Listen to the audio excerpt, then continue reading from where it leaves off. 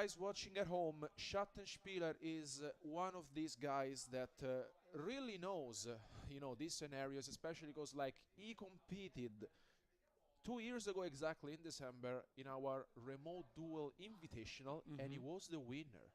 So he's a very experienced player. He knows his cards, and now he's going to summon the Rebellion from his extra deck. And I think it's worth mentioning that Diego might be thinking that his opponent is on branded Despia, but the reality is that it is a Saber Dragon deck splashed with branded Despia cards. As you mentioned. Yeah, and of course, actually, looking at the branded cards in particular, Branded Fusion itself being a more recent addition to Yu-Gi-Oh! Master Duel, as actually we have some action happening here. Infinite Impermanence came down. Wow. This is what we said before, right?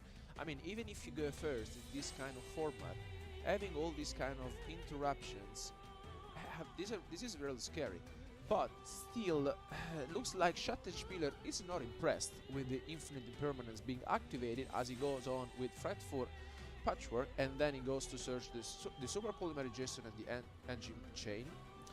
Still, we didn't have the chance to see any Cyber Dragon cards yet. Still holding out for that one, yeah. And it's been a very, very promising turn one when you've ended up with more cards in your hand than your opponent, while also having a fairly formidable field in front of you. Exactly. I think this is one of the main points that really, having a card advantage in this kind of format is very important. And I think overall the branded engine that has been recently added to the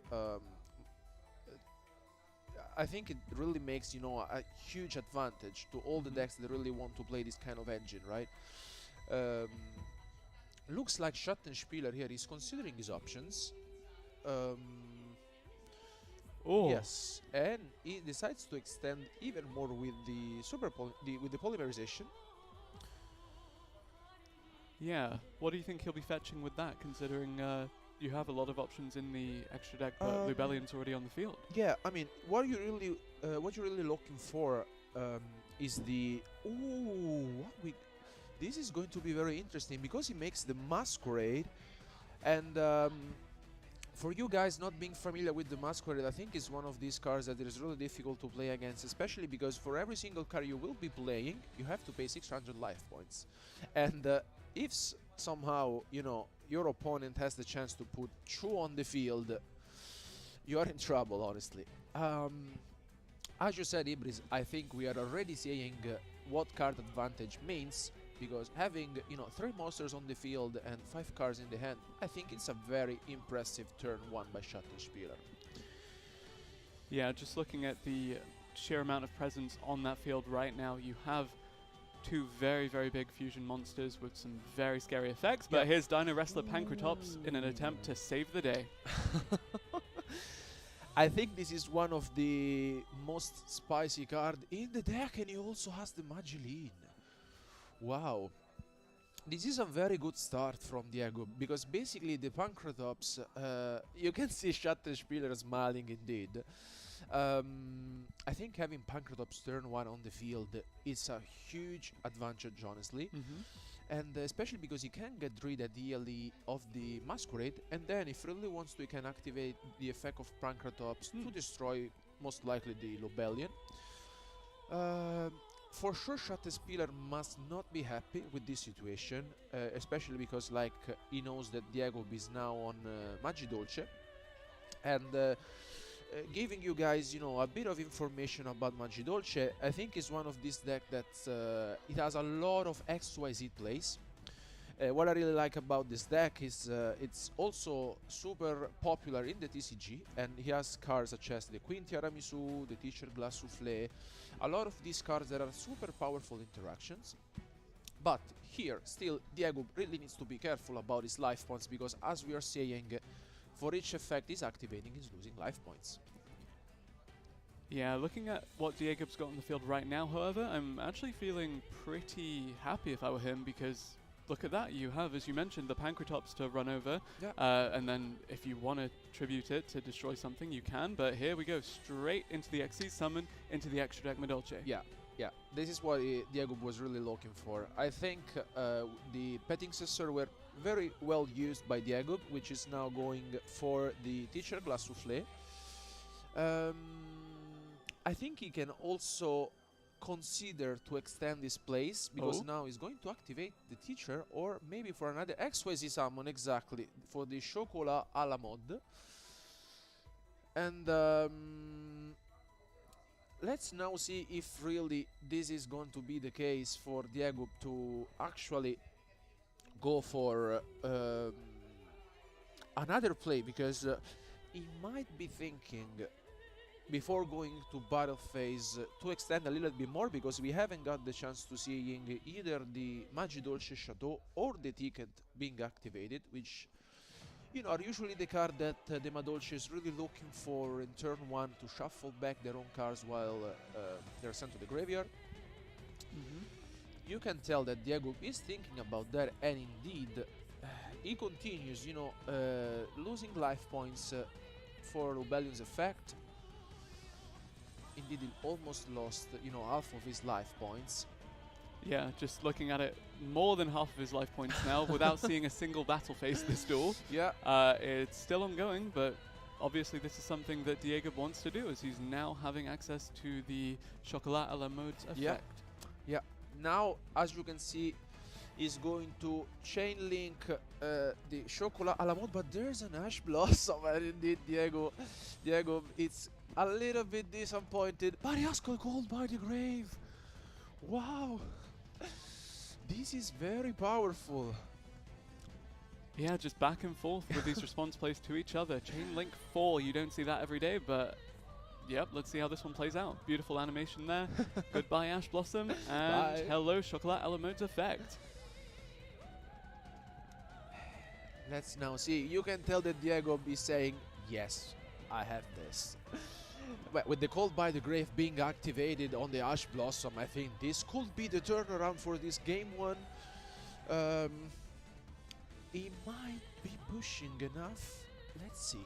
And you know what's especially surprising to me is that we saw how phenomenal the first turn looked for Schattenspieler. He had such a great field in front of him, a really formidable line of monsters, a lot of responses in his hands, but the plays do not stop for Diego. He's in that extra deck again, looking for another monster. Queen Tiramisu now, the Madolce Queen Tiramisu on the field. I mean, now, if I were Schattenspieler, I might be thinking, okay, he is continuing to pay life points, but apparently, now the Tiramisu is going to resolve, and, with his effect, Schattenspieler is in trouble, because now he gets back both monsters that been sent to the graveyard into the extra deck and the main deck. The Tiramisu resolves. The Chocolat a la mode is there. Let's see if Schattenspieler has any sort of interruption. It does not. The Gelato hits the field. He gets to source the Shadow, the most powerful field spell. And now, I mean, and look at this. My favorite part of this is that Dino Wrestler Pancratops is just there doing his thing. Exactly. Like, and this is enough. Yeah. This is enough because he can activate the Pancratops, and this will be enough to seal the game. He also activates the ticket, and he goes battle phase. Very well played by Diego here, because he prevented, just in case if Schattenspieler might have any sort of interruption going into battle phase. And that should be game 1 in favor of Diego. Wow. Very well played by Diego. Yeah. Very good stuff. Incredible. And honestly, after that turn 1, we were not expecting to see such a comeback come through. Yeah, really well responded. I am super impressed. Very well played, Diego, but I have to say, you remain calm. Although Schattenspieler, you say, okay, you have Ash Blossom, but still, I'm going to put, the Lubellion, and then the Masquerade, and then also the Aloubert, just in case, to prevent any sort of other, and then, I think Diego just remained calm and said, okay, I'm going to lose some life points, but I'm going to close this one in turn 1, and I have to say, it was an impressive one. Yeah, and actually, while we do have that game wrapped up as we're about to head into game 2 of that series, we do actually have another game for you, or rather we did, but we have already seen a victor in our second concurrent game. Yeah. I mean, I think from this point of view, when you play against Madolce in general, you have to be scary, especially because like he has a lot of interruptions, not only on the field, but also, as we saw, um, Diego is playing cards such as Infinite Impermanence, Ash Blossom, and for this kind of deck, um, I think it, it's kind of difficult, you know. And on the other hand, Sword Soul is the winner. It was a very swift win, we have to say. Against Flow Andres, I was not expecting a 2-0 victory, but once again, you can never know. You know, Flow Andres is one of these decks that really want it has a control-based strategy, but the Sword Soul deck has so many different lineups with the Tennies and the Sword Soul themselves, and I think that overall it's not going to be super easy to play against this kind of matchup. And Yeah. so, yeah, we now have the first game tallied down for both of our matches from Group 1. Yeah. We did actually, as you mentioned, see El Dojo del Duelista triumph with the Sword Soul deck, just to take Game 1 against Doc 7 and the Flunderies. And of course, we did witness on the live stream, Schattenspieler and his Cyber Dragons fall to Diegub's Madolce. We are about to jump into our second game of that series. Can the Madolce take a clean 2-0? Time will We'll tell, find out. Alberto.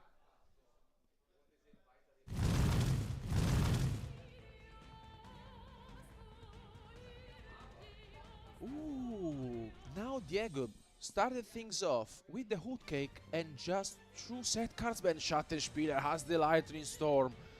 Wow, you can tell the Schattenspieler is already laughing because this might be once again a very quick one.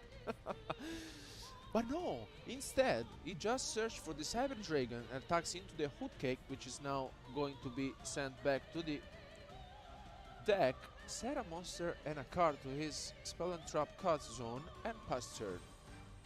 Pankratops Once again again. comes to the field here. Really looking forward to seeing what that card can do this time around. And apparently what it can do is just run straight over that Cyber Dragon. Yeah, I think this is a smart play from Diego because it doesn't really make sense to activate the Pankratops in this situation. Indeed, Schattenspieler looks like doesn't have that much going on. We thought that this might have been a quick one, you know, with the Lightning Storm, it was left with the Cyber Emergency as well. But another one! Wow! Schattenspieler, you can tell, it is not happy with this double Pankratops on the field. He looks pretty happy. He's probably not enjoying it as much as maybe we are, but Yeah. still. Yeah, Cyber Dragon to the hand. Don't know how much help that's going to be, but hey, maybe he loses his face down here and he can just special summon the Cyber Dragon at the start of the next main phase. And now the Pankratops gets over the Edgim Chain, we get to search the Fretford Patchwork, and maybe we'll put something on the line for Schattenspieler. I think also it's smart here from Diego to activate the Pankratops on the last card of Schattenspieler, which shows a branded in red. And very well played by Diego in this situation. He didn't really feel like to leave both Pankratops on the field. I agree with that. Now play is back to Schattenspieler. And now looking at that Frightfoot Patchwork coming out, honestly, it's a response, it's an answer, it's an attempt at getting some sort of field presence back for yourself. Yeah. But Schattenspieler, this does not feel as smooth as that first game for him. Exactly. Also, I think that, I mean, Pankratops for sure is very annoying to play against in this specific situation. If Diego might be holding, for example, an Infinite Impermanence, he would have just said it right away in the turn before. And also, I think, if he was holding an Ash Blossom, he would have activated. Let's see if he maybe... he has the Maxi! Oh. Wow. This might be huge. But he has the Ash Blossom! Wow. All right. Lightning quick action happening back and forth here as we do now see the branded fusion actually resolve. No Maxi in response, so no extra cards for the side of Diego. Just going to see what we bring out from the extra deck on the side of Schattenspieler. And now Schattenspieler, I think it's super happy with his branded fusion being resolving. In this rare situation, ideally he might go for the Lubellion, and if he's holding some other extender in his hand, he might even consider to go for the most powerful fusion monster that he's holding, which is the Mirror Jade. And now let's see if he goes for the Lubellion indeed. I think this is the right play. Now he's going to activate the Tragedy, if I'm not mistaken. And now, yeah, he's going to Chain Link one, the Lubellion, Chain Link 2, the Tragedy. Correct, well played by Schattenspieler. Is going to resolve the Tragedy first. Let's see what he gets from his deck. He gets the Aluber. And then the Lubellion is going to resolve. I'm very curious to seeing now, because he needs to play, you know, around the Pancratops, let's say. Yeah. Let's see if he goes for the Mirror Jade. Okay, very, very nice. Beautiful summoning animation there. Mirror Jade, the Iceblade Dragon, of course, hitting the field. Honestly, how are you feeling about that relative to the other options that Schattenspieler could have pursued at that time? Is this the best course of action moving forward, would you say? I think this is the line you really want to go for in this specific situation, because you have to deal with the Pancratops, and Mirror Jade, I think it's the card to go for in this moment.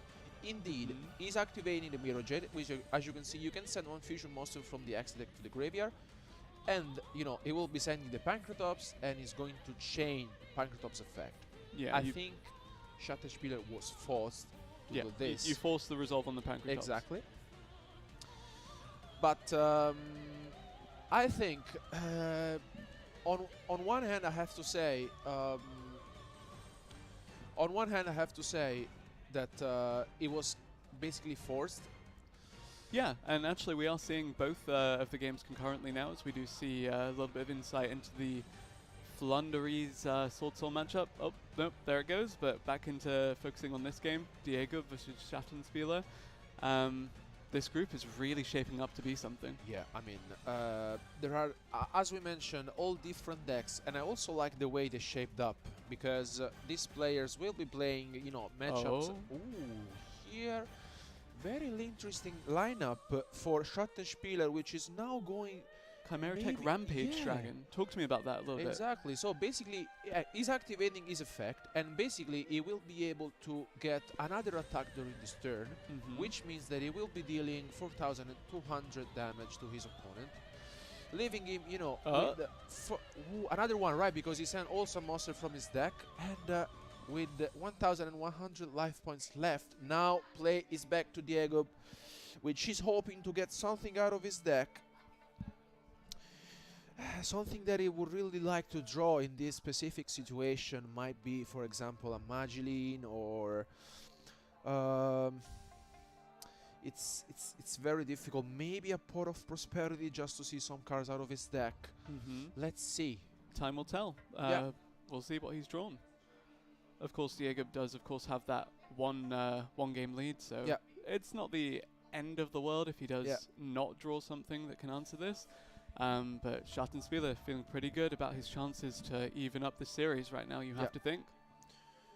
And now in Diego end phase, Schattenspieler is going to activate the Branded Opening, and then he gets the Aluber on the field. And I think without making some, you know, more actions, he could just, there's the Impermanence on the Aluber. I think overall, attacking just with this Chimera-Tech will be enough, but still, he wants to take advantage of the cards he has. You know, going for the Hearths. Yeah, Schattenspieler in a very, very good position to tie up this series and try to get one back. Yeah. And now we can tell that there's nothing else that Diego could have done. It just switched Aluber into attack position to seal this game 2 that goes to Schattenspieler. Well played by him.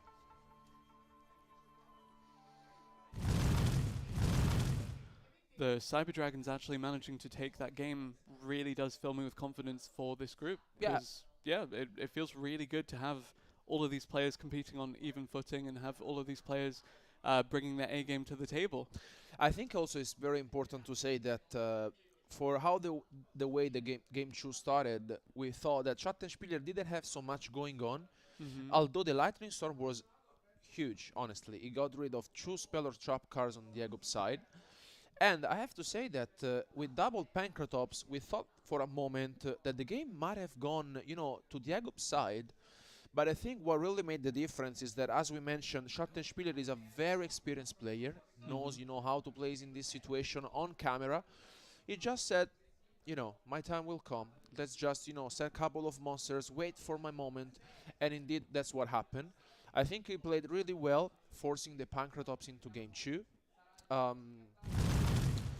And now we get the chance to see Swarsol in action of El Dojo del Duelista that is taking on Doc 7 a 2-0 victory.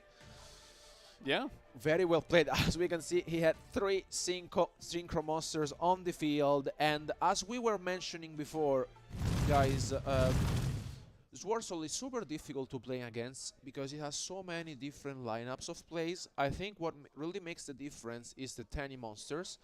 If you start things off with one of the Tenny, you have to be careful, of course, because basically you could lock yourself into Tenny. Yeah, and honestly, just looking at that, really, really well played, of course, by El Dojo del Duelista. Really, really promising to see how this group is starting to shape up. Of course, I do want to draw your attention back to the Cyber Dragon Madolche matchup because, of course, Schattenspieler taking on Diego is the featured match, as it were. Yeah. And it is the 3rd game of that series that we are going to jump into very, very shortly. Yeah. I think our players are ready. Without no further ado, guys, let's jump to the table.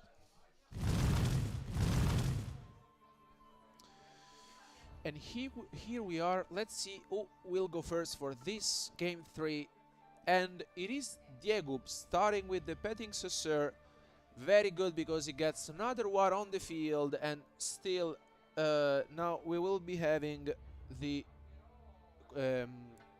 Teacher Glass Souffle being summoned. Gets to activate the effect. I think this is very good, especially because you go exactly for the Chocolat a la mode. And also the hot cake, which is very good.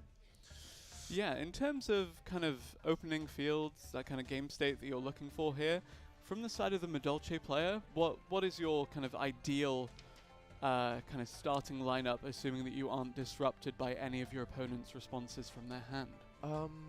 What I really like in general about the Madolche is that basically you get the chance to having multiple options in the extra deck. You don't only have Madolche XYZ monster to rely on, but indeed, I mean, I think Diego, just anticipated me because he also has very powerful Link summons.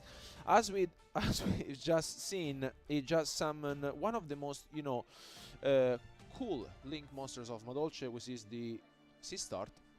And he's ending, I think, on a very, very good turn 1 with the Chateau being activated and 2 spell or trap cards. Yeah, very, very promising kind of setup there. Really, really stacked field, of course, between the field spell, the 4... Oh, once again, the Lightning Storm! Yep.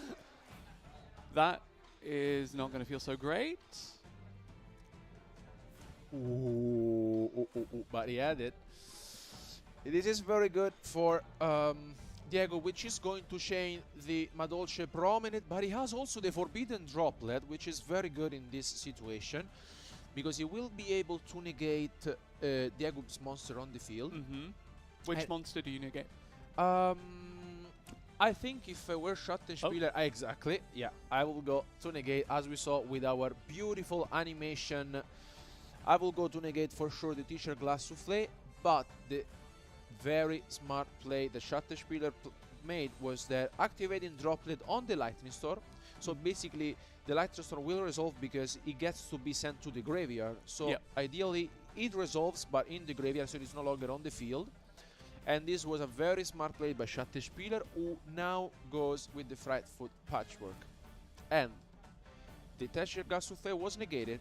So unless Diego has, for example, an Ash Blossom, which I think we would have seen being activated on the Patchwork, maybe he's holding a Maxi. We will soon find out. So here, honestly, you're looking at Schattenspieler. Do you opt into the kind of Cyber Dragon side of things as your kind of combo starter? Or are you really looking to get some field presence back with the likes of the Branded Engine, just kind of accelerating everything? Given the situation, if I were Schattenspieler, depending on his hand for sure, I think the most consistent lineup will always go for the Mirror Jade, especially because he's a very annoying card to play against, and I have to say that looking at this specific situation, we might be seeing it. Now polymerization is being activated. Schattenspieler is considering his options. Time will tell what he does opt into, because, yeah, as you mentioned, quite a few formidable fusion monsters in that extra deck. Yeah. Mirror Jade, as you mentioned, though, probably not going to be what we see here. We can tell that Schattenspieler is having his time. He's really thinking deeply on this, which is something I really like. He really wants to be sure of what he's doing, and he gets to send the Shadow Beast and the Tragedy for the Quiriris. Another very interesting lineup here, because once again he's going to activate the Tragedy and the Beast. I like the way also he chain link them, so he gets to draw one and then search for one card from his deck, which is the Aluber. Gets one. Here comes the Aluber. And let's see if he has something else going on. Oh, yep, there you go. Normal summon the Aluber, the Jester of Despia. Gonna look for one of those branded spell traps from the deck, just add it to the hand, and really, again, as we mentioned, start that combo, start everything off, and start going. What I'm thinking here, maybe Schattenspieler would like to push enough damage, because the Quiriris can change basically the type Branded of fusion. And he has the Ash Blossom. He has the Ash Blossom. Okay, he has Ash. So, Diego, I think it was on one hand a smart play for him. He didn't activate the Ash Blossom immediately on the Patchwork. Yep. And just said, look, you might be having your plan. I want to play your game, but I don't want you to think I have the Ash Blossom. And I think this was a very smart play by him. Yeah, good presence of mind to really just hold that and wait for the correct time to use it. Will it pay off for him, though? Well, we have a couple of cool effects on the field from the side of Schattenspieler. Exactly, because now Quiriris makes all the monsters on the field having 0 attack points and is entering the battle phase. Quiriris is attack over Diego monster and dealing 2500 damage. What I think is really important to mention is that Diego is left at top deck. So, true set card for Schattenspieler. Can Diego find something out of his deck? Let's see. What is that ideal answer for you? What is that ideal answer for Diego here? What can save this game and what can save this opening series for his tournament? I would say that ideally he will need a Madolche card. Now he's going to activate the Promenade from the graveyard, which is already something. We have to see if Schattenspieler has indeed any sort of interruptions on his end. Diego is now going to activate the Teacher Souffle, Glass Souffle. Is Schattenspieler chaining anything to it? Time will tell. Apparently not. Looks like he doesn't. Of course, like having the Quiriris on the field is powerful. He might have been more powerful having, you know, the Mirror Jet, for example, but the Ash Blossom was huge on that branded fusion. Looks like the Teacher Glass Souffle is going to resolve. And now with that resolution completed, or all but completed, we're about to see it resolve. Assuming this does go through, what is the course of action that Diego takes? What is the ideal situation to get him out of facing down 2 fairly formidable monsters and 2 spell or traps set face down? Yeah, first of all, I think Diego might be considering that Schattenspieler is holding possibly a Branded in Red, which might be very powerful, because basically the Branded in Red prevents Madolche card's activation in a sense that he can get to fusion summon a new monster from his extra deck. So basically, ideally, if Diego would send back some cards to the graveyard. For example, this is the case with this with the Glass Souffle. With the Branded in Red. Oh, Xyz? Yeah. XYZ summon. Let's see. I think a Chocolat a la mode will be soon. Yeah. Being summoned. This is the case. I would really like to see what Diego drew for his turn, but still is playing with what he has, which is something I like, because you really want to see your opponent line of play. Yeah, and we saw with that Ash Blossom how Diego can hold that last card in his hand, how he can obfuscate, you know, as long as he can. Just, is it the answer? Is it something that's going to decide this game for me? And he keeps Schattenspieler guessing as long as possible here. We do have the resolution of the effect here from the Chocolat a la mode though, so what do you think is going to happen now? Now looks like that Schattenspieler still is not answering any of Diego's card.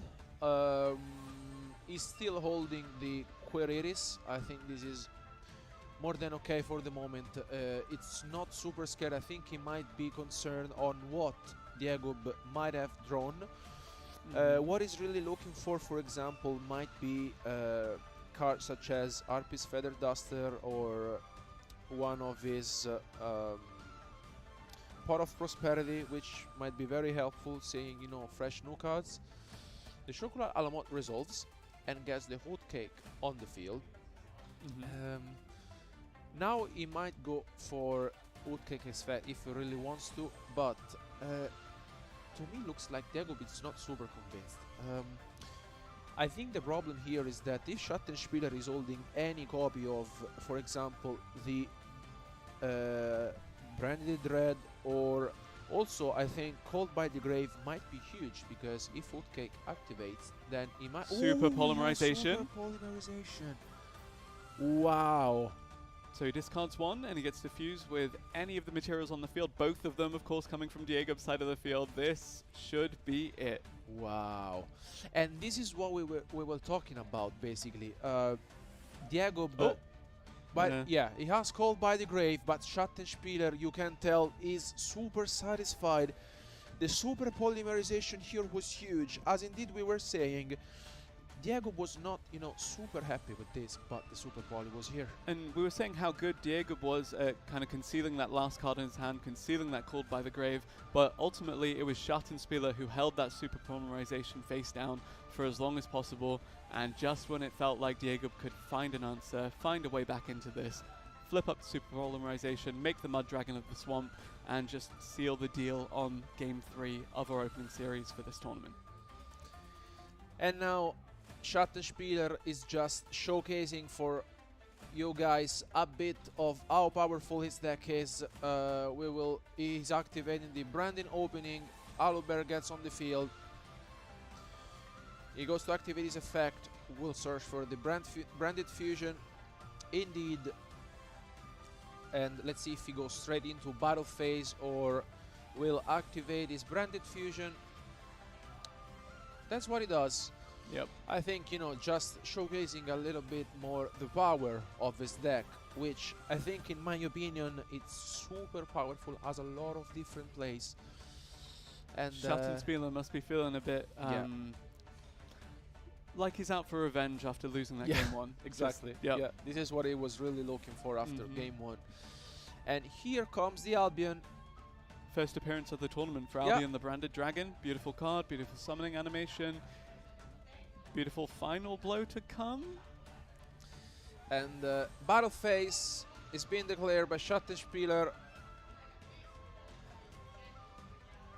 And this will seal the game for him. Very well played. Schattenspieler is our winner for our first future match of the weekend. So, that was certainly a series, Alberto. Very, very good stuff, I have to say, from our players. Having, you know, if we have to recap a bit the match, we have to say that in game 1, Diego played super well. He played his cards. Game 2, super fast. Then game 3, super poly. And we'll send it back over to Ed for an interview. Schattenspieler is now making his way over to the interview area, so I'm going to go quickly have a nice chat with him. Shoutspeeder, grab yourself a microphone from behind you and we'll have ourselves a quick little chat. So, first of all, you're the first ever winner of a live Konami Master Duel event. How does that feel? You've won the first ever duel. Yeah? Excellent. Make fun, but a little bit nervous. Sure. So let's talk a little bit about your deck. You're playing branded Cyber Dragon Yes. sort of thing. Now, how's that been? How are you finding that deck? Yeah, of course, the Cyber Dragon engine is pretty good because you can fusion summon from the extra zone with the fusion monster. And the Despia engine is good because you can send your Cyber Herds to the graveyard and a Cyber Dragon, and you can push with your monster for attack. And yes. So big bodies, big attack, it's cool. Excellent. And how were you finding the Madolche matchup? Were you worried about that when you saw that, or were you feeling pretty confident going into it? Between both, Okay. it's a difficult matchup because Madolche have a good deck. It's a good deck, and the Dino Wrestler Of course. makes me mad. Yes, but in the end, I win. It's cool. Let's just quickly go through what happened in that game, because obviously it was one apiece. You had quite an even keel going on, and then that third round, or the third game, you opened up Forbidden Droplet and Lightning Storm. And considering Yes. you were one apiece, and you got that huge field off Super Poly, that went pretty good for you, and it ended well. So were you keeping calm and confident during those? Because you can't select whether you're going first or second unless it's off the coin toss. So was that making you a bit nervous, or were you feeling pretty good about it? I think I have a good matchup when they're going first and second, so I can go both because of the Cyber Dragons for going second and going first the Despia engine, so it's not important for me if so going first or second. And yes, Lightning Storm and Droplet was pretty good because I can dodge his trap, and yes.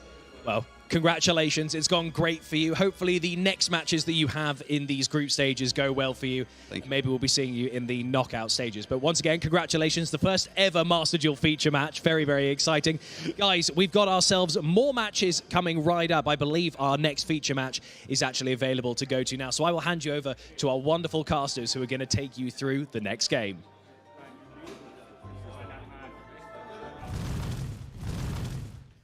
Thank you very much, Ed, and I am back with Alberto here to bring you our next featured matchup. So, for our group 2, we have, I think, let's give you guys at least what decks we will be having. We have my pick, Dragolink, Sky Striker, Umi, and Dogmatica. As we mentioned before in our introduction, we have very, very spicy decks for you guys. So, talking a little bit about the decks, Dragolink is a very explosive deck and is the only deck that is playing 60 cards during this event. Something that I really like. I am a super fan of it, especially because there's one of my favorite cards, which is That Grass Looks Greener. Yep, of course, that grass looks screener pretty much dictates that you need 60 cards. Exactly, you really need 60 cards. It plays a lot of powerful cards in it. Sky Striker, on the other hand, it's a very controlled deck, super annoying to play against. I actually had the chance to speak with some of our players ahead of today, and they said that Volt piloting this Sky Striker deck is one of the contenders to watch out for because of the potential to take the whole tournament. Exactly, and here, guys, we don't know further ado. Our players are ready. Let's jump to the table. And as we were mentioning, also we have one of the most deck I was waiting for, guys, the Umi deck. So now a Legendary Ocean, one of the most iconic cards in the game, I would say, is being activated, and the Ryushin gets to being summoned. So for you guys watching at home, basically the Umi deck relies of course on Umi, and you can either get them on the field with the Legendary Ocean, which is treated as an Umi card, or with the Sealed Stealth Shoe, the continuous spell card that is now being activated by Elgardian. The issue that I've seen this deck run into, though, is despite the fact that it is a control deck, a lot of the control elements are continuous. And of course, when you have quick play removal, such as Destiny Hero Destroy Phoenix Enforcer, Dino Wrestler Pankratops, any of these quick effect destroy a spell and trap card kind of monsters, stop that completely. And as you said, here it's one of the best ever, activation of Harpy's Feather Duster. And here Elgardian going to respond with the Seal Stealth attack being chained to the Harpy's Feather Duster. I really love this, you know, what we just saw with the feather, cleaning all the spell and trap One cards. very lonely Karyushin now on the Yeah. field. And now the poor Karyushin being left alone on the field. I think few words need to be spent on Karyushin, because I think it can be treated as a pseudo Gozen match.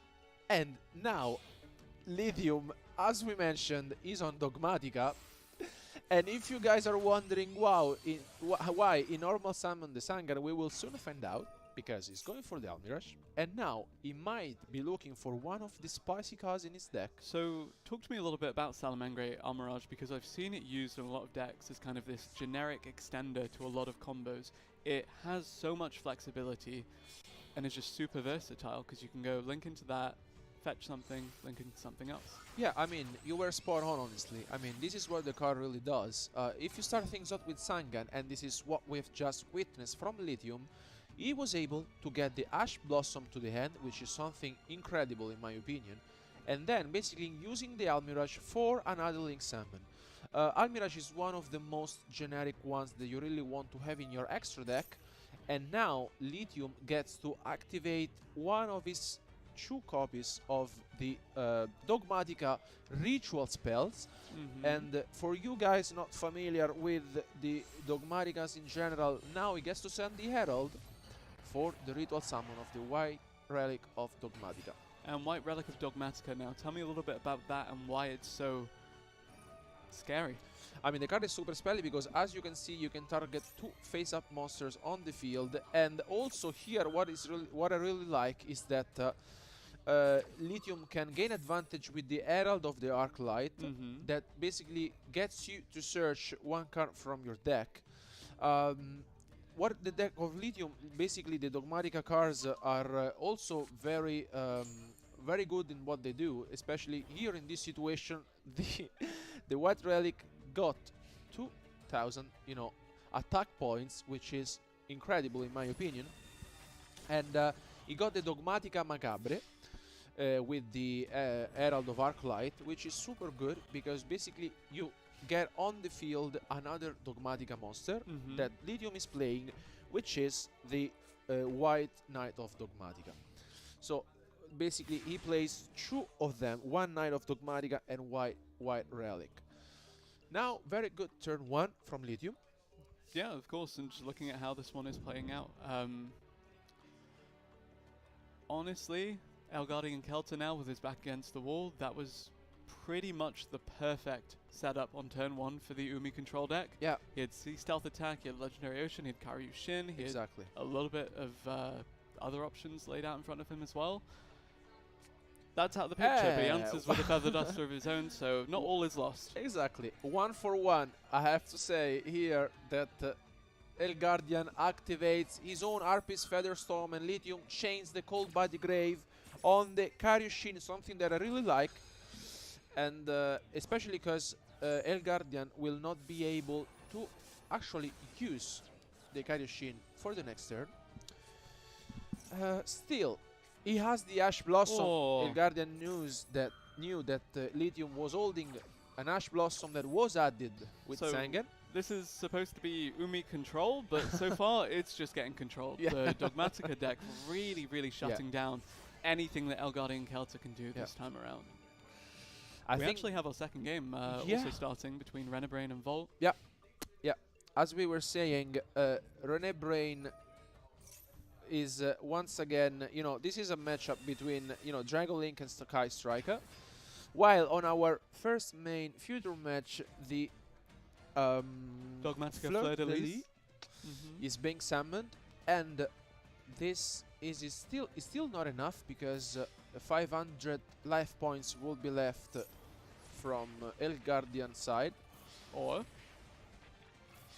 but he calls the game.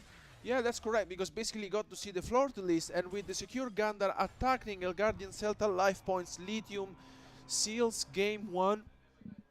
And once again, a very quick game 1 for us. And of course, you know, this is a bit of a mountain for, or rather a bit of an Umi for Elgardian Kelter to climb back through, because honestly, you had a flawless start. perfect start. That is the ideal start for the Umi control deck, and yet one Harpy's Feather Duster later, all out of the picture. You're left, with no cards on the field, which was a pity, honestly, because as we mentioned, basically the Umi deck is a control deck, and what it does, it's, super powerful. What I really like about the deck, honestly, is that it's super annoying to play against, because having Umi on the field means that alongside with the Karyushin, basically you are locked to having only one non-water monsters on the field, and basically it's super hard to play with only one non-water monster, which means that you're only allowed to have only one monsters, no? As you said, it's fundamentally a Gozen match on legs. Exactly, Just it's like really, a Gozen really match. difficult to deal with that monster. But we saw that Lithium dealt with it pretty swiftly. Exactly. Speaking of swiftly, though, we will quickly just head on over into our Sky Striker and Dragon Link matchup, the one that you were really excited about, because we have that grass looks greener dragon deck. Yeah, I mean, I really like the deck. Honestly, it plays one of these cards that I'm a super fan of. That grass looks greener, but looks like that Rene Brain unfortunately didn't open a very good hand. Indeed, it just started with the Rocket Tracer being summoned and one spell or chop card being placed on the field. The deck, as you correctly said, plays 60 cards, and it has a lot of cards such as Pot of Desires, Triple Tactics Talent, and one of my favorite, Cow Space. Cow Space is super powerful. Most likely we will see that in action, but on our other future match, our player started back and Lithium decides to activate the Ash Blossom of Pot of Prosperity. So, talking about this, I think that it's, let's say, a 50-50, in the sense that Pot of Prosperity can put you ahead in the game, giving you an advantage, but basically it's Ash Blossom bait. It's a trade-in, yeah, 1-for-1, right? You don't really want to get your opponent seeing fresh cards. Lithium knows that now, once again, that's Umi on the field with the Karyushin. That is actually a fairly consistent start for the Umi control deck, and I wonder if Lithium's response will be just as consistent again. Do we see another Harpy's Feather Duster? Do we see a turn 1 answer, or will Lithium have to play by Elgardian Kelter's rules this time around? Yeah, exactly. It looks like Lithium is not holding Harpy's Feather Duster or the other copy of Lightning Storm in this deck, and indeed, as we are saying, playing only with one monster on the field. See, stealth attack. And here comes the stealth attack. Now, there's nothing apparently that Lithium can do. Maybe we will get the chance to see some more actions from the Umi deck, which I am really looking forward to seeing. Tell me a little bit about those kind of actions that we can expect in terms of how Elgardian Kelter can control this game. Yeah, so what I really like about the Umi deck in general is that Seal Stealth Chew basically gets you a quick effect. During the battle phase, you can special summon one monsters from the graveyard in defense position, but you have to destroy at the end of the battle phase. If you're wondering why this combo is good, because basically you are playing in your main deck the Doom Kraken, which I think is a very powerful card, because basically it's a quick effect. You can target one monster you control and one monsters of your opponent's side of the field. You basically bounce back your own one, you special summon the Doom Kraken and destroy your opponent's monster. I think it's a huge advantage basically, because you got with one card, 2 cards advantage. Yeah. Now I think some chain links have been made. Dogmatica Punishment. Dogmatica Punishment, I think one incredible card for Lithium, and most likely what you usually do sometimes is also sending the Elder Entity NTSS from the extra deck to the graveyard, which is a very cool interaction, because with one card basically you get rid of 2 cards of your opponent. And I think Lithium, what he did here is just getting rid of the Karyushin, which I think is a very good solution, because wow, there's also there can be only one. This is what the deck does, and I think when it does it at its best. Yeah, really just shutting down Lithium's monster Yeah. options here. Yeah. But unfortunately for Elgardian Kelta, the Dogmatica spells and traps are still pretty formidable and pretty difficult to deal with. Exactly. This is super difficult to play against for Lithium. As we mentioned, he has a copy of Harpy's Feather Duster and the Lightning Storm in his deck. Of course, game 1 it was there to help him out. Without them, it's super difficult. Now he's going to activate the Diviner of the Herald. He will send one Fairy Monster, and let's actually see if there's something that Lithium can find out, because with there can be only one being activated on the field. It's going to be super difficult. I think he played well, getting rid in the turn before of the Kariushin. I'm always really happy to see Diviner of the Herald, actually, just because it reminds me of the legacy that the Drytron left behind from the launch of Master Duel. Actually, of course, that deck really making a name for itself back then. Yeah. And Ritual Monsters are just a really cool mechanic that we will hopefully see more of. Exactly, but also I think, as you correctly mentioned, Diviner of the Herald is one of those cards that are really being splashed into other engines, and I think the card is super powerful because basically, as we are saying here, Lithium is playing it in a Dogmatica deck, and when you think about the Diviner of the Herald, usually you're thinking on the Drytron deck. This is something that you don't really quite say, but what I really like indeed is he can get the Herald of the Arclight to the graveyard, being sent from the extra deck, and get to search a copy of his Dogmatica Ritual spell cards, if he really wants to, out of his deck. The Diviner of the Herald, I think it's a very good addition, very synergic card in general, also being a tuner. The real problem here is that Lithium has to deal with this situation. He's under lock. Exactly, he's locked, basically. And also, if he really wants to get rid of something, it's super hard. But that being said, if you're Elgardian Kelta, you have this lockdown, but you also only have one 2200 attack monster. Exactly. What is your win condition from here on out? How does Elgardian Kelta seal the deal on this now that he's got that control lock, that hold on Lithium's field? Yeah, so basically what you're really looking for here is just to... you don't really want to push enough, because basically the situation here is super clear.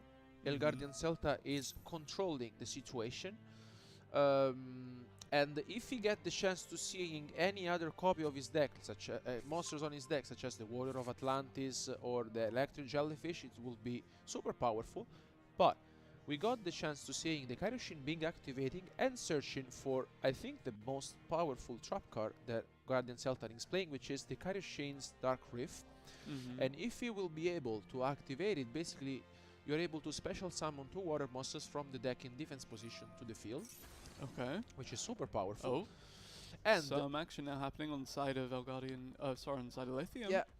And as we saw, Lithium set his own copy of Maxi, which in this kind of specific matchup is not powerful, because as we saw, the Omi deck usually normal summon 1 monster, most likely in some situation, as we mentioned before, might be special summoning 1 or 2 monsters, but there was really not that much going on for Lithium, which is still holding on into this game. Lithium, of course, now just looking for some sort of answer to this almost full spell and trap lineup from the side of Elgardian Kelta, plus the Kaioshin. Exactly. The Kaioshin, it's super annoying, especially because, as you said, it's 2200, and with the Herald on the field, as you see, Lithium is shaking his hand because he's really trying to understand what he could do, but is basically under a lock, and indeed Lithium says, I have seen enough. I cannot do anything for this. And we will soon go for game 3. But that's the luxury of winning game 1, is that if you need to just call it, if you need to kind of say, look, I've had enough of being on the losing end of this, I have no way out of this lock. Exactly. Instead of drawing it out, just says, okay, end that game, mental reset ahead of game 3, Exactly. and hope that we can seal the deal in the final game of this Yeah. series. I think also this was mirror math from Lithium. We have to mention that Lithium is one of those guys that has been around in the Yu-Gi-Oh world for years now. He is super experienced as well. He has a lot of Yu-Gi-Oh knowledge as well. But what I really liked is that he said, look, I have no out in my deck. I really want to go to game 3, and this is what we're seeing now. Yeah, game 3 off to a tremendous start here, as we do see the players just waiting, looking for their first move to be made, thinking it over.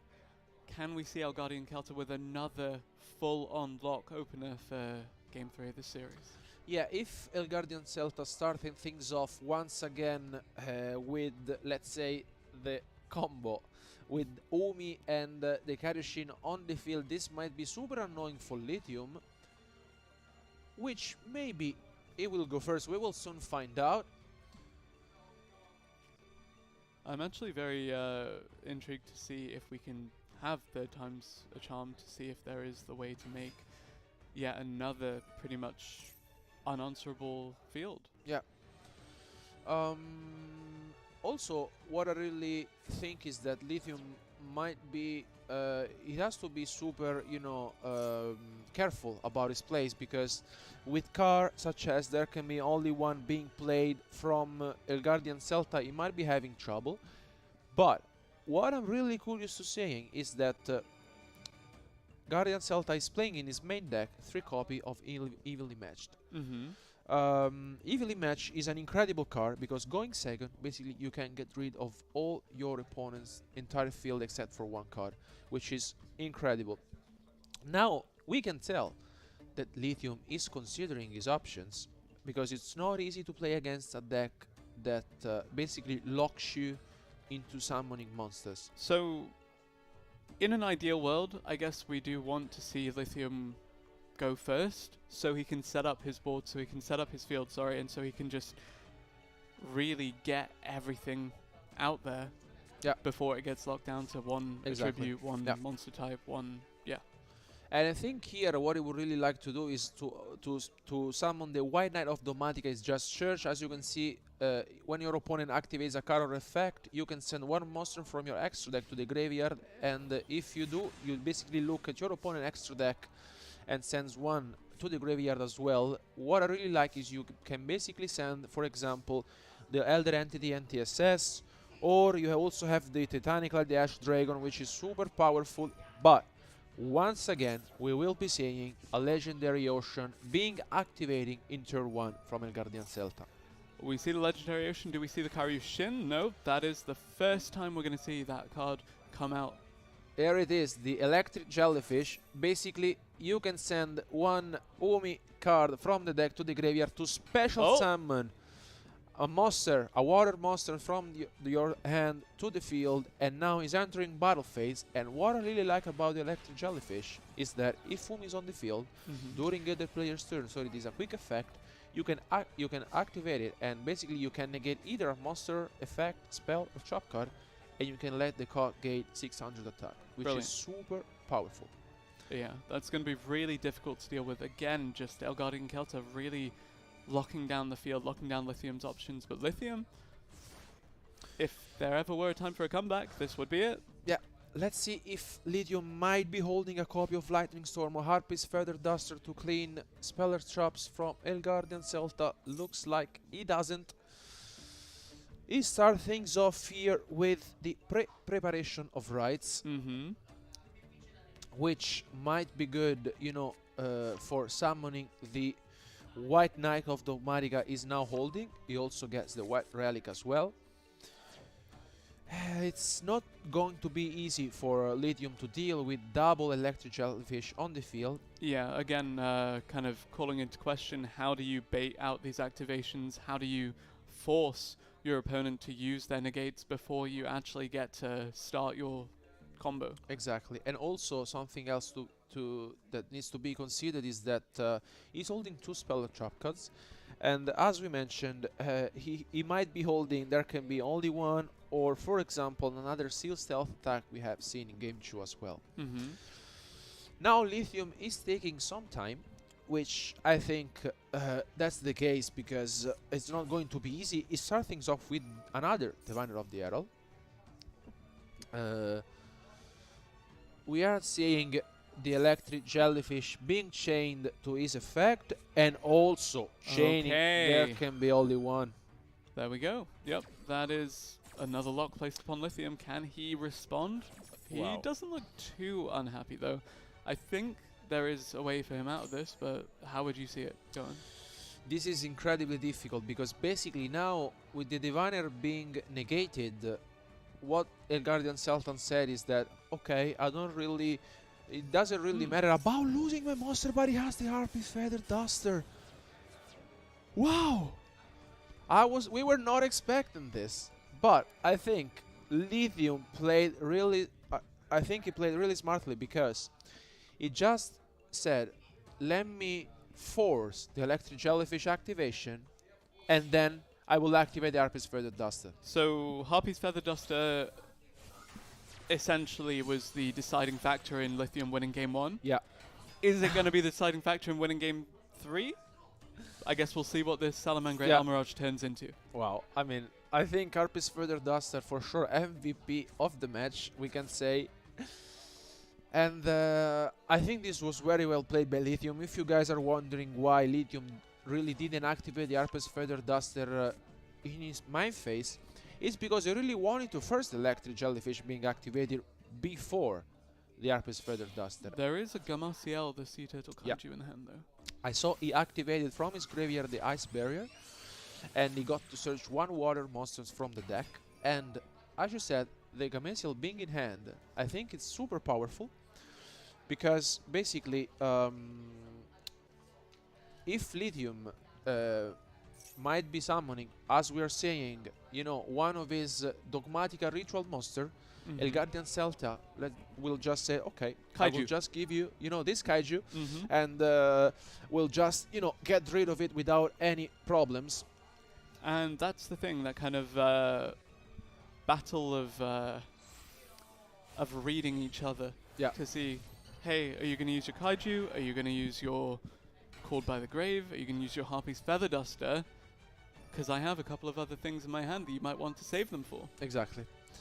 And here Lithium gets to summon the White Relic of Dogmatica, and indeed with this being done, it will get rid of the Electric Jellyfish, which is not boosted because Umi is not on the field.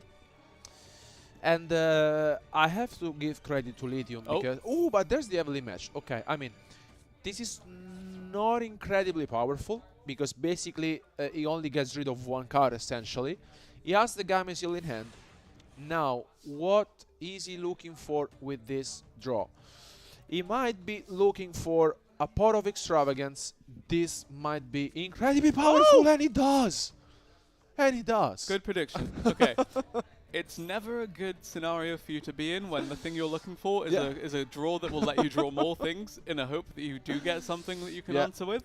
But it's a start, and it is exactly what Elgardian Celta needed to stay in this game. Wow, I mean, we were hoping to see the Pot of Extravagance being activated. Now, again, let's see. Let me give you some other names of something maybe he might have drawn, something that he was really looking for. For example, it could be another Umi, either a Legendary Ocean, Water of Atlantis, or Seal Stack Attack 2. It doesn't really make sense to give your opponent the Gamasiel in this situation, especially because the White Relic has less attack than the Gamasiel. He needs a plan. Maybe, okay, he's giving him the Gamasiel. Yep. Maybe Elgardian Sultan has a plan. Let's see what he drew out. He set some monster and pass. So, what is the plan when you give them the Gamasiel? I think he was just hoping maybe that Lithium didn't have much going on in his hand, because in this specific situation, you really hope that your opponent doesn't seal the game now. It's a reasonable assumption that Lithium doesn't have too much to be scared of if you're Elgardian Celta in his hand, indicated by the fact that we've gone straight to battle phase, nothing played in main phase to kind of further accentuate the amount of damage that he'd be dealing this turn. But now Lithium sitting on his options, waiting a little bit, probably just going to pass it over and hope that Elgardian Celta doesn't set up another lock on this turn. Exactly.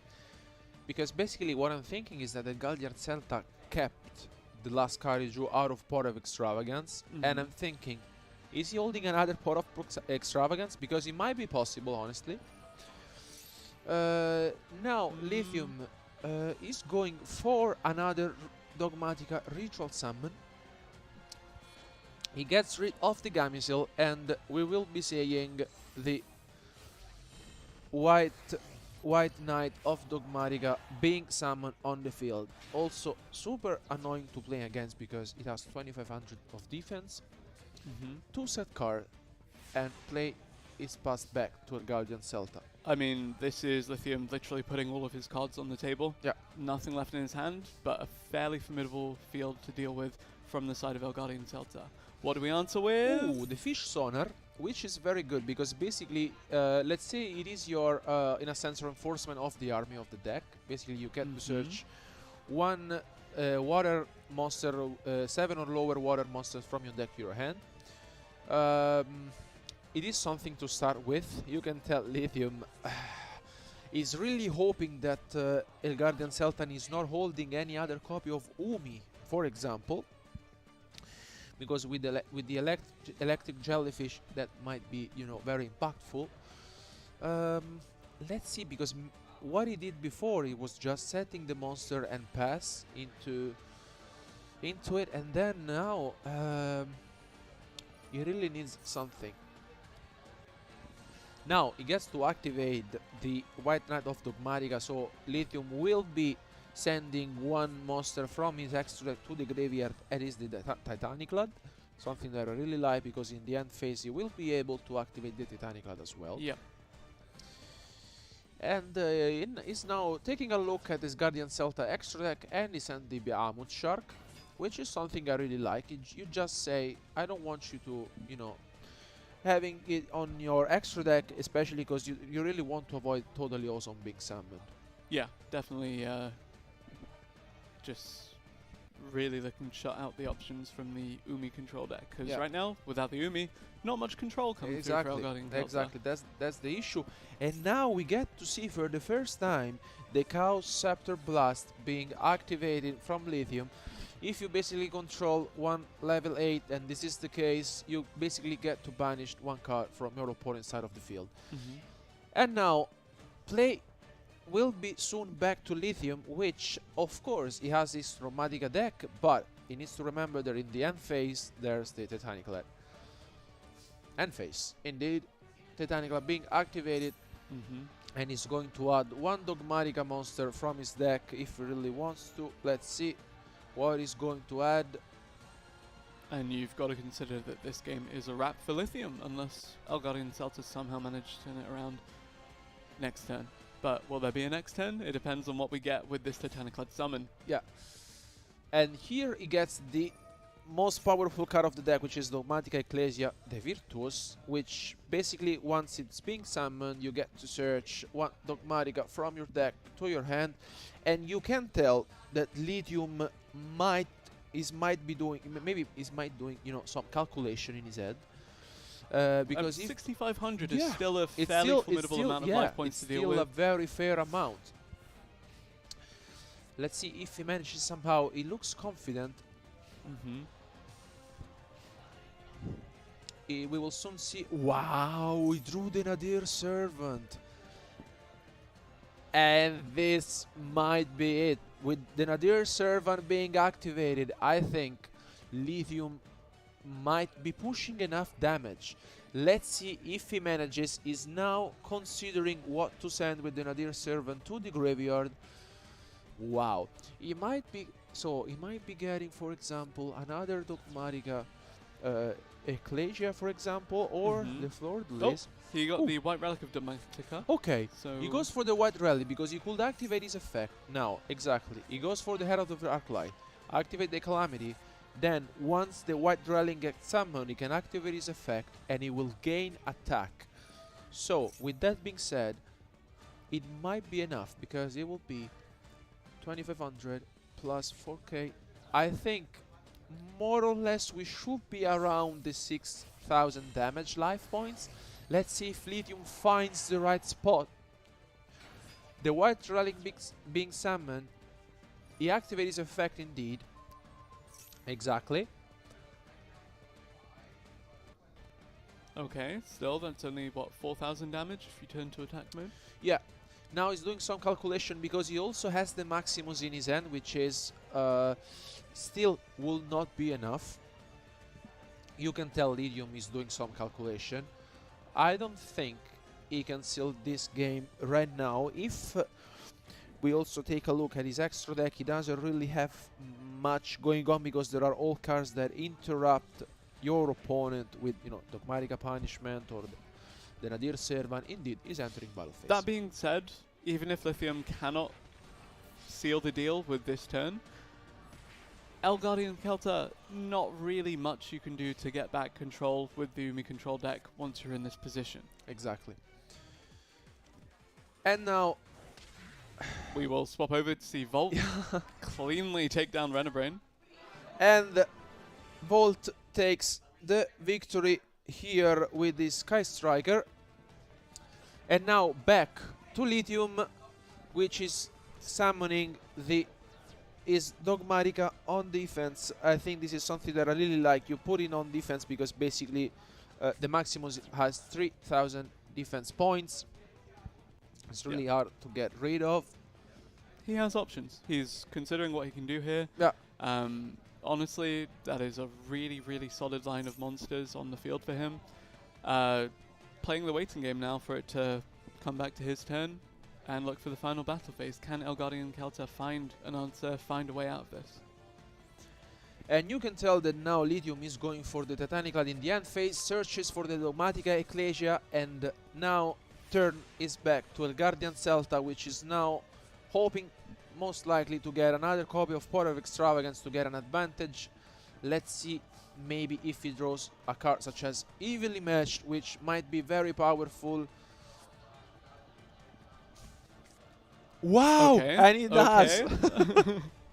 And he does! Even so, only so many things you can draw off of that. Exactly. I mean, now, ideally, he will need to draw an Evenly Matched, which will be the dream, and at least a monster or any other sort of, you know, interruption, such as there can be only one. Evenly Matched is the card he's really looking for at the moment. We have already seen him activating a copy of his Evenly Matched. The fish the fish sonar being activated. If he activated that, it means he doesn't have Umi in his hand or Legendary Ocean. I think so, because basically with the fish sonar here, I think he already used the True Warrior of Atlantis, and this is the Doomkraken. Doomkraken, yep. Yeah. The Foldish Burial Goods, another very cool card that Elgardian Celta is playing. Let's see what he sends to his graveyard. He might be sending the Ice Barrier. Indeed, that's what he does. And as we saw in Game 2, basically he can activate it and add one water monster, which previously was the Gameciel. Is Lithium holding a Call by the Grave? We can tell Lithium is considering it.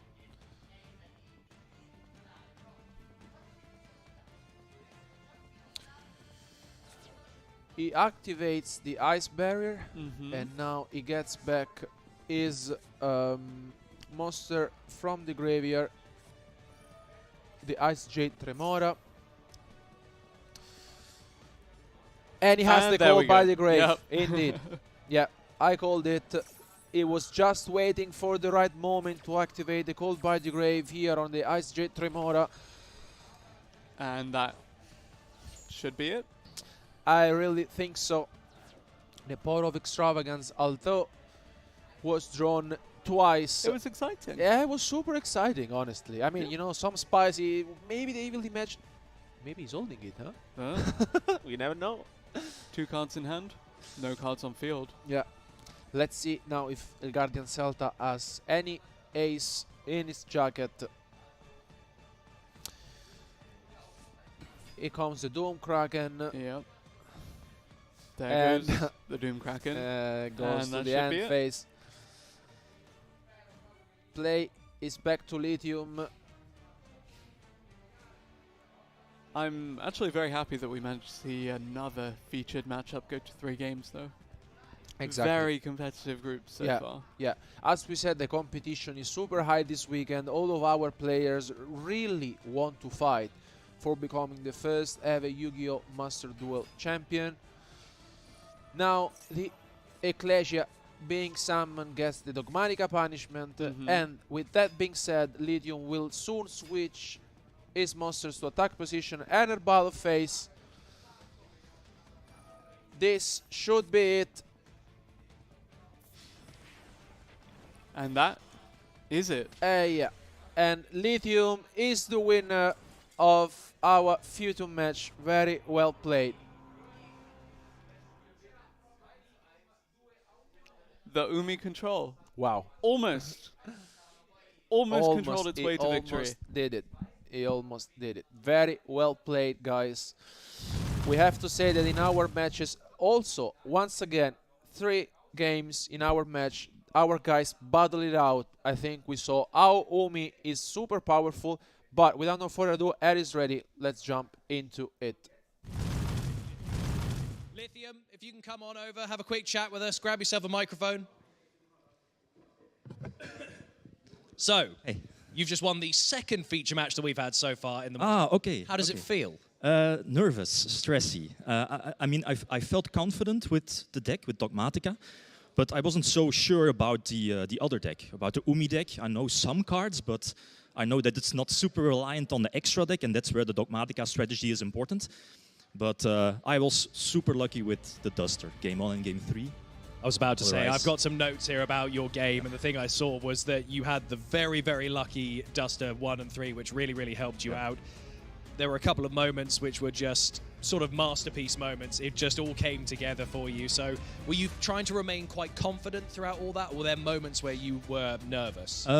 Yeah, especially in the last game when I was leading a couple of cards, but my opponent top-decked Extravagance twice.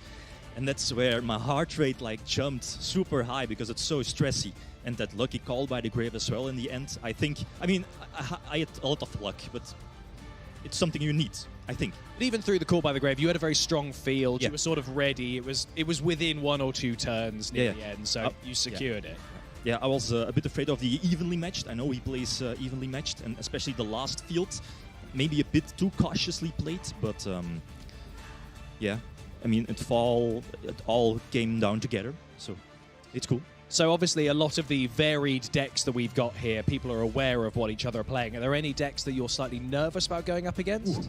Yeah, let me see. Sword Soul, I think, is probably, I think for me, the biggest candidate that might take it. Sword Soul and maybe Despia, the Despia decks. They also have like a big engine. Yeah. Well, we've got quite a few interesting decks being played by some of these content creators, so we'll see what ends up happening. But congratulations on securing the 2nd feature match. We have a couple more before we're going to have a quick break, but we're going to hand you back over to our 2nd game, which is currently still going. So over to you guys to just kind of have a little bit of a watch of what's going on our 2nd game.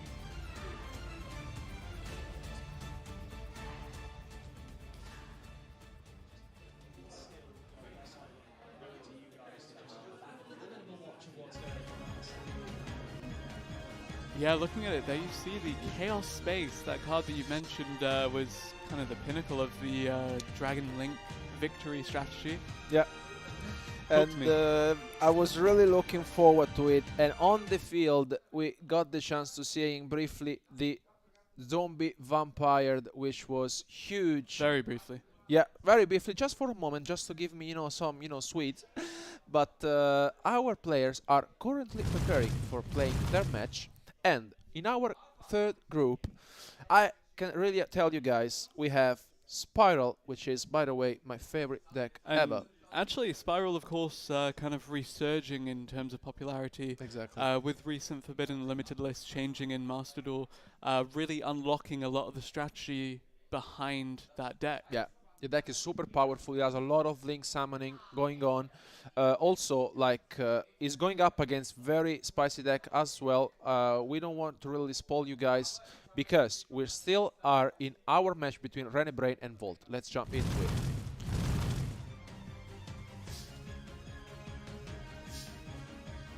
IP Masquerade on the field, really giving Renebrain an answer if he needs it. Harpy's Feather Duster on a single spell or trap never feels good, but goes to show just how formidable that infinite impermanence would have been. Yeah, and once again, we got the chance to see Harpy's Feather Duster in action, which is something super powerful. Also, as you said, on one card, it's still super good.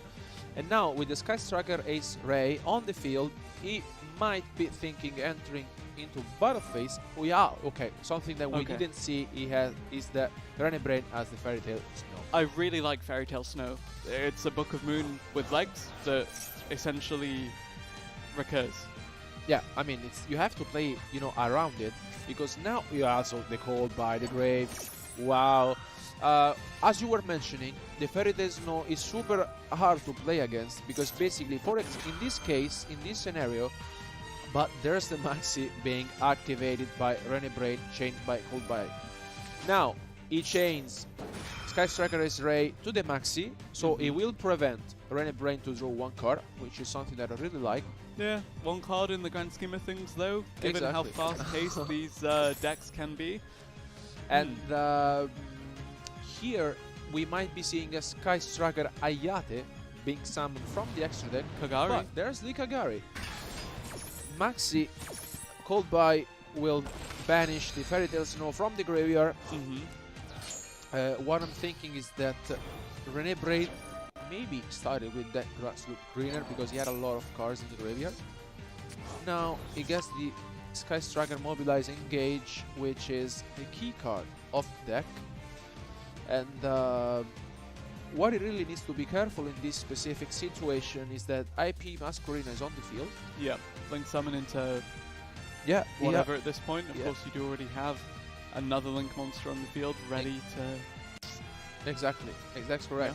And also, now he goes with the Engage. I think Renebrain, exactly, might be chaining the Masquerina right ahead, and a possible option would be the Nightmare Unicorn.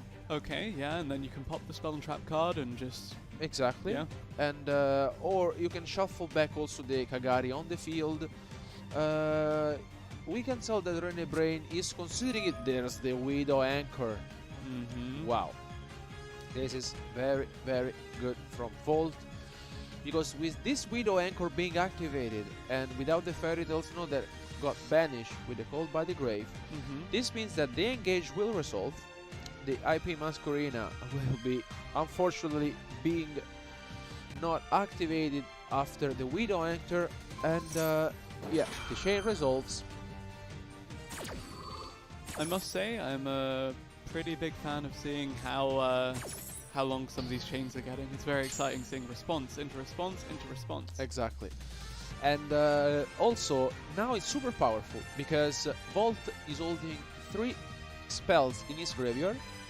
This means that he gets to basically get the IP Masquerina from his opponent's side of the field, and with the Engage resolving, he will also be able to draw an additional card. And do you further Link Summon with that IP Masquerade and the Kagari, or...? So usually it might be a double-edged sword. Let's say that if you basically Link Summon with the IP Masquerina, you might be losing the Sky Striker Ace Ray that you have in the graveyard later on. True. But with the Sky Striker Metro module being activated right now, he will be able to get rid. Okay, he also has the Area Zero. Wow. Area Zero.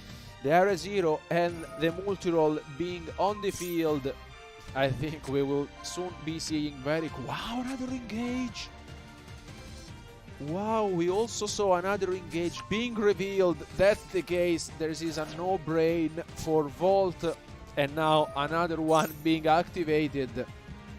Very, very, very quick-paced gameplay here. And again, coming into this game, you highlighted the Dragon Link deck with that grass screener. Exactly. The issue that is going to plague that deck is just how fast the Sky Striker builds can get. Exactly. No, but what I really also like, I think that this is not the ideal matchup for Dragon Link to play against, especially because Sky Striker is not only playing cards such as Cold by the Grave, but he's playing the Shark Cannon. And I think that overall it's like having multiple copies of them, and alongside with the Widow Anchor, as we are saying, is able basically to disrupt your opponent's strategy. Another steal. Another one, exactly. And here, usually, if the Sky Striker deck has enough resources, sometimes even goes for the access code token, which maybe we might be saying. Let's see what Bolts decides to do with this. He goes for a Link Summon, and he goes with Celine. And then you bring back, and then you go into a Link 4, as you said, access code talker. Exactly. A lot of damage. A lot of damage, but looks like Volt might have forgotten that Maxing was activated, because he was not super happy with the card being drawn by René Braid. Maybe this, but I think overall this is still more than okay. And of course, if you do go into that access code, it's yet another card being drawn. Exactly.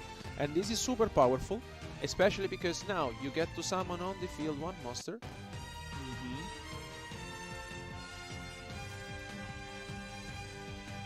Gonna have to consume 3 of those 9 spell counters that are on the Celine right now. Oh, actually, not gonna link quite yet. Just gonna swing. Do we have no spellcaster in the graveyard by any chance? Maybe what happened is that Volt used all of his Sky Striker Ace Ray before, and he might have forgotten that, because if the Ray would have been summoned, this would have meant that he might had the chance to seal the game, but as we saw, maybe he might have forgotten that he was out of Sky Striker Ace Ray in the deck. Okay. Reason why now is still activating the multi-roll in the end phase, which is good, but of course, as you can see, he's shaking his head. He might have forgotten it. Now he's back to René Braid. Let's see if he is able to come back into this game.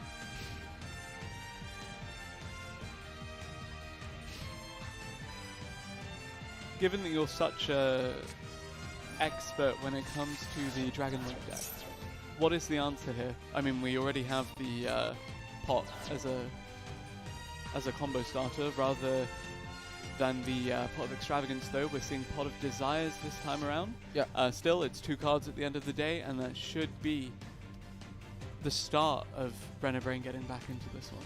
Exactly. Usually what you're really looking for while playing Dragon Link are cards such as Chaos Space. The more you fill your graveyard with cards, the more you're able to special summon dragons from your hand. Maybe we will soon see a Levian here, and this is the case. So basically, depending on the attribute monsters you banish, you basically get to activate an effect, and he shuffle back one of Volt cards into the deck. Now he will enter battle phase. He knows that his opponent is holding an Engage, a Widow Anchor, and an Area 0 that have been set with the multi-rose effect. He sets 1 card and play is back to Volt. I think, although Volt might have made a small mistake in the turn before by having forgotten the Area 0 not able to summon the Ray on his field. Yeah, and could it also be that for Celine there's no valid spellcaster in the graveyard, no effect Veiler, exactly, something like that. Exactly. So yeah, just unfortunate, but it happens. Yeah. Infinite Impermanence targeting, I believe, the Celine, simply because you also get access to that spell or trap behind it by shutting out that row. Yeah. And now we got to see René Braid still activating the Maxi on this chain link, just in case. I think that anyways this is super good for Volt, which activated the Afterburners to get rid of the Levianeer, and now with the Engage he will be able to get but he had the Ray, so maybe we just he had 1, so I am wondering if he maybe made some sort of let's say maybe he was locked into summoning monsters when he might have done something like this, because otherwise he might have been able to seal the game. Still, we have to say this looks super nice for him. Yeah, Look this at this very, very build. promising situation for Volt to be in. Again, just waiting till we can get a 4th link material for that access code talker before you really go for the big attack points into the negate, into the finish the game. Give it time, I guess, is all Volt's thinking right now as he continues to control the game. Exactly. And now he could go for let's see what he could do, because like he could have gone into the Kagari. Let's see what he decides. He goes for the access code talker. Okay, this is what he really wanted to do before.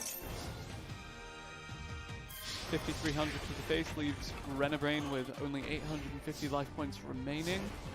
Not the greatest position to be in, but it's still not 0, so there could be a response from this Dragon Link deck. A lot of cards in hand right now. Yeah. Honestly, he might have sealed the game, and he could have done Ray into Kagari. Kagari held back the engage. Engage got the Hornet drones, then got to the access code token, and then he would have gotten another monsters on the field to seal the game. This would have been enough. Maybe, we don't know, because we jumped into the game when it was already started, if the Hornet drone was already used, or maybe it's banished. Because now he's giving Renebrain an opportunity. If we had the chance to do this, we might be seeing something different, but we have to remember that, of course, the Kagari was already used, so this was, of course, one additional thing to consider. Okay, Absoluta Dragon. Now, of course, although Volt didn't seal the game, I have to say that the access code talker is here, and it's super difficult to play against it now. Renebrain is going for a Link Synchro. Ooh, Synchro Synchro. Boiled Savage Dragon. Okay.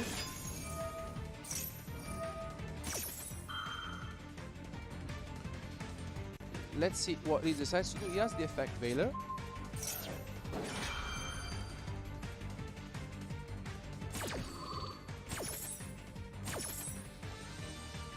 He still needs to normal summon if he really wants to, because he activated the book sector launch, so he is holding still, 5 cards in his hand, which indeed he's going for the normal summon of the Rocket Synchron, and he might be So this is actually very promising, because it just feels like card is coming down after card now. There were so many cards in hand for Renebrain that he must have drawn something that was the missing link in that combo piece. Exactly. What do you think it was that he was waiting for, and how do you think he continues with it now? Yeah, now with the book sector launch being activated, he has access, an easy access to the Hot Red Dragon Archfiend, and he also has the triple toxic talent.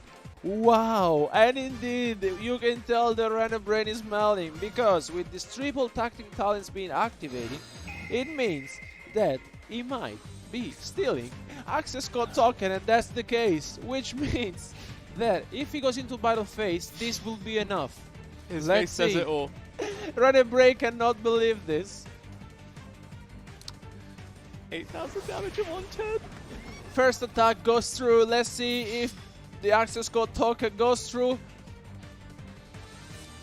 But that's the Widow Anchor. There's the Widow Anchor.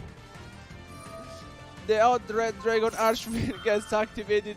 Wow, Renebrain, you can tell this was his anchor of salvation, I would say. Wow. That was certainly a turnaround, and yeah, just thinking back on that, how that happened. Like, this was an incredible turnaround, as you said. So I'm still wondering if Volt had the Hornet drop in his deck. He could have considered, because we don't really know how we jumped into game 2, what happened. But let's go to it real quickly before we talk about that. Secondary stream, because now it is time for us to head over to our third group. We're going into Group C, which is going to be this match over here, Pikami versus Farfa. It's going to be very exciting. So, without any further ado, it's time to get into another duel here at the Master Duel Invitational. Thank you very much, Ed. And yeah, it is duels all day here at the Master Duel Invitational, live from the eSpot in Paris. Very happy that we can bring this to you. Alberto, we've had some very exciting games. Yeah. Tell me a little bit about what For we've seen so the far today. upcoming ones, we will be saying, so Farfa playing one of the most spicy decks, which is Ignister, going up against Branded Despia. So I have to say that honestly, Branded Despia has been throughout the past weeks the most consistent deck in Master Duel. So I'm really curious to seeing what our players will do. Our players are ready. Let's jump into the table. Yep, going right into it here. As you mentioned, Farfa taking on Pikami here. Yeah. Really excited to see how this one plays out, honestly. Yeah, and as I was telling you guys, during the last weeks, the format has been shaping up, and the Branded Despia has becoming, let's say, the most, powerful deck. Conversely, you do have the Ignister deck that can just win a game in a single turn if it gets the correct pieces on board. Yeah, and wow, Droll and we Lockbird. got to see the Droll and Lockbird, which is an incredible card against this deck, because basically, for example, cards such as Despian Tragedy do not resolve. So now Pikami will activate the polymerization. Let's see. Now she really needs to be careful, because basically she will not have the chance to adding cards from her deck to the hand. So now she goes for the Masquerade, which is, I think, a very smart play from her. Tell me why Masquerade the Blazing Dragon was the correct play here, in your opinion. So basically Farfa's deck is, as you said, Ignister, and the deck has a win condition. The win condition of the deck is the arrival Cyberster at Ignis. So basically, in order to get to that point, you need to activate a lot of cards. So basically the deck relies a lot on the Ignister A Island, which is the field spell basically, which says that if you basically control no monster in the main monster zone, you get to special summon monsters on them. But looks like Farfa doesn't have anything going on. He sets 3 cards and passes. So he might be holding cards such as Infinite Impermanence, Called by the Grave, all these kind of cards, and we can say, wow, once again the Harpy's Feather Duster. But that's incredible. Once again, guys, we get the chance to see it in action. This card has decided too many games today so far, but will it decide this one, or does Farfa have an answer? Ooh. Okay, Farfa decides to activate the Called by the Grave, which I think makes sense, because basically, if he's not holding another Droll and Lockbird, he's just saying, let me banish one of your Aluber, and that's the case, so you will not be able to use it for, the upcoming turn. Let's see what the other set cards from Farfa are.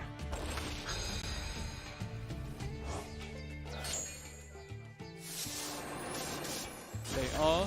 Yeah, I think it One was was the double. Infinite Yeah, I Impermanence. think it was 2 copies of Infinite Impermanence. Okay.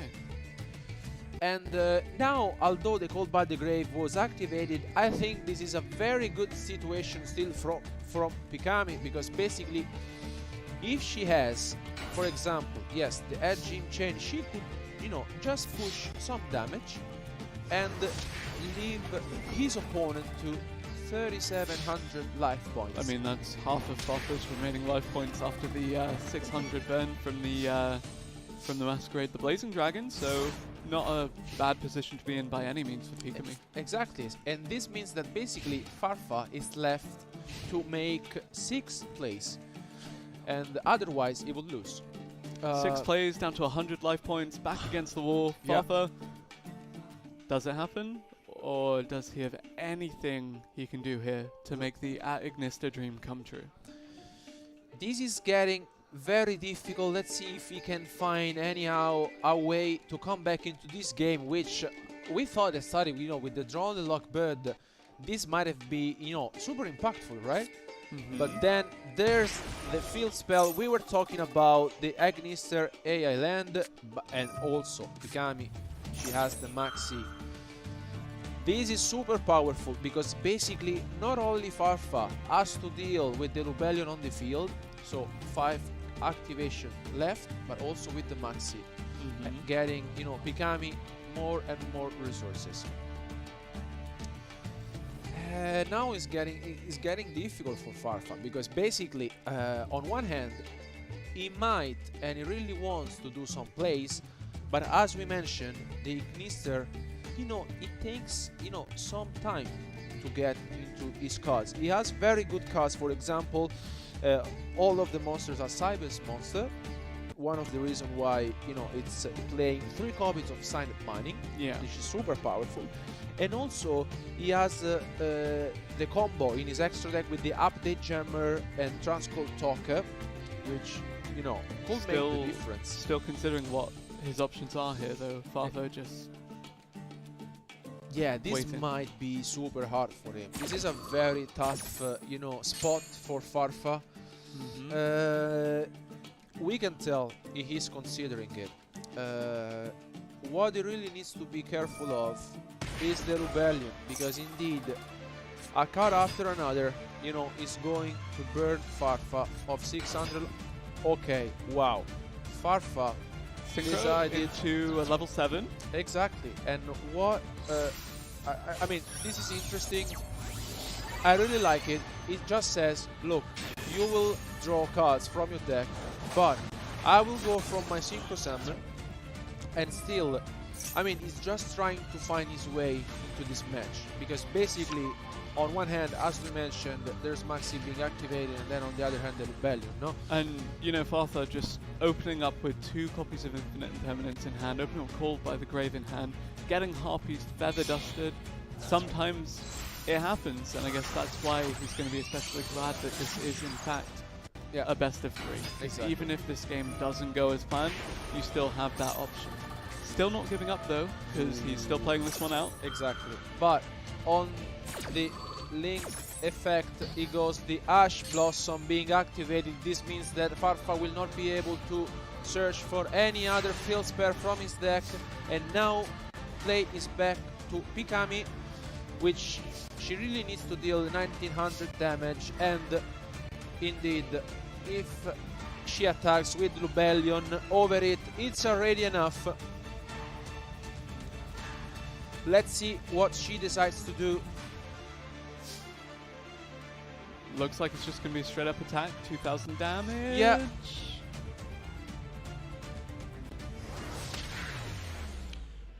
And she deals enough damage to seal game 1. Well played by her.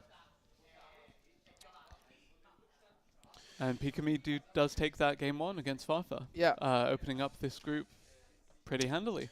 Yeah, I think, as we mentioned, the branded Despia deck, I think it's the, let's say, on one hand, super consistent. Yeah. Because basically it has this engine that pulls a lot of cards going on, and also we didn't even get the chance to seeing the Mirror Jade being summoned.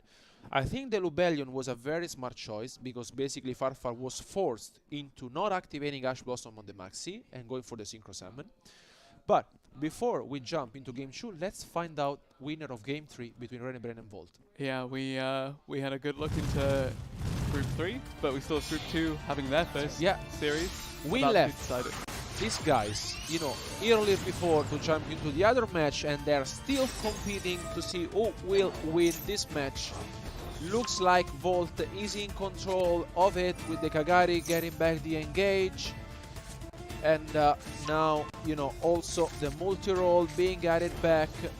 And looks like Renebrain is left at top there.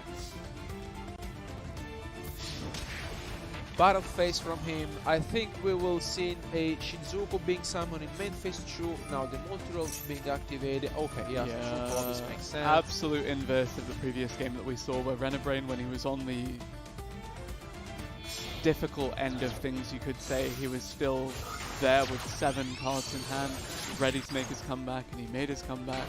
This time around, though, not much he can do here, facing a really scary field from the side of Volt, and Volt, no mercy, just gonna go for it.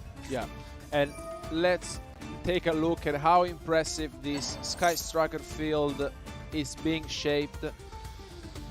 Once again, I think that overall the Sky Striker deck has a very good matchup against these kind of decks, because you are able basically to steal your opponent monster, banish them with cards such as, you know, the Share Cannon, that should basically get to recycle a turn after the another. And here it's back to René Brain. Will he be able? He doesn't look so happy with what he just drew. I don't think that this is gonna be the comeback. Let's see what he picked up. He's thinking. He's considering his options. Meanwhile, Volt, game face still on. He knows that it's not over till it's over. Maybe grass looks greener will be huge, but I think his reaction might have been different. And actually, we're gonna head on over into game 2 between me and Farfa. Yeah. Game 2 between Pikami and Farfa. Let's see who start things off. From my understanding, looks like Farfa will go first, just because he's already thinking deeply. I would say he's going first. And talk to me a bit about at Ignista. Do they prefer to go first? Do they like to have the setup? Or is it more of a, I want access to that first battle phase, and I want access to that extra card when I draw from the deck? So, for sure, like, at going Saigon Ignista is still very good, because he plays a lot of interruptions such as Ash Blossom and Joyous Spring, Drone Lockbird, Effect Veiler, Infinite Impermanence, but Farfa passed. I can't believe it. Wow, this is so unfortunate for him. Can you get an unlucky opening hand 2 games in a row? Wow, this is so unfortunate for him, because now it is back to Pikami. I mean, I will be surprised if Farfan is not rolling an Effect Veiler, and he does. And this leads me to think that maybe he drew multiple copies of Effect Veilers, Infinite Impermanences, John Lockbirds, Ash Blossom, who knows? We will soon find out. Polymerization Regular being activated. yes. Being activated. And let's see what Pikami will be able to do. I mean, you have to feel sorry for Farfa. Now, she gets to summon maybe the Rebellion, Masquerade. Masquerade, okay. the Blazing Once Dragon again, you know, stick to the plan. You work out game 1. I think we'll work out also game 2. It's a slow burn, but yeah, can't and really fault that, and can't also fault the 3000 attack point monster that's just come out alongside it. Yeah, I mean, the Dramaturge being summoned here on the field will, you know, Farfa will be left with 2500 life points, which means that once again 4 times. Okay. 4 times, and also Super Polymerization to seal the game. Yep. Wow. That. Yeah, that is it. She goes all in. Yep. Let's see if she manages just another fusion summon, and we might have seen enough. Is this it? The Predaplan Dragostapelia comes to the field, and we are still in the battle phase. So yes, we are, and Farfa has the chance to respond. So maybe he's holding something.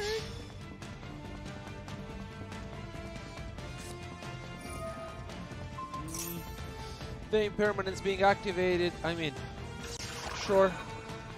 Okay. Wow. And Pikami takes a dominant 2-0 win in this match. Wow. It's incredible. I mean, you have to feel sorry for Farfa. Unfortunately, he didn't draw good hands. Very well played, on the other hand, by Pikami, we have to say. 2-0, swift, you know, very, very well played. She had the Super Polymerization, which was huge. Let's jump to Ed for our post-match discussion. Peekaboo, if you make your way over to the interview area, we're going to have a quick little chat over there. Just head on over, grab yourself a microphone, and I'll also come over with you. We'll stroll over here and we can have a quick chat. Come with me. Grab yourself one of the microphones and stand on this little mark over here. And let's have a quick chat about that. So, congratulations, first off. How do you feel? Thank you. Yeah, all good? Yeah, yeah. It was a very interesting game to see how that went, because that was a very swift two-game victory. So talk me through what was going through your mind, because by the looks of it, Fafa might have bricked at a couple of points or didn't have any starters. So talk us through what was happening in those games. Sorry, I don't speak English. It's very difficult for me. Okay. I love my deck. Well done to my opponents. Well, if that's all we can do, then that's all we can do with the language barrier. Congratulations. That's quite all right. Congratulations. Well, hopefully we'll see some more duels in the future where get a swift two-game victory. But don't go anywhere, because we've got the first duel of Group D. And then after the first duel of Group D, we are going to be having a little bit of a break. So don't go anywhere. We've got plenty more of this coverage coming up. But we can try and show you some of the setup and possibly some of the other secondary game that's currently going on. Over to you guys. Thank you very much, Ed, and thank you very much, Alberto, again, just for being here with me throughout all of these fantastic games today. Congratulations to Peekaboo for taking that win over Fafa. We're starting to see people climb their way up the leaderboards in the individual groups, and it's starting to get very exciting. I know you're excited, I'm excited, our friend here is very excited. He's always here with us, watching games, and I think we're all excited about this, guys. Now, I think we might be having the chance to seeing an Italian mirror match, let's say, Italy against Italy, and two decks that basically, one, as you said, was Spiral, which is becoming even popular and popular time after time. I'm very, very happy, again, as I mentioned to you, that the Master Duel Forbidden Limited List recent changes really did unlock this deck, because it was so popular in the past. Exactly. And now it's really having a chance to come back into the limelight again.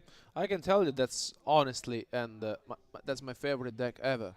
And it has so many cool plays, honestly, going on the line, and the Spyra Sleeper, I think it's, that's the card to go for. When you summon the Sleeper, honestly, you say, I did my thing well, my combo, and with the Spiral Double Helix on the line, bringing on the Master Plan, and then going for the Link Summons, and then the Spiral Resort, I think it's a very, very, very field spell. It's very, very satisfying when you get your combo out, and, you have that Master Plan. Exactly.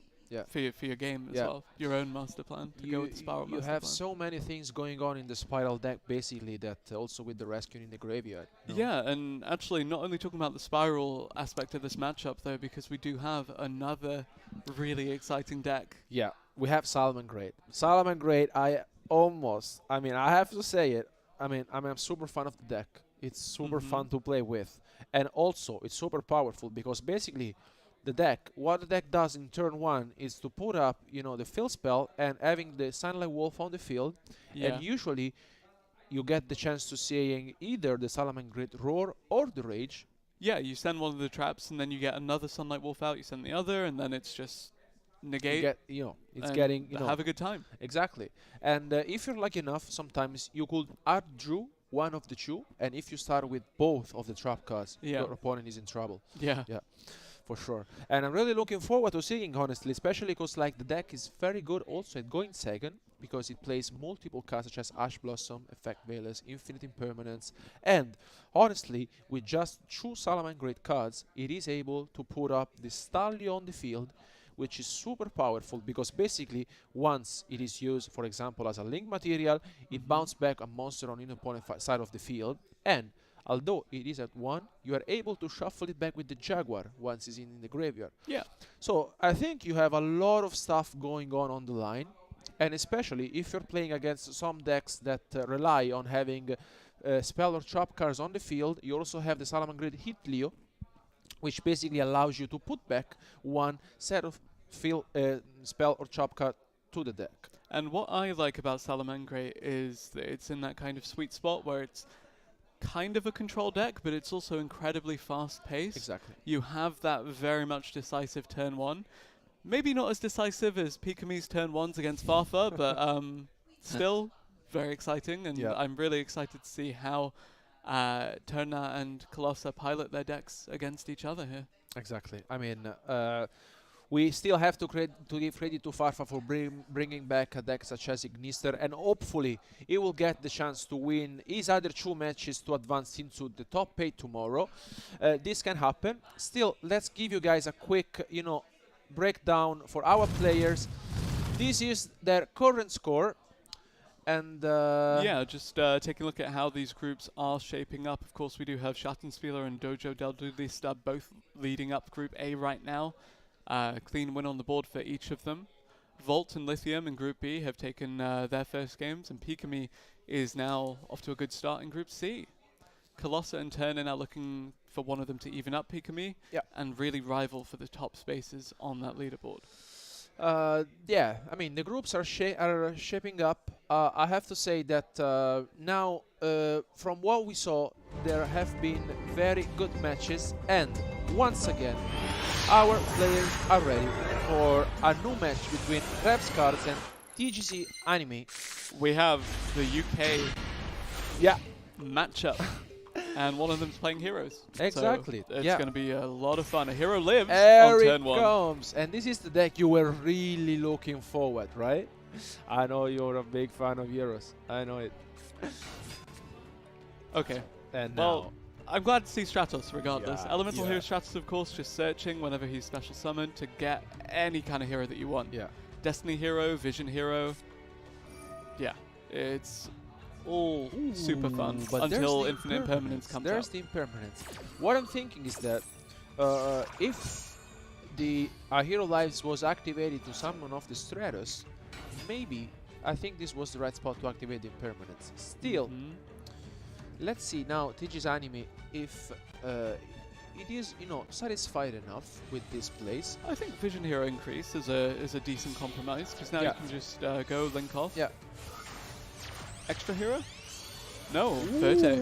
Okay, Predaplant Verte Anaconda now coming out, allowing you access to any fusion or polymerization spell.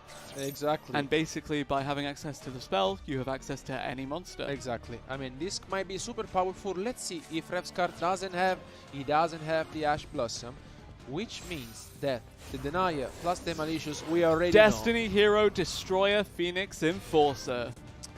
And this is very good stuff from TGC Anime, because basically, although the Infinite Impermanence was activated on the Stratos, and although it is basically left with 2,000 life points, this field is super impressive. Very difficult to deal with. Exactly. I mean, the Destroy Phoenix Enforcer is there. Now, we have Revskars playing Tri-Brigade. Once again, Tri-Brigade is a super powerful link-based deck, I would say, because basically you make a lot of link summons in this deck.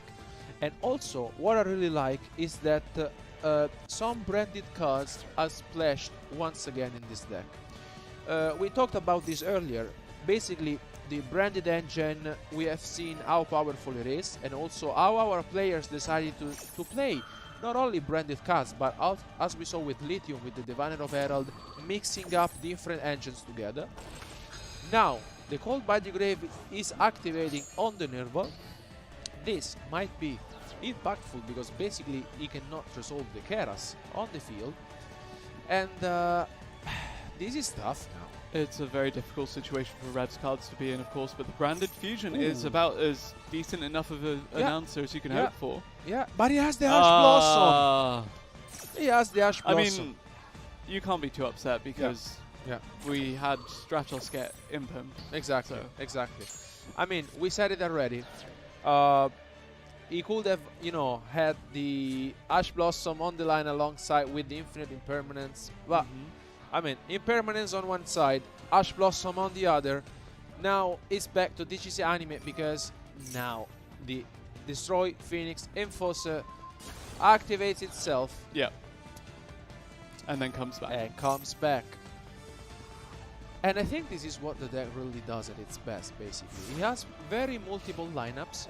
Exactly, and it's that multiple kind of options that the hero deck truly flourishes with, because as we mentioned, the Infinite Impermanence came out, shut down the Elemental Hero Stratos, and for a lot of decks, having that initial kind of combo piece just locked out would result in you being thrown off for the rest of the turn, but already a really, really formidable field coming out from the side of TGS Anime. Banishing the Malicious to summon another Destiny Hero Malicious from his deck. This is very good stuff from him. I mean, I really like the lineup he decided to go with.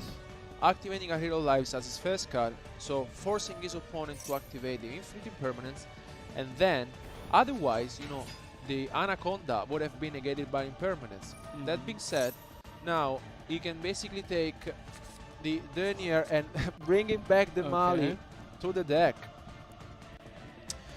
And so basically now here he might be considering another Blink Summon, because when the Malicious goes to the graveyard he will then be able to activate once again, but he has the Mass Change.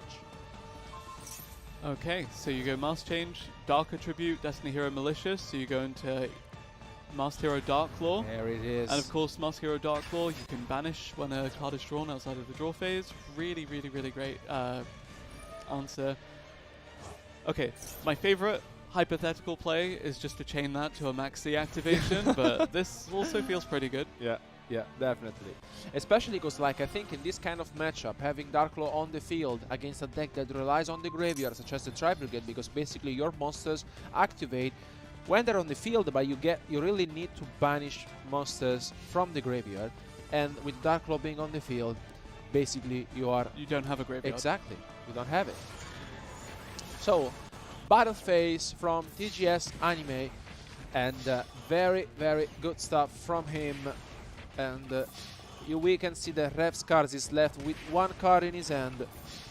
And 1,500 life points to his name. Exactly. And as we previously mentioned, TGS Anime activated their Hero Lives and then the Anaconda, being left with 2,000 life points, but still the plan is paying off, because at this moment he has to destroy Phoenix Enforcer alongside with the Dark Claw, and also another set card. Will Revska will be able to come back into this game? We will soon find out. There's the Dark Claw on the field being super annoying. Will he find an answer? Time will tell as he does get his draw for the turn. What can he do? Branded Fusion again. Last time, of course, that did get Ash Blossomed. Yeah. This time, not quite as unfortunate, so will get a successful Fusion Summon off, you have to imagine. But, yeah. Is it just going to get Destiny Hero Destroy Phoenix Enforced? Exactly. I mean, we can tell that TGS Anime is taking his time, is considering it. If Branded Fusion will resolve, still Dark Claw is on the field. So, the Branded Fusion resolves. He gets banished, 2 cards to, you know, special summon the Bragigrand. I think in this situation, yeah, you can activate it. Despite all of the Branded Fusion that we've seen today, this is our first time actually seeing this Fusion monster come out of the extra deck for any of these players. Can you give me a little bit of the reasoning behind why this card was most appropriate for this situation? So in this specific situation, I think the Bragigrand here, it's powerful because we got also the chance to see the Branded Sword being activated from the graveyard, and now with the Fallen of Alphas being on the field, now, but there's the Impermanence. Okay, this was the last interruption that TGS Anime had on his field. And it's the only one he'll need. This is super powerful, because basically, if Rev Cards had a strategy, this might have been shut up by the Infinite Impermanence. Now, battle phase, it will attack over the Anaconda, sure, but there's the Destroy Phoenix Enforcer taking care of this.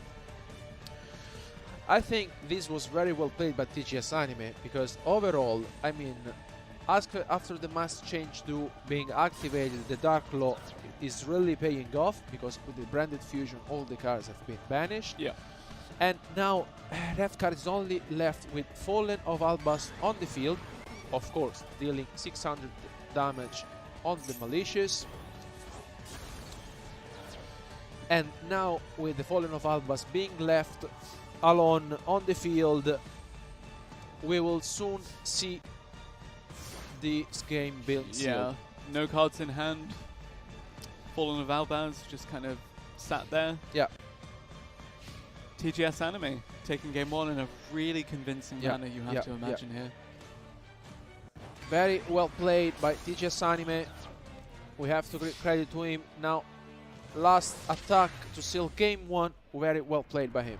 Yeah, always really happy to see the Destiny Hero Destroyer Phoenix Enforcer come out, honestly. Just such a cool looking card, and of course, such a crazy effect to deal with. And we actually had another game play out at the same time. They ended at the same time, and Turner actually took a victory over Colossa. Ooh, Turner, yes. As we can see, he actually won against Colossa, but I think the match is still not over. We might be going into a game 3, for example.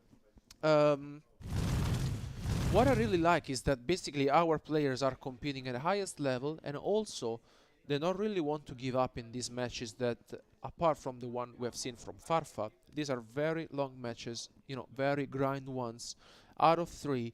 And what I really think is that although, you know, you lose the die roll, let's say, and you go second, still this deck are super powerful. Now, we are going to be back with TGS Anime against Revscar. Can the hero live a second time? Yeah. Let's see. Okay. Foolish Burial. This is very good because basically by going first, he gets to send the... okay, he gets the Hero Ferris. Okay, but there's the Maxi as well. This is super good because basically with the Shadow Mist being sent to the graveyard, there he would have had another extender with the Ferris. But now, Maxi, he has Called by the Grave. Okay. Wow. He has the Called by the Grave, and you can tell Revcars is laughing at it because Maxi is super powerful against hero deck, especially in this situation. Because as we saw in game 1, it is a deck that basically put up the Stratos and then the Anaconda. 5 special summons in a turn easily. A lot of special summons, and the Maxi was there, but Called by the Grave says no. Nope. We now have Vision Hero Faris getting tributed off. Yeah. Okay. And now, I think we will soon see some other combos that the hero deck has. This is what we said before, right? I mean, the deck has so many different options that can start things off with, you know, very different names. And I think it's super fun to play with. And then here the Vian gets his effect activated. With the Maxi, we would be seeing another game for sure. Maybe TGS Anime. So we got rid of the Destiny Hero Malicious to the graveyard. Yeah. We have Vision Hero Faris being banished from the graveyard as well. Yeah. And here he gets the polymerization. And TGS at this point must be very, very grateful that he was able to call by the grave that Maxi, because I foresee a great deal of special summonings in his near future. Yeah. And here he will be going most likely from what we saw in game 1 for the Anaconda. Yeah. Oh. Ooh. Well, we thought he was going for the Anaconda, but instead he decided Extra Hero Cross Crusader. Yeah. Talk to me. Yeah, I mean, I'm really curious to seeing what his lineup will be, because like usually you really want to go for the Anaconda in turn 1. So tell me a bit, why are we going for the Extra Hero Cross Crusader? So I think it's worth mentioning that he has the Destiny Hero Malicious in the graveyard. So with that being said, he's able to bring back another one, as we just saw. And with the Cross Crusader being on the field, he might be able to overextend this place. But the thing is that now he's getting the Stratus, of course, but if Rev's cards might have hold, for example, an Infinite Impermanence, an Ash Blossom, an Effect Veiler, something like that, this might have prevented, you know, Rev's cards to do this. Of course, it's a little bit risky, still looks like it's paying off because now he will be able to activate the malicious from the graveyard. And that being said, still might be seeing, you know, anyways the Predaplant Verta Anaconda being summoned. Yeah. We have the polymerization being activated Yeah. here. Destiny Hero Malicious, of course, Yeah. being on the field. We have Destiny Hero Denier coming from the hand. This has to be Destiny Hero Destroyer Phoenix Forcer again in this match. Wow. I think this is paying off. On one hand, it might have been a little risky because, of course, you know, cards such as Infinity Permanence or Effect Veiler, Ash Blossom on the Crusader being activated might have hurt a lot. But if Red Scar doesn't have any other interruption, we might be seeing a very, very powerful turn 1 by TGS Anime. And what I really like to say is that he is showcasing us how powerful the hero deck is, because he is super confident with the deck, he knows his combo, and what I really like is that once again he was able to summon the Destroy Phoenix and force it turn 1, and also with the Wonder Driver right here. Tell me a bit more about Extra Hero Wonder Driver, because this is our first time seeing it all tournament. Yeah, this is not something that we usually see quite often. This is not one of the, you know, let's say standard lineup you go for, but as we've just saw, basically once you summon a monster under it, basically you got the polymerization that was in the graveyard and you set it back. This is super powerful because what this means is that for the turn after you have a follow-up play. And with that being said, also he has one card in his hand that we don't know, he might be holding something, and also the Destroy Phoenix Enforcer. So I guess it kind of future-proofs against anything that Rev's cards does on his turn.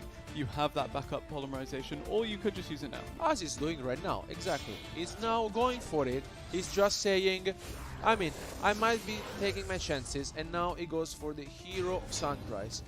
Exactly. He can add one Miracle Fusion. Another fusion summon to come, you have to anticipate. And guys, imagine if that Maxine would have resolved.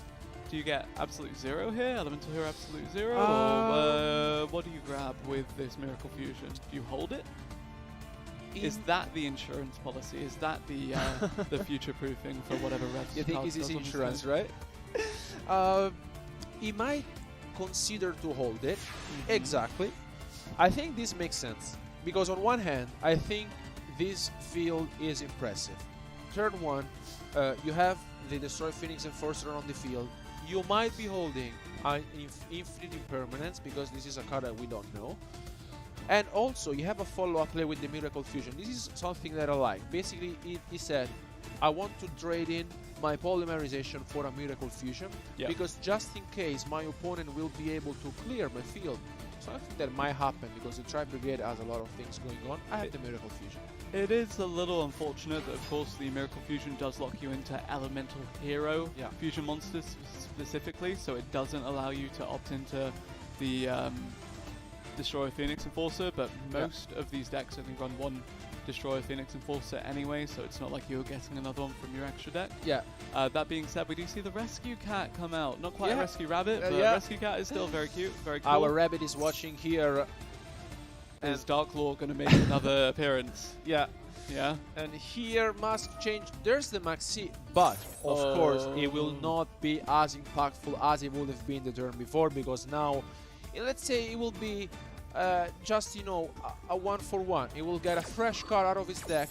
I think it makes sense if you really want to dig into something, but the Dark Claw, I think, is the card to go for 100%. Master Hero Dark Claw, of course, banishing when a card is drawn. Really fantastic effect there and really difficult to deal with. Revs draws one, and then has to get rid of one. Exactly. Really unfortunate there. But wow, and Rev's cards also had the Branded Fusion. And once again, if this Branded Fusion resolved, as we mentioned earlier, the Dark Claw is there, so everything will be banished, and this, I mean, is a very big deal in this kind of matchup.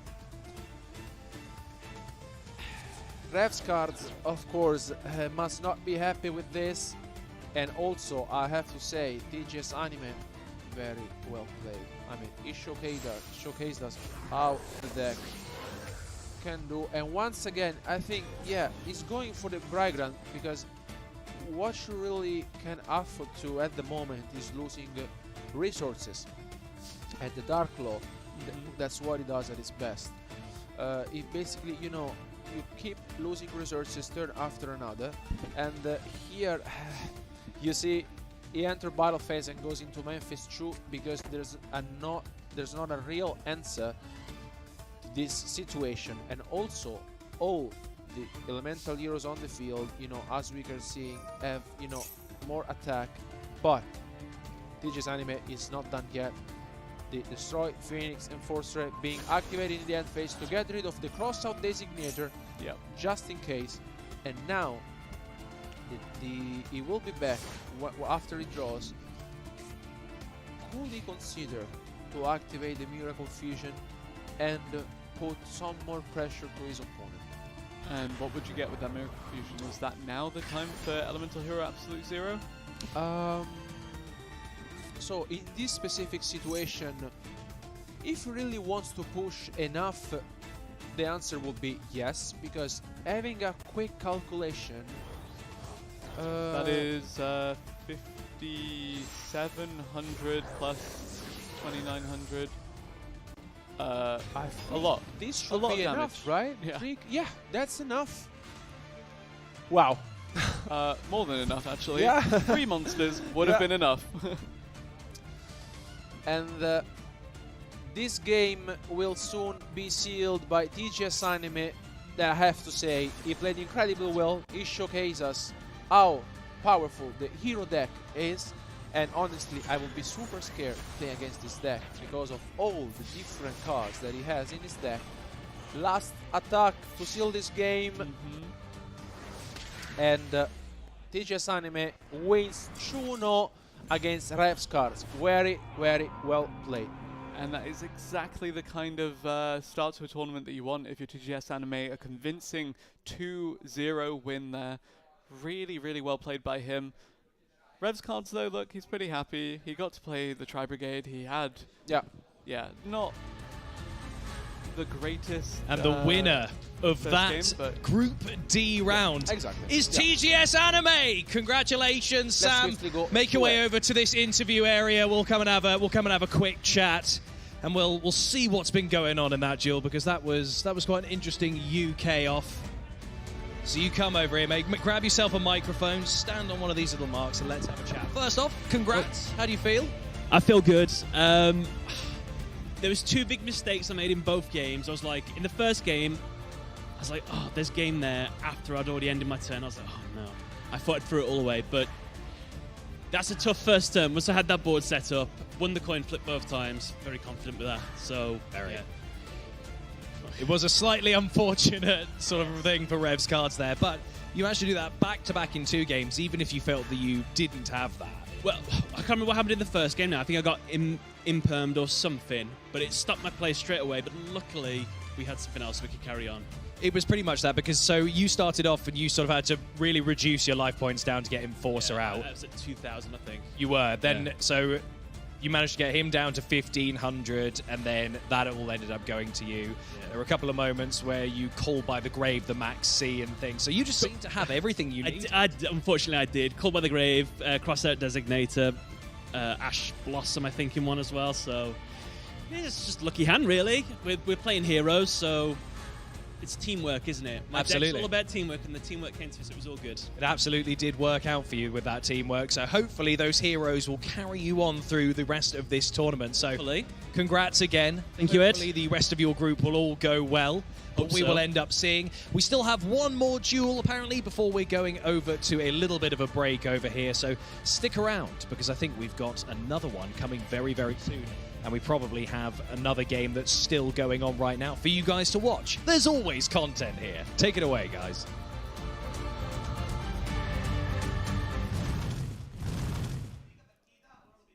Thank you very much, Ed. Yeah, really, really well done to TGS Anime for managing to come out on top of Revs cards there. Of course, we do have a couple of other games still taking place, though. We have Colossa taking on Turner Yep. in Group C. And for Group D, we do have Julio versus Zulu also occurring at the same time. A lot of action still going on. Our players showed us incredible decks and also incredible combos, I have to say. We saw incredible lineups and how powerful these decks are. And also, I'm really curious to seeing how basically these decks will interact between each other when they will have the chance to play against them. We have seen Cyber Dragon, Madolce, Sword Soul, a lot of different decks. The Umi deck, for example. What I really have to say is that the competition is super high.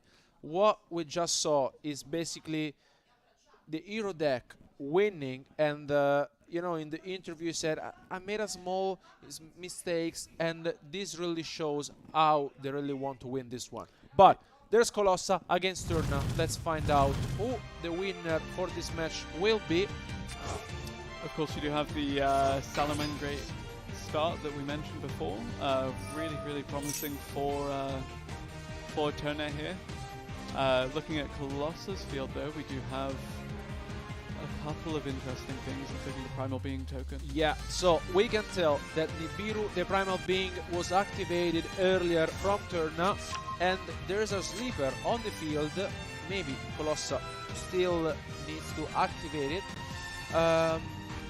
What Turner really needs to think about in this specific situation is to deal with the sleeper, because if sleeper was not activated, it would be super annoying.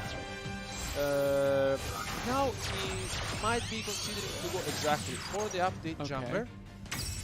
I think this lineup makes a lot of sense. He might be considering to go in for an OTK potentially.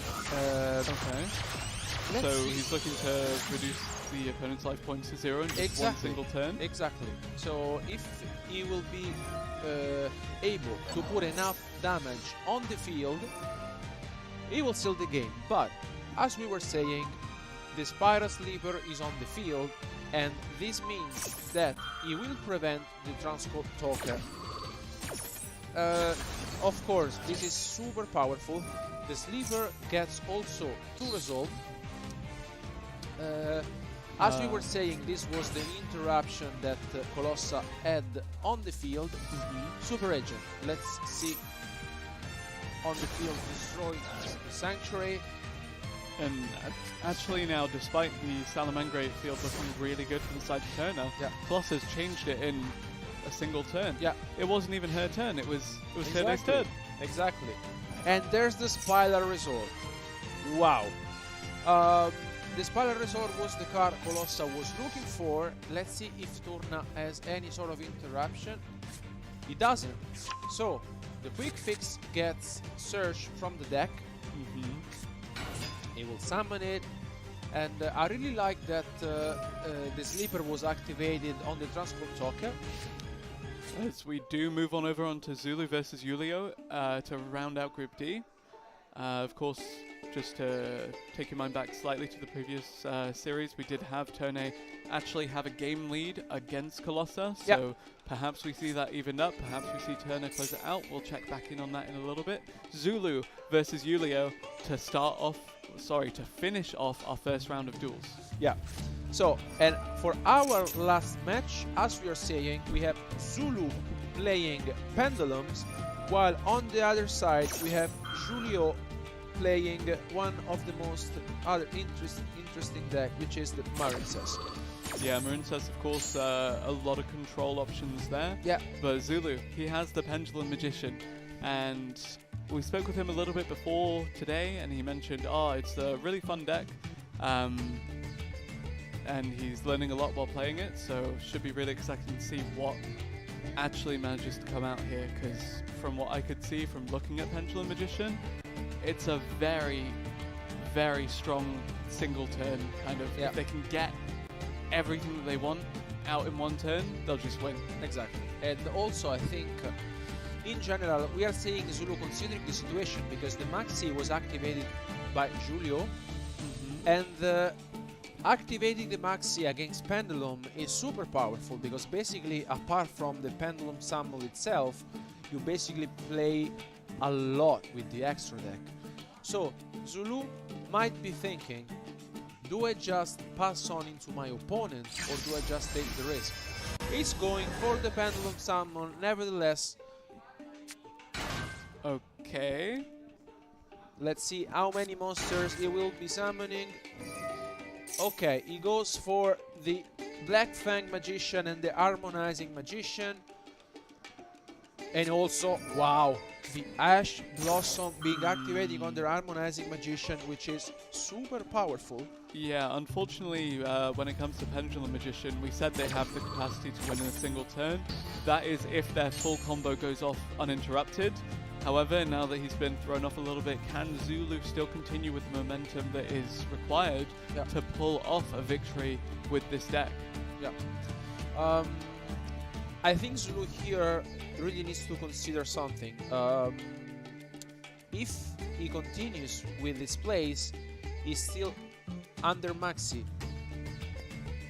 Now, what I'm thinking is that he might be going for an XYZ summon. Because basically what it makes sense to me is that he might be summoning the I'm seeing what his options are basically in his extra deck. Maybe Abaguska would be ideal, but he's not playing it, so this means that he needs to change his strategy. If he extends his plays, you just go straight to the end. Yeah, yeah, exactly. Not much else you can do once you've been shut out of that combo, as you mentioned. Yeah, because it might be super risky. Like if he goes continuing with this combo, then you're under Maxi and your opponent, you know, gets to draw more and more cards. And conversely, with Julio now, what is his ideal turn one? What is the Marincess opening play? So it's wow, okay. Yeah, okay. A Maxi after another being activated. Ash Blossom on the Maxi. Okay, so tell me a bit about the Marincess deck. What is the win condition? What is the end game for this? And how do we get there in turn one? Okay, so basically the Marincess deck has, let's say, different combos. But what you're really looking for is to having on the field the Marincess Battle Ocean, which is your field spell. And what the deck does at its best is putting on the field the best Link monster, which is the Marincess Aqua Argon. In this case, we got the chance to see the Springor being normal summoned, and then there's the Blue Slug being activated. What this means is that basically we'll be able to get back the Springor with the Blue Slug effect. And if we got the chance to see, for example, a Seahorse in Julio hand, he will be able to extend his plays. With the Ash Blossom being activated on the Maxi, this means that he will be able to do basically anything he wants. Pot of Desires means that he's really digging for something good. And of course, Zulu having commit all of his cards to the field, because you just Pendulum Summon again and again and again. There's nothing in his hand to answer that Pot of Desires, nothing to interrupt these plays that Julio is just sending out there. Exactly. And here with the Silent Angler being summoned, now Julio is considering his options. Because what he really needs to take care of is the Pendulum Scales that are activated, because if he gets rid, as we will most likely will see, he will get rid of both monsters of Zulu's side of the field, but this will come back later on if these two scales will still be phased up. Let's see what his lineup will be. Yeah, I'm really curious to see now that we see the Link Summon come through from Julio here. The Coral Anemone, the Marincess Coral Anemone, of course, was that a step in your plan for the Marincess endgame? Yeah, usually what you really aim to do is having the Blue Slug on the field, bringing back another monster. Then with the Anemone, you bring back another piece on the field, and basically what you're really looking for is to having on the field either the Sea Angel, which is basically the card that gets you through the Marincess Battle Ocean, which is the field spell. And the field spell is the card that really puts you through very, very far ahead. And where does the Aqua Argonaut come into play? So basically the Aqua Argonaut is, let's say, the last piece of the combo. You go for the Aqua Argonaut once you have gone through all of your cards, but looks like that Giulio, with the Pot of Desires, didn't have much going on. He didn't draw the piece that he was missing, and now play is back to Zulu. Unfortunately for Zulu, not much you can do here with just 2 Pendulum Scales and a single card draw, unless he got something interesting. He might be Pendulum Summoning the maybe what is okay, the Black Fang, another one. Okay. He drew another Black Fang, which is still okay. It's not of the best draws, honestly. Still, I think it's good because at least you have, you know, the chance to extend a bit your plays. Now we will be seeing the Heavy Metal Pulse Electromite being summoned, and this is honestly very powerful, but there's the Infinite Impermanence being activated on the Electromite. Wow. Yeah, really frustrating for Zulu, you have to imagine, because he's done so many attempts at making the play and had it just shut down time and time again now. Not much of a response available to Zulu, unfortunately, and you have to imagine that Julio is in prime position to close this one out. And now I think we can also understand Julio's lineup. I think overall it's important to understand that Zulu, yeah, this is what I'm thinking. He could have added back with the Off Dragon the Harmonizing Magician, something that he didn't do previously in the turn. And if he would have done it, he would have been able to also Pendulum Summon the Harmonizing Magician from his hand. This actually might have changed the game, because basically, of course, there was the Infinite Impermanence, but before passing on into the Electromite, you might have forced your opponent into activating the Impermanence into the Harmonizing Magician. This would have been maybe different, who knows. What is true is that now play is back to Julio, which I think most likely will be able to put on the field his powerful field spell, now the Springer and the Pascalus. And straight into Bahamut Shark. Yeah, straight to Bahamut Shark. I think it makes sense to bring on the field the Totally Awesome for the first time this duel. There he goes. And here it is. Yeah, I'm really excited to see Totally Awesome, actually. Yeah. What a fantastic card that is. Yeah. Really gonna further lock out Zulu and his options moving forward. Exactly. And I think it's one of these cards that can really be played in a lot of different decks, also because Bahamut Shark is super versatile. And let's really see what Julio's lineup here is going to be. I'm very curious to see what he decides to do, because like in the turn before, he just playing it, you know, more in a control way with the Infinite Impermanence being on the field, because with the Anomaly. And here comes the Sea Angel I was talking to you guys about. So rinse and repeat of the earlier combo. So basically now with the Sea Angel, he will be able to add a Marine's card from the deck to the end, and he got to add, I thought he was going to add the field spell, the Battle Ocean, but instead he decides to add the Marine's Dive. Basically it is a Monster Reborn, let's say, indeed, and he brings back once again the Pascalus on the field. Now my thinking is maybe is my considering to push enough damage to seal this game. There is almost enough, but because Electromite is, of course, the Heavy Metal Flows Electromite is still on the field, you are going to have to look for another 1800 damage before you kind of crest that 8000 threshold. Yeah. Yeah. One more monster should do it, but apparently there is no additional monster to be found. Exactly. How do we deal with the Electromite?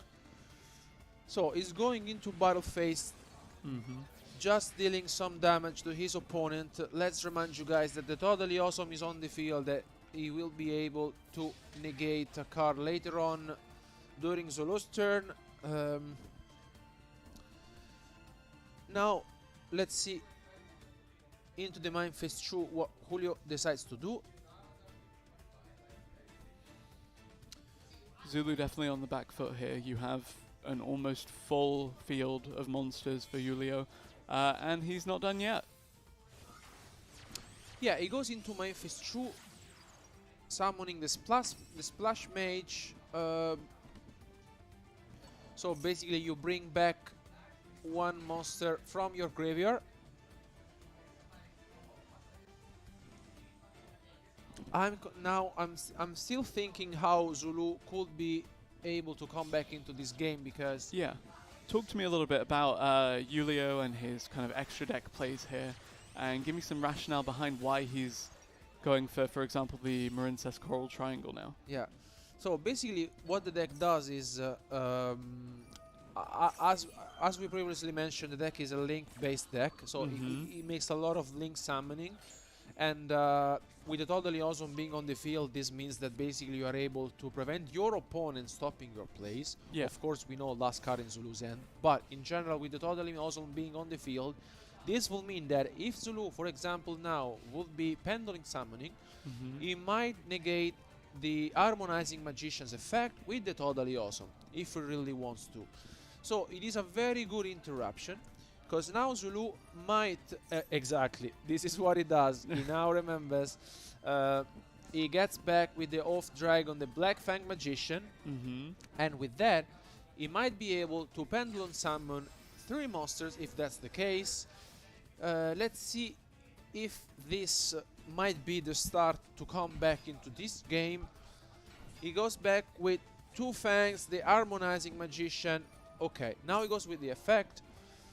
Honestly, he has the effect Veiler, and you can see Zulu is laughing because, every time he's tried something in this game, Julio has had an answer, and it looked so good for Zulu on multiple occasions until that single card came through to just shut it down. Exactly. I mean, I thought that Zulu in his head was thinking, okay, the Totally Awesome will be activated on my Harmonizing Magician. That was not the case, because the effect Veiler was there. Still, here it becomes super difficult to deal with the Totally Awesome, because of course he has double Black Fang Magician to get rid potentially of the 2 link monsters on the field, but the real problem here is the Totally Awesome. It's not going to be easy, because you have to play around it if you really find the right way. The effect Veiler for sure made the difference. Let's see if Zulu finds out a way.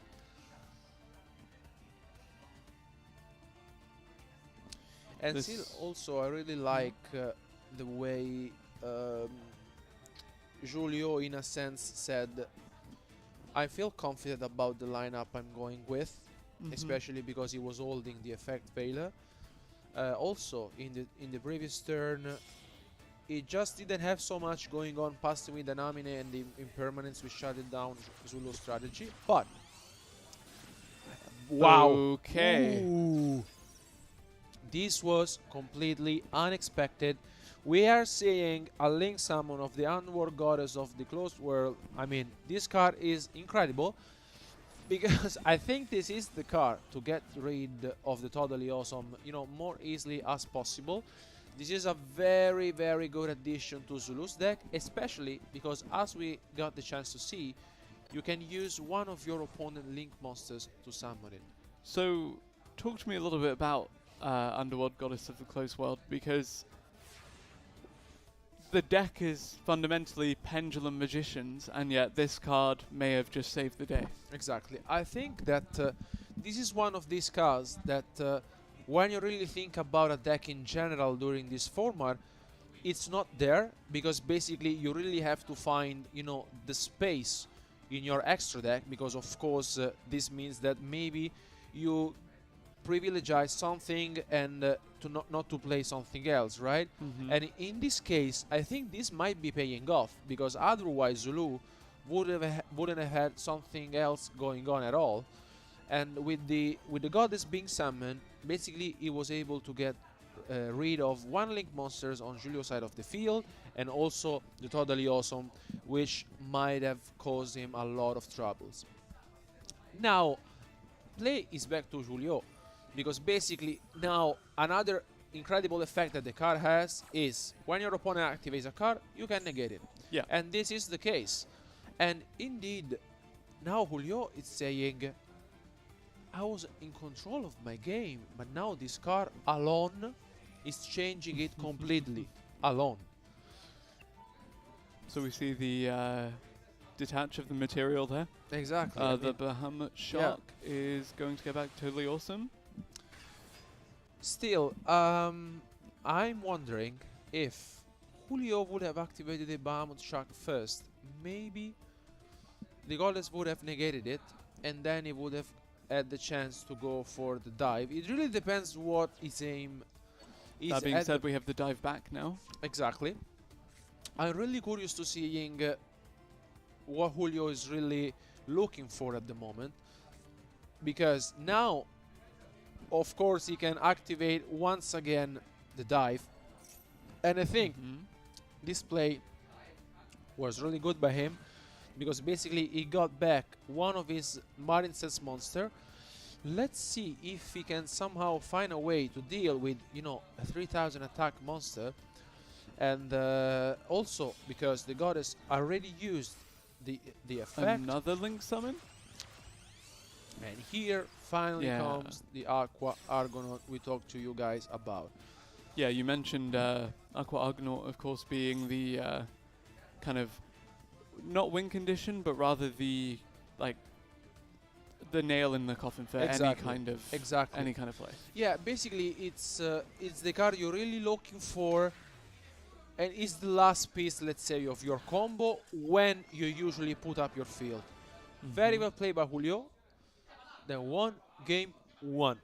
That was incredibly back and forth, considering the fact that Zulu had every attempt at a play just nullified completely by a response or a disruption from the side of Julio. Yeah. So really commendable to him for staying in that.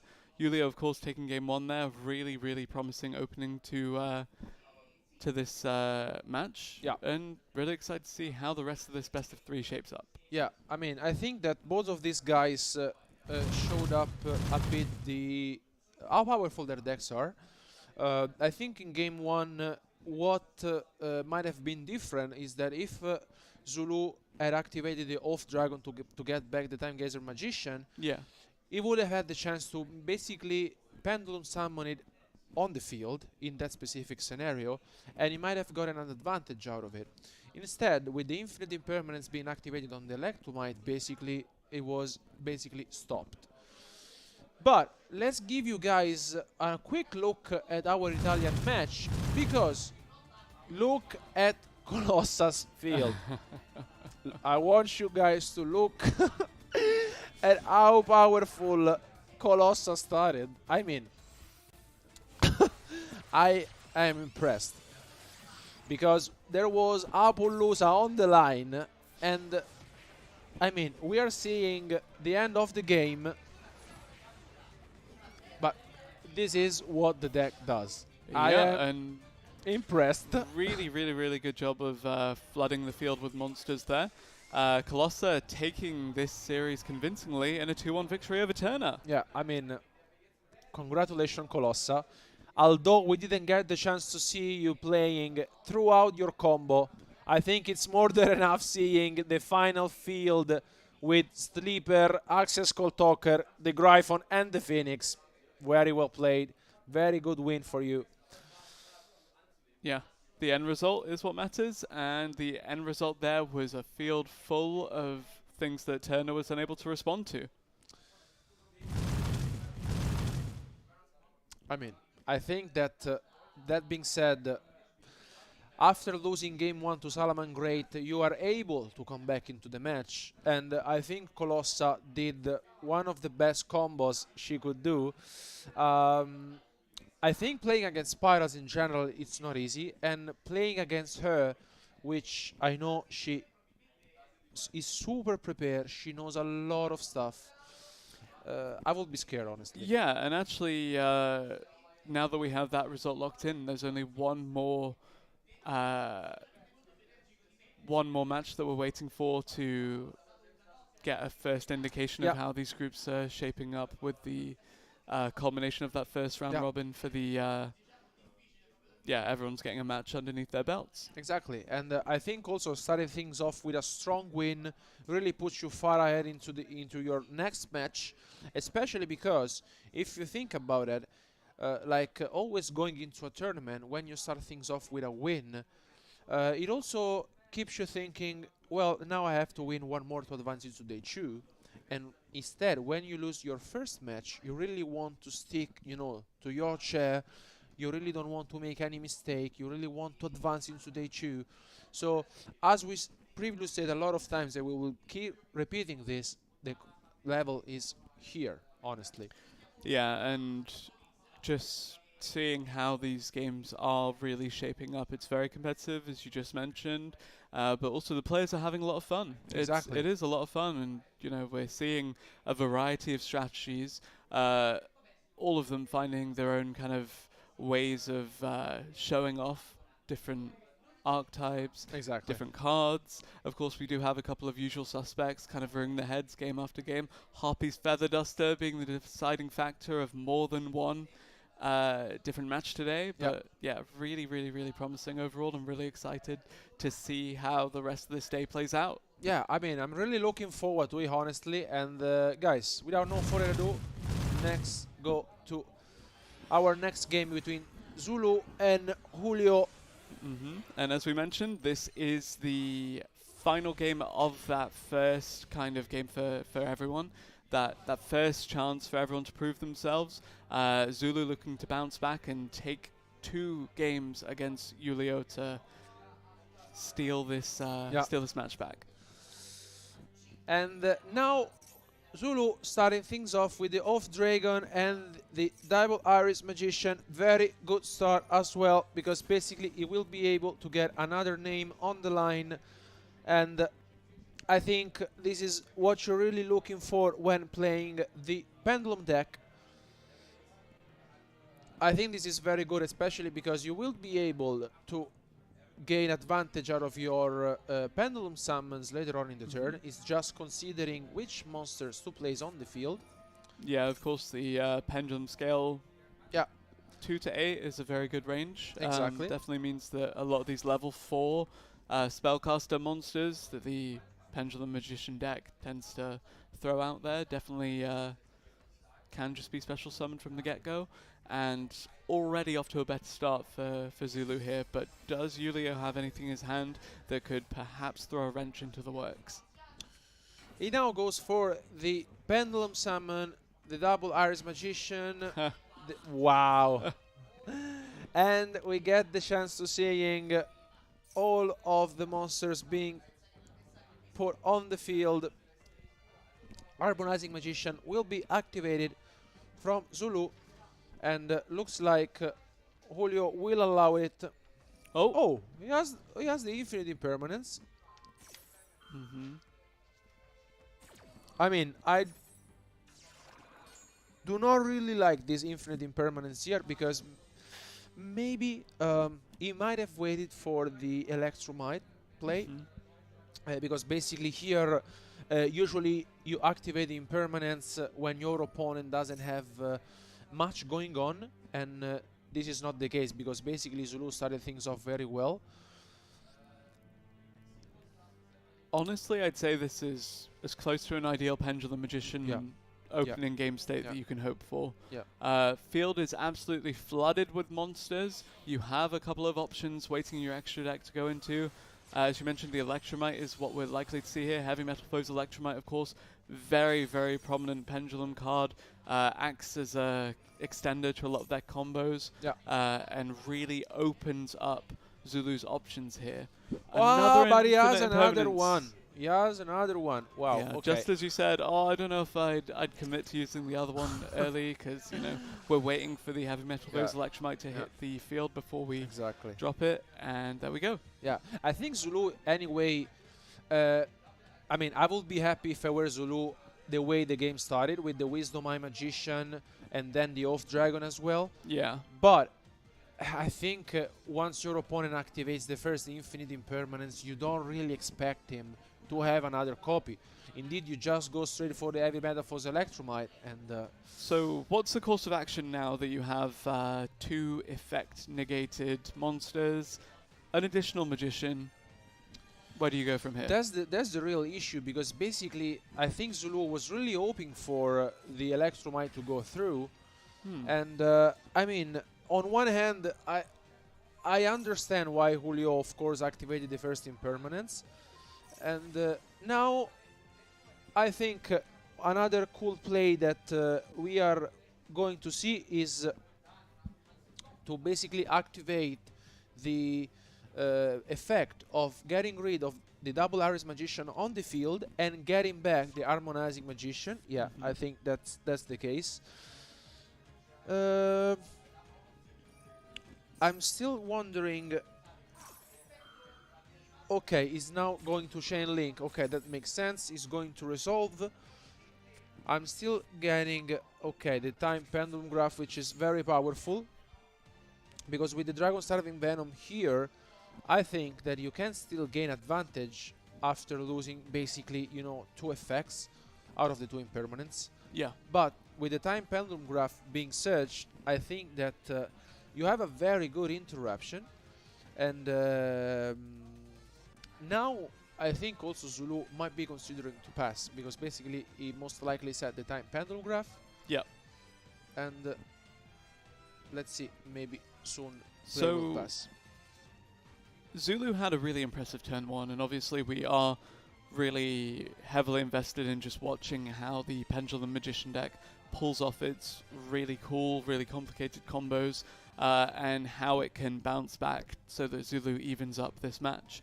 But if you're Julio facing down this field right now, what are your options? What are you hoping for? What do you want in order to have a repeat of Game 1? I mean, after having seen double Infinite Impermanence being activated, I would be, of course, like super happy if I were Julio. But still, as we mentioned, Zulu had an ideal turn 1, you know. I think, in my opinion, starting things off with the Wisdom Eye Magician alongside with the Off Dragon puts you very far ahead in the game. And indeed, as we are saying, not only is he able to get back the Wisdom Eye Magician, but with the Time Pendulum Graph being set on the field, now Julio might be thinking, I played my card, I had double interruptions, but still my opponent played very well. It's going to be very tough, because basically now he needs to get rid of 3 monsters, but even if he does, there's, you know, 2 scales on the field. The Astrograph Sorceress as well. Basically, one of your cards gets destroyed, you can special summon it from the hand, and it's super powerful, and basically you got to add 1 monster. Yeah, so it's really difficult to deal with the kind of monsters that Zulu has out there right now. Yeah. But can you give me a little bit of insight into how the kind of cards that Julio has in his deck can maybe get him out of this situation? So here, if I were Julio, with the blue tank, you could send the Seahorse to the graveyard. Then after that, okay, it makes sense that now to immediately activate the Pendulum Graph, because basically now you immediately get rid of the blue tank, because otherwise what Julio would have done is that sending the Seahorse to the graveyard. Yeah. Then after that, basically you are able to link summon the Marince's Blue Slug, and after that you get back the Seahorse. Seahorse gets to special summon itself. Then you link summon both of them to the Anamine, and then the Anamine gets you another piece on the field, and then you go into your link 3. So I think this is the correct play from Zulu, which I really like. You basically say, my opponent will be able to link summon, and here we see the Astrograph Sorcerer being activated, which is super, super powerful. Yeah. Here it comes. Really difficult to deal with from the side of Julio then. Yeah.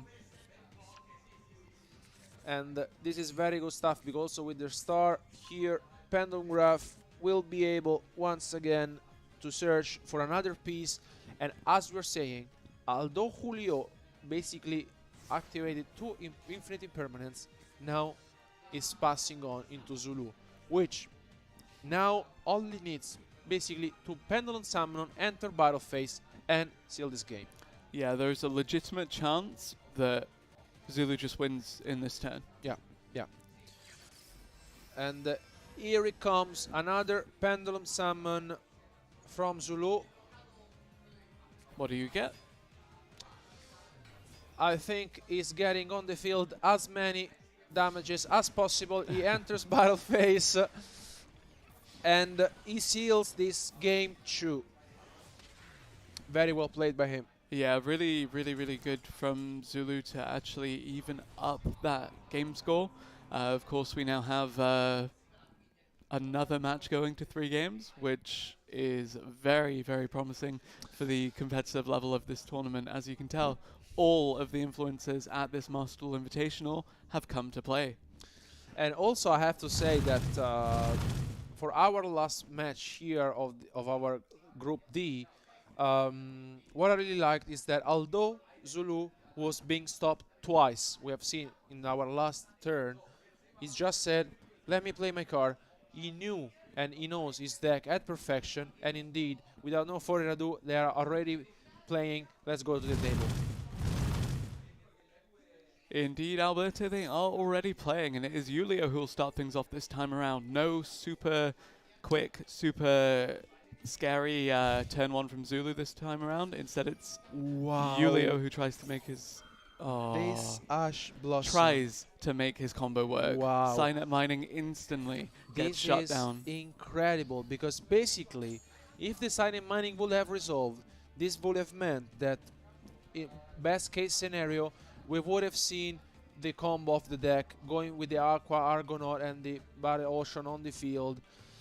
Unfortunately for Julio, Zulu had the Ash Blossom being activated. He will now still trying his best to put something on the field with the Pascos.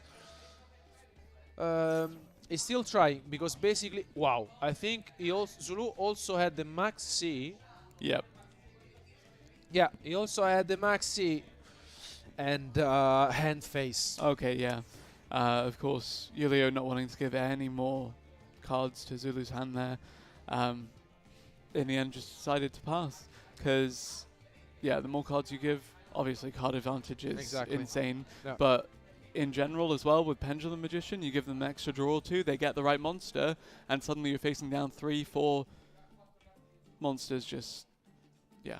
Yeah, I mean, it gets even better and better. Otherwise, if you just keep special summoning monsters, the more cards you give to Pendulums, the more it will be scary later on. Now, of course, Pendulum needs some cards to play and go through his combo, but if Zulu, for example, had the chance to see 2 scales, he will even have the chance to Pendulum Summon.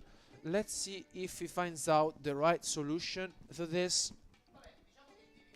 He is considering it, and of course, this is not super easy, because although it was good, needs something out. Yeah, of course, you're kind of concerned for some of these decks that are so heavily reliant on combo starters and these really intricate pieces to their various combos. When you do use 1, 2 hand traps or cards from your hand to disrupt the opponent, rather, in turn 1, you're left with not many resources in your hand to continue your combo later on. Yeah, exactly. And we can tell that Zulu indeed is considering his options. It's not going to be easy, because on one hand, of course, he was able to stop Julio's playing, but here he started things off with double Iris Magician. And I do wonder what he will put in the other pendulum scale. Yeah, he's considering it, because basically he should be having maybe 4 monsters in his hand.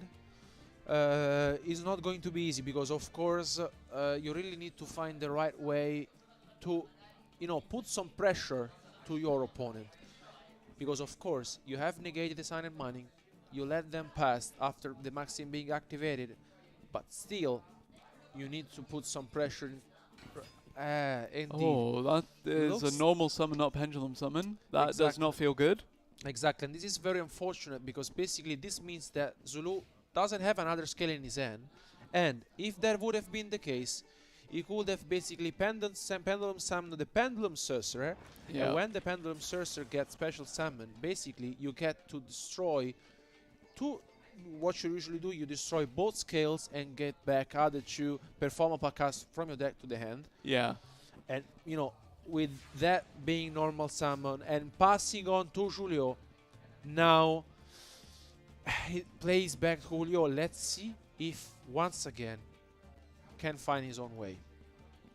Never the greatest feeling for the pendulum player to have to normal summon a And he monster. passed turn.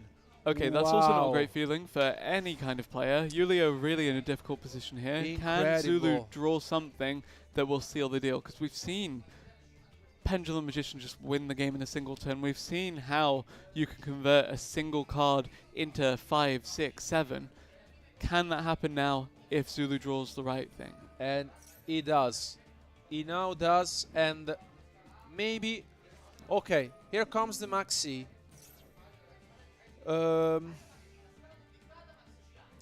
This is So, very hard. You risk giving Julio the option to draw into a response, such as the Impermanence or the Ash Blossom and Joy Spring, but at the same time, if you pass, you might miss your chance to go for the victory.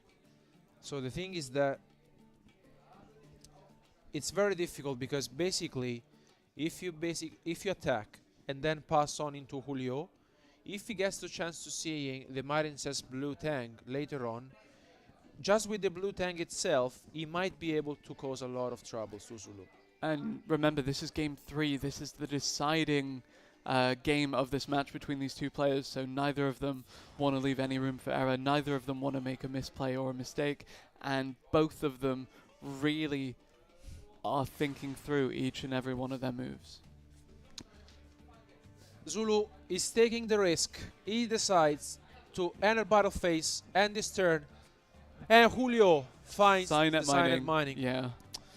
We were saying that. I mean, it's it could have been risky on one hand. It's understandable. It's a risk that you might be taking, but once again, the blue tank itself, it's super dangerous because basically with the blue tank now, what you can do, you can send the seahorse from your deck to the graveyard. After that, you go link summoning with the blue tank for the blue slug. Yep. Blue slug gets back the seahorse. Seahorse, you can special summon it. Then you go for another link summon with Anomine. Anomine gets back another piece on the field. Can go for another link 3 and then search for the Battle Ocean. This might be incredible. This is the thing though, it's such an intricate and long combo that if it gets disrupted once, it doesn't work. Exactly. Does Zulu have the answer? Does Zulu have something that can throw Julio's combo off? We're not so sure. We have to find out, honestly. And now also we get the other effect of the blue tank, which is not likely to resolve more often. You basically got the chance to reveal cards out of your deck, and if you got the chance to see a Marincess card, which is not the case, now we will see the Seahorse pink summon, and most likely we will see what I was telling you guys about the Marincess Sea Angel, which is basically the card that gets you search the Marincess Battle Ocean field spell. And I'm actually really excited to see how this combo continues to shape up, because you mentioned how easy it is to eventually get into that Marincess Aqua Argonaut. Yeah. And now that could present a real issue for Zulu, given the fact that this field that he has, while he has the nice scales, not much else is on his side of the field. Exactly. I mean, for sure we have to consider that the Maxim being activated was a super risk, because if Zulu didn't seal the game into that turn, Julio might have drawn a lot of cards. Still, he was able to find a copy of Sign and Mining, and now we will be seeing the Cora Anominy being summoned. We were telling you this, guys, just with a Marincess blue tank itself, this is what the deck is doing. It keeps continuing to do his link summons, and now, of course, looks like that Zulu doesn't have any sort of interruption at all. Splash Mage. He goes for the Splash Mage. This is something that you usually can do. It's a different lineup. You basically get back the blue tank, and what the splash mage does, you can go and special summon another piece. Ah, okay. So fundamentally, you're still looking for that end goal of having the Aqua Argonaut, correct? So basically here, Julio is considering what I would do also is the scales are very important. Because pendulums without scales, as we have saw in the last 2 turns for Zulu, it's just, you know, attack and pass. So now with the Splash Mage, you know, bringing back the Seahorse, something that I really like, is going for the Marble Rock. And basically he now gets to activate the Battle Ocean, which is the first time that we see the field spell in action. And as previously mentioned, basically when your Marincess Link monster gets to Link Summon on the extra monster zone, you get to equip Marincess Cause to it. And as we're saying, the Marble Rock now has 4,500 attack points. This is super important, especially because if Julio finds another way to extend even more his plays, most likely we could see an Aqua Argonaut. Usually you need 2 cards to go for it. Looks like he will either ways go to attack into the Sorcerer. Now he goes into Mindfist 2 and looks like he might be holding the Marincess Wave he previously added in this turn. I really like how the deck plays. It's honestly super powerful. He has a lot of cards, a lot of things going on, and what I really like, the interruptions that the deck has. And consider that you're Zulu in this situation. How do you come back here? What is your response? And how do you deal with the fact that you're now facing down a very scary Marincess Coral Rock among a few other things? Yeah, so the first thing that Zulu really needs to pay attention to is the Marincess Battle Ocean. Because as mentioned, the field spell alone causes a lot of troubles. This pendulum summon is huge, and I think this is the turn in which the game will be decided, in the sense that we will be seeing a lot of actions, honestly, and Zulu really needs to think deep, because the Marincess Wave gets activated from the end. Something very cool, basically, because if it does as a sort of interaction, instead of setting it, you can immediately activate it as a trap card, but from your hand. Yep. To stop the Time Gazer Magician. That's good. And the Harmonizing Magician, sorry. I think this play is on one hand is good.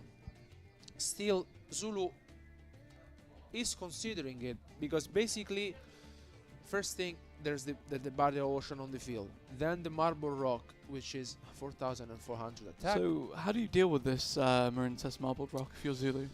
This is super annoying, because basically when it is on the field, usually what the Pendulum deck does is going for the Ignistant Prominence, the Blasting Draco Slayer. Yeah. But in this specific scenario, there's a very interesting thing about the Marincess Battle Ocean, is that monsters you control in the extra monster zone that were link summoned, this unfortunately was not the case. If the Crystal Heart would have been used, basically they are unaffected by your opponent's card effect. Okay. Unfortunately, Julio didn't go for this lineup.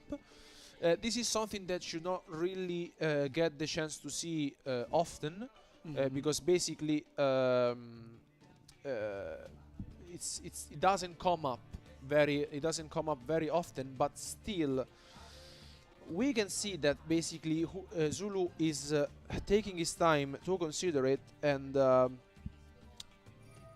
either way, I think that you're usually able to go for the Crystal Heart lineup when you have another extender. Okay, so there is the potential for a play here from Zulu. Okay, Time Pendulum Graph. Yeah, which is good. Still, as we are saying, it's taking its time, because basically not only it needs to deal with the Battle Ocean and the Marble Rock, but also we know that the Blue Tang in is in his hand. This. And here comes the goddess once again. Wow. This is what Zulu was looking for. We also saw it before in game 2. And I think this is basically the game changer. Once again, this is the game changer. Because I'm thinking, if Zulu was not playing this card in his deck, he might have lost both game 2 and game 3. Yeah. For sure. And if you're Julio here, how do you respond? How do you answer this? And how do you get your way back into this game? Yeah, let's remember that the goddess on the field basically can negate one of your cards. So Julio really needs to be careful about that. There's also the time pendulum graph being set from Zulu. So another sort of interruption. Now it's back to Julio. It's going to be very interesting. Now, first thing off, he started with blue tank. Let's see. He goes once again, as we saw in game 2, the time pendulum graph being activated immediately once blue tank gets summoned, which is something that I really like, because basically you are preventing your opponent to overextend his plays. And at the moment, Zulu didn't have the other scale, so basically he doesn't really care about losing the other one. Let's see if Julio finds a way to deal with the Underworld Goddess of the Closed World and come back. Yeah, very intriguing to see how Julio will deal with the Underworld Goddess of the Closed World, as you mentioned. Of course, this kind of surprise addition to the Pendulum Magician build really, really shaping up to be one of the most impactful cards in Zulu's deck right now. And Julio can't deal with it. He passes. He passes. Did he draw a monster?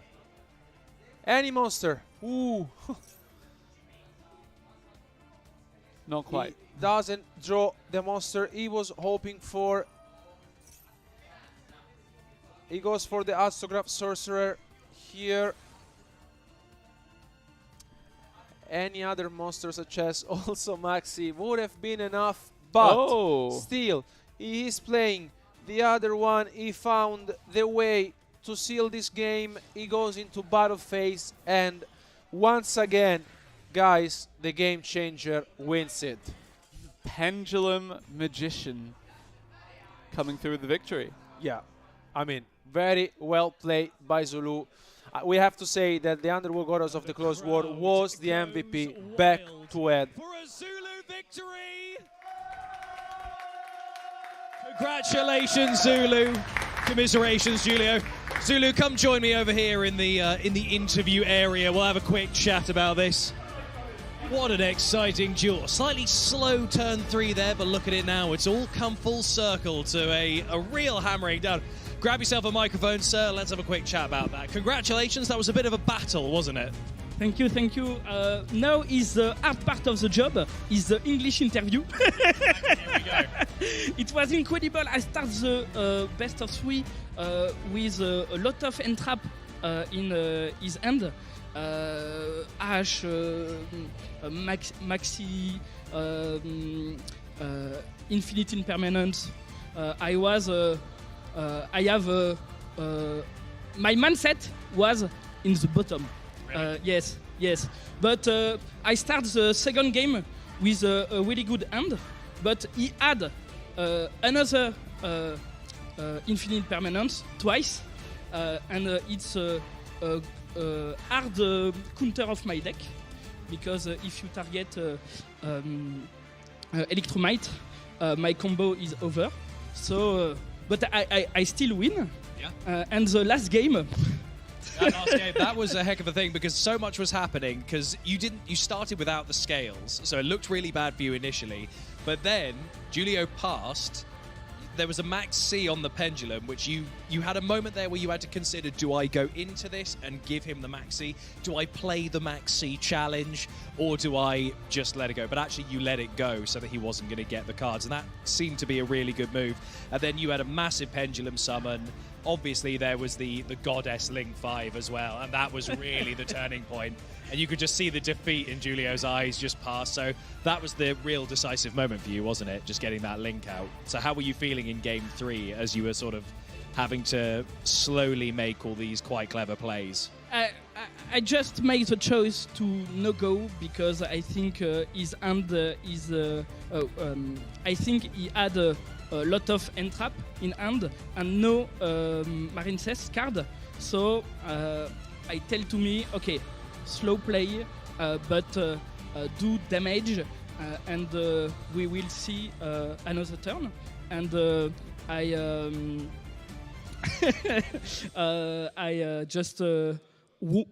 just win with my new best friend, Goddess.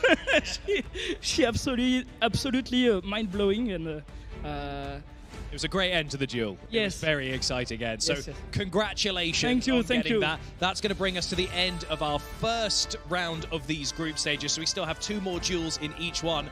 But before that, we're going to take a quick look at the standings so that you guys can see exactly what the results have been during this duel. You can see them on your screen now. At this point, everything is going to come down to the next couple of duels. Remember, the top 2 from each group will be going through to that knockout tomorrow. Don't go anywhere. We're going to have ourselves a short 15-minute break, and then we are going to be coming back with even more of these duels for you guys. It's going to be very exciting. This Master Duel Invitational is going to be a great weekend of content, so thank you for sticking with us. We'll see you guys very shortly.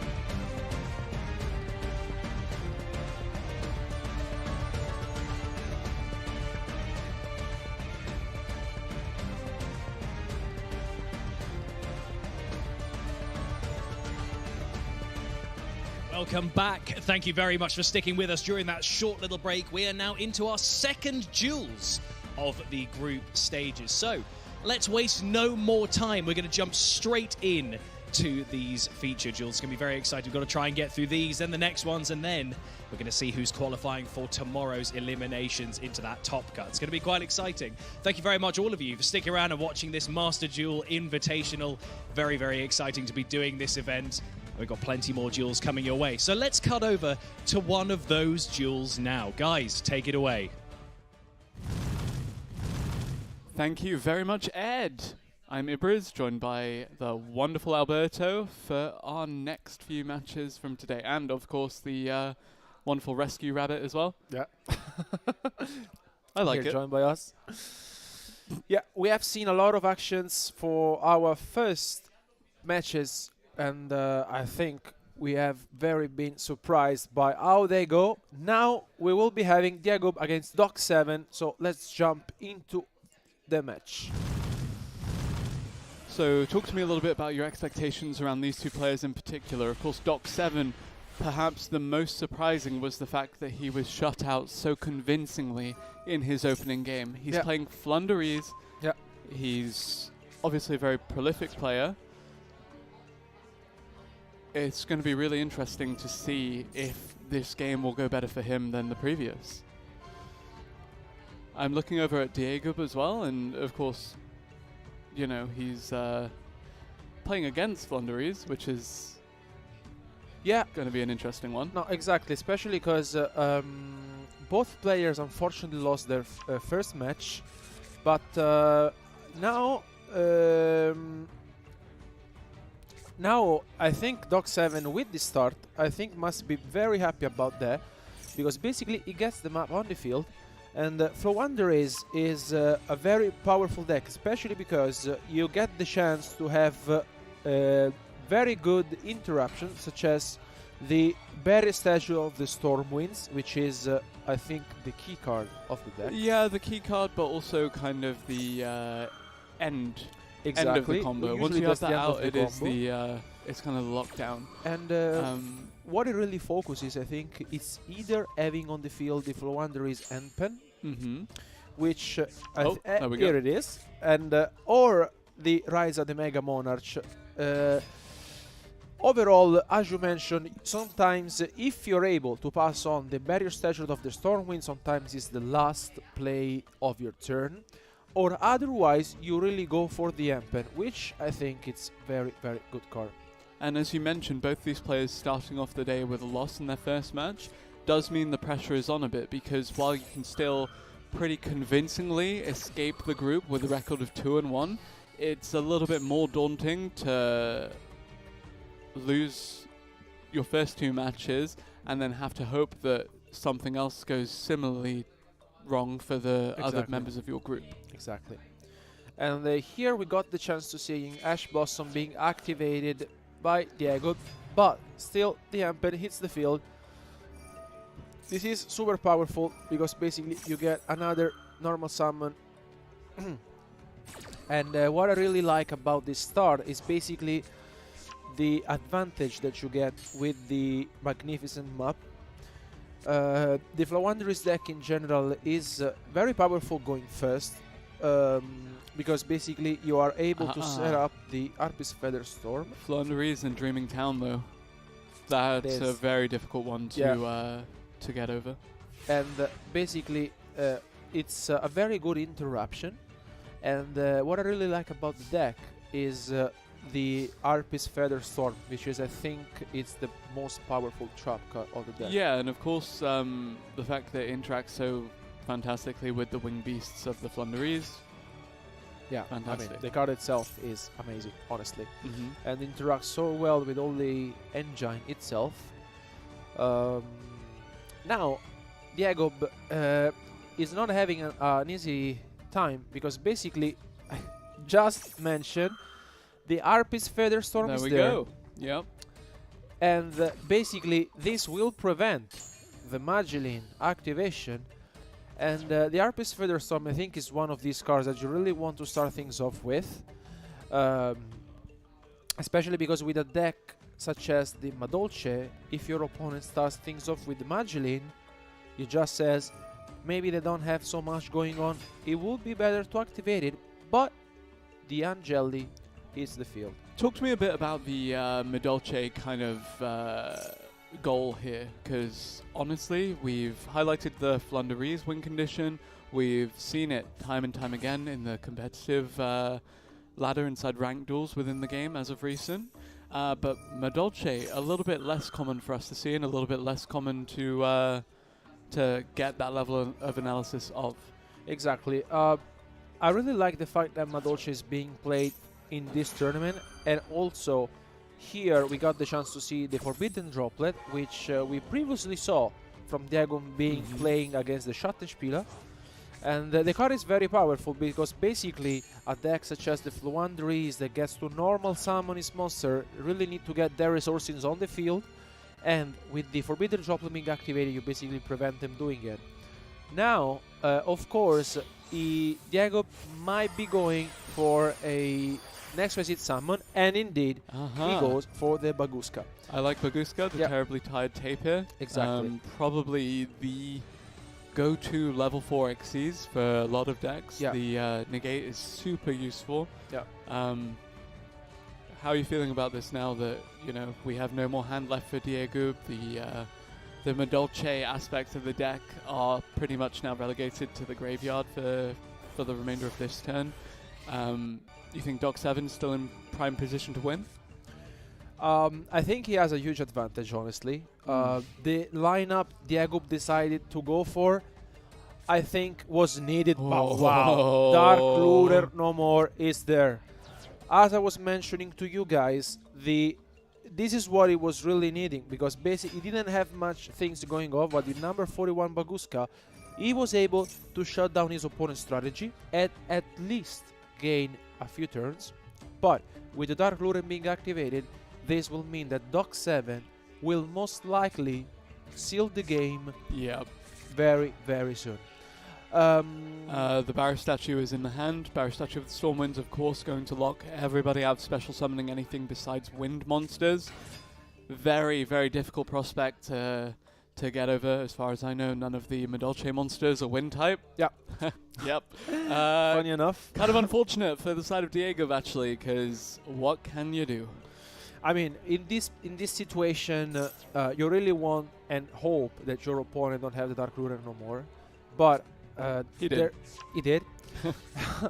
And I really like the fact that the Madolche deck can rely on Madolche XYZ and Link summon plays, but at the same time, if the situation comes up like this case, he can basically bring up on the field the Baguska and shut down your opponent's strategy. Unfortunately for him, as we mentioned, the Dark Looter no more was there, which means that with all this Eagle, Rubina being activated, we will soon see maybe another normal summon being done by Doc 7, which is playing, the old standard cards being played in the Wanderers deck, such as the Apex Avian, and the also is play. The actually grabbed Ryza the Mega Monarch. Exactly, I am a big fan of Mist Valley Apex Avian, actually. Really, really prominent card. Here comes the Ryza the Mega Monarch. And once again, we are seeing how powerful the Flawander's deck, basically. And in general, I think playing against this deck, it's not only difficult, but facing up the Flawander's deck means that you will be playing against multiple resources being added continuously, a turn after another. And then with Ryza, very, very difficult to get yourself out of this situation now. Because you're basically able to deal with your opponent's field, not only with the Empen, but also having interruptions such as the Arpis Feather Storm we have seen before, forced Diego going into the Baguska play, which is of course a very good one, but imagine if the Magdalene would have resolved getting him more resources. Yeah. And the normal summons keep coming, so the Floandries and Robina returns to hand. It's going to continue for Doc 7. This is keep going, and I think this is good stuff from him. You can see that Diego, of course, there's nothing else that he can do at the moment, being locked under the Dark Lure no more. He goes, Doc 7 goes into battle phase. He doesn't really need to push because he is controlling the game, and Diego is left at top deck. Yeah, of course, Dark Ruler no more, meaning the battle damage is non-existent. Yeah, but you've used that turn that it bought you to set up and shut your opponent out completely. This is not going to be a fun draw for Diego. Exactly. Let's see if he can find something out of his deck. It is going to be extremely difficult, of course, to come back into this game. He might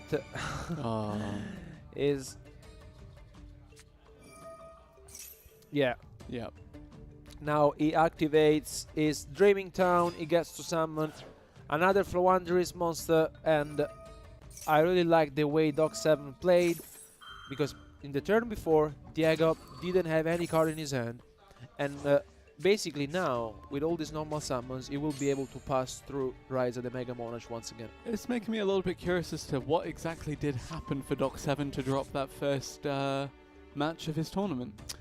Yeah, I mean, this is what I'm really curious about, because basically he lost against El Dojo del Duelista. He was playing Sword Soul, and in this kind of matchup, although I have to say that the Sword Soul deck is very powerful, have different line of plays with synchro monsters and tennis cards. If you are able to set up your field with the Empen or the Harpy's Feather Storm, or for example the Battle Statue of the Stormwinds, you are really in a very good position. And there is the Mist Valley Apex Avian, pretty much shutting out whatever Diego may place onto the field. Yeah. This was very well played by Doc 7. I really liked the setup. He also decided not to activate the Dreaming Town the turn before, just because he wanted to go for the Apex Avian, and indeed, Diego just passed. That is 6,400 points of damage at the moment. Yeah. The one kind of saving grace for Diego is the fact that Floowandereeze monsters tend to not have that many attack points. Yeah. So he's got at least one more turn, you have to imagine, unless Doc 7 really makes the magic happen with this next series of normal summons. Exactly. And here... he has Ryza in hand, I think. Yeah. I think he's okay. Exactly. And here, as you were mentioning, he is holding a copy of Rise of the Mega Monarch in his hand, which means that we will soon see Ryza being summoned on the field, and because if we go battle phase, Diego will be remaining with 100 life points, right? 54, 64 plus 13, 79. No, maybe I missed 54, 64 plus 13. No, you're right. Enough, there will be 300 left. He understood it's not enough. They miscalculated. He miscalculated. Yeah, indeed, he is laughing. And Diego is just hoping, you know. I don't think there's something that could save Diego. You can see Doc 7 laughing about the miscalculation he did. Still, Diego couldn't find anything saving him.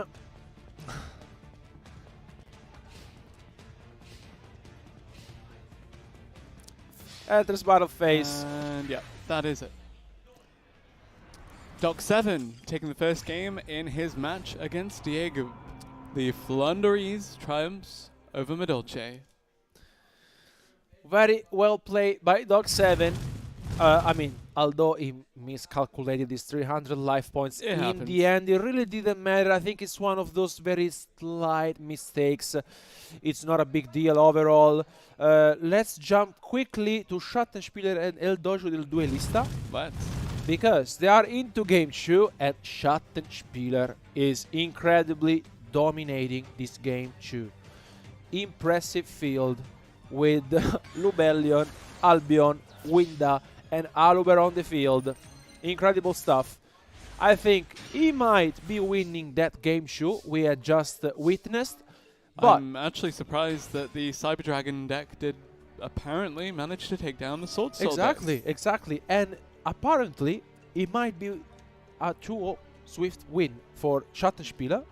Let's see how that shapes up. But speaking of seeing how things go, let's look at Doc 7 versus Diego, the rematch, as we move into Game 2 of this match.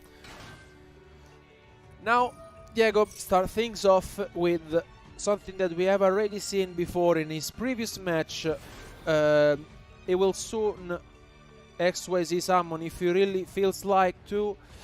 The most card that he has summoned this today, the teacher glass to play. Let's see if he will decide indeed to go for that. I think this is the most start-down lineup usually with the Madolche, especially seeing the Magilin going first. Yeah. I think it's really good because you got the chance to special summon the Chocolat a la mode. Yeah, the Chocolat a la mode, of course, being one of the core components for the earlier victory that Diego did have. Yeah. Even if he wasn't able to close out the match, he did still take a game, largely off the back of how effective that was at restoring his board. Yeah, exactly. Field, sorry.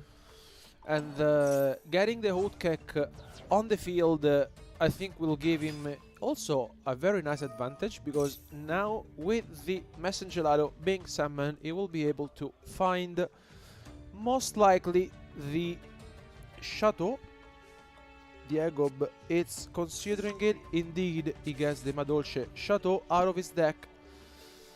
And once again, I think he might be considering going. We've seen him making the Link summon before, which I think something that he could be doing. And indeed, he does.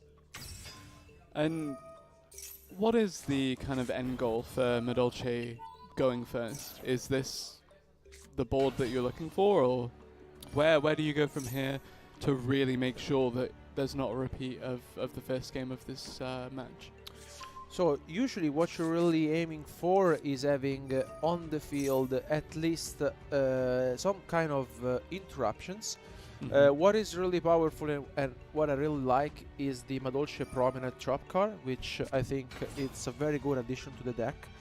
Overall, unfortunately, he's playing against Flowanders because the deck is also being able to getting Abyss Dweller, a very powerful card on the field, but of course against Flowanders it's not powerful, because basically Flowanders doesn't play with graveyard interactions, such as a deck like Dragon Link or Spiral Dot, Salamangreat. The Abyss Dweller is super strong. Against Flowanders, though, it's not the choice to go for. Yeah, so maybe kind of unfortunate for Diego that he ended up in the same group as Doc 7 and Flowanders, but at the end of the day, he seems to be doing pretty okay for himself with the field that he has at the moment. Again, Xyz summoning the Teacher Glass Souffle from the extra deck. Yeah, I think this makes a lot of sense. In this situation, he knows that the Abyss Dweller is not useful at all. And here he goes for another fresh C-Star, and I really like this star because basically with this setup he was able to also activate the Chateau and get back the Angeli, which is something that he's doing. And with this Chateau on the field, basically every single card sent to the graveyard gets back to your hand. Yep. And also what I really like is that with the Tiken being on the field, and there's also the Salon, he gets basically all of these powerful resources, and with the Promenade as well, he gets the chance to either choose what is end line will go, but the Angeli comes to the field. I mean, I think this is a very good turn one for Diego. Of course, playing against a deck such as Flowanders, it's not always easy, but here he goes with Small World, okay, and he takes the Pancratops, which I really like, because basically Maxi is not useful at all. No, absolutely understandable because the Flanders deck, of course, does not special summon. So, yeah, totally fine. I am very, very curious to see how Doc 7 deals with the field that's currently presented itself against him. We have a couple of fairly formidable monsters, but as well as that, just the effects that are available right now. Yeah. Talk to me about some of the disruptions that Diego may have access to shut down some of Doc 7's plays. So first of all, I think having on the field cards such as the Soufflé is very powerful alongside with the Chateau. You really need something such as the Promenade or the Madolce Knight as interruptions. Here, the Pot of Prosperity might be very powerful because basically, if we see a Dark Looter no more, okay. Dark Looter, wow. Okay. He has so many options because if he has already his pieces of engine in the hand, he might be taking the Dark Looter no more. And otherwise, if he's really missing some pieces, he might be getting the Eagle. I think I saw while he was revealing the cards. He has a lot of options, and I think starting things off with Prosperity with a deck like Flow Underrays, it really gets you the advantage of, let's say, adjusting your hand. If you're missing a piece, basically you get to add it, and then you can start normal summoning your monsters. Yeah. Or the other way around, if you're really looking for a sort of interaction such as Dark Ruler no more, that's the case, you get it. And here, I think, if Doc 7 has at least 2 pieces in his hand, he might be going for the Dark Lure, which is something that he does.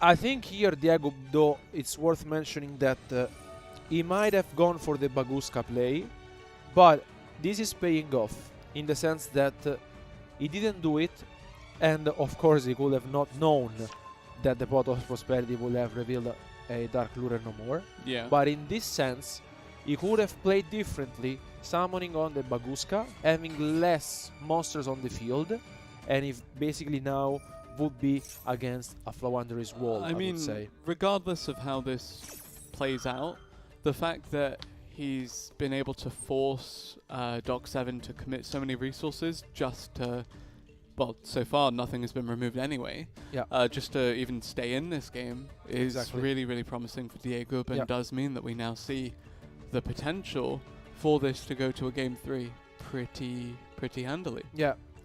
And now he's going to activate the Robina. It's going to resolve also the Eagle. Let's see, because having also the map on the field is usually something that you're really looking for while playing the Flowander's deck. It really depends if Diego has any sort of interruption in his hand. He might be holding some Ash Blossom, for example. We know that he took the Dino Wrestler Pancratops, let's say, as a sort of, I would say, insurance. Like in case Doc 7 is able to come back and deal with this field, which is impressive, we have to say. If he's able to do so, then he has the Pancratops to deal with Empen, for example, and then the Chateau being on the field basically gives him the opportunity to get back cards that would be sent to the graveyard. Yeah, very much a difficult situation for Doc 7 to be in because of the amount of access to cards that have already been used from Diego. It's really, really difficult to get out of this situation, but that being said, Doc 7, he's started his combo. He may very well follow it through.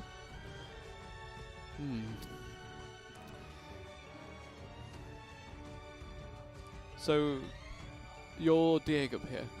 How do you maintain the kind of grip that you have on this game right now? How do you stop whatever this Flowander's deck is about to do? So now, okay. He goes for Rise of the Mega Monarch instead of going for the Empen. this is very interesting because basically he wants to get rid of the Chocolat à la mode. And I think it also makes sense that Doc 7 decides to put back the Pot of Prosperity on top of his deck, which is, I think, is a smart move. Because just in case it's there for his next turn. And now, yeah, Diego, I think here is playing well, activating the Madolche Promenade. Yeah, Promenade, of course, just kind of sealing the deal here. Really have to consider Diego being in very much control of this field right now and control of the game. Yeah. I think once again is worth mentioning how Diego played out this game, because going for the Baguska, of course, it's very powerful, but against Dark Ruler No More we saw in game 1 how disruptive it was, and playing it off differently with all the Madolche cards on the field, and then with the Madolche Promenade, basically he prevented the Dark Ruler No More being as impactful as it was in game 1. And here I think he played it out very well, because he gets the Magellin, he also gets another one with the Salon, which is another Promenade on the field. And although we have to mention that the Flowandris deck is known for making so many card advantages, we have to say and give credit to Diego that is now leading the card advantage situation. Yeah, very, very difficult situation for Doc 7 to be in. That being said, the Rise of the Mega Monarch did just establish itself. He did his job, and now, of course, Doc 7 he is considering basically how to get out of this situation, but play is back to Diego, which I think is holding 7 cards. Quite he has a few options available to him, you have to imagine. The first of which will be that activate effect from the Chocolat à la mode. Chocolat à la mode. And here what I really like about this is that basically you get to chain link all of your effects every time a Madolche card gets activated with the ticket and the Salon. You make so much advantage that is really getting out of control, because basically now Diego not only has the Madolche Promenade on the field, but also the Madolche Knight, which is a very powerful counter trap card. And I think Doc 7 already knows that this game is going for Diego's side. Still far from over. Now he goes for the Teacher Glass Souffle effect, and also the oat cake that will bring back soon one Madolche monster. Yeah, some very, very, very promising games we're getting today, actually, as we do see presumably another match go to a third game. And I also like, once again, Harpy's Featherstorm being activated. I think we can safely say that as per now, it is the MVP. Yeah, Harpy's Feather Duster definitely the one. I don't know if it was the most effective there. Yeah, but still, it's. I think we have seen it quite a few times already this weekend. Something that always, you know. Madolche Queen Tiramisu. And here comes the Tiramisu, which makes me think that Diego is going for game. So, from what I can infer, from what you've told me, from what we've seen so far, Madolche Queen Tiramisu is more like the very, very final finisher for the deck. It's a luxury once you've got to that final game state where you're able to then just seal the deal. Yeah, because basically, in your very first turn, you really want to see on play the Chocolat à la mode with the Chateau. Diego wins game 2, which means we will be having a game 3 coming up very soon.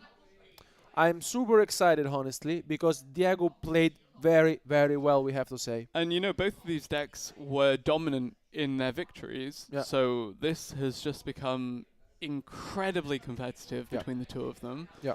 I'm really excited to see how it plays out. And speaking of being excited to see how things play out, we have another game playing out as we speak. Let's take a look at it. Alberto, tell me what is up. So basically we have René Brain against El Guardian Celta, and looks like the game has been sealed.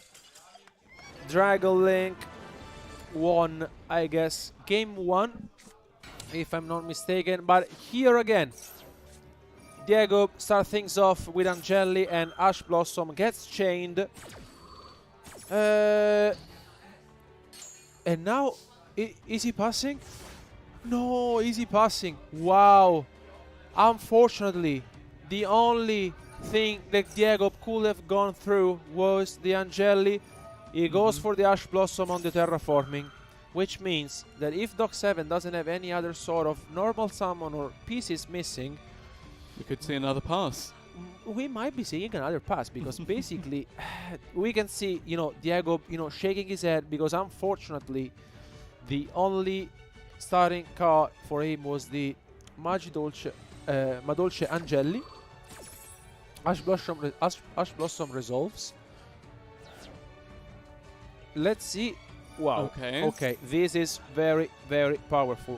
This is the first time that we see the Unexplored win in action this weekend. But wow. But also looks like that Doc 7 doesn't have anything going on, and so there's still hope for Diego. Does he have an Arpis Feather Storm? Does he have an Arpis Feather Duster? And he has it. Wow. He gets the chance to see. Cross-out Designator. And he crossed-out Designator. Wow. On the Arpis Feather Duster being activated. Once again, how powerful would have been the Arpis Feather Duster here to clear Doc 7 spell and trap cards.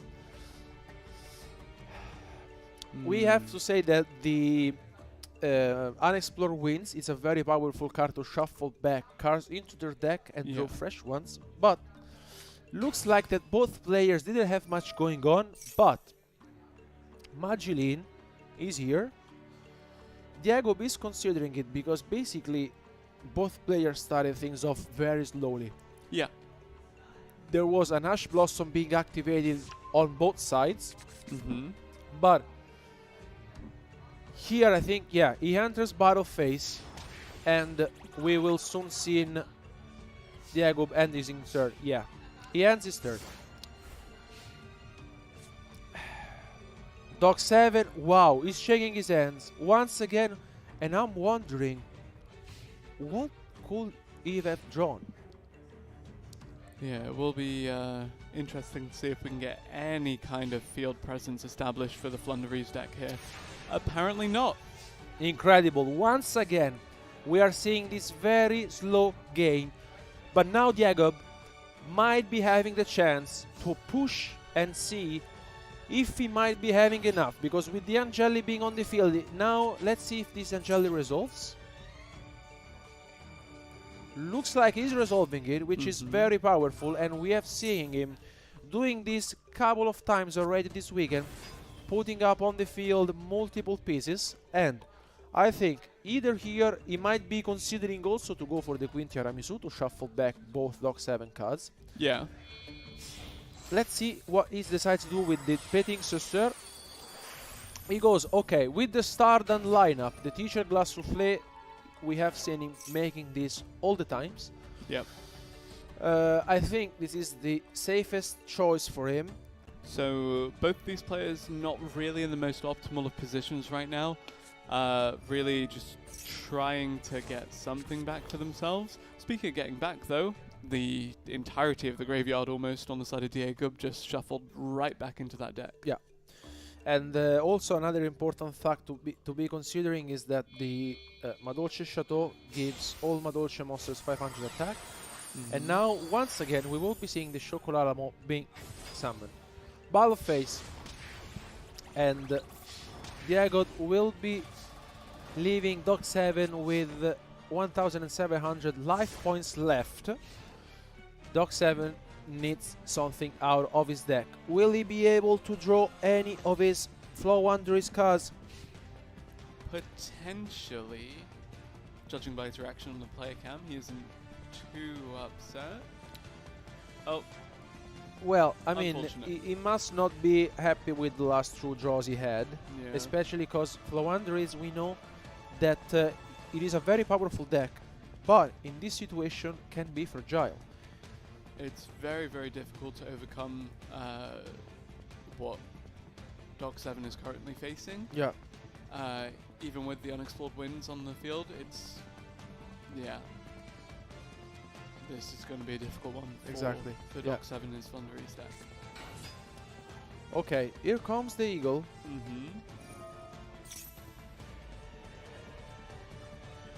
So, let's see. I believe he has M-Pen in hand. Or, okay, no, he's grabbing it now. Okay, fine.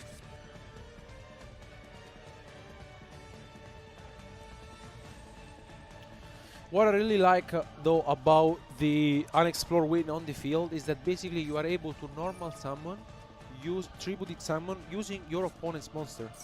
So what I really like is basically using Diego's monster, but he is chaining the Promenade, which is something that I really like in this specific situation.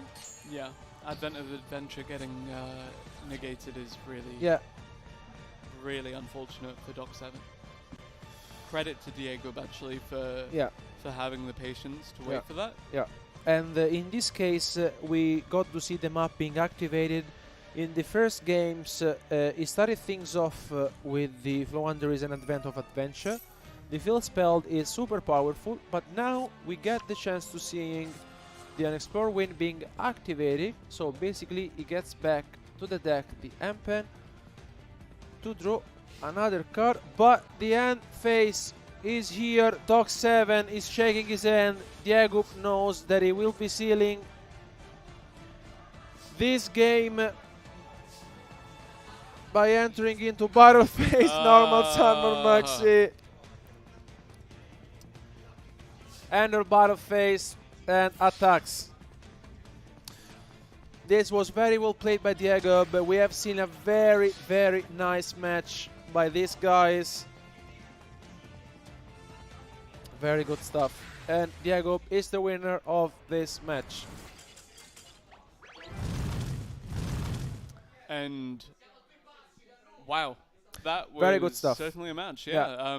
Really, really dominant victory from Doc7 earlier with the Flunderies, but then ultimately Diego just bounced back. Exactly. Dolce all the way. And actually, speaking of Diego, Ed has him on stage for an interview. Congratulations, how are you feeling? Thank you. It's feeling incredible to beat the Rubina, because the Rubina is the pure evil of this game. I really can't win against the Rubina. Well, you just did. That's the thing. Yeah, but that was fortunate. Wow. But it was all fault about Maxi. Really? Maxi attacking for game, it was fantastic in my opinion. Well, it was a really, really interesting game to watch. There were a couple of moments where you were Dark Ruler no more over the Baguska for that first game, but then for the next two, you just built a very strong field. That next one, it seemed like Doc7 just didn't really have the cards he needed. Also, I loved some of the theatrics we were seeing from you with the Harpy's Feather Duster and a lot of the sweeping. I love to do that because that's what we like to see. We need to have fun here. Of course, we said. Dark Ruler was really strong. Baguska was the plan B, but I mean, trap cards are a thing. Ma dolce. Machad dolce. There we go. So, that means you've got 1 win, 1 loss. So there's still a chance if you win your next game that you'll get into the top cut. Are you feeling anxious or are you feeling confident? Very anxious. Really? My opponent will play Sorcerer, which is a very good deck. And I only need to believe in my cards, in the heart of the cards. So we like to hear. Yeah. Believe in the heart of the cards and perhaps... Hyugi.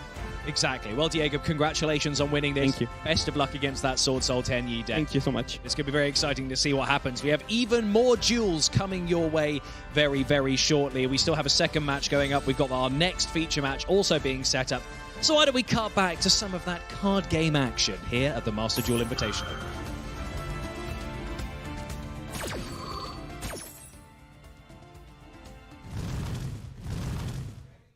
Thank you, Ed. We will indeed cut back to some card game action. El Guardian Kelter taking on Renebrain, the Umi control versus the Dragon Link. And Renebrain got the chance to win game 1, and here comes the access code token on the field. We have seen already a couple of times this weekend how powerful this card is against all kind of decks. It now activates the access code token effect on the field. At the moment there's the Legendary Ocean and the Mega Fortress Whale, which is not able to use any of his effect. Battle phase. And I think here, when you're playing Umi and you're left at top deck, is never a good situation. Yeah, El Guardian Kelter, you see him there, just what can I do? Unfortunately, this game, not much apparently. Exactly. Now it comes back with the Karyushin. Oh, that's a start.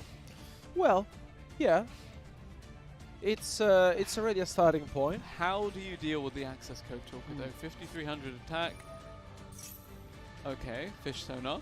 Okay, he goes with the Fish Sonar, which is good because he gets to search for a water or Umi monster from his deck. Of course, we have to mention that it's not easy enough, but enough with this. Let's switch and move on to our next match. It's gonna be Lithium against Volt. And of these duelists actually sitting comfortably at the top of their group at the moment. A win apiece. Of course, you have Volt with the Sky Striker deck against Lithium, who is bringing... Lithium is bringing Dogmatica. And I'm really curious to seeing basically how Lithium will be interacting with the Sky Striker player. From what we saw previously, Sky Striker won against Dragon Link, especially because of all the interruption the deck has. The deck is very good at playing against all the current decks that we have in the format. Yeah, I think Sky Striker, again, just the fact that it's like that pseudo kind of control playstyle, while also being very, very fast and very rapid fire quick, does mean that some of the other decks do get left by the wayside while they're still trying to set up. I do wonder, is Dogmatica one of those? Would you consider Dogmatica to be a little bit slower than some of the other decks we're seeing this tournament? Well, on one hand as well, I have to say that Dogmatica I will considering as a control deck, because basically you really want to focus on having on the field cards such as the Dogmatic Ecclesia and also the Dogmatica Punishment, which is a very powerful card. But from what we have seen this weekend, most of our players basically relied a lot on the field spells. I'm thinking about Floowandereeze, for example, that we saw before with the Floowandereeze Advent of Adventure.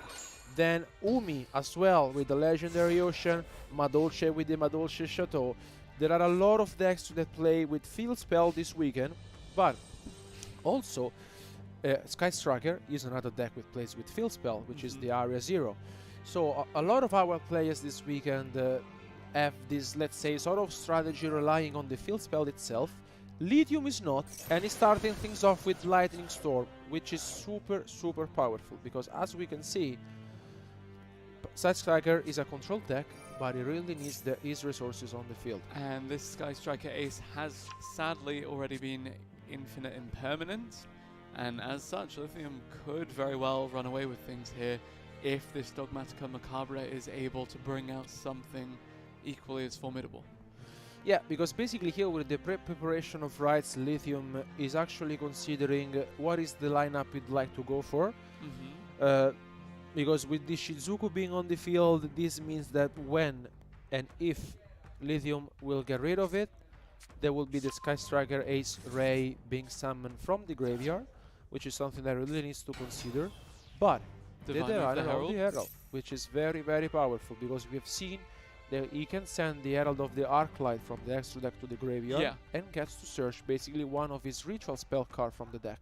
That is a 1-card combo starter, essentially. Yeah.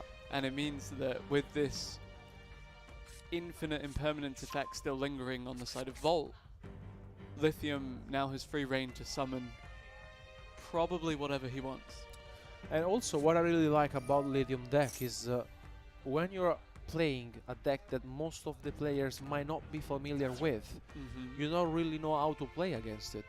Because basically you might be familiar with decks such as Branded Despia, Sword Soul, the Sky Striker for example, which are, let's say, very known, but Dogmatica you might be underestimated, and in the moment when you underestimate a deck, you might be losing to it. So, with that being said, yeah, this is very powerful because as we saw also in Lithium previous match, this won in games, and here with the Nadir Servant, I think Lithium picked up a very good start, because now he also might have the chance to send from his extra deck the Elder Entity NTSS.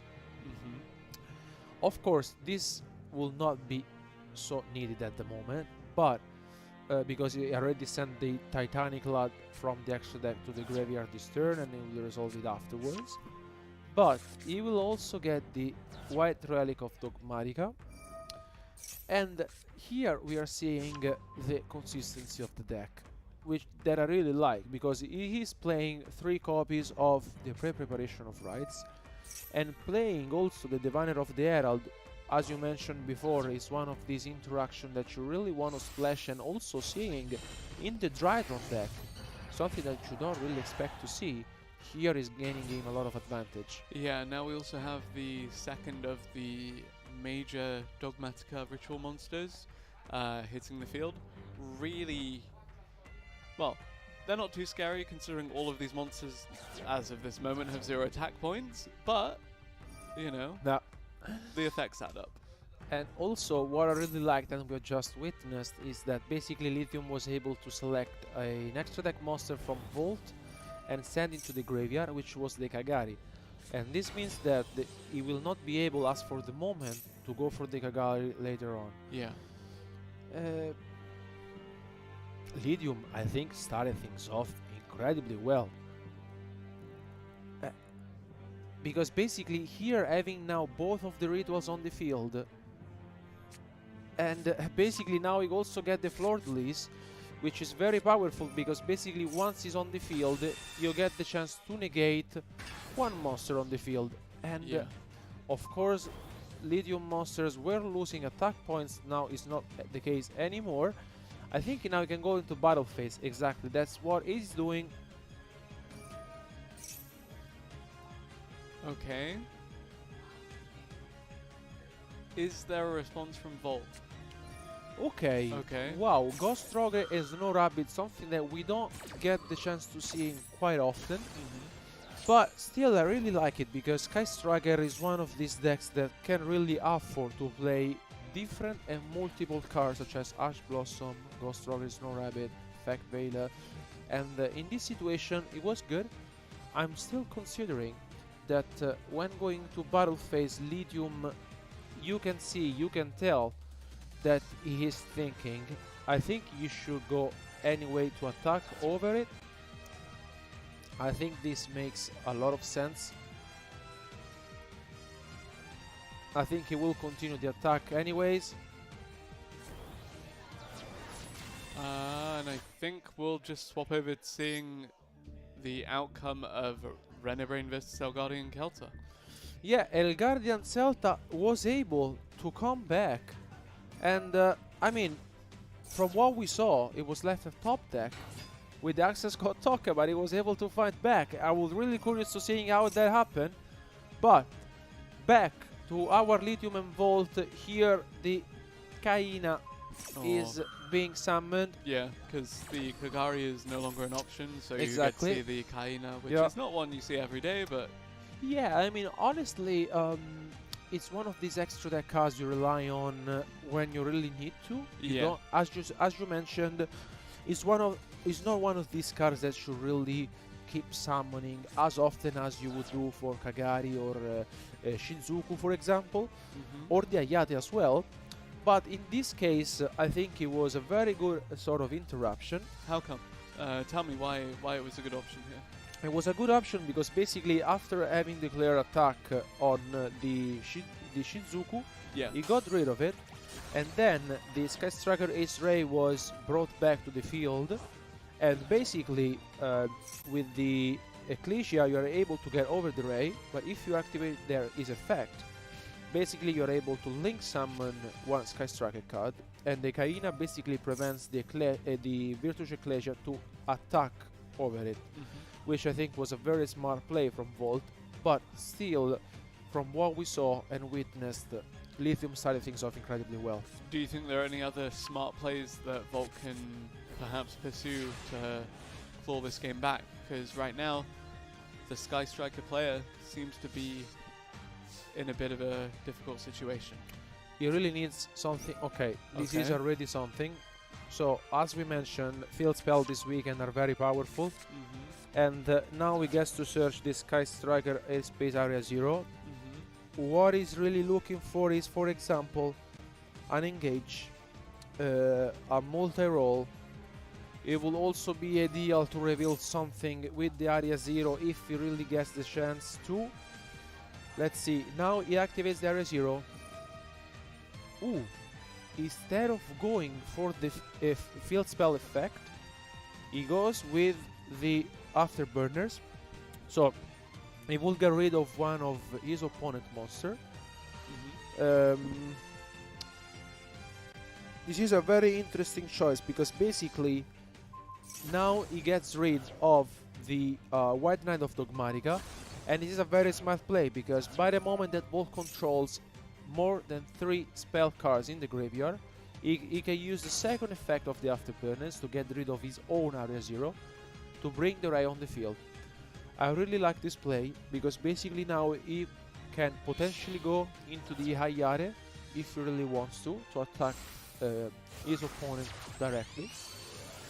He goes for the Shinzuku, and now he will have the chance to attack over, I think, the Dogmatica Ecclesia de Virtus. I believe the Nightmare Unicorn was just sent from the extra deck to the graveyard. Yeah, and I think this is what makes Lithium deck unique. I really like the fact that he has the chance to basically look at his opponent extra deck and select every single time a card to send from the extra deck to the graveyard. And playing against a deck such as Sky Striker, which is a control deck, it takes time to establish his field and take advantage of his opponent. Losing resources like this, it is a really very, very problem for Volt.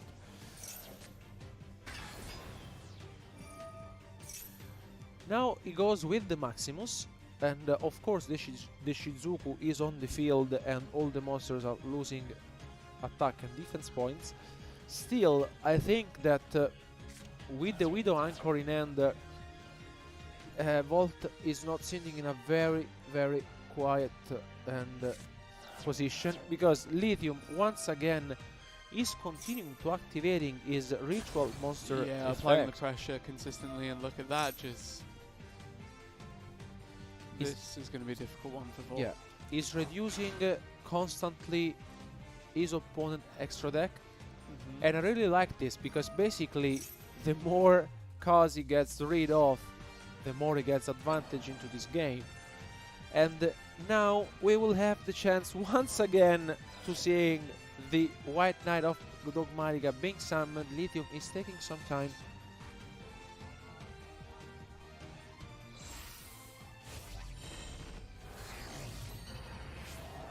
Okay, here it comes. Dogmatica, as you said. Yeah, once again, I think this is a very smart move from Lithium. And we mentioned it at the beginning of the game. Both of these decks are control decks, but what Lithium deck does is basically keep having your resources on the field constantly and get rid of your opponent's strategy, because basically Sky Striker is based on you know, of course, of the spell cards he plays, but all the link monsters that are essential to the deck. So now he will activate Rise effect, and let's see what's left in the extra deck. Okay, he goes for the Ayare. I think Lithium played well not getting Ring of Them, because basically Ayare in this situation is not useful at all. Yeah. And here he gets to Chain Link 1, the White Relic, Chain 2, the White Knight, sending another Entity NTSS to the graveyard, sends another extra deck card from both sides to the graveyard, another Ayare. Very, very good start from Lithium. Yeah. And you have to imagine that this is almost game 1,000 life points between between Lithium taking game 1 of this match. Yeah, I really liked how Lithium played. Of course, Bolt has a couple of cards that he might be drawing. Lithium. Okay, tell me what kind of cards could get Bolt out of this situation? Well. Okay. Okay, next time. Yeah. Next time, maybe. Not any of the ones he drew, evidently, but yeah. Okay, no, that was a really entertaining back and forth duel, at least. Like, I'm really excited to see how this match shapes up. That was a very interesting game 1. I think especially Lithium playing very well. Yeah. As I mentioned to you previously, I think he has an advantage in the sense that if you don't really know how to play against a deck like Dogmatica, you might not be familiar with the cards, but what I really like about Lithium deck is not only it is a control deck, but with the ritual monsters being on the field, you're basically able to get your opponent's extra deck resources to the graveyard. And in this kind of matchup, Sky Striker really relies on these cards. Yeah. And basically, if you get rid of cards such as Kagari and Shizuku, the Ayare itself doesn't do anything. Yeah, of course, the Sky Striker kind of goal is to tag in, tag out, and yeah, at that point. Exactly. Your opponent's strategy is basically shut off. But without no further ado, our players are ready. Let's go into game 2. Maybe another case of an unfortunate group draw for one of these participants, at least. Volt matching up against Lithium and getting completely shut out of everything. But it looks like he didn't go for the Shizuku in the end phase. I don't know what happened, honestly. He might have clicked on the automatic process, because basically he played so fast. And maybe by mistake, I think he selected the automatic. I don't know. Because wow, there's the gold by the grave. Because indeed, as I was mentioning to you guys, if he would have gone for the, I think you go 100% for the lineup Ray, turn 1 Shizuku, but I think he was shaking his head. So maybe by mistake he selected the automatic play, so didn't have the chance basically to go into the Shizuku. And here he gets punished by the gold by the grave, which is very, very powerful, because he doesn't get the chance to special summon the Shizuku on the field. Yeah. Upstart Goblin coming through should just be a card. Did Volt draw what he needed to? Doesn't look like it. Okay, So Port of Desires being activated. This is huge in the sense, wow, Ash Blossom. You usually activate Port of Desires into Sky Striker when the situation is not in your favor, in the sense that getting 10 cards banished, of course, is, let's say, a trade-in. You banish 10 to get 2 cards, but usually you go to activate your Sky Striker Engage Horned Drones first, in order to prevent not to banish them. Unfortunately, for Volt, Lithium had the Ash Blossom. Let's see if Lithium manages somehow to find something out of his deck, such as the Dogmatic Ecclesia, the Virtuous, or Nadir Servant. Sangan, for example, could be very good alongside with the Diviner of Herald. He has a lot of different options. But he doesn't. Wow. Yeah, that is unfortunate situation. I am quite curious to see what Lithium has face down on his side of the field at the moment. Are there any additional responses? And the Area Zero being activated gives him very, very good average here, because with the multi-roll being activated, he can go multi-roll, destroying the Area Zero. That's, I think, what he will do. Does Lithium have Maxi? He does. Lithium has the Maxi, and this is good in this situation. It is not so powerful against Sky Striker, but it will draw one card for sure, maybe two cards. Let's see. What you usually do here is going for the Ray, attack, then in the battle phase you use Raise effect to go for the Ayare, deal another 1500 damage, and then into Memphis 2 you can either get back the cards you've just sent with the Ayare, with the Kagari, and then basically into the end phase you are able to set multi-roll, so at least a couple of spells, and then search for Shizuku. And what I really like is that basically you can put multi-roll and set first, and then search for Shizuku. So, from the Sky Striker perspective, there is a really clear way of playing out this game, at least. Yeah. But speak to me from Lithium's side, because the Dogmatica deck, it has its strengths, it has its weaknesses. Tell me how you get a clear advantage in this game. So, Lithium might be holding a copy of Infinite Impermanence, which I think it's most likely is might be holding one, because basically he didn't activate anything at the moment. He might be holding as well a Dogmatica Punishment, even if okay, indeed. he might be holding, and he does. This is I'm still thinking if he would have activated the punishment when the multi-roll was activated, because then he would have prevented Volt to summon the Ray. Yeah. He could have gone punishments and the Eld Entity NTSS to destroy both the multi-roll and the set card if he really wanted to.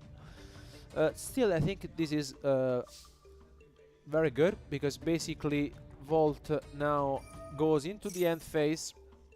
Indeed, Lithium had both Impermanence and Punishment, that made sense. And now the Shizuku gets negated by the Infinite Impermanence. Okay, and now Lithium's just gonna do his best to build a field for himself against what Volt has already put down.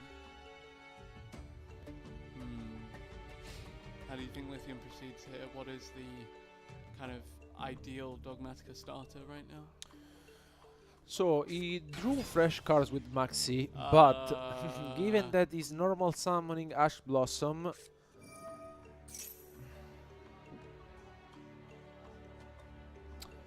okay, we also see a Maxi being activating all the fleur-de-lis. This might hurt a lot, because as we saw, Lithium is also able to get different special summon in one single turn.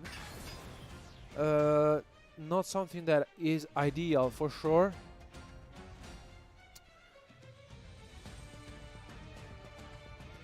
I'm still wondering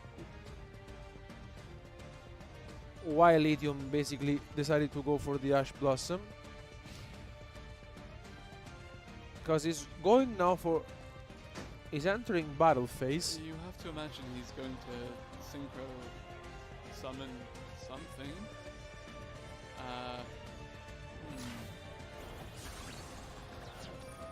It is, yeah, a very, very difficult thing to wrap our heads around, but there's still a main phase 2 with which to summon something. I think Lithium had a plan which was disrupted by Maxi, because when your opponent activates Maxi, you can't really give him so much advantage. Now Volt goes with Ray. And I think from what we saw during this game, although there was not that much going on in the very first turn, I have to give credit to Volt for being in this game without, you know, pushing much. Lithium is shaking his head because there's not much that he can do at the moment. The engage being added for the Shizuku is very, very powerful. I mean, conversely, is there much that Volt can do besides play that engage? So he might go for engage, search, is that just one? Okay, he goes for the multi-roll, which makes sense. Yeah. Because at least it will prevent Lithium to activate anything on his Sky Striker cards. He goes for the engage, Lithium cannot respond because the multi-roll was activated. Volt should be having at least 3 spells in the graveyard, which means that he could have also the other engage. Exactly. He has 3 spells in the graveyard, so he also gets a draw for the engage. Yeah, and the Widow Anchor is ready to take, presumably, the yeah. release.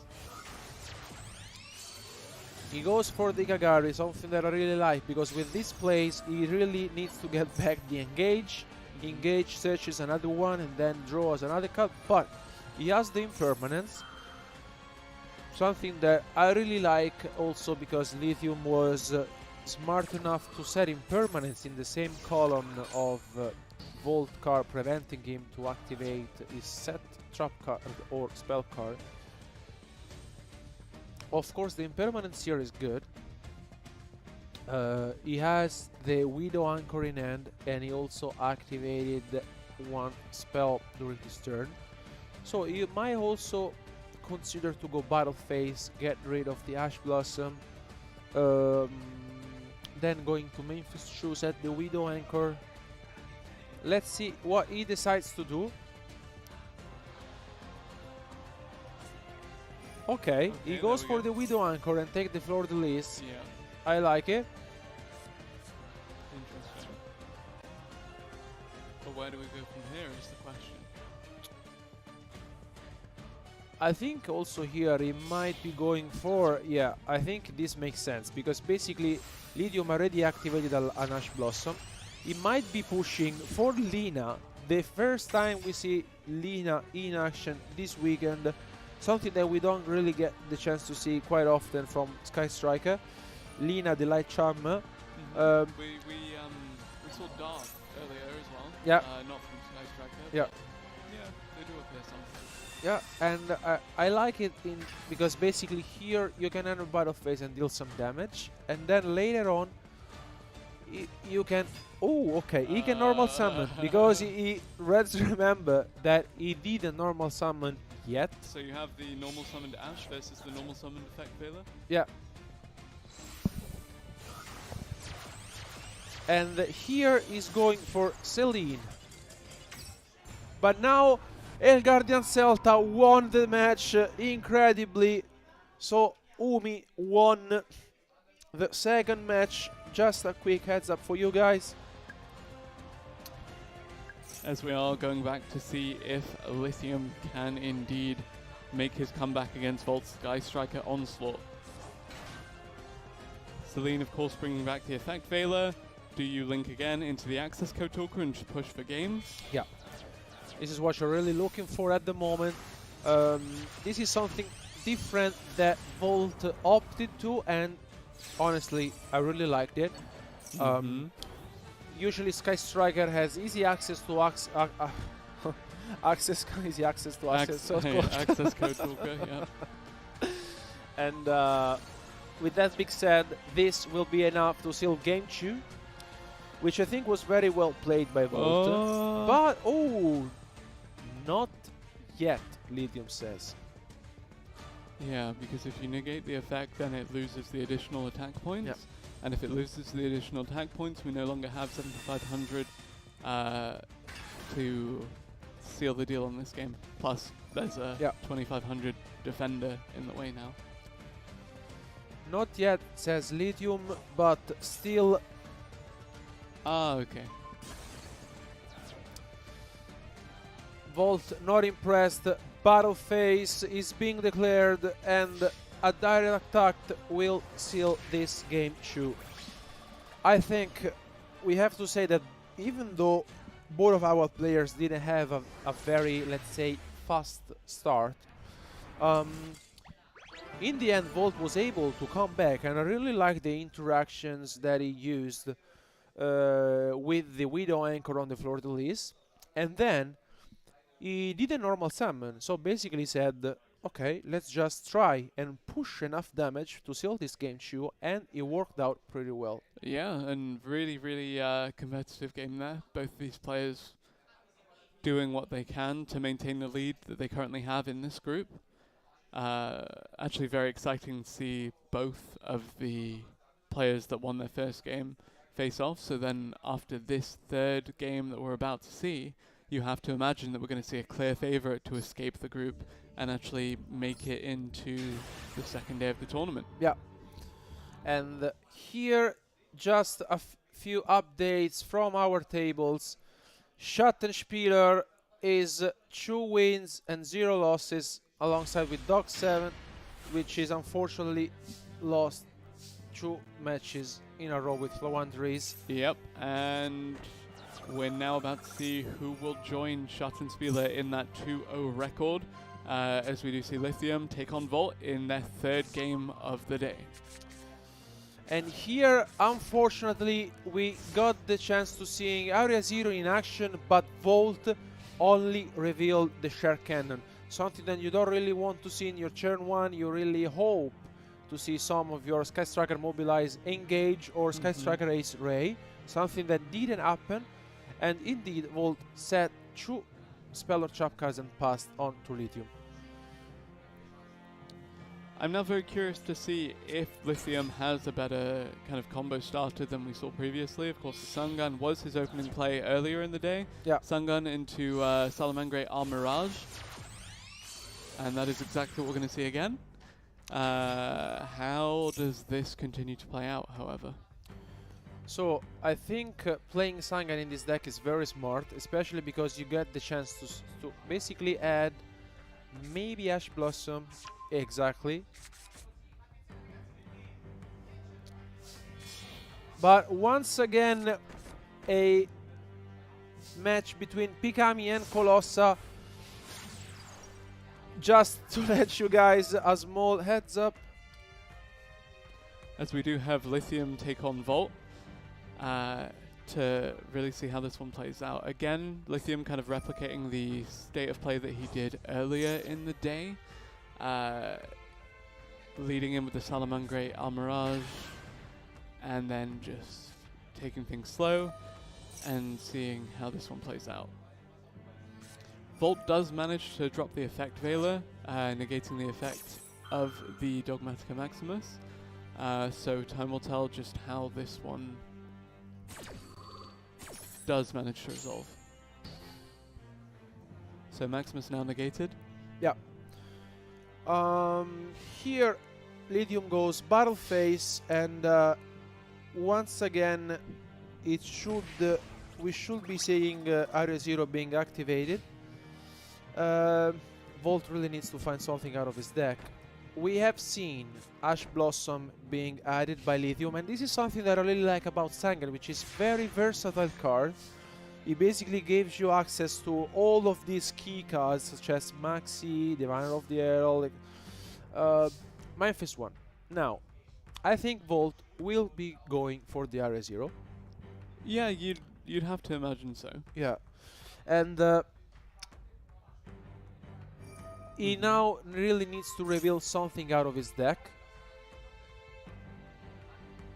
What would be the ideal card to reveal, do you think?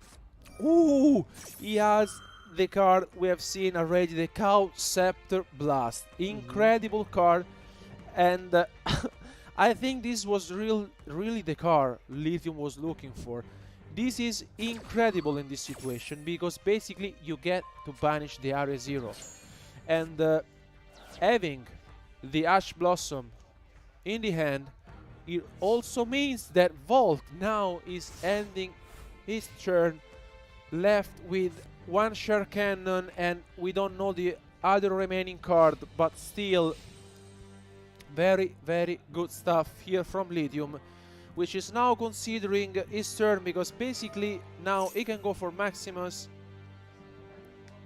Yeah. Infinite Impermanence does come through. Again, the Maximus getting its effects negated. And I think here Volt really wants to stay in this game and try to do his best. It's not going to be easy for sure, because now Lithium also has the Diviner of the Herald. How powerful this card is, we have seen him already in action this weekend. But Ash Blossom is being activated now, and also, wow, incredible, because now Lithium goes with the Crossout of Designator, and I think Lithium really started things off very, very well. We have already mentioned the experience that he has when it comes to Yu-Gi-Oh! He's a very experienced player, and in general, he's showcasing us how powerful his Dogmatica deck is. And now the Herald of the Arclight gets resolving. He will most likely be summoning either one of the ritual Dogmatica monsters he's playing, either the White Relic or the White Knight.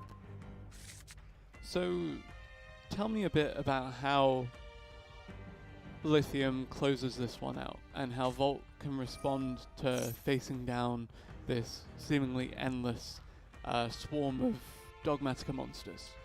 So on one hand, I think Lithium really needs to pay attention that even one single Sky Striker Mobilizing Gauge might be changed the game, or also Sky Striker Ace Ray might be the exact same thing as drawing into an engage.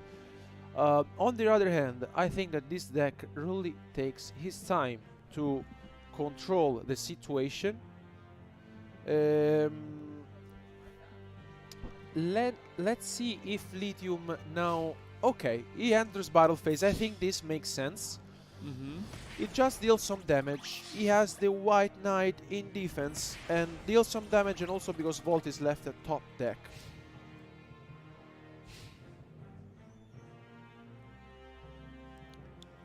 Let's see what Volt can get from this, because, yeah, this is a very intimidating prospect to have to kind of stare down. A lot of options on the field for Lithium right now.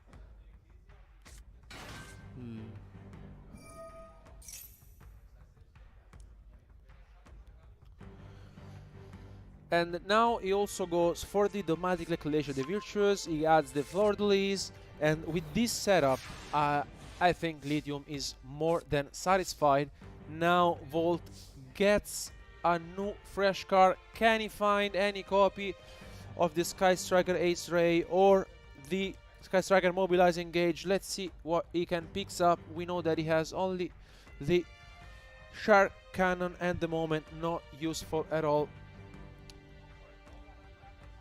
Yeah, honestly, looking at Volt's options right now, he goes with the Ghost Ogre, and I think that Volt has seen enough. Lithium wins 2-1 and advances with 2 wins and 0 losses. Not necessarily advancing out of the group, but still in a very good place to do so. He takes sole position of the top of that group, and he looks really good while doing it. That Dogmatica punishment was relentless. Yeah, I mean, but I think Lithium really showcased us how the deck is powerful, because basically at the beginning we said that if you don't really know how to play against a certain deck, you might be facing difficulties while playing against it. But I think both these games were very, very tight. And what I really liked is Lithium didn't lose his composure, and now is advancing with 2 wins into his 3rd round. But now it's back to Ed. And the winner of that round is Lithium. So a big congratulations to Lithium. We're now going to walk on over to our interview area and have a very quick chat with Lithium, who's just won that round. Come on over, sir. Now, how are you feeling? Hey. How was that for you? Stressy. Yeah, I know. I mean, Striker is an okay matchup simply because it's so reliant on the extra deck. And game 1 was superb with all the rituals, destroying the extra deck, so the deck definitely put in work. Absolutely. And then in that final game as well, you seem to have a pretty good opportunity just building that field. That second game did seem to go on what felt like forever. Yeah, it was really close, but I forgot that I activated the Dogmatica trap during the previous turn. So I normal summoned Ash and tried to use my extra deck. But I forgot that I was blocked from the extra deck, and that's where it went downhill. You went downhill from there, but you brought it back in that third game, so here we are in the winner's circle. So things are obviously going well. Crazy stuff. So that's your second win now, correct? So you're now 2 for 0. Yeah. That's pretty good. That's a pretty good likelihood that you might be going on to that next round. So I guess we have one more duel just to 100% see. But you feeling good about that? Yeah, the next one is Dragon Link, Dragon deck, also heavily reliant on the extra deck. So hopefully, who knows? Yep. Hopefully, who knows? We'll all find out together, so don't go anywhere because those duels are coming up very, very soon. But without wasting any more time, we're going to throw back to that card game action that I talked about just a little bit ago. Guys, back to you.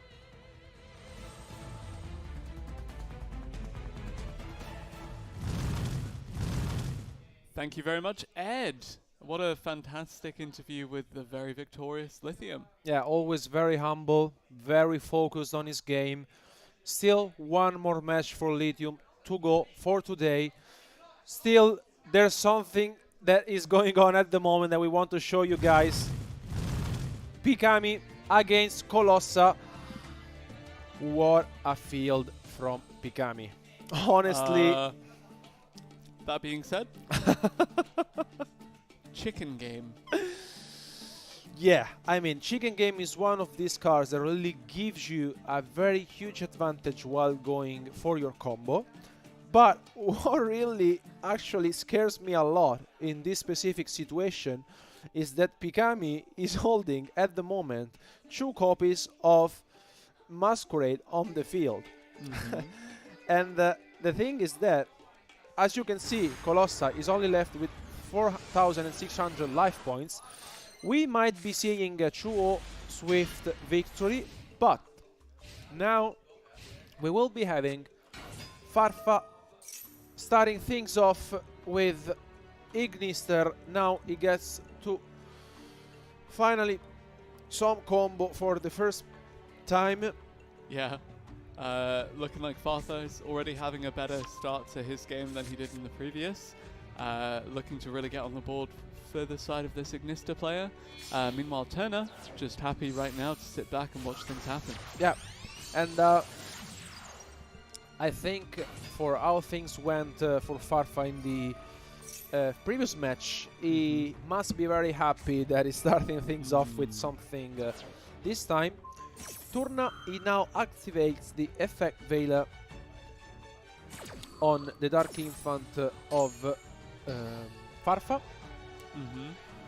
Let's see if now something else happens. Now it comes with the AI land.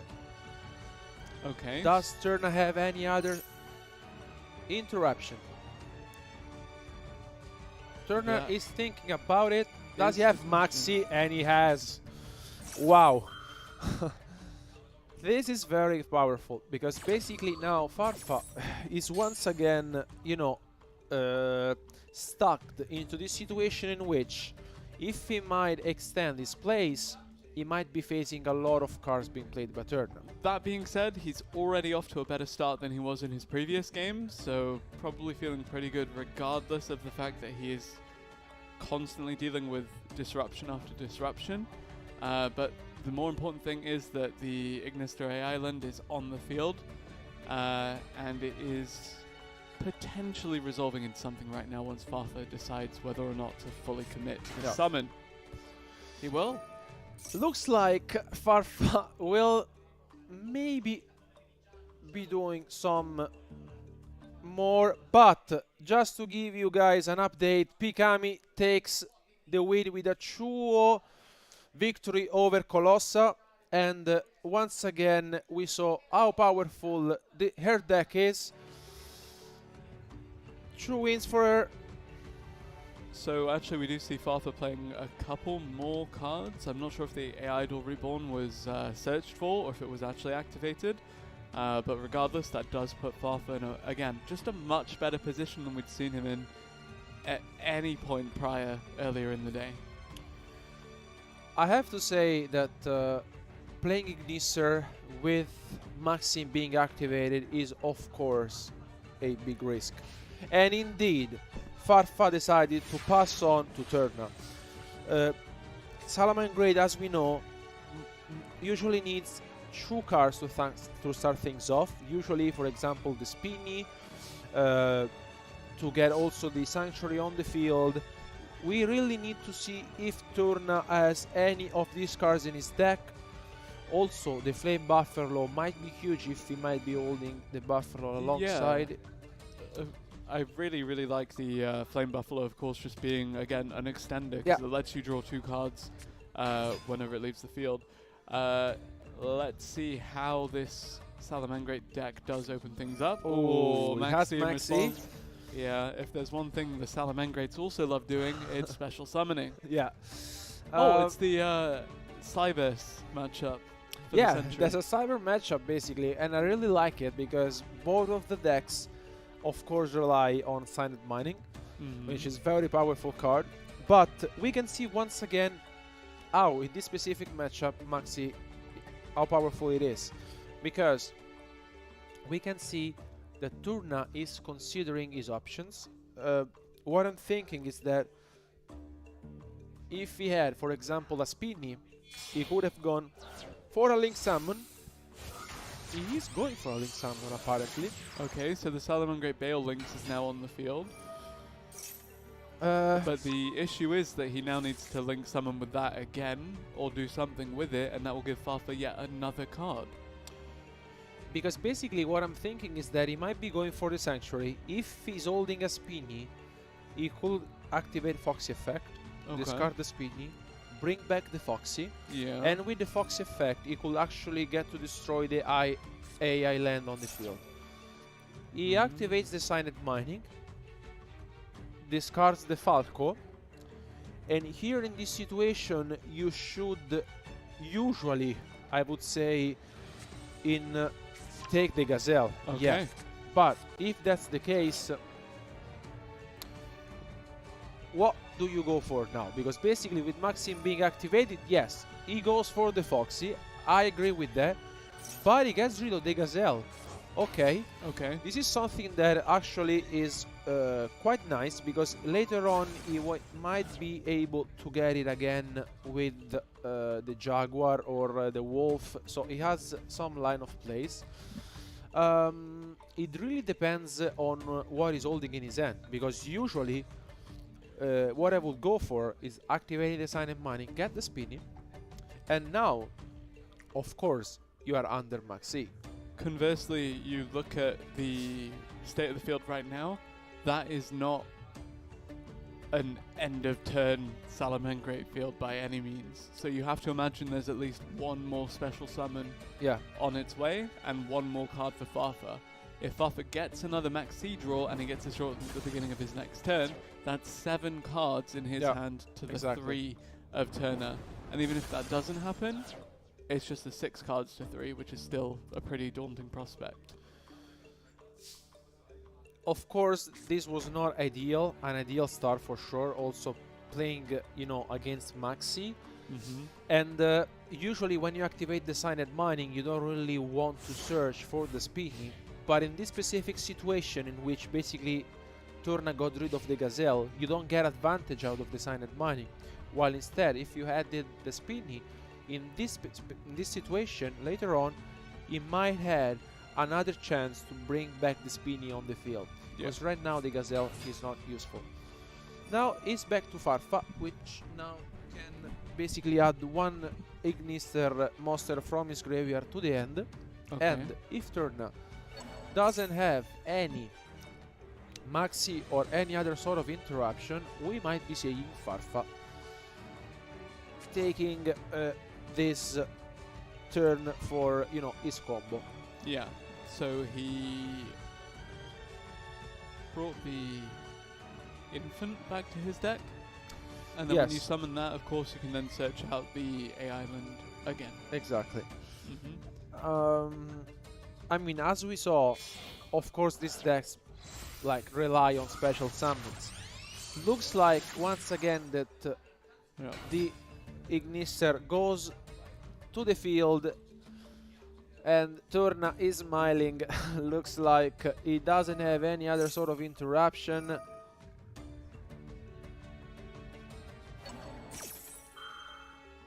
Farfa here plays very well because basically he gets to add the field spell from the graveyard, something that I really like. I think this was a very smart play by him. And now with 7 cards on the hand, we will soon see in the AI land being activated. And now he will special summon one Ignister monster. Let's see what he decides to go for. Then he goes to add another one from the deck to the end. Basically, what we previously mentioned is that the Ignister deck really needs to get things going through at the beginning with the field spell. And the field spell is what really makes the difference. Yeah, the AI land, of course, being like a really key component, as you mentioned to me before. There's a potential to just take your opponent's life points from 8,000 all the way to 0 in one turn. Yeah. But the kind of key component of that strategy is how we interact with the Ignister AI land. That being said, Turner perhaps has already used up all of his removal and may find himself in a very precarious position if Farfa does manage to get out the requisite pieces of this Ignister combo. We can tell that Farfa is taking some time to understand what might be the best solution in this situation, especially because he doesn't know what Turner might be holding in his set spell and trap cut zone. He goes for the Splash Mage, which is something that I like, especially because he is playing now. He goes for the effect, and as we mentioned, he was also playing the update gem Transcode Talker, but there was the infinite impermanence being set from Turna. He really needed to activate it there. I mean, there's nothing else that Turna could have done. And if you're... okay. If you're Farfa here, I was going to ask, what do you do? And apparently, it's activate Ignister AI Island, and you bring out as many of these Ignister cards in your hand as you can. And now, basically, he goes to special summon one of his monsters from the graveyard to his field. And then you link them away, or...? Now, so basically you get the AI Michu, which basically is like a reinforcement of the army, let's say, for Ignister. And now I think Turna is basically left only with the poor Foxy on the field. This is exactly what Farfa's deck does. The more advantage you get, the more your opponent is in trouble. Of course, both players had the maxi going on. I think Farfa was brave enough to special summon a couple of monsters, but then Turna was basically forced to go into that Foxy. And the Galcheria Ignister now making its first appearance of the tournament. How do you feel about that one? I really like it because basically you can select one Cyber's monster you control, you get that effect, and then you special summon it from the hand. And it's a very good extender from your combo because indeed now you go for the update gemmer.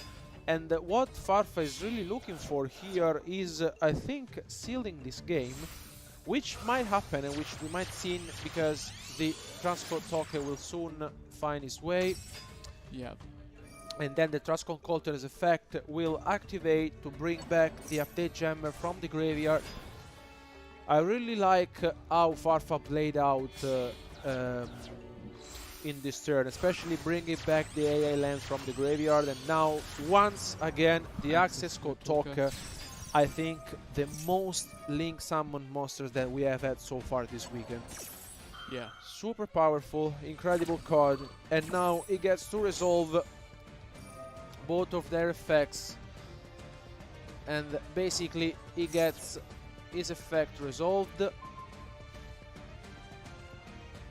Torna activates the Bailings from the graveyard in order to protect the Foxy, but once again the Access Code Talker will find his effect, and now battle phase.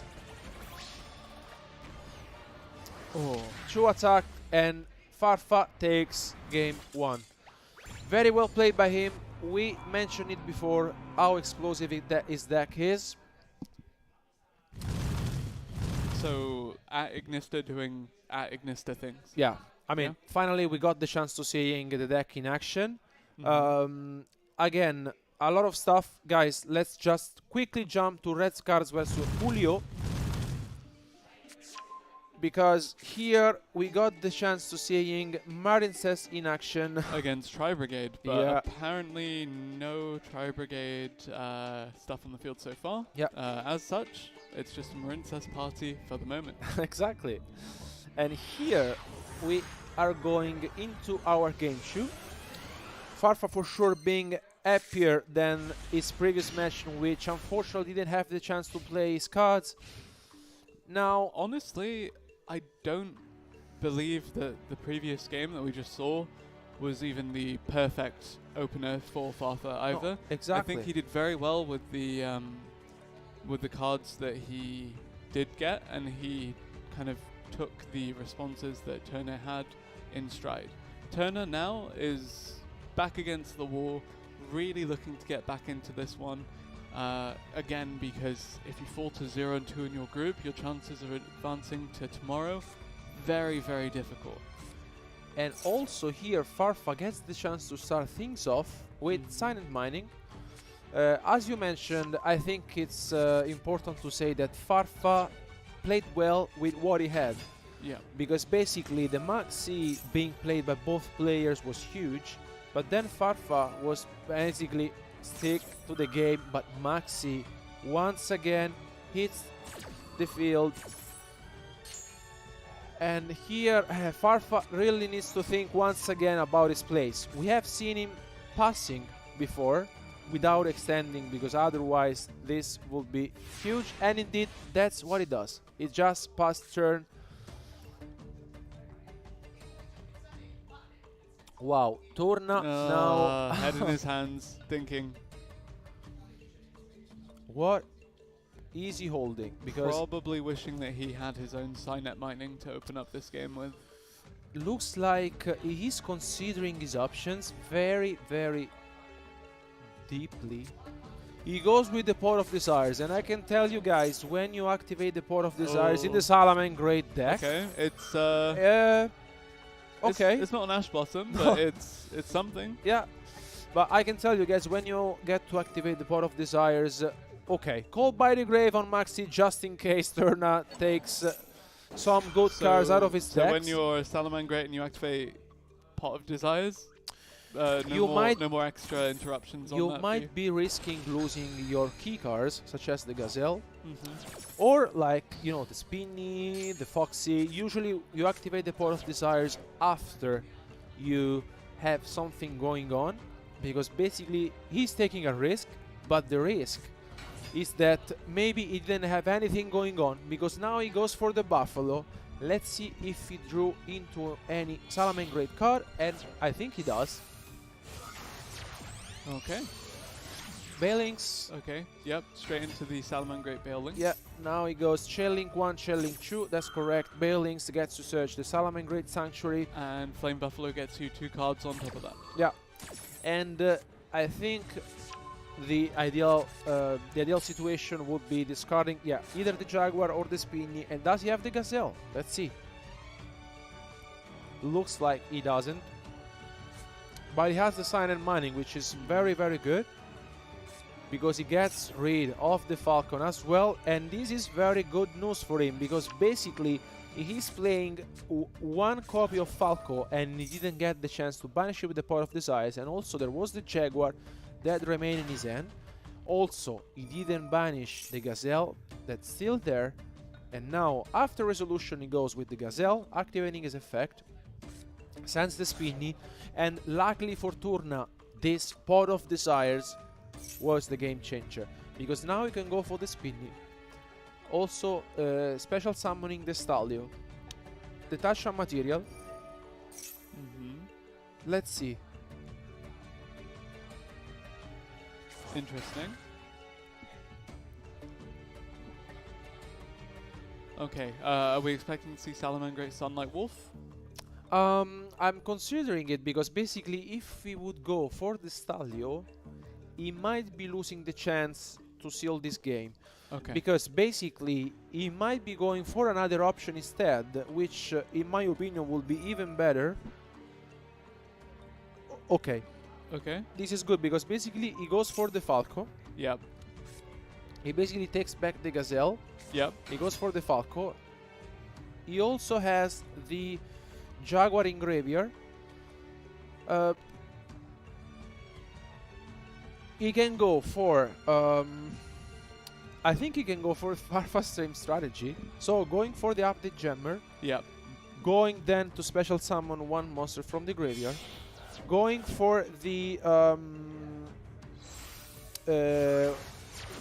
no, I think it's not going. We have the Salamangreat Sunlight Wolf. He goes for the wolf. He might. I think he might have sealed the game in this turn, because after going for the Splash Mage, you go with the update Gemmer, then going for the Transcold Talker. We have another Salamangreat Sunlight Wolf, as we predicted. Do we have the traps in the graveyard though? No, it doesn't. Okay.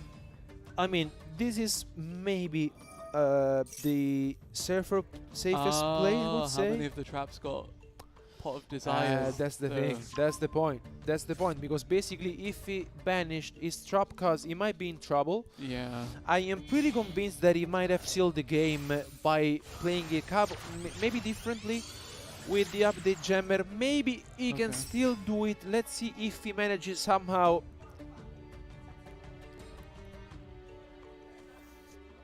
So, do we go update Jammer to transcode token to access code? Yeah, I think that's the goal. Okay. Yeah, you go for the transcode talker.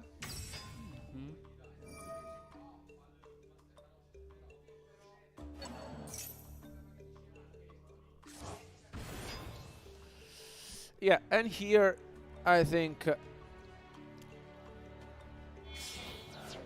I mean, unless Farfa is holding a copy of Infinite Impermanence, for example, after getting rid of the Ignister monster, Access Code Talker finally hits the field. He played it kind of differently, but still is figuring out. I was maybe afraid that he would have playing more safely, let's say, going with the Wolf. But I really like that Turna, actually. But does he have Effect Veiler? And yes, he has. He does. Does he have Called by the Grave? Ooh, the Cross-out Designator. Okay, but what if all the Effect Veilers got taken away by Pot of Desires? No. Evidently not, but that would have been tragic. Wow. And Turna now negates the Effect Veiler, and we are seeing exact same thing that happened in game 1 when Farfa won. I really like how Turna came back into this game. He figured out how to go for the Access Code Talker in the end. And we will soon see the effect of Access Code Talker being declared. He now gets rid of the Ignister monster, enters battle phase. Will this be enough to seal the game? First attack goes through, second one, and it does. Yep, seals the deal. Turner, he evens up the match score, and we have a game 3 on our hands. Very, very good stuff. For a moment, we thought that Turner maybe wanted to play it more slowly, going for the roar or the rage, but what I really liked is that he figured out the right way to go for the Axel Stalker play with the Apted Jammer and the Transcon Talker, which there was the play we were talking about. And in the end, although Farfa was holding an Effect Veiler with the Crossout Designator, he sealed the game. It really did, and actually we have another game on our hands that may very well be sealed as well. Let's take you over into Rev's Cards versus Julio while we wait for the next in our match. Yeah. Nope. Very quick one. Yeah, Just a quick look at the it's match. how it goes. The guys were playing game 3 between Turna and Farfa to see who will win this match.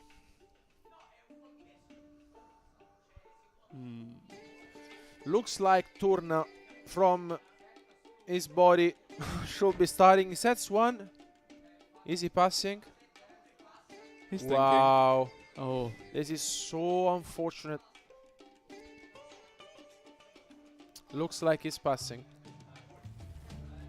Fundamentally, you have to look at this as being the game of the tournament for both of these players now, because again, it's such an intimidating prospect trying to escape your group with a negative win-loss record. Exactly. And this is your chance to even up the unfortunate event that you encountered earlier in the day and really try to make it back into contention for a day 2 slot. That's right. And unfortunately for Turna, he didn't have anything going on in his very first turn. This is something that happened to Farfa already in his first match today. Maybe Turna will be able to survive this turn thanks to infinite impermanence, for example.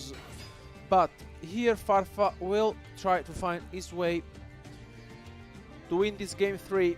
Let's see if Farfa will go for the standard lineup. We have already seen by him going for the Dark Infant to look up and search the AI land. Does Turna have Effect Veiler? Nice.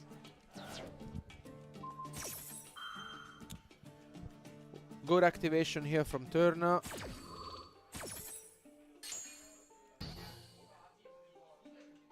Does he have the... Well, yeah, he has. Okay. So basically this is good because it is essentially a Monster Reborn. Wow. He has the Cold Body Grave. Theoretically, it would be essentially a Monster Reborn. Yeah. Now it's not much. No, exactly. And he doesn't get the chance to summon it back. This is a very weird situation because basically Farfa goes Battle Phase. But looks like that there's not much going on for Turna. He really needs to find something out of his deck. A Sign and Mining will be great. Let's see.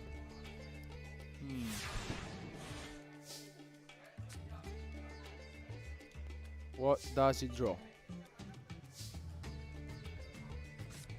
Okay, he goes for Fox, he goes for the effect. He basically gets you seeing the first 3 cards of the deck. And hopefully if he gets a Salamangreat card, he can add it to the end. So what is he looking for specifically in terms of the Salamangreat cards that are available to him? Best card he might be seeing is for sure the Salamangreat Gazelle, but also the Salamangreat Circle. Why is Gazelle... Oh, well, Ooh, Gazelle's right there, but why Gazelle specifically? So when you activate the Foxy, basically you cannot use his second effect from the graveyard in the same exact turn.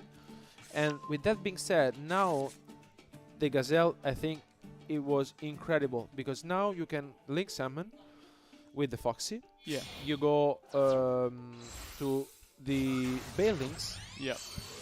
Now you can also activate the Gazelle. Exactly, that's correct.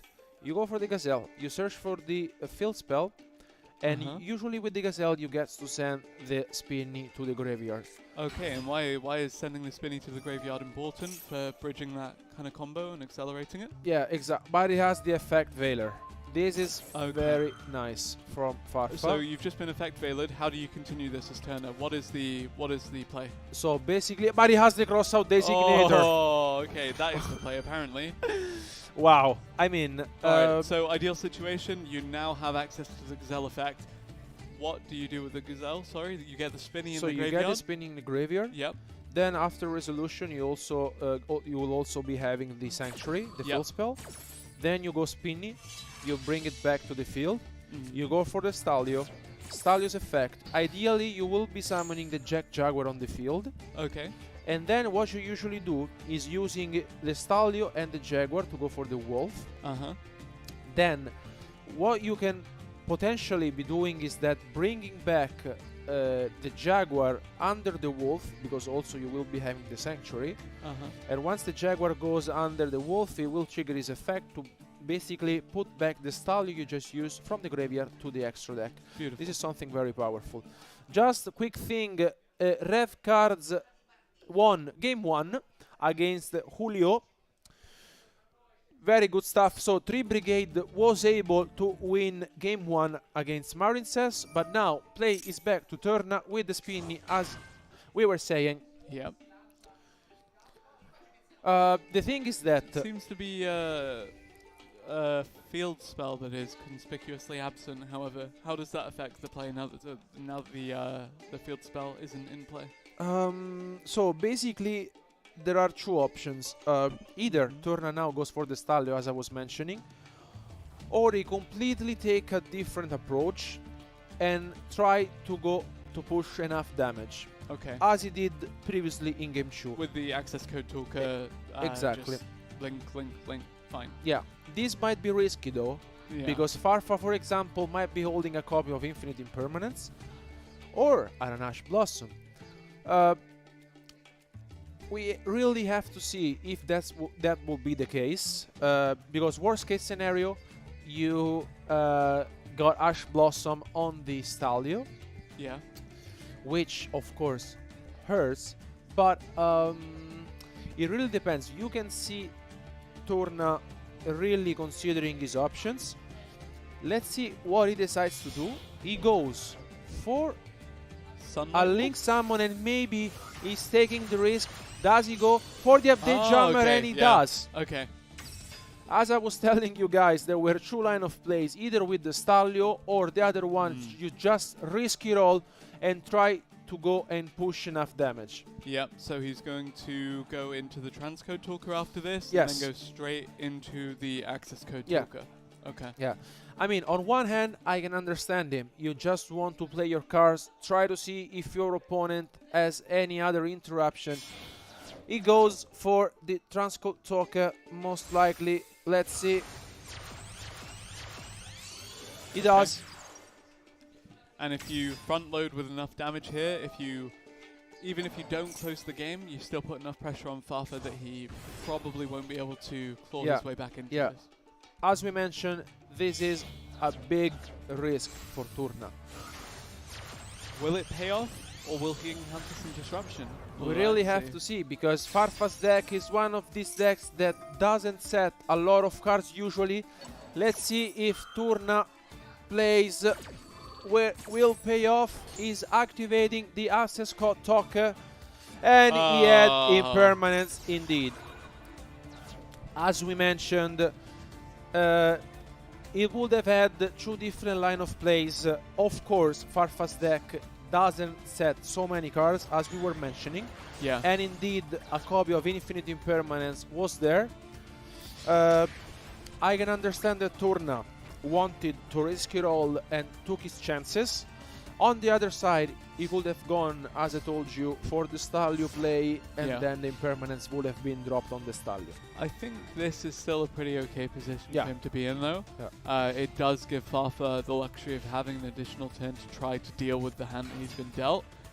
Okay, this could very well be the makings of a good series of play for the Ignista deck. Yeah, because now basically he gets a AI spell Chopka from deck to the end.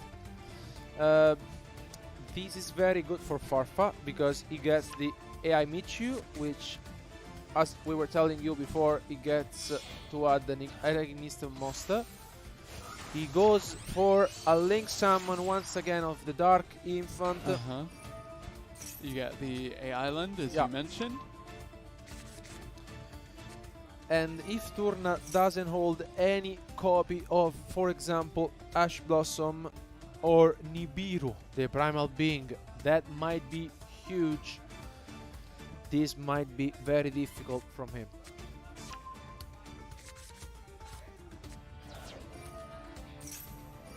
He goes for the field spell, and now we get the chance to seeing the Achishi being summoned.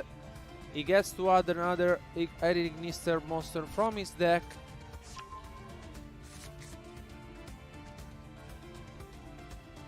Alright, let's see where he goes from here. If you were playing the Ignister deck right now, where would you go from here? What would you do to get rid of this access code talker, and what would you do to get yourself back into a more favorable position in this game?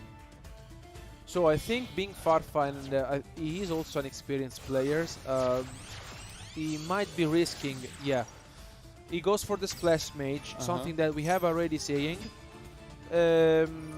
He might be going for what we saw in game 1, for the lineup play with the access code token that has just missed with Turna.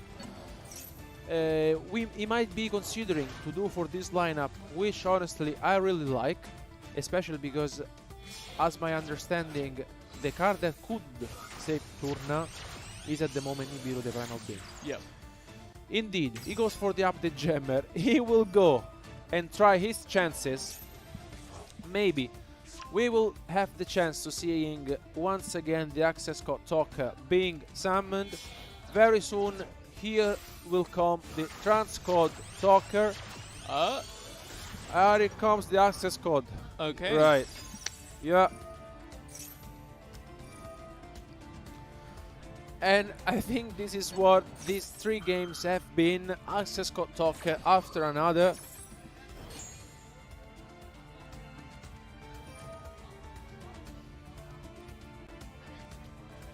He goes for it. Looks like there's no Nibiru, the Primal Being, battle phase, and Farfa takes home this game 3.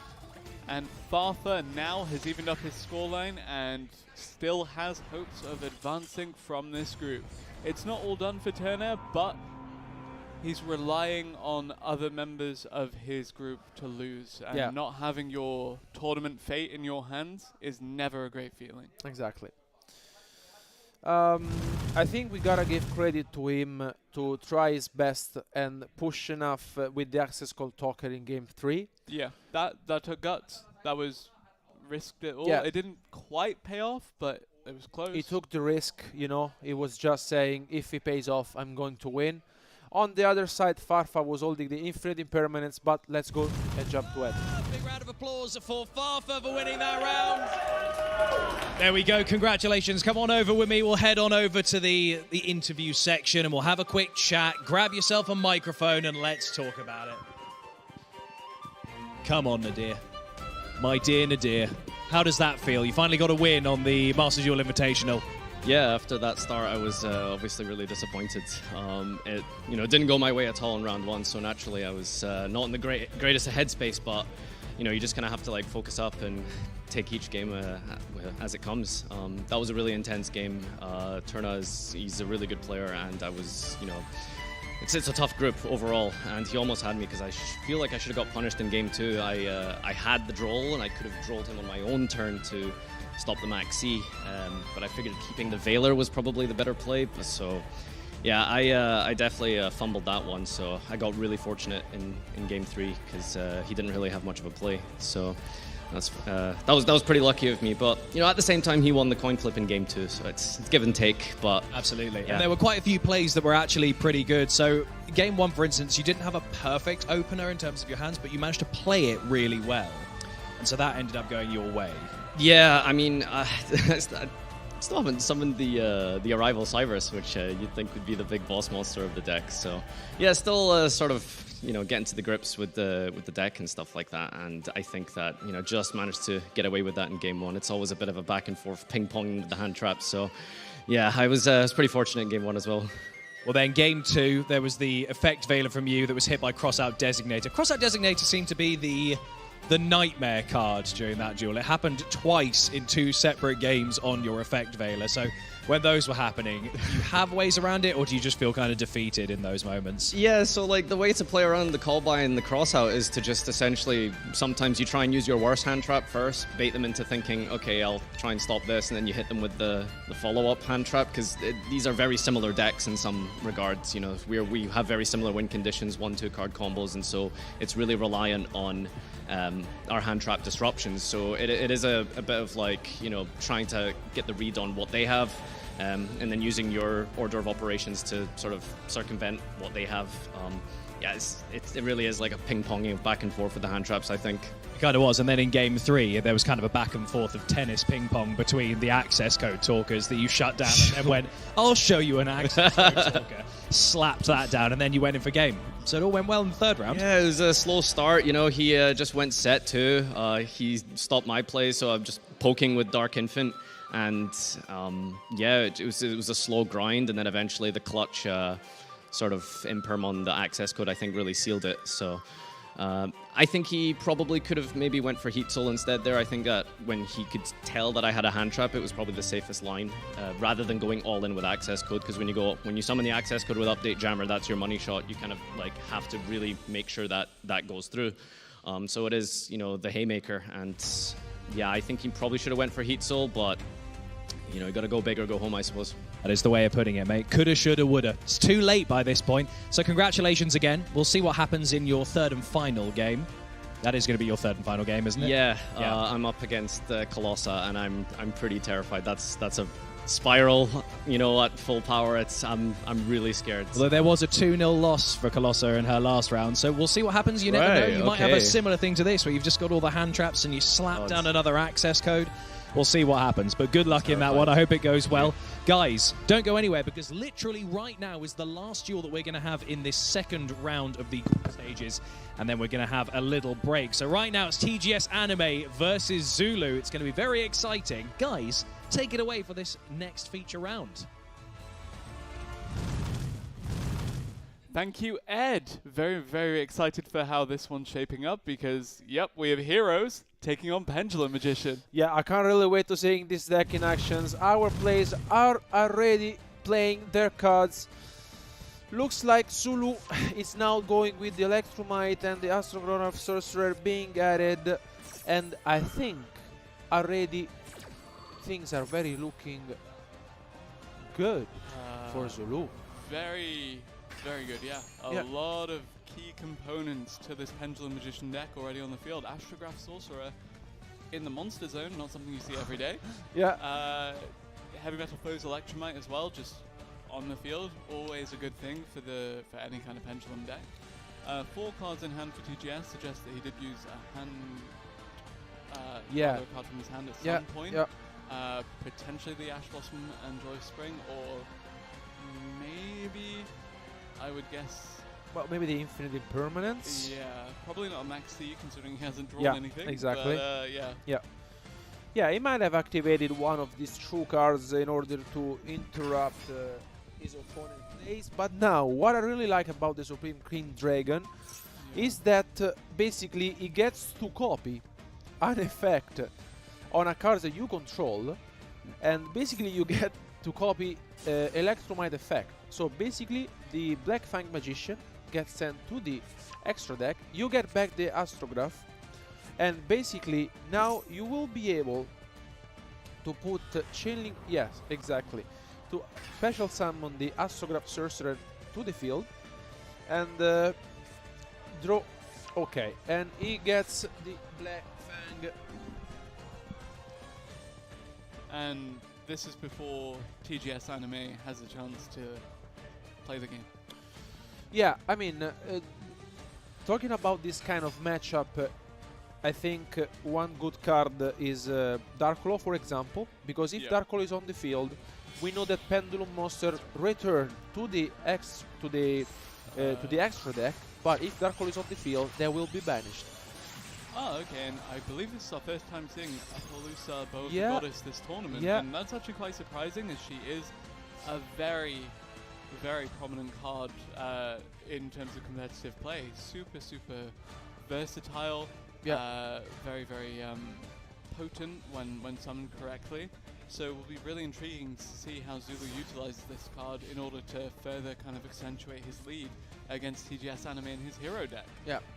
And I also think that this start is very smart from Zulu, because basically he knows that, okay, he starts things off with a hero lives.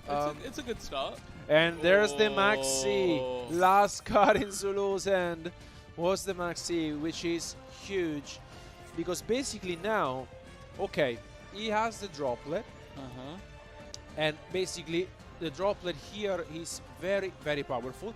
Imagine if Maxine was not here, he would have negated the Appaloosa with the droplet, and basically after a Hero Waves resolution, he would have been able basically to shut down Zulu's field entirely. But with the Maxi being activated, of course, TGS Anime really needs to be careful about that, because as we previously saw in his future match, he special summoned a lot of monsters. Now the chain get resolved. Oh, now normal summon Stratos can run over either of these in battle. Yeah, and here he gets to activate the effect of Stratos, and I have to say that the Forbidden Droplet being activated in this situation was very, very good. Of course, he needs to take care of the Maxi, but if he's able actually, exactly, he can put... You put the Destiny Hero Malicious in the graveyard, you banish it to summon another if you want, but more importantly you get the Vision Hero Faris to your side of the field. Both of these can take out the opponent's monsters in battle at the moment due to the droplet negating the effect and the lowered attack points. So yeah, this will be really interesting to see what actually plays out.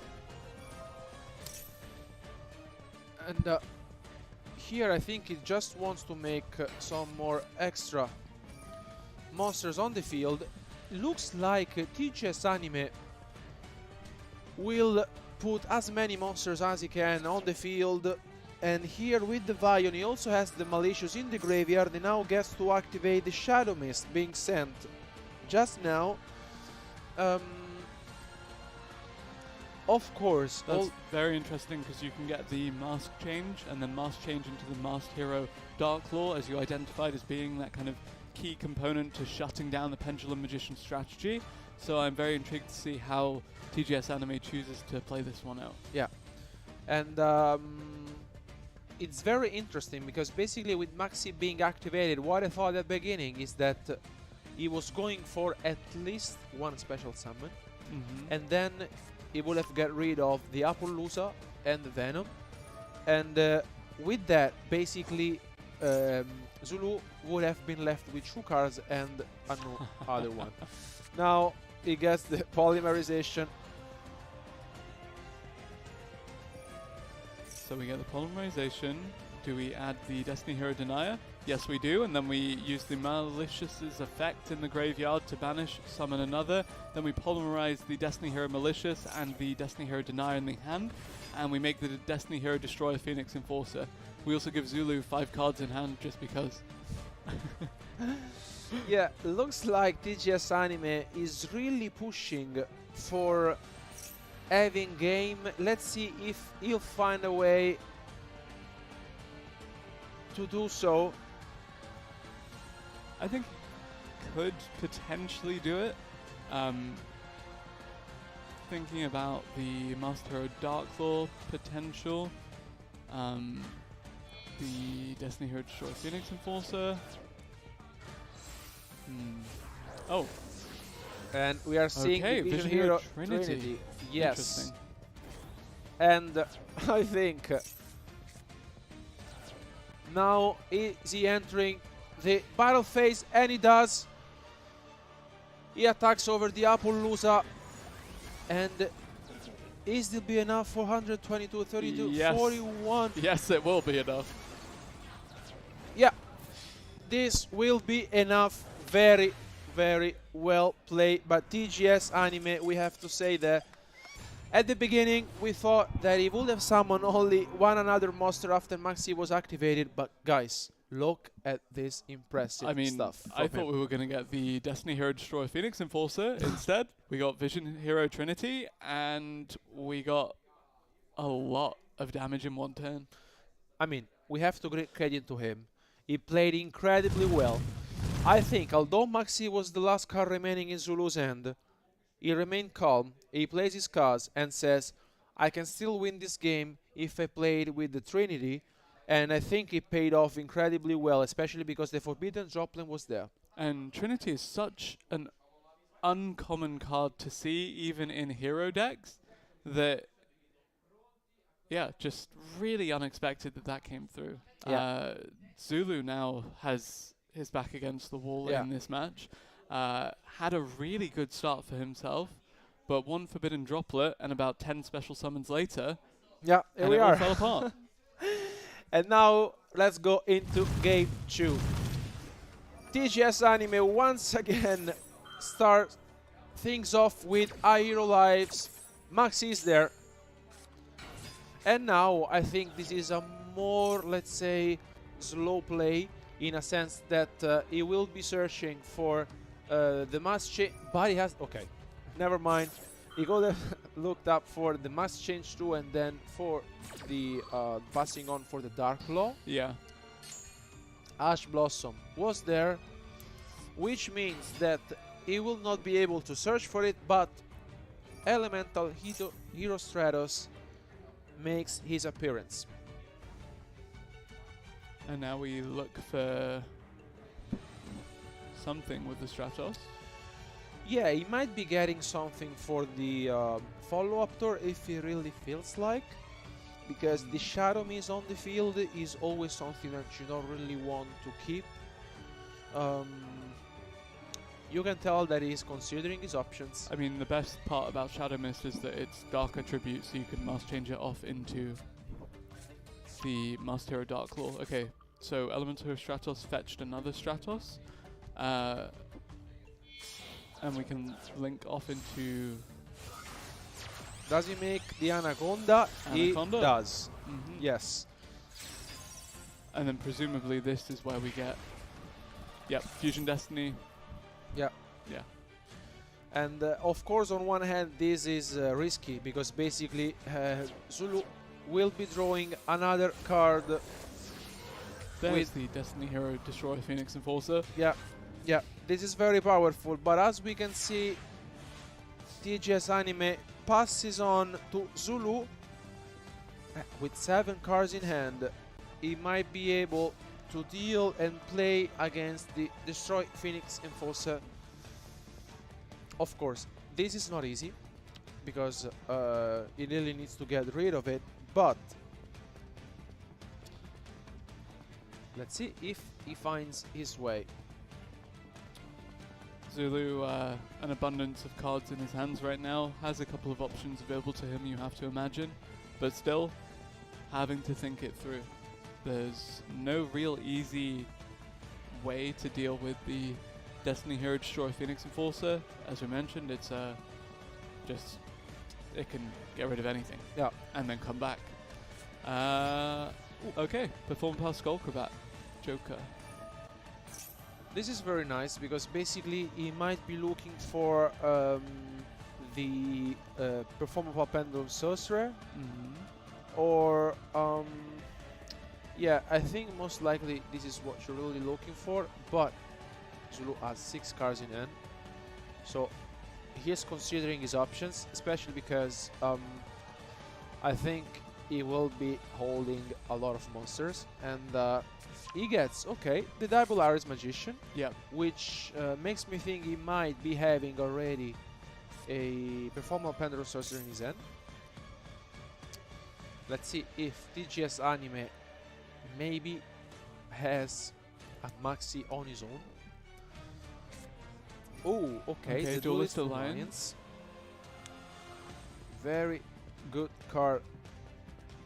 Because now he gets to search what is basically his missing piece. Because he might be having the right scale he doesn't have on the field at the moment. And after that, Okay, he goes Okay. for the Destroyer Phoenix here.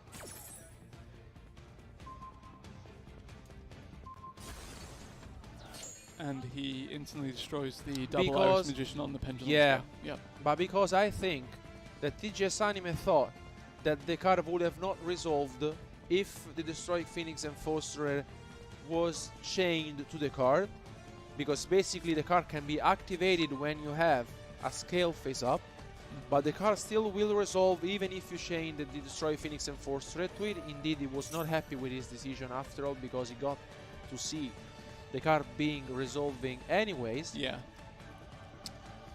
And here, wow, there's also the one Astrograph Sorcerer. Okay, there's the Maxi, which is something for sure. Of course, the Destroy Phoenix Enforcer being activated there didn't prevent basically Ludas Alliance activation. And now it can't do anything to destroy the Astrograph Sorcerer. Yeah. Granted, 2100 defense points is apparently a little much for Zulu to deal with right now. Yeah. But he surely has some removal for this. I mean, TGS Anime is left with 2000 life points, so 2 scales, and if he has any other pendulum monsters, and this is the case, we will soon be seeing a pendulum summon. Their star pendulum graph being activated. Will Zulu find his way to deal the last remaining 2000 life points to TGS Anime? Link into Yeah. Metal Foes Electromite. That's the correct play, because I think if you get your opponent drawing some other cards, you might be sealing this game anyways, because of the 2000 life points remaining. Electromite will resolve. Yes, he gets rid of the purple poison. And we get another Astrograph Sorcerer.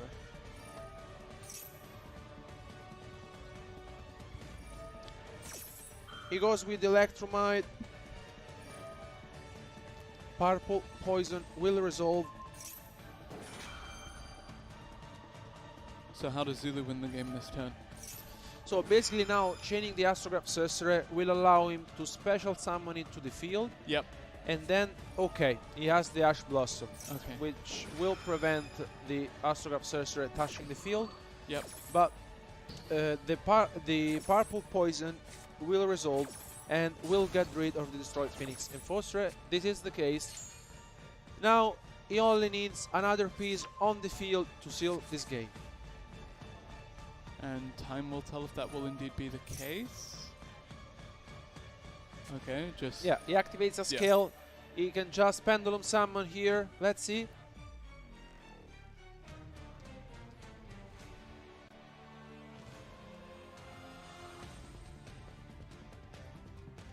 Surely he has a monster?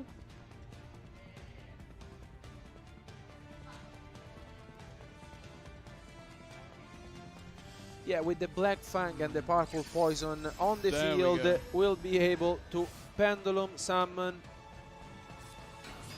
Yeah, he gets the Purple Poison, the Double Iris Magician, Astrograph Sorcerer as well. All in. Yep.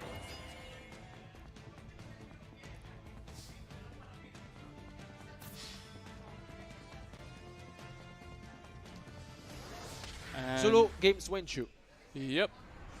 Zulu has even up this match, and both of these duelists are looking to be the first one in their group to have a 2-0 record. Yeah, and I think this was very good stuff from Zulu.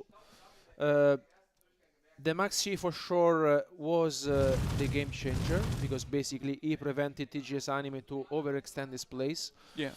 What I really liked is that basically Zulu, he just really had to deal 2000 damage. Yeah. And with the Purple Poison Magician, he was able basically to force the Destroy Phoenix Enforcer activation, and then he got rid of it. Although we have to say that TGS Anime had the Ash Blossom to prevent the Astrograph Sorcerer, still with just a Pendulum Summon, that was more than enough. And going to this game 3, I think it could go either way, honestly. Yeah, very, very excited to see how it does play out, and very glad that we could bring this game to you, and we will bring that to you right now. Okay, here we are. Zulu goes first. Celestial Magician. 2 scales, Wisdom Eye Magician being activated. Now he might be going for the off Dragon Magician, maybe. Let's see if he what he decides to do. He does for the off Dragon Magician, and then he will activate his effect most likely. Oh, okay. Also has the Chronograph Sorcerer. Very, very good card.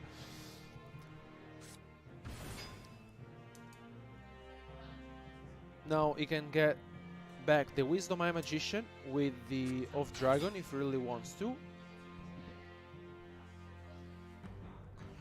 He goes for the Harmonizing Magician. Off to a good start, but his hand is not looking so great at the moment. Only 1 card left. And TGS, happy to watch this play out, apparently. Yeah, because once again, this is something that we also see in Zulu's previous match. He didn't immediately activate the off Dragon to get back the Wisdom Eye Magician. And now he will have another piece on the field. That's the exact same thing that happened to him in his previous match. Of course, having the Wisdom Eye Magician as a turn 1 card is very powerful, but now, once again, he gets punished by impermanence, that exact same thing that happened in his previous match. And, of course, like when you realize you could have had 1 more piece on the field, this might be, and this might make the difference, because now Zulu is left with Wisdom Eye Magician in the hand and one another card that we don't know. And he is considering now, does he have anything else going on, or play will be back to TGS Anime? We will soon find out. And if Zulu, of course, might be holding a copy of Maxi, that, of course, as we saw, would be super impactful. Zulu is thinking about it.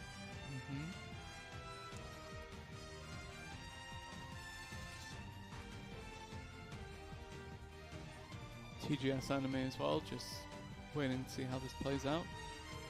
In an ideal world, you don't just leave the Heavy Metal Plays Electromite just unguarded, alone by itself during your opponent's turn. Yeah, exactly. And especially because now, okay. What have we got? Astrograph? Yeah. Nope. Chronograph. Okay, now he goes for the Pendulum Summon. Okay.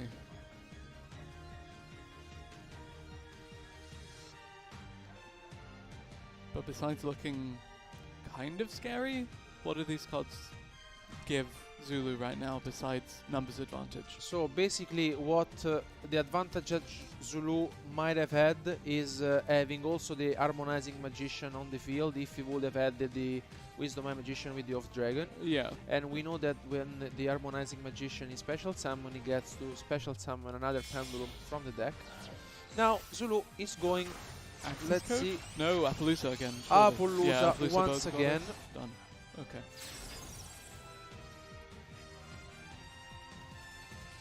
This is not a super start from him.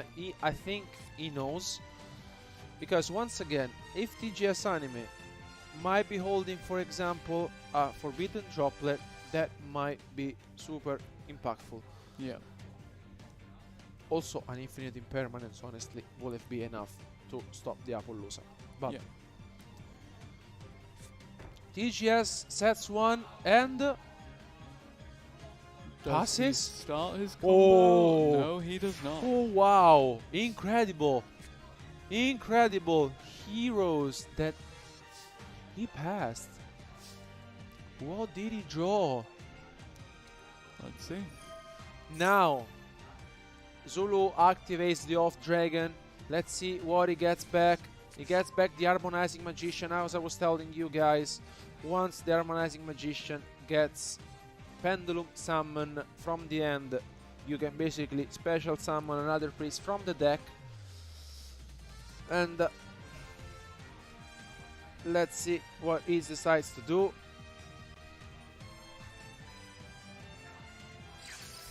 Okay, so we're pendulum summoning, sorry. Yeah. Zulu here just needs to make some calculation.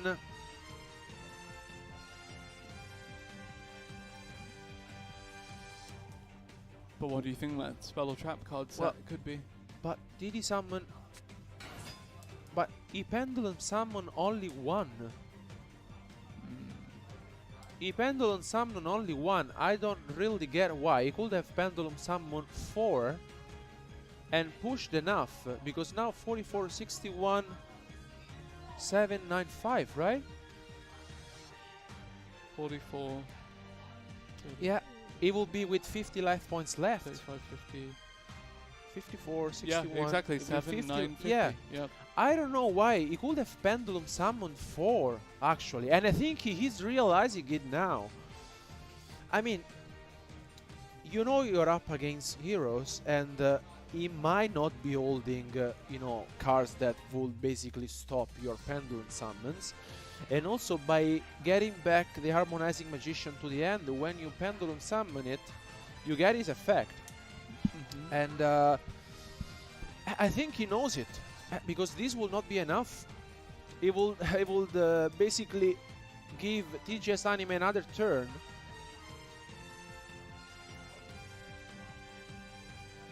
Okay, still thinking about how to proceed here. Yeah. He enters battle Straight phase. to the battle Wow. phase. I am really curious as to what this set spell or trap could be.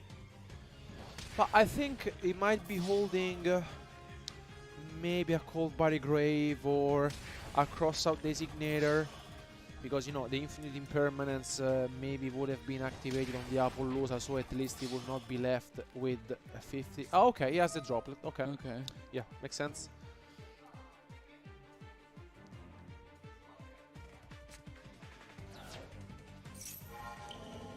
I mean, honestly, I would have waited to activate this droplet, because of course, like, you would be left with 50 life points. Yeah. But it doesn't really make the difference, right? I mean, the Forbidden Droplet being activated here doesn't really change the situation at all. If you're left with 50 life points of 1,250, doesn't really change it. So I maybe would have waited. Anyways, let's see if TGS Anime finds something out of his deck. Okay, the Ferris, which is good. And now let's see if TGS Anime finds his way to come back into this incredible Game 3. He gets the Vision Hero increase, gets to his effect. Okay, he special summon it. Now what I'm thinking is that he might be coming back, because basically the Appaloosa doesn't have the effect, given that it was previously negated by the droplet. And I think the he might be saved by that Faris being drawn. Let's see, because now he gets the Stratos. I mean, if we can make another 5,000 attack Vision Hero Trinity. Exactly. Just... Yeah. I think he could go for it. Yeah? Because basically now, I think that's the solution. Yeah, I think so. He goes for Stratus. Yes. Yes, he might be going for that. He goes for Stratus. He gets to add another monster from his hand. And Zulu knows that if he would have Pendulum summoned at least one other monster, but he could have summoned 4 monsters actually, he might have sealed this game.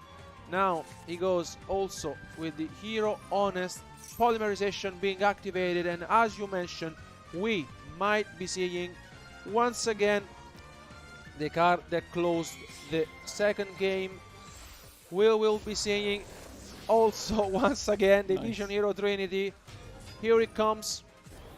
And with the Elemental Hero Honest, here we have a 7,500 Fusion monster attacking over Zulus.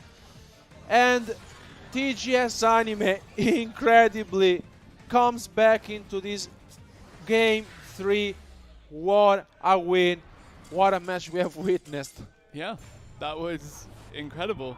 And Zulu, that was his game to lose at that point. You said it yourself, could have pendulum summoned an extra monster, could have sealed the deal there instead of leaving with what would have been 50 or would have been wow, 1250.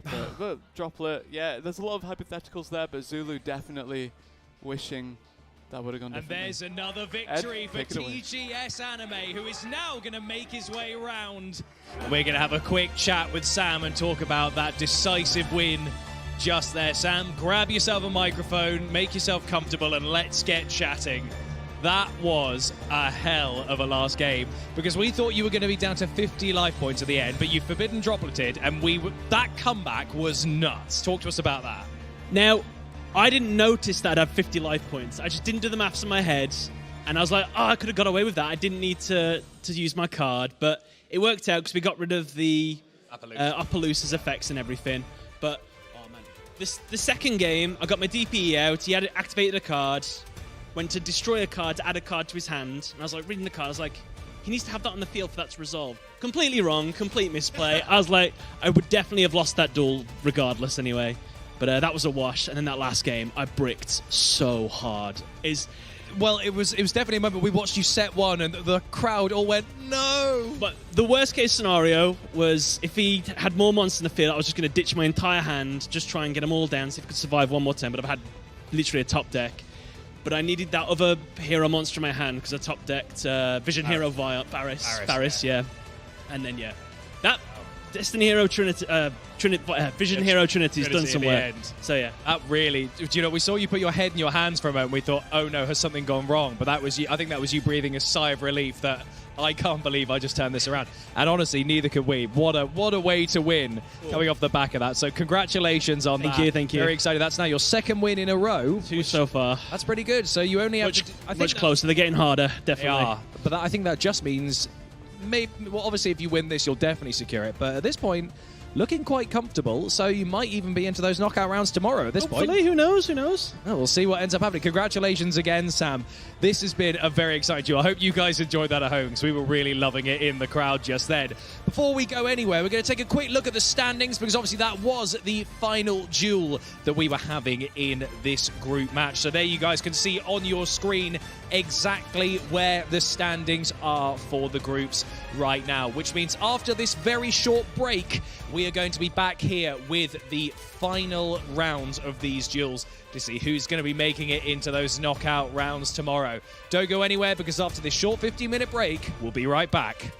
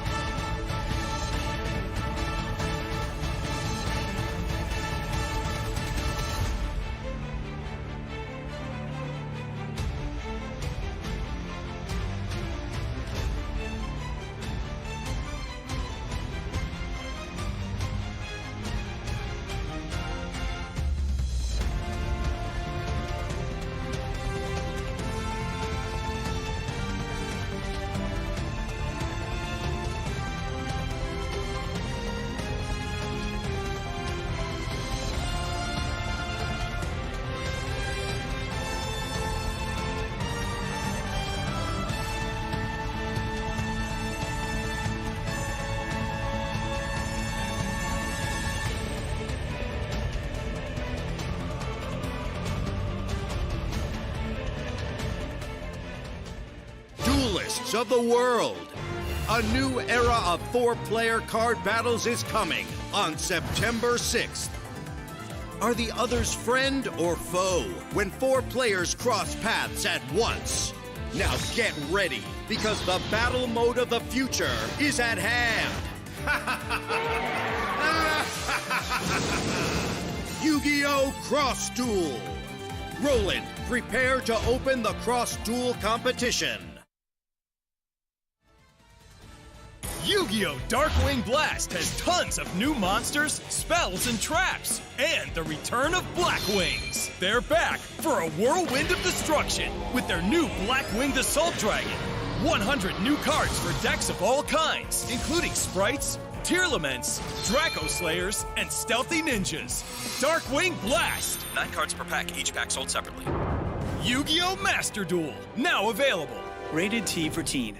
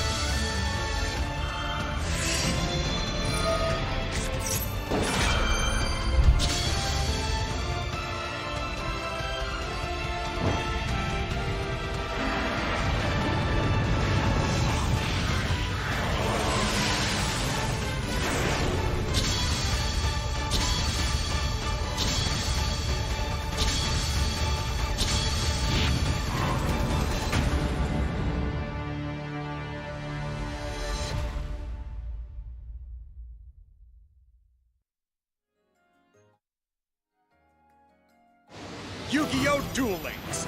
Vrain's World incoming! Let's go, I! Seize the wind, Playmaker! I create my circuit! I set 3 monsters in the Link arrows! Link Summon! Appear! Link 3! Decode Talker!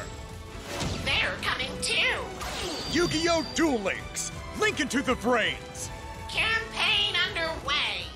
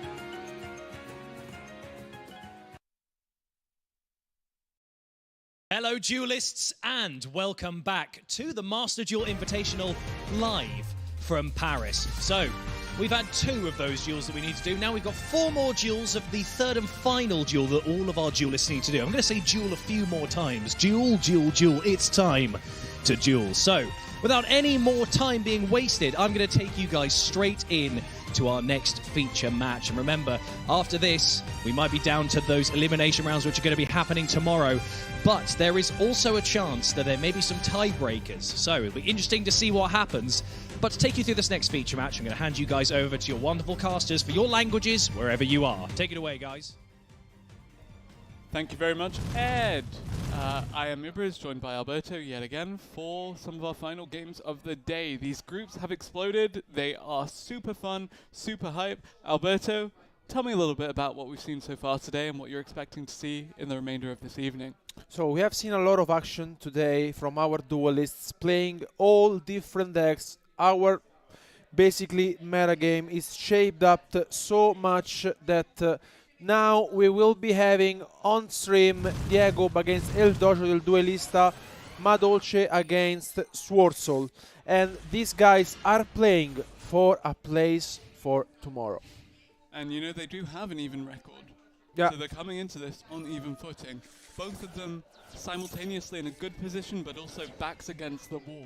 If you lose this, yes, you may be able to sneak through on a tiebreaker, but you really want to take this game and secure yourself a place in that knockout bracket. Exactly, especially because, like as you said, losing this one will mean that most likely you will be able to hope, you know, to get to tomorrow. And actually, I'm really intrigued that we are able to see the Sword Soul deck actually on stream now, because we haven't had the chance to look at the Tenyi aspect of the deck in particular. We've seen full fields of synchros, and of course, just to note, by the way, we are playing on the Sword Soul Mountain dual field, which looks beautiful. Yeah, tell me a little bit about how Sword Soul as an archetype interacts with the Tenyi cards in particular. So basically, I really like how the deck works, because basically if you get the chance to seeing any of your Tenyi's monsters, as it was the chance in this case for the Dojo del Duelista, you will be able to link summon and then afterwards use your Sword Soul cards. Now Diego has the Infinite Impermanence of the Sword Souls of Taya, which is super powerful because basically these cards get to summon a token, and with the token itself basically you get to synchro summon. And the key cards of the deck is the Sword Soul Supreme Sovereign Chi Chao and then the Sinister Sovereign Chao Feng. I think that these cards are very powerful in a sense that basically they are very annoying to play against. I would also say that the Baron de Fleur is another very, very strong card. Yeah, Baron de Fleur, of course, being very iconic across a lot of decks, and honestly very difficult to deal with. Probably the most played synchro monster that comes to mind across a variety of decks. Yeah, and also I think that in this kind of situations also in which you really want to win this final game and final match, playing up against you know, Madolce might be maybe, as we previously mentioned, playing against this kind of decks that are super powerful on one hand, also super consistent, might be put in trouble. Now we will be seeing the Chi Chao being summoned. Yep. So we have Sword Soul probably going to look for an eventual Sword Soul Supreme Sovereign Chen Ying. Yeah, yeah. And I think this is a very good start nonetheless, because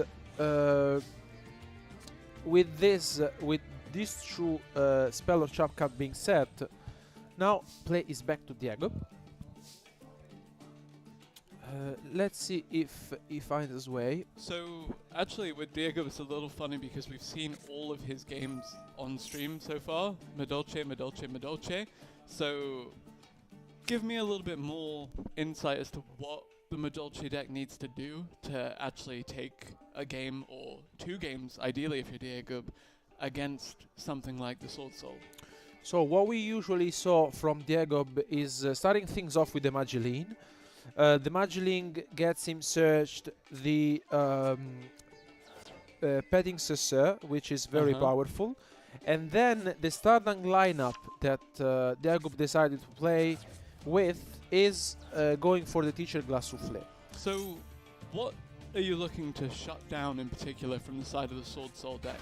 And what is the kind of guaranteed win condition for Diego here when it comes to, okay, if I get rid of this component of the Sword Soul Tenyi build, how do I guarantee success for myself?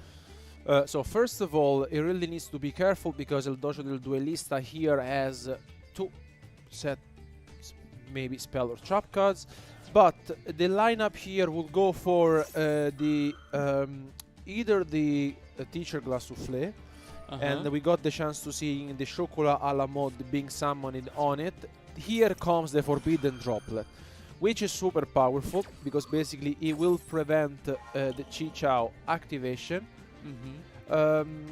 On one hand, I think this is very, very good. For the Forbidden Droplet, one of these cards being played this weekend and very, very powerful. Let's see if Diego will decide to go for the standard lineup we have already seen a couple of times this weekend. Yeah, I'm very, very curious to see how he decides to play this one out, especially given the fact that, you know, we've seen multiple avenues of success for this La Dolce deck.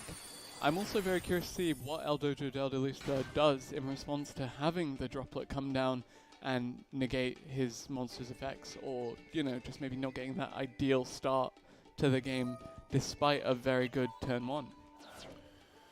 And also, I think that playing against Warswall in general, it's very difficult because basically it is very annoying to playing against these very big monsters. In this case, I think we will soon be seeing the Chocolat à la mode, but both the Chi Chao and the Cheng Ying, as you mentioned, are thosely the standard lineup to go for with Warswall. Yeah. And also, I think that a very good card is the Warswall Strategies Longyan, which is basically the card that gives you access to the Cheng Ying. And what I really like is that if the card will be destroyed, basically, by card effect, you can banish 1 card from the graveyard instead to prevent the destruction.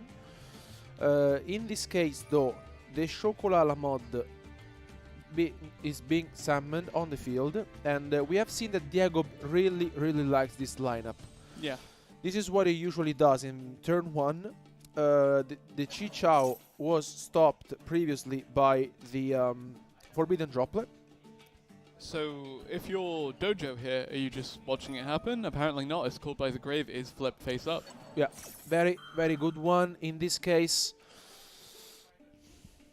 let's see if Diego has any other sort of, you know, way, because basically now, Called by the Grave is very powerful. Yeah, so with this Called by the Grave, assuming it does resolve, are you essentially then stuck with just the Chocolat à la mode sat there, and then once it's cleared off the board, off the field, sorry, you then have Dojo having free reign with the Sword Soul? Well, the thing is that the Call by the Grave here is very, very powerful because it basically stops your play in a sense. On the other hand, I think that it could be either way because I can see exactly the Chateau being activated from Diego. It's not, let's say, is most powerful turn we have seen so far this weekend. Still, I think he's putting up some pressure against his opponent. Basically, he is left with Chocolat à la mode. It's not gonna be enough, in my opinion, especially because now the Chi Chao will get back. So, no cards in hand. The Chocolat à la mode just kind of sat there. Yeah, not the greatest state on the field for Diego here. Dojo, do you think he has the tools to actually close this game out this turn? I don't think that he will necessarily go for enough damage this turn. With the incredible Ecclesia being summoned now, he gets the Moye on the field. And we will soon seeing another synchro summoning, I think. El Dojo del Duelista is just considering his options. Given that Diego is just left with the Chocolat a la mode on the field, there's not much that he can do. He goes for the Synchro Summon and the Baxia comes to the field. Something that I really like is that this deck has different solution in the extra deck. Alongside with the Sword Soul Synchro monsters, he also got to play, as I mentioned before, the Baron de Fleur, but also the Baxia. Now, first he goes to activate as a Chain Link 1 the Baxia and Chain Link to the Moye. And then the Baxia is going to resolve, getting rid of the Chocolat mode, something that I think will really put El Dojo del Duelista far ahead in this game.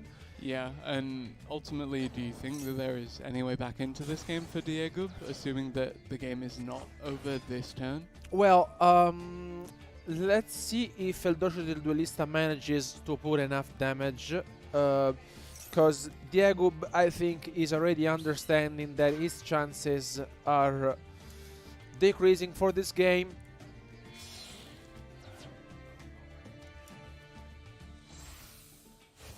Another Synchro Summon is happening and the Chichao comes to the field. But this will not be enough because Diego will be remaining with 100 life points left.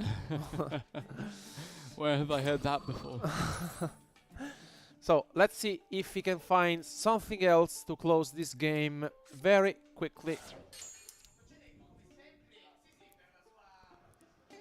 Searching. Yeah, he searches the strategies. As we were mentioning, this is very, very powerful.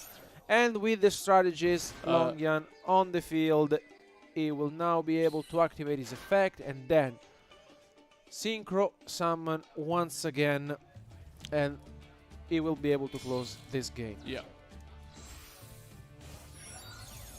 And then we get...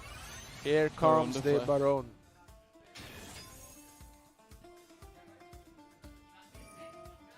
Okay. Yeah, just in case, just in if case it was not enough. And game one goes to El Dojo del Duelista. Very well played by him.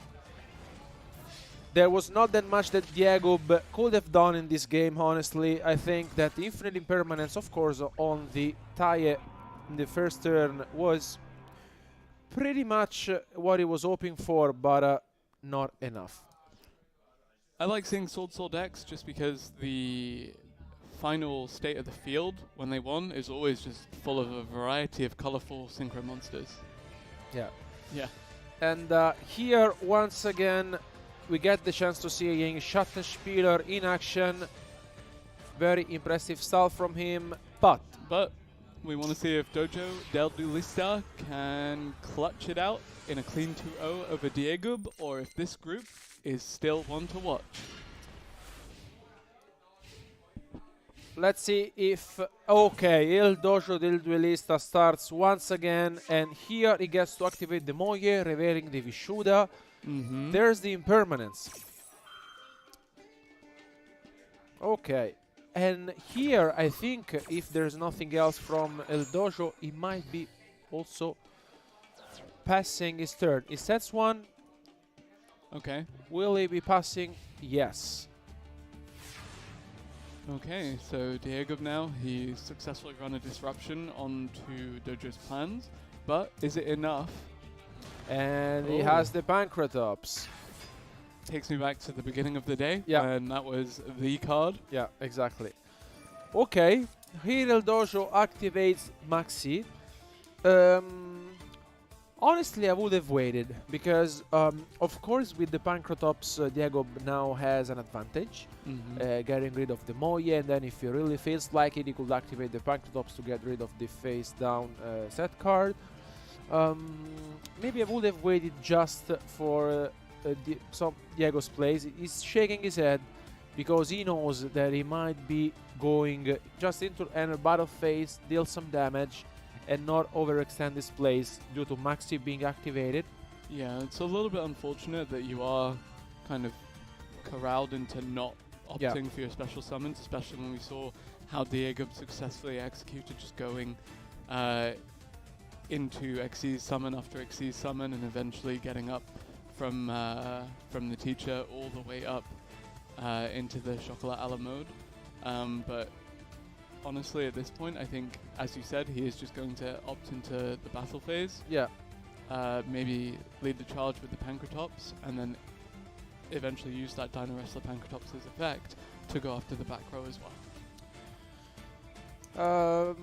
Now he's considering his options because, of course, he goes for the Pankratops. Regardless, he goes for that set spell trap, and it was infinite impermanence. But now if he decided to go for the Pankratops, maybe he really wants to push. No, instead, he goes battle phase, attack. I am not a big fan of this, honestly, because you lost the attack with the Pankratops, right? Yep. He could have gone with the Chateau, enter battle phase, attack. It is very unlikely that your opponent is playing, I don't know, like Mirror Force, for example. Yeah. Just to say one card.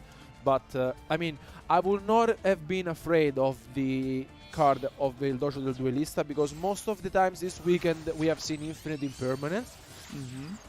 And now Monk of the Tenny is the field and Diego is left with no responses. And now, as we were mentioning before, what I really like about this Warsaw deck is that he can play with the tennis cards as well. This means that if he doesn't have the chance to seeing any Warsaw cards, he can still play throughout, you know, his tennis monsters. And it's always interesting to see when people opt into just summoning the Ash Blossom and Joyous Spring and using it as a tuner. Yeah, and I really like this because now you get the chance to synchro summon the Baron de Fleur. Something that, of course, as you mentioned, you don't see quite often, but normal summoning the Ash Blossom basically gives you the advantage to getting Baron de Fleur on the field. Now he activates the Baron de Fleur on the effect, enters battle phase, deals 4,000. And yeah, I mean, now play is back to Diego. Let's see what he can find out. And Diego now back against the wall. He knows that this is his tournament, essentially, potentially, especially since escaping your group with a record of 1 and 2 is your tournament fate is not in your hands anymore. So really, really looking to hopefully get his way back into this one. That is about as good a start as he could have hoped for, but not looks the best. like Diego didn't draw any of the card he was needing. El Dojo del Duelista, just in case, we also saw that he has the Tenny Vishuda in his graveyard, just in case. He sets one, back his play to El Dojo. Let's see what he draws.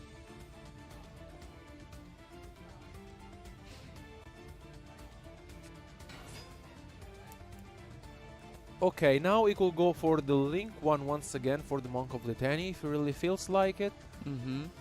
And we can see Diego saying yes to his plays. Looks like there's nothing else that he can do about it. He goes for the Monk indeed.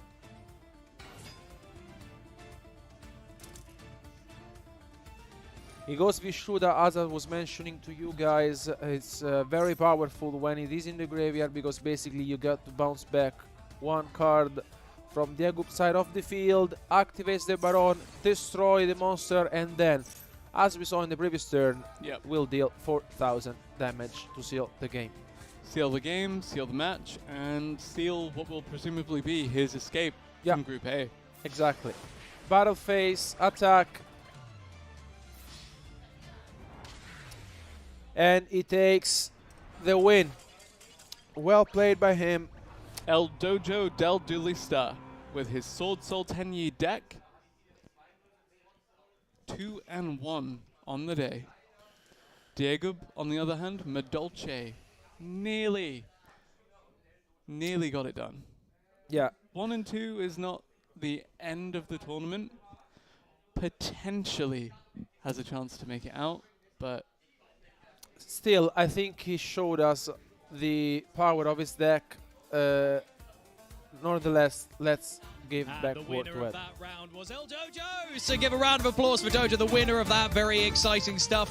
So I'm going to make my way over to have a quick chat. Dojo, grab yourself a microphone and we'll have a little bit of a talk about that round. That's all good. So, congratulations. Thank you. A decisive 2-game victory there. How do you feel? Phew, Relieved.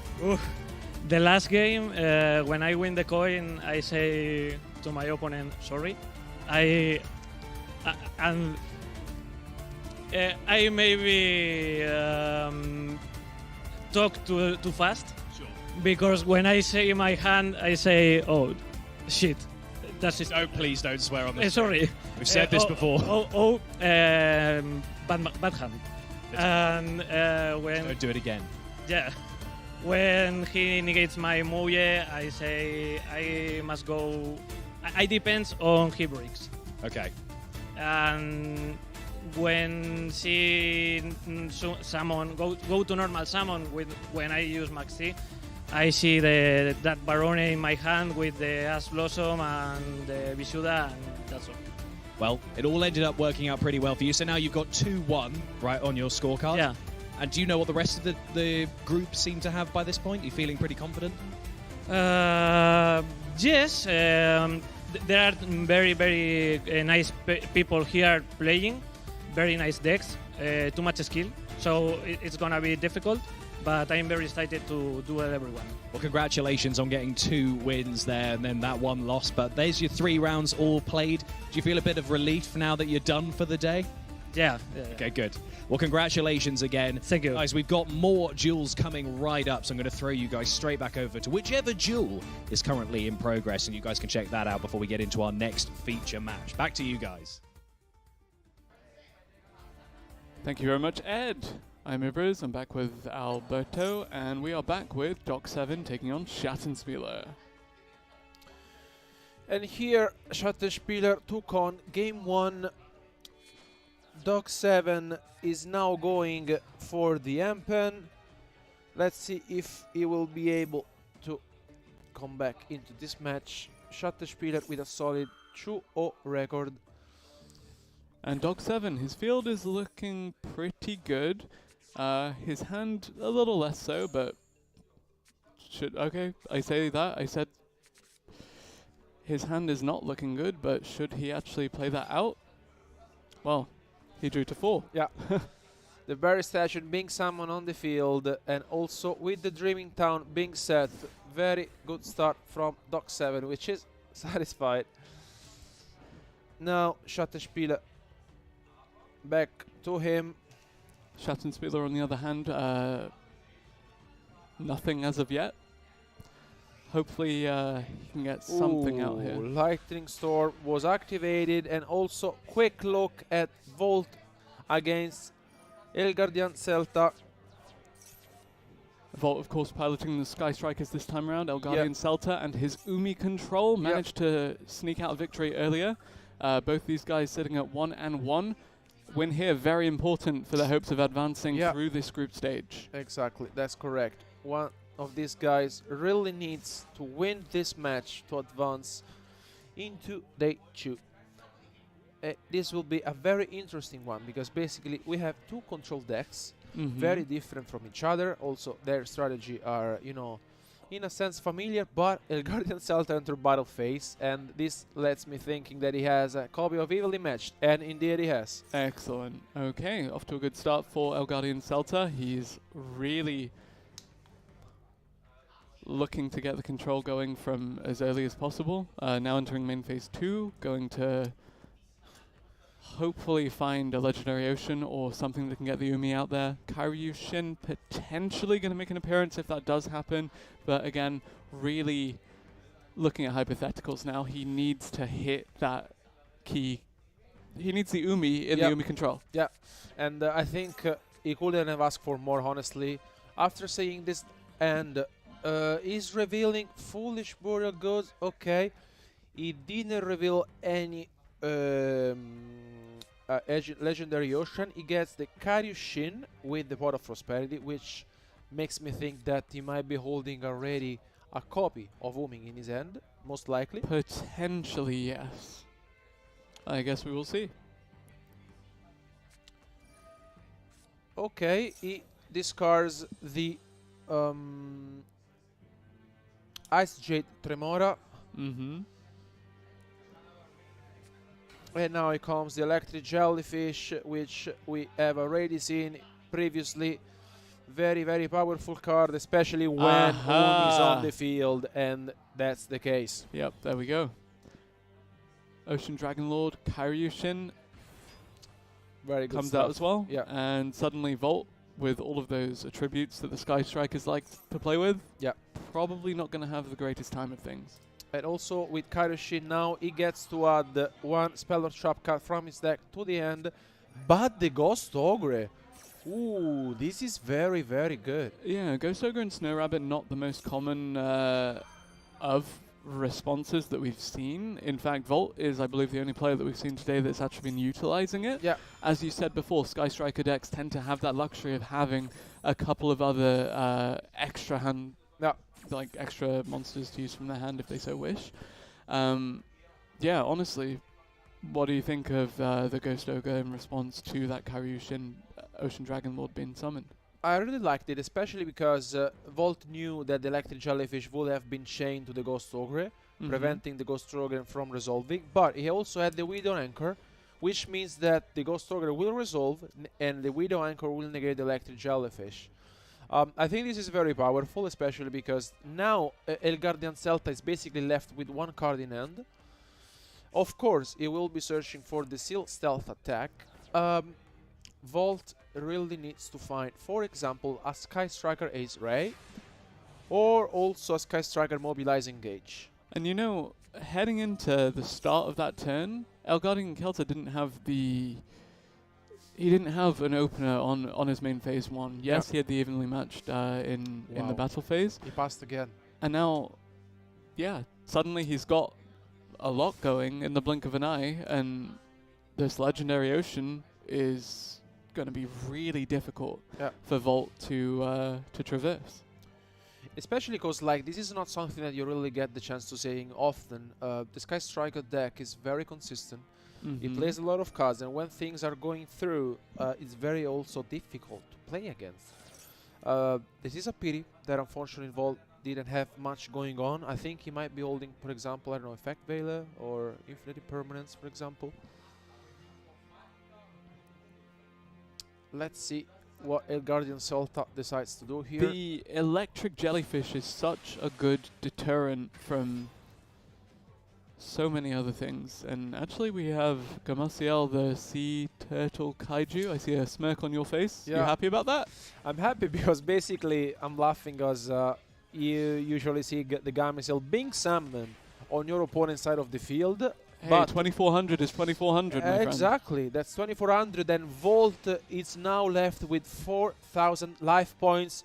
He draws one card. Can he find anything out of his deck? Let's see. Looks like he's not happy. Wow, he sets a monster and passes. This is a pity that he didn't get the chance to see any good cards out of his deck. Maybe here he will be able to seal the game and go for game 2. We will soon find out.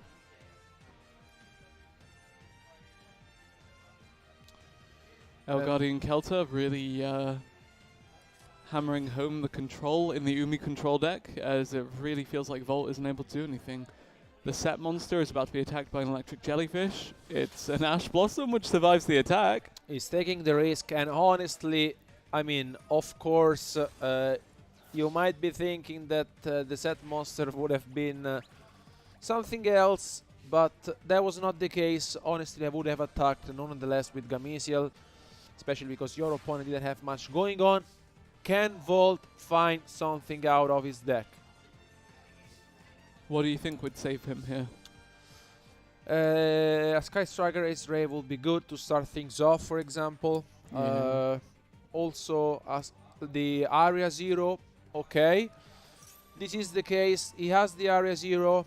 Let's see if he manages somehow to get something. The electric jellyfish is such a big deterrent from any big combo, though. Yeah, yeah. This is very, very powerful. He has the multi-roll, and now I think when multi-roll gets activated, you have to negate it with the electric jellyfish, because otherwise the Area Zero will trigger and will bring the Sky Striker Ace Ray from the deck to the field. And honestly, just looking at the two fields compared to each other, there's no comparison. The Umi control really coming out in force right now. Yeah, yeah. And as we mentioned, El Guardian Celta lost his first match today, but didn't lose his composure and basically ended up winning against Dragon Link in the previous match. So the fun thing is that if El Guardian Celta does indeed win this match, there's a good chance that both of the Spanish representatives make it into day 2. Yeah. Now he goes with the Area Zero, and the electric jellyfish negates it. Okay, this is very interesting. He decides to negate the effect of Area Zero, which is something that... I don't know, I'm not a big fan of this, honestly, because with the multi-roll, now you get rid of the Area Zero, and once you get rid of the Area Zero, basically you're able to bring on the field the Sky Striker Ace Ray. Honestly, I wouldn't mind to let the Area Zero resolve, especially because you don't really know if you get to see any Sky Striker cards in your deck. Yeah. So maybe I would have waited, but still. At the end of the day, sea stealth attack is... yeah. Yeah. And the Ghost Ogre once again on. This is very, very good, because now he gets to activate the Ghost Ogre after the Seal Stealth. Yeah, very, very interesting actually, and will be intriguing to see how this one plays out. El Guardian Celta. Can he stop the combo starter from Volt is the question. So here comes the Ray, and I mean, considering what happened, as mentioned, I wouldn't really mind to get the Area Zero resolved, because either ways, if you resolve worst case scenario, he gets to what one card that you can anyway negate with, you know, the electric jellyfish. And now with the Ayade, he can attack directly. But there can be only one. Wow. Wow. And this is very, very powerful.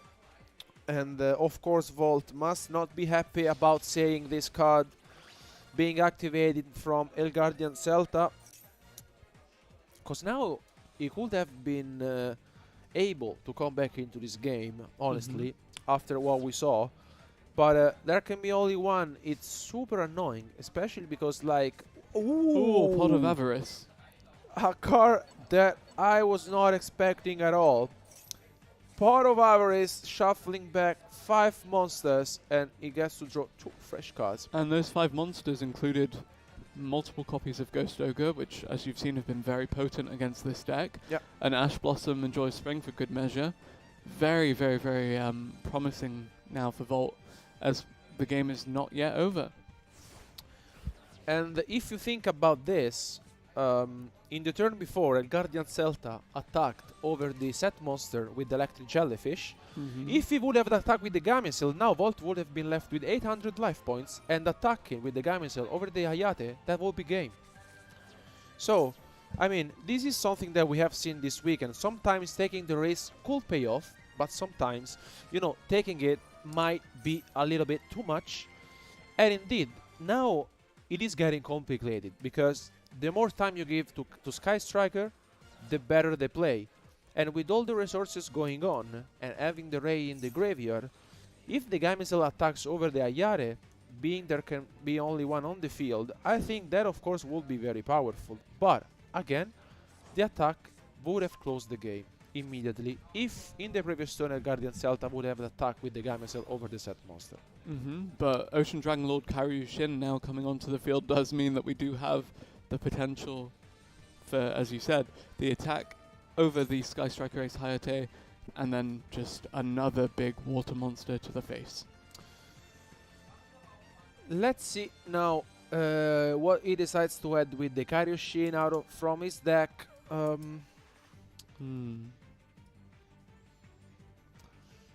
Also, we have to consider that Volt drew 2 fresh cards from his deck. Immediately, he placed them face down. And he might be holding a copy of Infinite Impermanence, for example, or the... Okay, there was another Sea Stealth attack added by the Ocean Dragon Lord Karyushin to the hand of El Guardian Celta.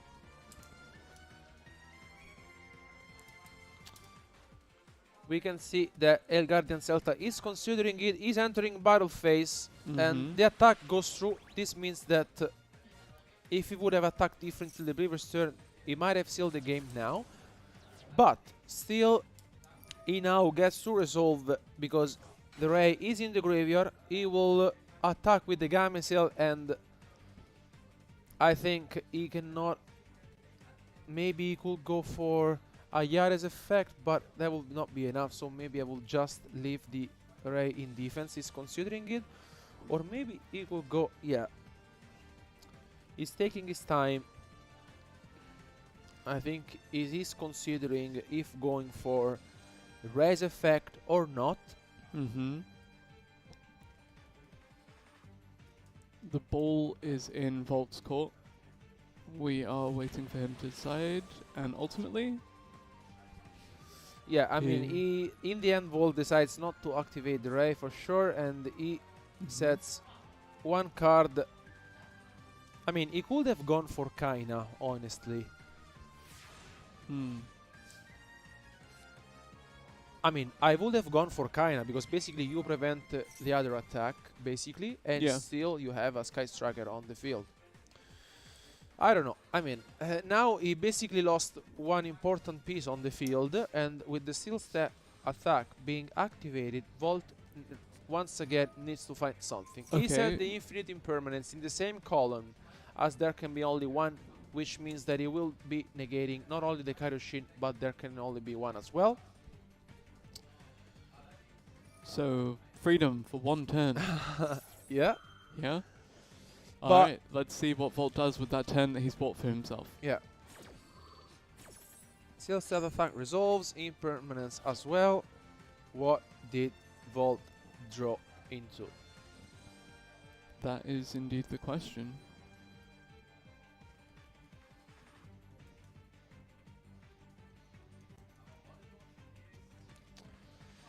Maybe, okay, he has the Hornet Drones, which is okay to start things off with. I think he doesn't have any copy of Engage in the graveyard, so he should be going for the Ayare. Ayare under battle phase, send the Engage to the graveyard. Memphis Chu going for the Kagari, gets back the Engage.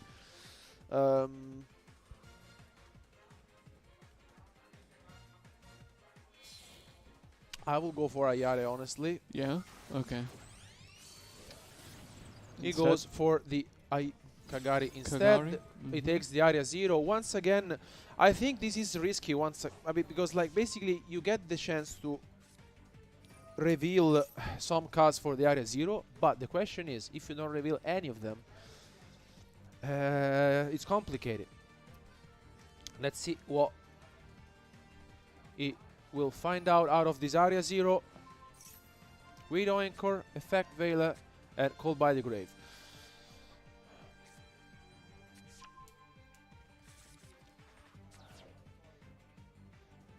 Now he goes for the multi-roll. He gets rid of the area 0. Area 0 will bring the Ray on the field.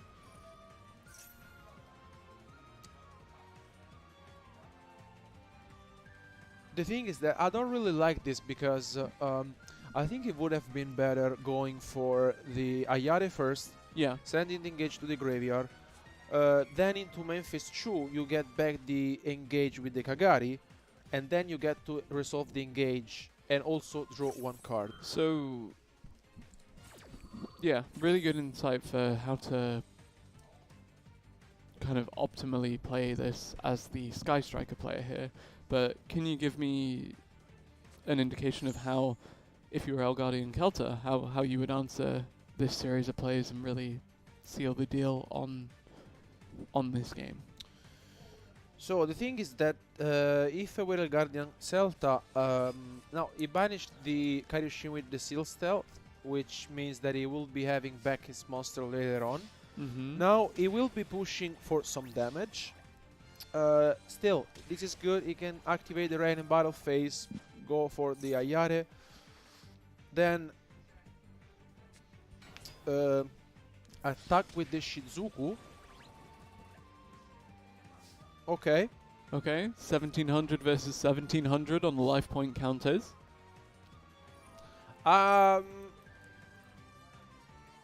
Is giving the Gamesil back because the Widow Anchor effect will resolve.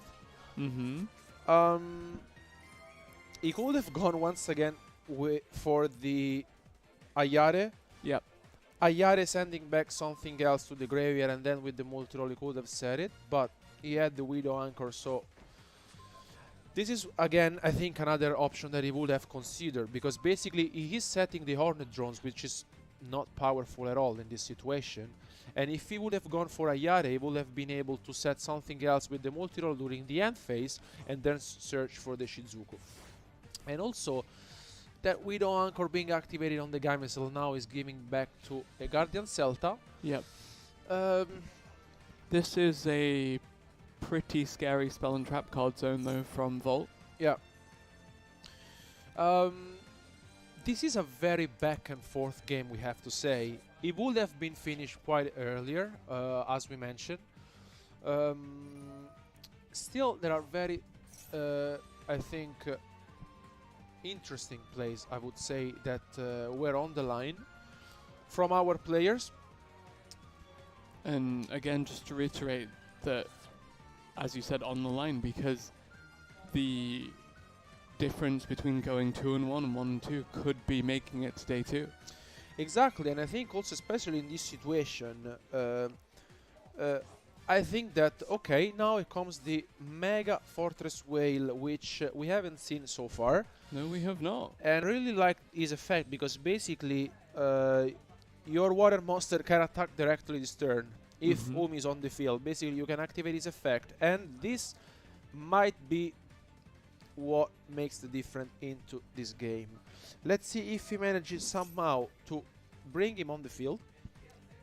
Now he goes to activate the Kaioshin. He knows that Volt is holding a Widow Anchor on his field, so he really needs to be careful about that. Now he goes with the Seal Stealth Shoe, and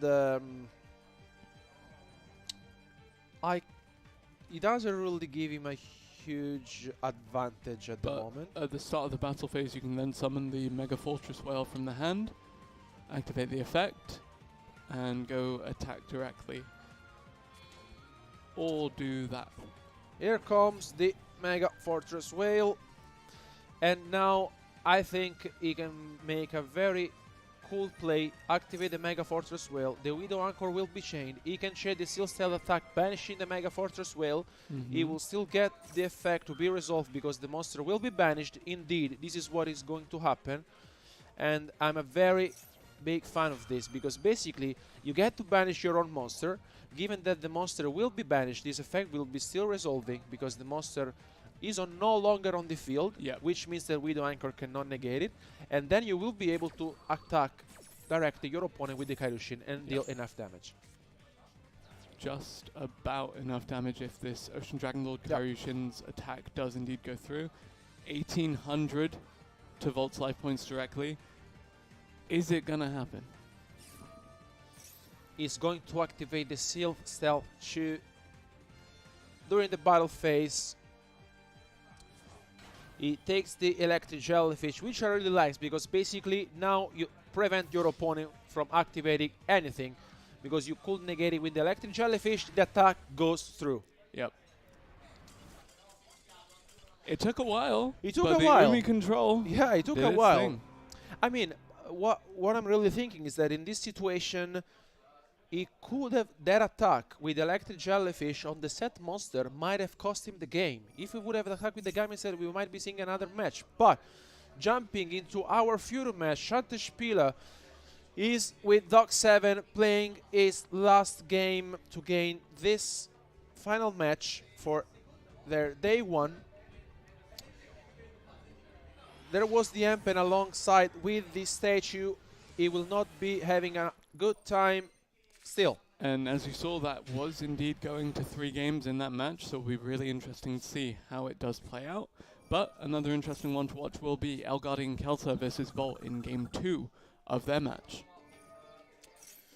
Volt starting things off with Upstart Goblin and the multi-roll. Wow, and also the reinforcement of the arming getting a Sky Striker Ace Ray, which is very powerful because now he gets to summon the Ray. He's thinking about the possible options now. You usually go for the Shizuku during the end phase and then activate his effect.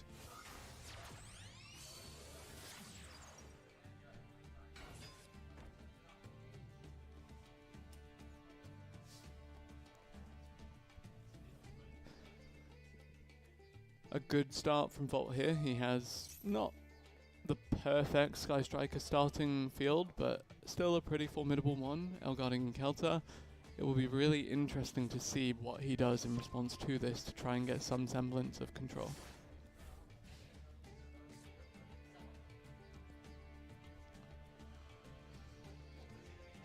And now, back to Elgardian Celta. Let's see what he has.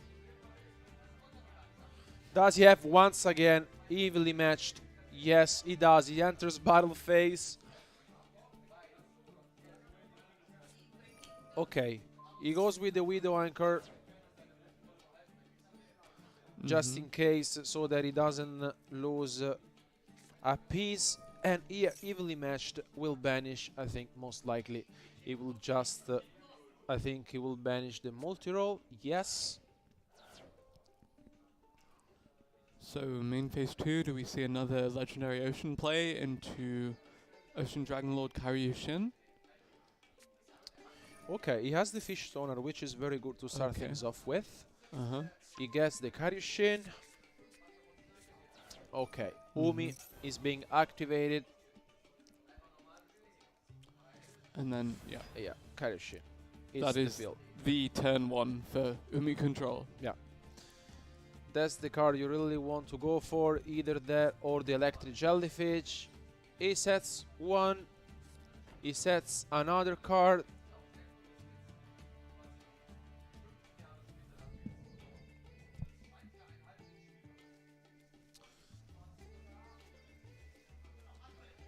Let's see, I think he is passing turn, but before doing that, he goes for the Karyushin.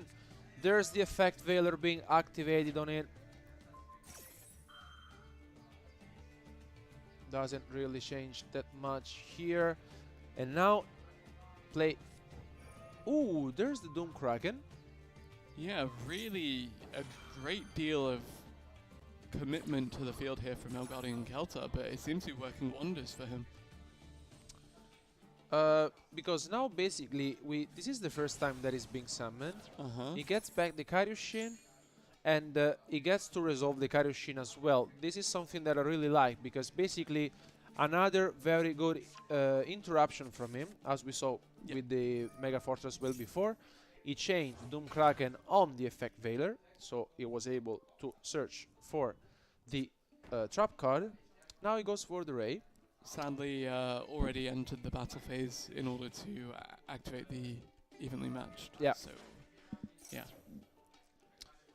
Now he goes for the Shizuku. Once again, this is the play to go for, and you will be adding another Sky Striker card from your deck.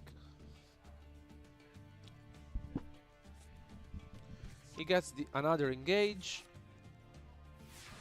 and he will draw for turn. See stealth attack.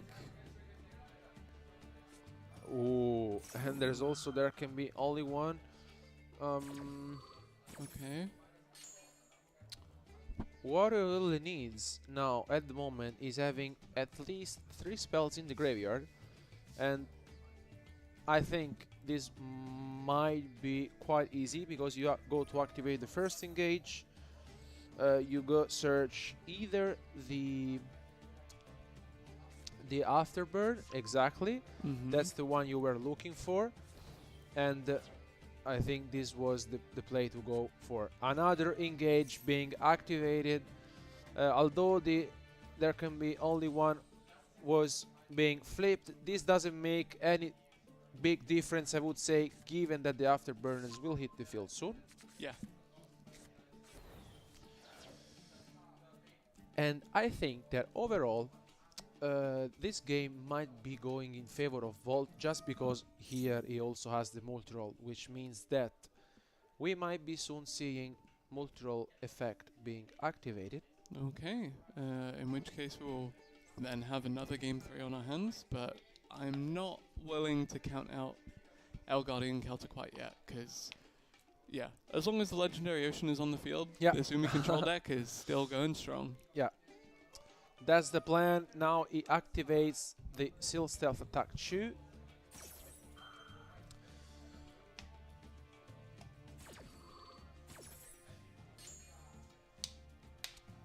On the long run, though, I think this is looking good for Volt, because now he could also, given that the Seal Stack was activated, being he could also might be considering to enter battle phase. Let's see what he decides to do. Yeah, I'm really intrigued to see how Volt chooses to continue here, especially given the fact that El Guardian Celta is, I wouldn't say wide open because that face down could be quite threatening, but definitely the potential.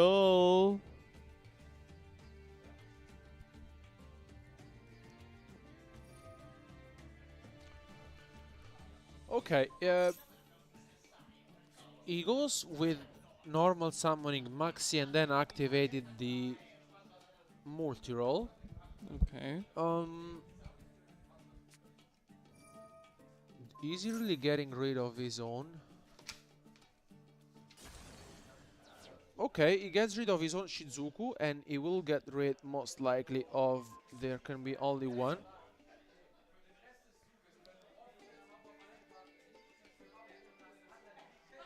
But is now realizing that he can only get the effect of the afterburner if he destroys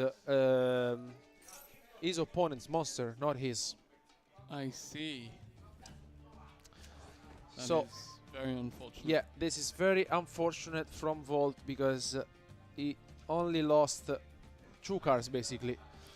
And now play is back to El Guardian Celta. Now Schattenspieler, just to give you guys an update, was able to defeat Dog 7, being able to fight back against the Empen and the Barrier Statue. And Schattenspieler actually going undefeated in that group. Undefeated with Cyber Dragon branded deck. Very good stuff from Schattenspieler. Yeah. And actually the implications of that does mean that because we had someone go 3-0 and someone go 0-3, that there's going to be 2 people going 2-1. But the tiebreaker will have already been decided by the head-to-head. Exactly. And here he gets to summon the Kairyu-Shin that he bounced back previously in the turn. We have to say that I think Volt really had a lot of things going on. Yeah. That being said, El Guardian Celta seems to have regained his grip over the field and over the options that Volt has available to himself. Electric Jellyfish, as we said, a really prominent component of this Umi control, just because it's a negation if you need it. Ocean Dragonlord Kairyu-Shin has been there since turn 1. And even Doom Kraken ready and waiting if a monster does decide to rear its head. just a quick update here for you guys. We can see that Schottenspieler were undefeated day 1 with an impressive 3-0 record, and El Dojo del Duelista with 2-1. This means that tomorrow Schottenspieler and El Dojo del Duelista will advance into the top 8. Yeah. Thank you. No head-to-head tiebreaker in that group after all. But maybe another. Maybe we will soon see him some. Who knows? And here, back to our match, El Guardian Celta entering battle phase, dealing some damage. Let's see if Volt has any response to this. I think both attacks will go through. Alright, even so, not quite game, so Volt could still very well make a comeback here. Yeah, definitely. Yeah, I think he may be a little thrown off by the fact that he, I don't want to say misplayed, but he really... yeah, the interaction that he had hoped for did not come through with the afterburner, as you mentioned. Yeah, I know. I think this is one of these situations in which there's so much going on the line, because he had double engage in the end. And I think if you basically have your plan, and the plan was to get rid of there can be only one, he basically thought, if I activate the afterburning gathering of the monster, I immediately then get to resolve the second effect. But unfortunately for him, it only resolves when is your opponent monster being destroyed. Now, this match, just to give you guys an update, Lithium will start be playing against Rene Brain. So it will be Dogmatica against Dragon Link. We will see who the match winner will be. And of course, Lithium with that Dogmatica build has gone undefeated on the day. Against Renebrain's Dragon Link that has yet to find a win, unfortunately. And hopefully we'll see the Dragon Link deck in action, winning his first match this weekend, but still focusing on our match. This is more than far from over. The Widow Anchor gets activated, so it will be taking the Karyushin. He could take the Karyushin, the Widow Anchor gets banished, then he could go for the multi-roll.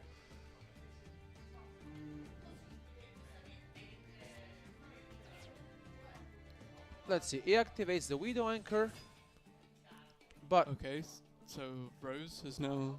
I think this is the first time all tournament I've seen Rose actually summon. He goes for the Kagari. The Kagari being on the field, gets the engage.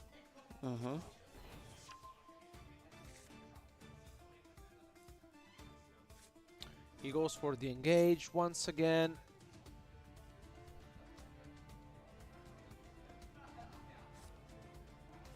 He gets another Widow Anchor.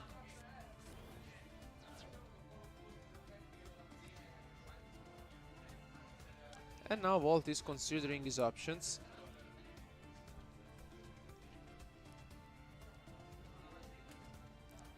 El Guardian Kelta now just thinking how he can disrupt the sequence of plays that Volt is currently committing to.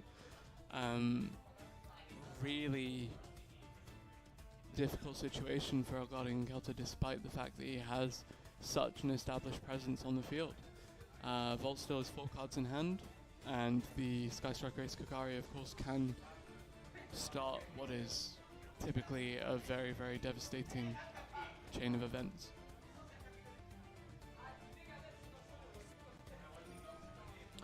Now he activates the Widow Anchor, he negates his own Kagari.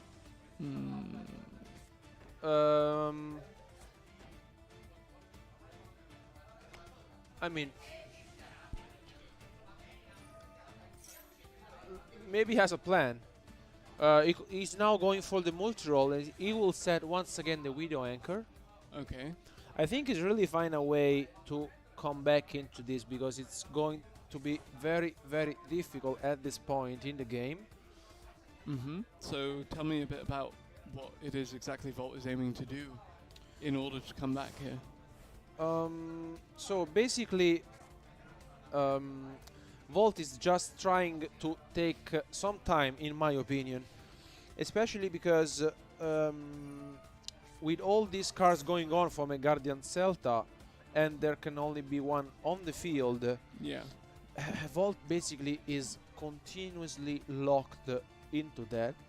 And also by playing only the afterburners, basically this is becoming very annoying to play against, because it doesn't really find a way to deal with there can only be one. Yeah. So Elgardi and Kelta now just deliberating as to what to do next. Ideally, you find a way to remove the Kagari from the field, but at the same time,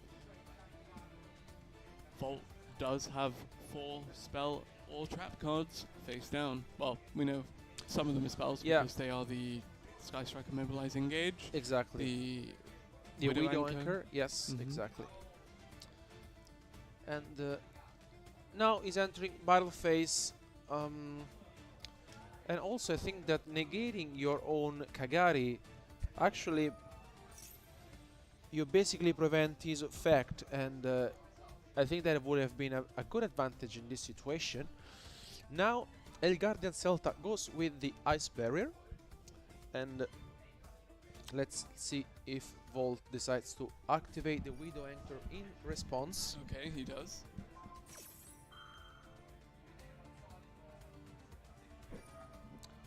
He goes for Steel Stealth, and he basically banishes his own Kaioshin. I really like the interaction with the Steel Stealth attack, which I think it's a very synergic and versatile card. Yeah. And with the Ice Barrier being activated, now the Kagari is brought to 0 attack points. And now he attacks over the Kagari with the Doom Kraken, bring him Volt down to 2,600 life points. The game is still not over yet, however, as we did have Ray come back from the graveyard. I have to say still that although the Afterburner didn't pay off and the Widow Anchor couldn't take the Kaioshin even previously in the turn, I still want to believe that Volt can be somehow stick to this game and try his best to come back, because basically with Rai being on the field now, he will also have the chance to use the multi-roll in the end phase to set another card. Yeah. I like the play that El Guardian Celta now is making, looking for the Gamesil. Yep. I like this. I like this play. Let's see. Okay, now he goes for the Maxi. Okay. I think it makes sense, because basically if your opponent goes for the Gamesil, I think it makes sense. You really get to draw 1 out of Maxi. Yep, because if you do not use it there, then there's no Exactly. given chance that you'll get to Yep. use it the following turn. Exactly.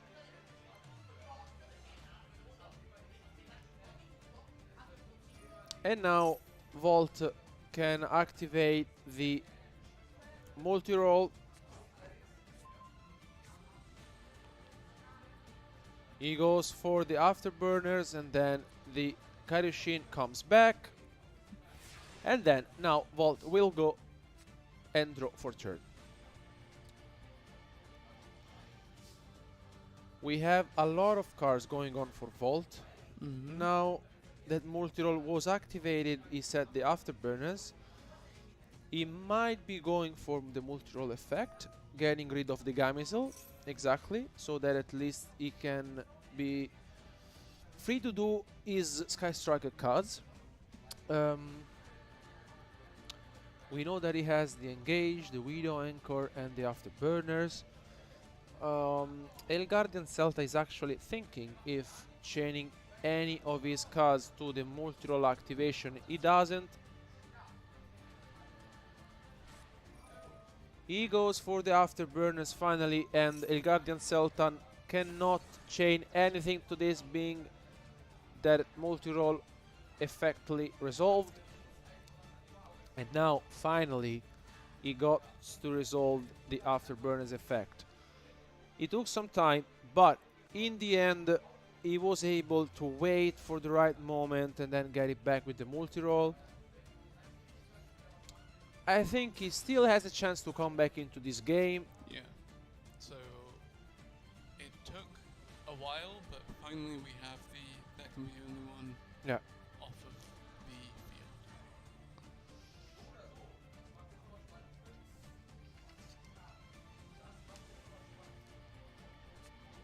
He goes for the engage here, and I think this is the most grind games we have had so far this weekend. Yeah, it's a real back and forth. Both of these players really wanting to secure their place in the second day of the competition, so you can understand it. Elgardi and Kelter getting to 5 figures in the life points for the first time this tournament. And actually, speaking of this tournament, if you've enjoyed today's games and want some competitive action for yourselves, be sure to play Master Duel's new Team Battle mode. Team up with 2 to 4 friends or strangers to duel it out with a variety of rule sets. Yeah, definitely, especially because like I think now that we are streaming our first ever Yu-Gi-Oh! Master Duel Invitational, there's a lot of action on the line. Our players really want to take at home the trophy that we will be giving away to the first, second and third player. They're really competing though to become the champion. And here the game, as mentioned, is still far from over. The Ayare gets Link Summon. Yeah, actually, give me a little bit of insight as to why Sky Striker Ace Hayate was the Sky Striker Ace that was decided on here. So basically here, indeed, basically I think he needed a name to go for a Link Summon, and he has the Zeke. Looks like Volt, it's not super happy with this. Interesting.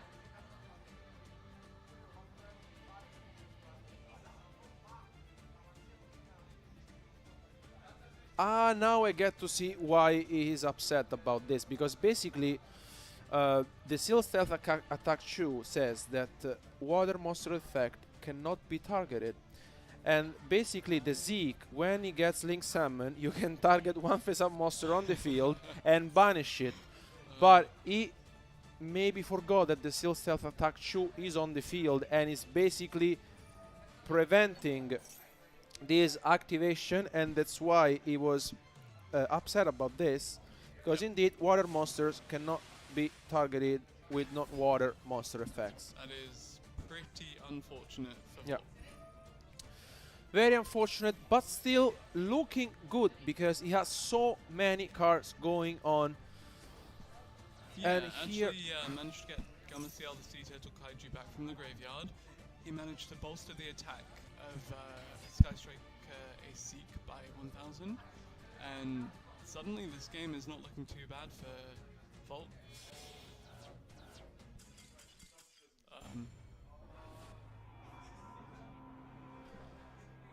Never mind. Never mind. Yeah. And El Guardian Celta is the winner of this match. I think he showed us how powerful the deck is. Yep. Very controlled deck. He has this back and forth with the Seal Stealth Attack Chu, which is basically a Numi, but also while being on the field, all water monsters cannot be targeted by non-water monsters. And I think this is very important to keep in mind for you guys tomorrow, especially because our Guardian Celta will be advancing into the top 8. Now, let's quickly go back to Ed. Very exciting. Come with me. We'll go for a quick chat over in the interview area.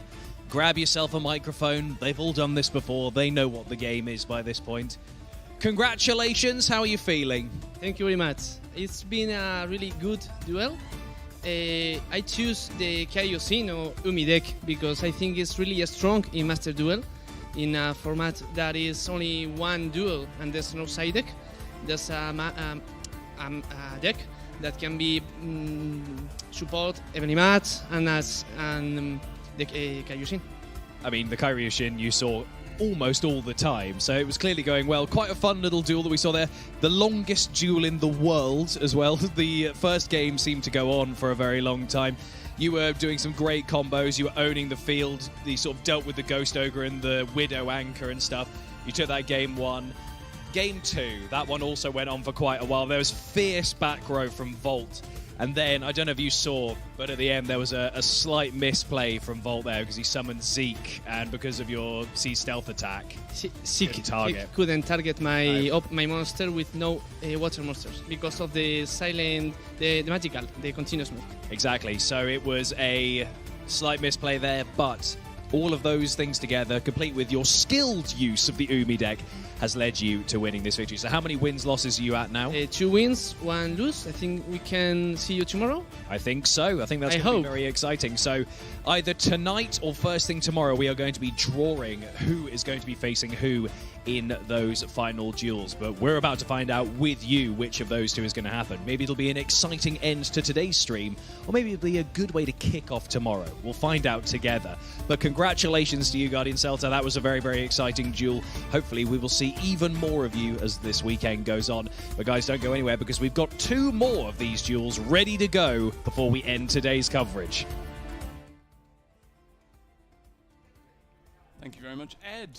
Yeah, looking at the standings now before we do head into some of the final duels of the day. Anything here surprising you, Alberto? Well, I have to say that Lydium is very convincing me this weekend with this deck. Once again, we can see how powerful this deck is with all the Dogmatica monsters on the field and the secret village of the spellcasters being on the field. Secret Village of the Spellcasters, of course, phenomenal card. When you have face-up spellcaster on your side of the field, your opponent cannot use spell cards. Really, really strong. Of course, if you don't have any spellcasters, you can't use spell cards. But what does Dogmatica have a load of? Spellcasters.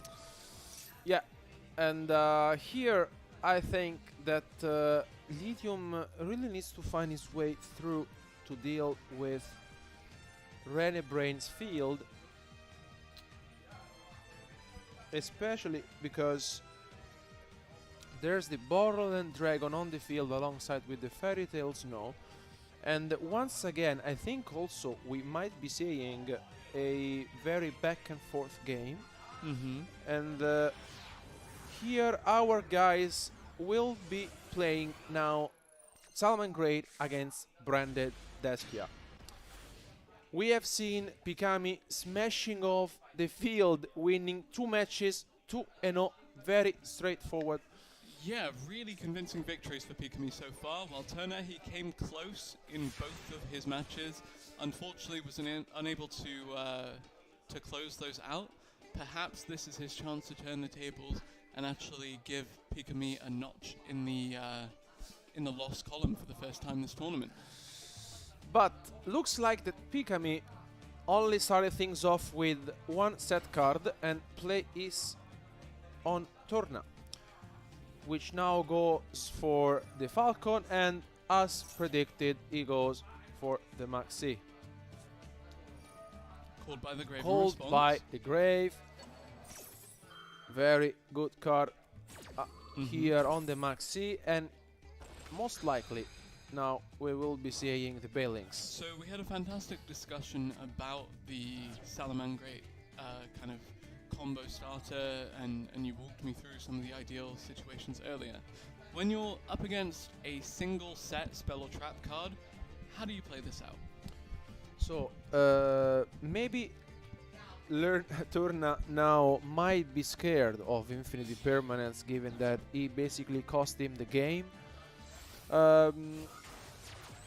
Is one of these situations in which if you're holding, for example, another extender, okay, that's not the case because Ash Blossom is being activated on the Bailings.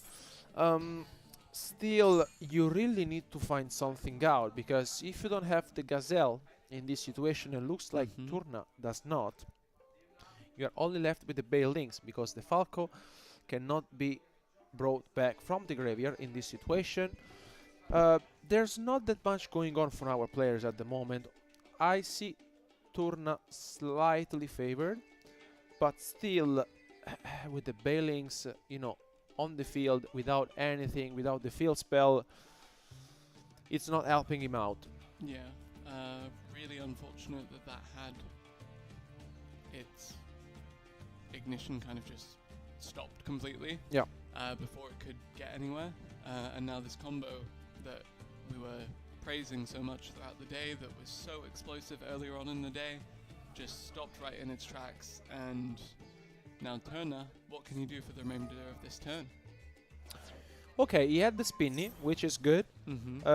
He actually boosts the Balings of 500 life points, and now he will be able to bring back the Spinning from the graveyard.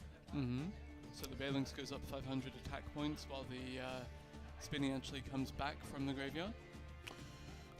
Without the Salamangreat Sanctuary, though, this is kinda weak, because you lose your Spinning, because once he comes back from the graveyard, he will be banished.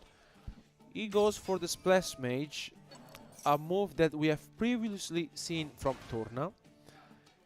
And this then is a bold move, honestly. where do you go after the Splash Mage is the question. I think he really wants to try his best once again and going for the... okay. He goes for the Talker Heat Soul, something that we have not seen this weekend. Pays 1000 to draw one card. I think this is very powerful. And I actually like it, because I thought for a moment that he could have gone maybe for a Sunlight Wolf, which wouldn't really make any sense. But with the Heat Soul being summoned, paying 1000 life points to draw a card, I think it's a very, very good deal. Yeah, very much so. The inverse Upstart Goblin. Yeah, exactly. And basically, this is a quick effect, so he can activate it also during Pikami's turn. And it's really powerful, especially because you can get the chance to see, for example, an Effect Veiler, an Ash Blossom being drawn, and this might be very, very powerful. Pikami, on the other hand, we saw that she didn't have anything going on, so she's really hoping to get something out of her deck, but she doesn't, unfortunately, and play is back to Turna, which again is taking a huge advantage here. Yeah, and where do you go with this Deco Tuka Heat Soul? Like, do you want to sit on it as much as possible, or do you want to link it off into something else? So I think here goes Pikami goes with Ash Blossom on the Heat Soul, but I don't really like it, honestly. Okay. Because if Turna has, for example, Designated Mining, you're just going to lose this game. It's just doing, for example, Ash Blossom on Astar Goblin. It doesn't really make much advantage at all. If Turna now has, for example, a Gazelle, a Spinny, or any other Salamangreat monster, he might be going once again for the Balings and try to go. And here's the Designated Mining. As I was telling you guys, if you do the Ash Blossom on the Heat Soul, it doesn't make any sense, because basically it's like doing the Ash Blossom on the Astar Goblin, and if Turna had Decided Mining and that's the case, now he gets to search most likely the Gazelle. That would have been probably a better target for Exactly, Ash Blossom. exactly, Okay, because yeah, I mean, I will go for, I think I will leave the Heat Soul, honestly. Okay, you don't go summon something, then go into access code and then swing for game? Oh, sorry, 5700, so you'd be slightly short. Yeah, you will be slightly short, but if Turner learned something in the previous match, is that sometimes you can push, sometimes it's better to wait. Something that we saw now is that he took the Spinny with the Designated Mining, because he had the Flame Buffalo in his hand. I think this is an okay play, in a sense that basically You don't want to overextend your plays. You got to search the field spell first with the Bailings, and then you will draw 2 fresh cards with the Buffalo, because you will be sending the Spinny to the graveyard. In a sense, I like this play. On the other end, I think that the Gazelle play would have been okay, whatever. He also had the circle. Never mind. This is what he was really looking for when drawing a fresh card. Here comes the Gazelle. And what he could also do here is just activating the field spell if he really wants to, then making another Bailings, then going for the Gazelle. He also has the Spinny. Let's see what he decides to do. He could go for the Spinny straight away, which is something that he does.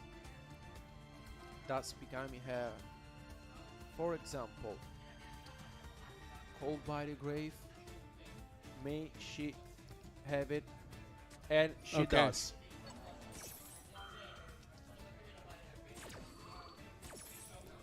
She does have the Cold by the Grave being activating on Spinny, which I like, honestly, because at least you prevent the Spinning coming back.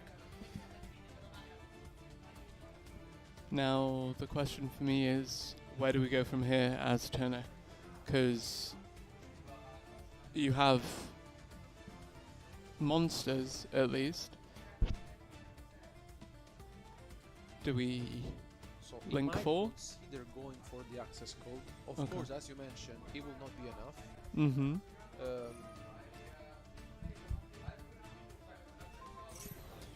Let's see if in this situation now Turna looks like he's considering his options. He has the Gazelle in hand, and okay, he goes for the battle phase.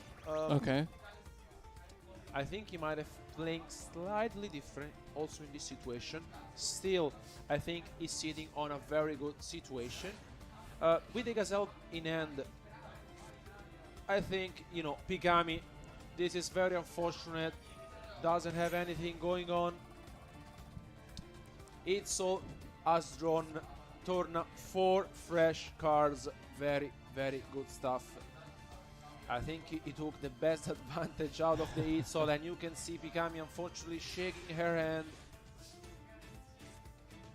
Yeah, I think Turner with the Salamangreat deck may actually close out this first game. Yeah. Yeah, unfortunately for Pikami, she didn't have really anything going on, and Itzel has drawn Turna so many cards. If this game goes on one turn longer, we'll see the other part of Decode Talker Heat Soul's effect activate, but pretty confident that Turner just wins this turn.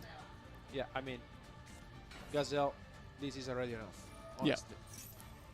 This is already enough. He's going for the Gazelle effect. Okay, Pikami activates the Maxi, but Turna can just enter into battle phase, attack with both monsters to seal the game. Let's see. There is an Ash Blossom on top of that. He also has the Ash Blossom.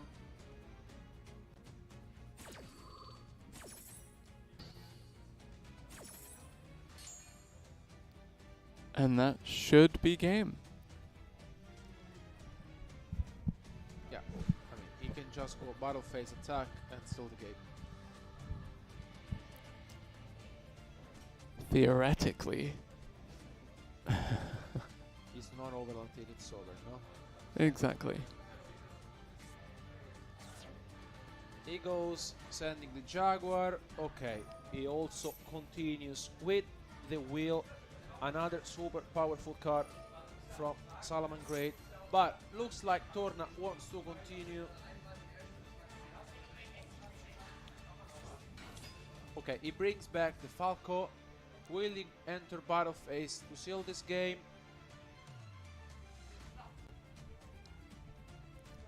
Potentially? No, he wants to continue and main summon his monsters. Goes for another Bailings. Okay.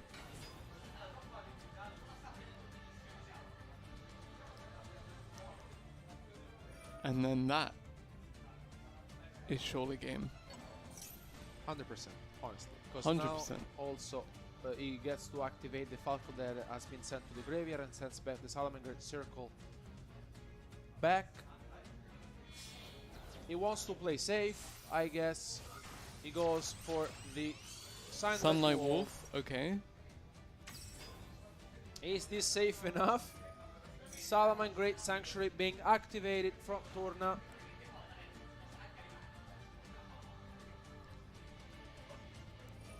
Okay, he activates his effect and he will special summon another Sunlight Wolf. Sunlight Wolf. Battleface. Hit Leo, looks like Pikami has seen enough for this game 1 and Turna seals this game 1 with this Sunlight Wolf. Off to a great start in this match for Turner, but still has yet to get his first win in a match. Turna, very good stuff from him. I think the hit soul in general got him a huge advantage, we have to say. And we've seen him win individual games in his earlier series, but still waiting for his first one match. more. One more. One more. I think overall the Salaman Great deck is still very powerful. He has a lot of different options, and also I really like the way he played the Hit Soul at the beginning because I didn't really have much going on. Yeah, it was really interesting to see it, considering we hadn't seen it so far this tournament. Exactly. Also has a beautiful summoning animation. Yeah, for sure. And let's jump real quickly. Renebrain against Lithium. Renebrain took on game 1, and Lithium started things off pretty well, I have to say, with the White Knight of Dogmatica, Cabal of Dogmatica. I think Lithium started things off pretty well. In general, Jungle Link is a very powerful and explosive deck, I'd like to say. Yeah, I remember when we were prepping for this that you mentioned the Black Dragon Collapse Serpent, and of course the Wyver Buster, the White Dragon. So really intriguing to see them actually materialize in the Dragon Link playstyle for what is the first time we're seeing today. That being said, Dragon Link already one game up. Renebrain looking to close out that series against Lithium. Speaking of closing out a series though, can Turner do it? Can he get his first match win?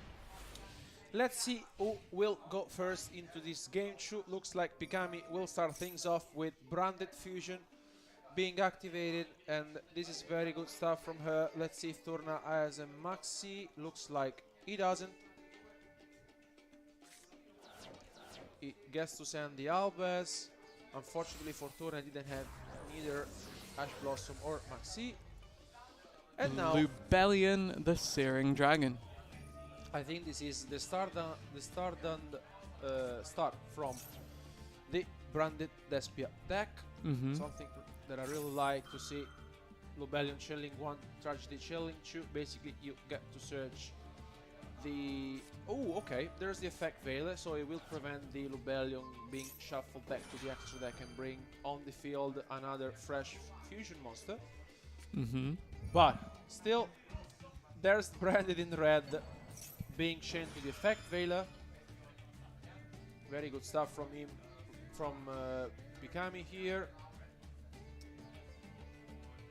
Yeah, very, very intriguing to see how this continues to play out. Of course, Branded in red. And I think she will also be able now to resolve the Branded red alongside with the Lubellion. And having a very big advantage. Tell me a bit more about what that means for Turner though. Like, what will he have to face down from Pikami now? What will she get from the extra deck? So she's actually considering it, because basically I would say that the Mirror Jade in general is a very powerful card, as we said, but also we saw how she basically likes playing Masquerade. And previously she got the chance to summoning 2 copies against Colossa. And she was able to seal the game, because basically having 2 Masquerade on the field means that basically every single card you will be activating you will be paying 1200 life points each time. Okay, he goes with the Infinite Impermanence being chained to Branded in red. let's see. See, the issue I now have as Turner is that he's not had his turn yet, but he's already down to 3 cards in hand, and despite negating a couple of things on the side of Pikami, she's still very happy with what she's ended up with here. For Masquerade, the Blazing Dragon, a couple of other things. I think by far this is one of the most looked out for, start when you play this kind of deck. Mm-hmm. You really wish to have something like this, the branded in red, just in case there's an infinite permanence on Effect Baler being played, and that this was the case. Now she gets to search the Frightful Patchwork with that Imp Chain. I mean, of course, Turna had both the Effect Baler and the Infinite Permanence doing something, but still, look at Pikami's hand. She has so many things going on, and also the Masquerade being summoned on the field will make the difference. Now, also the Aluber. Yeah, Aluber, the Jester of Despia, now making an appearance again. Between that and the Masquerade, the Blazing Dragon, it's a really, really difficult time for Turner, as he will hopefully look to get his Salamangreat combo started fairly shortly. And I think she will go, search the branded in red, which is correct because she will set it and will activate it when needed, most likely to special summon, to efficient summon another Masquerade. Mm-hmm. She goes for the polymerization, and from my understanding, she might be considering going for another Masquerade if she really wants to. That is very interesting, actually, and we've seen it time and time again throughout the day where you have 2 Masquerades out on the field so that it's a consistent 1200 damage every time an effect is activated. And very impressive stuff from her, which indeed has double copies of Masquerade and a Dramaturge on the field. I'm just thinking, okay, if we get Decode Tulka Heat Soul out again, if you want to draw a card, that's 2200 points of damage. Yeah, yeah, it's true. Is it worth it? Potentially. The thing is that it's super difficult now to play against these 2 Masquerades. I mean, every single card you will be playing, you have to pay 1200 life points. Mm-hmm. You can see Turna really finding a difficult time dealing with this field from Pikami, especially because we know that Pikami is holding a copy of Branded in Red that she just added with the Aluber previously in the third. Big thing about Turna, he goes with the Foxy. Will he be activating the effect?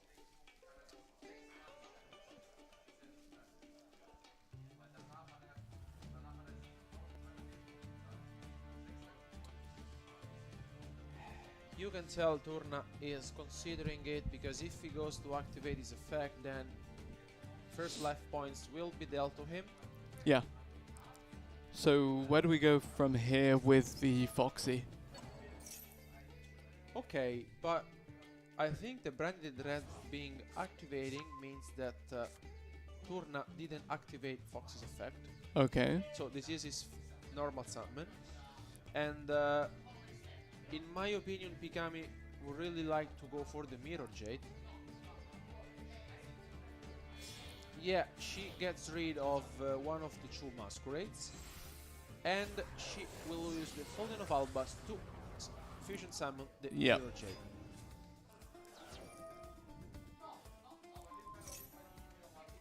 So tell me a bit more about the kind of situation that this Mirror Jade, the Ice Blade Dragon, now presents for Turner. So basically she gets to send the Albion from the extra deck to the graveyard, and she will have the chance to banish the Foxy from Turna's side of the field. The thing is that Turna didn't activate the Foxy, means that he used his normal summon, and as we know, the normal summon from Salamangreat is super important, and as we can see, Turna is just setting 2 cards and passes back to Pikami. Are you feeling confident about that if you're Turner? No. Okay, yeah, no, fair enough. Pikami looking to even up the game points in this match. Yeah, I think she played well. She understood that Pikami didn't have much going on at the moment and pushed for the Mirror Jade being activated. Let's now see if Pikami will be able to close this game. She will start things off with branded opening. Looks like Turna knows we might be jumping into a game 3. Yep. Let's see. Branded opening about to close out this duel. Yeah, definitely. And now the Aluber gets activated and the edge in chain.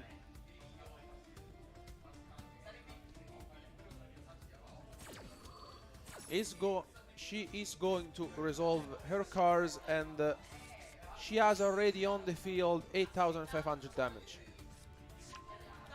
So she might go into battle phase attack, and then if Turna has any response, she might be chaining the branded in red to her attack. She goes for the branded fusion. Branded fusion now on the field. Will be really intriguing to see what ends up coming out the extra deck now. Yeah. What are you thinking that Pikami grabs with that? Well, I think that she has a really good spot in this situation because she has already enough damage. She might be going for the Titaniclad indeed. Yep. And tell me a bit about why Titaniclad is the optimal play here, and well, if we have the chance for that, obviously, given the fact that this battle phase is looking awfully scary for Turner. Well, I think that here she can end her battle phase and she has more than 10,000 damage on the field. Is she going to the battle phase right now to close this game? She does. She ends her battle phase. Looks like Turna doesn't have any response. Okay. He has the cross out, but honestly, already. You know what would have been a good response? Mirror Force. Yeah. or a magic cylinder, like this wonderful animated icon frame that is now available in Master Duel. That would have been for sure. And Rene Brain wins his match against Lithium. Dragon Link got the chance to win his first match. And we come back just to see Pikami put the finishing touches on this duel against Turner, evening up their game score and pushing us into a game 3. Very well played by Pikami. I think she played her cards very well. I have to say that when Turna normal summoned the Salman Great Foxy, she understood that he didn't have much going on. Yeah. Turna started the game with Effect Veiler and Infinite Impermanence. But I think she was very smart because basically she said if he is normal summoning the Foxy and he's not activating the effect, it means that he doesn't have that much going on. So she prevented anything else, and basically this was very powerful because she was able to seal the game. But looks like that apparently Lithium was able to win game 2. So we have a game 3. So Rene Brain didn't win yet, we have to say, against Lithium, which might be going undefeated for this game, this match. Yeah, the kind of ideal opener that we've seen time and time again from Lithium, getting out that Diviner of the Herald and just really starting things off for that Dogmatica deck. Really, really promising start for him, but given the fact that he hasn't got out any other monster quite yet, granted Duel only just started, can't really say that Rene Brain's in too much trouble as of yet. Yeah. Game 3. And Pikami starting things off with Frightful Patchwork, getting Polymerization and Edge Imp Chain, Branded Fusion as well. Wow, what a start. Once again for Pikami, very good stuff, showing up how powerful the Branded Despia deck is. Yep. And we said it at the beginning of our matches today that Branded Despia is for sure the deck that needs to be beaten. And Turner does not look too impressed with how this is playing out now. Yeah, you can tell from his, body that he doesn't really feel confident at all, because he knows that what is come will most likely be Masquerade being summoned. She might be going for the double Masquerade as we saw before. Usually she goes for the line Dramaturge plus 2 Masquerade. There is still a polymerization in the hand you have to remember as well, so definitely there are a couple of options in terms of how this is played out, but you have to expect a consistent line of very, very formidable fusion monsters on the side of the field for Pikami, straight into the Mirror Jade, the Iceblade Dragon. I really like this, honestly. She goes for the best fusion monsters of the deck, I have to say. It is super difficult to play against, especially for a deck such as Salamangreat. And why is that specifically? Because as we got the chance to see before in Game 2, Salamangreat really relies a lot of his normal summon. And when basically you get the chance to get rid of the normal summon, basically you are left basically with nothing, because your extender basically interact with what is on the field, and if you don't really have nothing on the field, basically you don't have the chance to bring back the Spinny or the Jaguar or the Falco. And the Mirror Jet itself that banishes actually them, it's super annoying to play against. Yeah, now we do see that polymerization that was added to the hand being activated. It's going to get out yet another fusion monster. Yeah, I mean, this is very solid stuff from Pikami.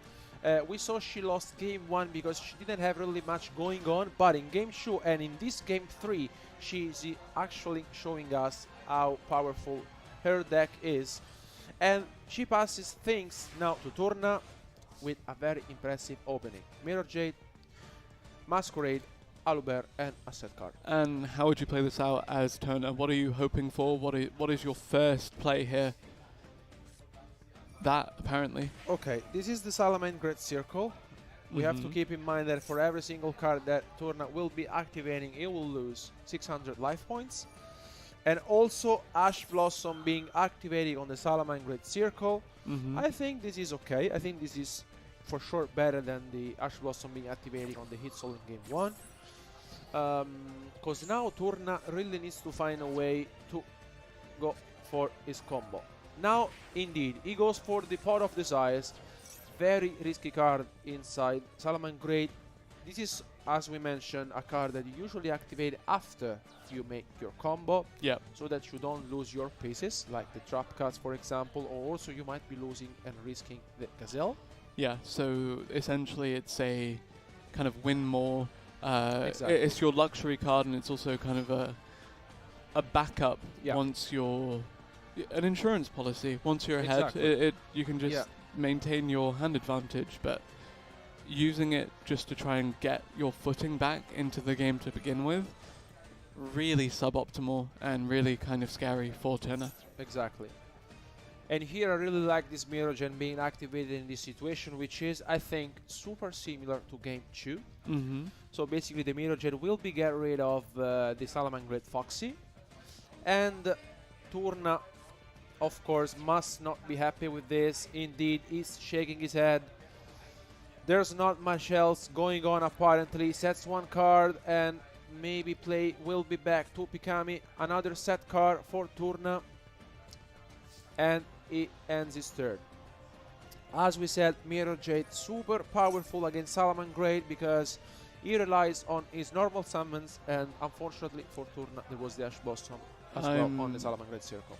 Getting some deja vu to the previous game where we literally just had a field full of really scary fusion monsters facing down 2 face-down spell traps from the Salamangreat deck. And very good stuff, I have to say, from Pikami, which I think the deck she's piloting, she knows it very well. She knows the combos, she knows when to activate her cards. Another Frightful Patchwork being activated, and here Tourna might be holding, I think, Infinite Impermanence, although I have to say, if he's holding a copy of Infinite Impermanence, I would have set it anyways in the same column of Pikami's set card, just to prevent the activation in case there will be one. Still, Pikami on the field has 7,300 life points potentially damage, which is already enough. Now she's going for the branded opening. She just needs to find something else. Okay, now Maxime being activating and Masquerade will be dealing 600 damage to Tourna.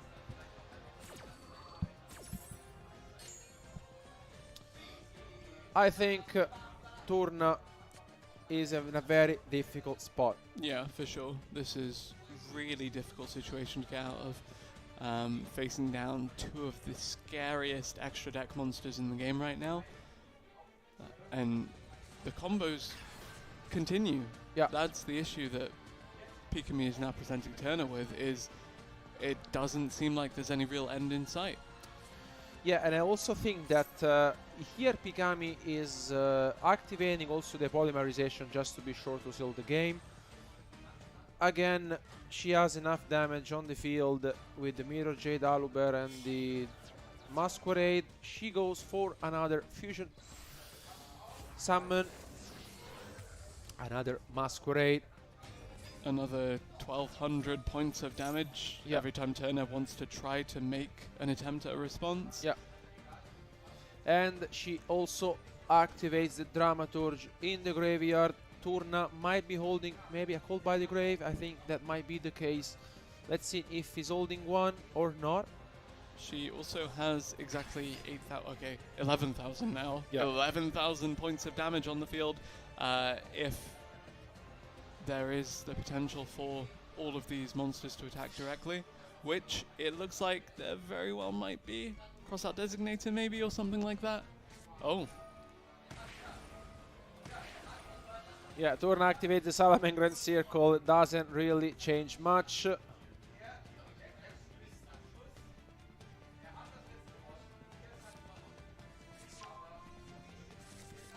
And now here, Pikami will be able to seal this game and go for game. Very, very good start from her, and going with an impressive 3-win, 0 losses, advances to tomorrow. Undefeated Pikami going into day 2. You really have to now think that she's a contender for the championship. Yeah, for sure. I mean, very good stuff from her. I really like the way she played. She knows her combos, she knows her cards, she knows how to play against their opponents. Very good stuff tomorrow. Best of luck for you. Very well played today. And on the other hand, condolences to Turner, who played his heart out. Yeah. Salamangreat. Over to Ed. Game, so we're going to go quickly, go over here and talk to Pikami. Grab yourself a microphone, Pikami. Now, I know last time you told me you don't speak a lot of English, so we'll try and keep it quick and brief, but that was a pretty interesting. Your game one, a little bit of a brick, but then for those next 2 games, we saw a lot of the same cards coming out, your Mirror Jades, your Masquerades, so you did pretty well. Talk us through your game, if you can. It's very difficult. Okay, fair enough. Yeah. Well, either way, congratulations. Like, you must feel pretty pleased that you've got this far. Probably at this point, are you going to be in tomorrow? How many have you won? How many have you lost? Oh, sorry, I don't understand. That's fair. To be fair, if you asked me to describe that match in French, I wouldn't be able to. Either way, Pikami, thank you very much. Congratulations. Thank you. We'll see what happens with the next couple of games as well, because we're going to find out who's going to be in that top cut. We have 2 more duels for you. The next one that you guys are going to see is Colossa versus Farfa, because Colossa hasn't actually featured in any of these matches over this weekend so far, so we're going to make sure that one gets seen. Then we're going to be into the final duel of the day. And then tomorrow morning, we're going to do the draw to see who is going to be facing who in this top cut. It's going to be very exciting. So we're going to head straight over to there, and the guys will give you some coverage. Thank you very much, Ed. And yeah, we are actually going to head on over into Lithium versus Renebrain just while we load up into Colossa versus Farfa. Really exciting to see this game go the distance. I said we'd load up into it and see how it plays out, but actually it's already over. Renebrain gets the surprise victory over Lithium. very good stuff from him. We just saw the Borderland Dragon being summoned on the field, smashing Lithium strategy. Still very good day from both of these guys, showing up how powerful their deck were. Well played. And I think either way, these guys really needs to be, you know, very satisfied with their performance overall. I think Dragon Link doesn't have a very good matchup against the Sky Striker, as we saw earlier. Yeah, for sure. Honestly, thinking about it, I'm surprised that the Dogmatica build that was taking everyone by storm earlier in the day actually fell flat there. But very, very excited that that group still remained competitive through the end of the day. Speaking of groups remaining competitive though, Farfa versus Colossa, our next featured matchup. Talk to me a little bit about it and about the implications for who gets out of that group, depending on the result. So I can tell you that I think if I were Colossa, I would really like to win the flip coin costs, honestly, and going first. Still, we have to see if she will have the chance to go first. And she does. She does. With the quick fix, getting the big red. Let's see if she's starting things off. Okay, where Arthdo also getting the Magician Soul. I think she actually having a very good hand. And as we can see, she's playing incredibly fast. Both of these duelists 1-1. That means that their fate is entirely in their hands. Whoever wins this advances, so the pressure is on. And it's going to be hype. If Farfa doesn't have any sort of interruption, I think we will be seeing Spiral and full modality, I have to say, and I can't really wait to seeing my favorite deck in action. Could quickly get out of hand very, very, very fast. Yeah. We mentioned this before. I think Spiral, if it goes first, honestly, and you then have any sort of interruptions, I mean, we will see, I think, incredible stuff from Colossa. Here comes a Link Summon. Yeah, this is a good extender, basically, because you got to search the cast for Sleeper, and the blocker also will resolve during the end phase. I think this is very nice, because now you get to search for the Master Plan. You get the Sleeper, which is, I think, super powerful to play with, and another Spiral Resort. And what I really like about the resort is that your opponent cannot target your Spiral cards with card effects in general. So cards such as Infinite Impermanence, Effect Veiler don't work. Yeah. And here we see the drone, which I think is the most powerful card in the deck. Oh, okay. Tell me a little bit about that. Why is that the most powerful card that you've highlighted, given how powerful everything else seems to be? I really like it because basically once the drone is summoned, you get the chance to see the first 3 top cards of your opponent deck and put them in the order you prefer. Oh, okay. And now, I think that Colossa will be link summoning another card, which is Celine. Okay. And then, of course, you can Celine and then potentially get back an Effect Veiler and then link 4, probably into Appaloosa, or, okay, not Effect Veiler, but still probably going to go into Appaloosa. Yeah, exactly. She has a lot of things going on at the moment. She brings back the Master Plan, bringing back the Rescue, and now we will be having the link summon of the one and only Double Helix. Wow. Why the Spiral Guild drone is so powerful? Because now Colossa knows that the monster is on top, and then she will get to resolve the Double Helix, Master Plan, another one, and another Rescue, most likely, will be added, and now we will get the chance to see how powerful this deck is. So, do you just sit on the Celine? Do you go into the Appaloosa or something else? I think she will go something even mad, I would say, because basically she will go for the Appaloosa, as you mentioned. But if she really wants to, is her extra deck, she has cards such as the Nightmare Griffin, which is very powerful because she has a very powerful combo, Nightmare Griffin with the Appointer of the Red Lotus. And what I really like about this combo is basically that with the drone, you basically get to choose what your opponent next cards will be, and with the Red Lotus, your opponent will be forced to show you his hand. And what I really like also is that she has multiple rescue. Ghost Trick Dullahan. Yeah, and now she goes for the Angel of Mischief, something that you don't really see quite often. And actually, speaking of the Ghost Trick archetype, just want to highlight that the delightful Dwellers of Darkness solo mode has recently come into Yu-Gi-Oh! Master Duel. There is a new duel field, Ghost Trick Mansion, new card sleeves themed after the Ghost Trick Festival, and a new limited time only Ghost Trick Lantern Mate. And that being said, I think Colossa is just showing us how powerful this deck is. Mm-hmm. And here she goes with the Curious, and I mean, I just want to sit here and seeing how powerful this deck is.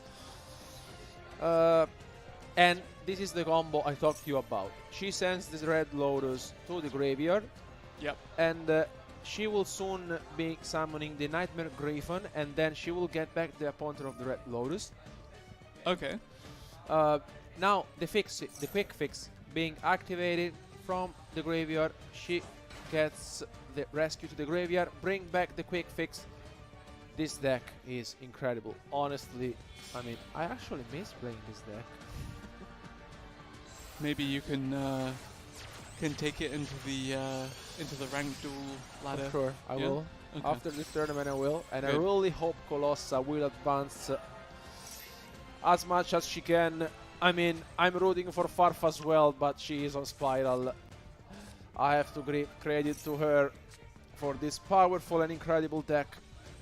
And as we mentioned, Farfa doesn't have, unfortunately, any interruption. He is just watching it happen. Yeah, he's watching Colossus doing her stuff. Hopefully he doesn't have to watch all of these monsters crash into his life points one turn from now. And she is basically showcasing us how powerful this deck is. I mean, look at this field, and it's not done yet. Still going, yeah. Yeah, she's not done then. Can we see the Nightmare Griffin? Right. Yeah. Here it comes. Very nice. Very, very nice. Now she will set back the Appointer of the Red Lotus. This is the combo I talked to you about. Talk to me about it again, please. Just why is this so potent and powerful? I think this is brutal because basically with the Appointer of Red Lotus, your opponent is revealing your hand, and basically you basically choose whatever card is the best in their hand, and you get to banish them basically. Okay. And also, she's not done yet because now she will be able also to special summon the Spiral Sleeper. Yeah. And by banishing 3 Spiral cards from the graveyard. And also, if she has as well the Spiral Guild Last Resort, and she will be able to equip it to the Sleeper. And one cool interaction is that the Sleeper has a very powerful effect. You can activate it on your own rescue, but given that it cannot be destroyed, basically it's like a loop. You can be doing this every single turn. And here, basically, Farfa knows what he will be drawing. But with the Appointer of the Red Lotus being set, now Colossa has a huge advantage, especially because during the end phase, the Spiral Result will resolve, getting back a card from the graveyard to Colossa's deck. And look at this field. 2 negation with Appaloosa. Oh, I wonder what Farfa drew. Yeah. And here comes the Appointer of the Red Lotus.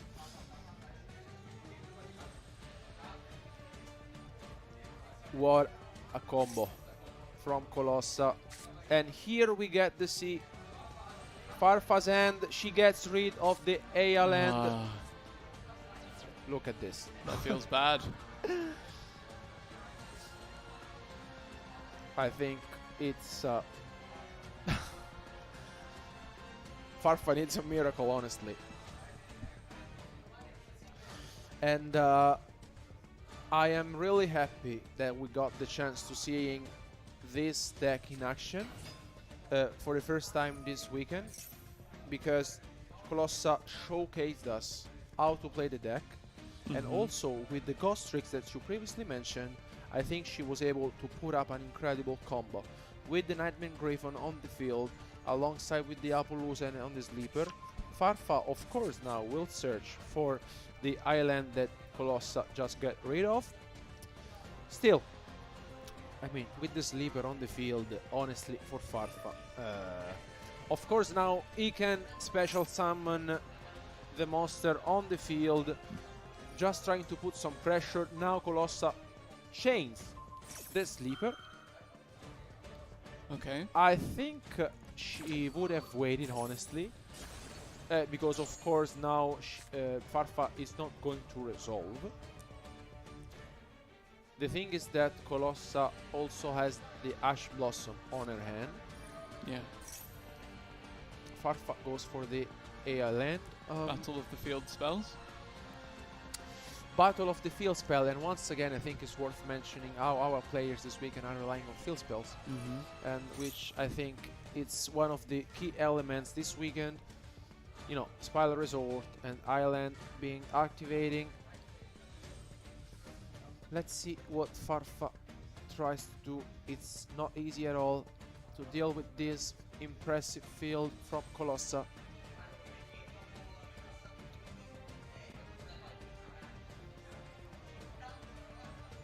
Farfa is thinking. Yeah, the thing is that it's not easy actually to deal with the Colossa's field, especially because Farfa knows that there's an Ash Blossom that will be activating on the Silent Mining for sure. Yeah. Here it is.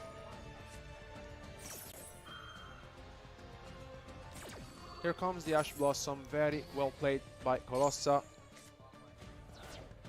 And Farfa is left just with one card in his hand. Very difficult situation to be in.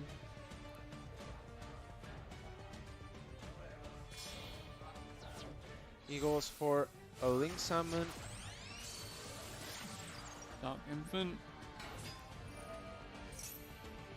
He gets to activate the Island.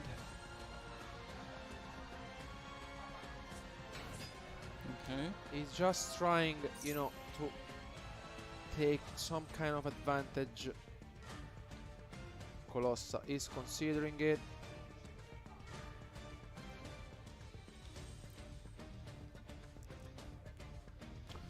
I think knowing what Farfa was holding, I would have played maybe more conservatively if I were Colossa. I mean, of course, there's the Appaloosa and there are a lot of cards going on for her. But still, maybe I would have waited for the sleeper. Still, I think, impressive stuff from her. Now, she also activates the rescue.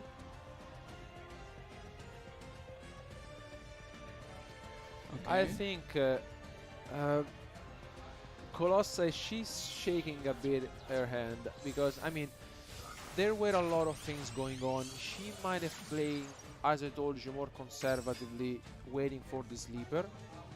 Where does this go? Yeah, he just entered battle phase and attack over the Appaloosa. Okay. And then Splash Mage in main phase 2. Yeah. That's what? Yeah, here the thing is that Farfa is trying to survive as much as he can, and I think he's also playing well, given that Colossa starting things off with this impressive combo. It's not easy to play against this, as we mentioned. Maybe if she had waited for that sleeper, that we might have been saying something different, but still, Farfa is considering if there's something else he can do, but there's not. Still, Farfa has seen enough. Very well played by Colossa. We mentioned how powerful the Spiral deck is, especially going first. That was probably the most formidable turn one we'd seen this tournament so far from any competitor. Yeah, I mean, if I were you guys and if you will be saying Colossa being your opponent, I will be super scary, honestly. I think we have to give credit to Farfa for trying still, because there were a lot of things going on. Not only there was the Appaloosa with the Griffon and the Red Lotus, but there was also the sleeper. I think Farfa played very well, also because Colossa had the Ash Blossom, so she had a lot of resources, honestly. And Farfa just tried, you know, his cards. Here, let's just jump real quick to see Julio and TGC Anime playing one against each other. still the hero deck being undefeated, going up against Marin says. He is considering his option like with the Splash Mage. We have seen a lot of times this card this weekend. And Destroyer Phoenix Enforcer just waiting, Yeah. because if any kind of play materializes, stop it right in its tracks. Yeah. And I think this weekend one of the most played cards overall are Splash Mage, Access Code Talker. See, Access Code Talker I was anticipating, but Splash Mage? Talk to me a little bit about why we're seeing that card in particular. Because basically what you're really looking for most of the times is that you want basically to push enough damage and put pressure on your opponent.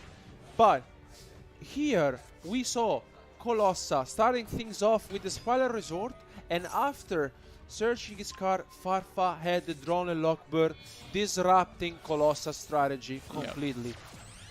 And Farfa is the only one player having Jolly Lock in his main deck, and it is paying off because basically Jolly Lock Bird is one of the most powerful cards to play against Especially Spiral. in a format with Max C. Exactly, but having it against Spirals that searches for a lot of cards with the Quick Fix, the Spiral Resort for example, the Master Plan, having it's the best way of interruption. In this situation, this was incredible, honestly, and indeed, as we saw, Colossa was forced to set a monster and to set trap cards. Now, once again, the Splash Mage makes his appearance. I think it has been summoned. I lost count, honestly, of how many times. Update Jammer as well. Okay, so do you just sling them off immediately into an access code? Yeah, I think, Farfa is going for game. He's just trying. He's just trying if he's going for game. Let's see if he will find out his way or if Colossa is holding any sort of interruption. I am very intrigued to see if this access code talker can indeed push for game. But she has the Forbidden Droplet. Okay. So very good for her. She will be able to survive at least this turn, because otherwise she would have lost straight away.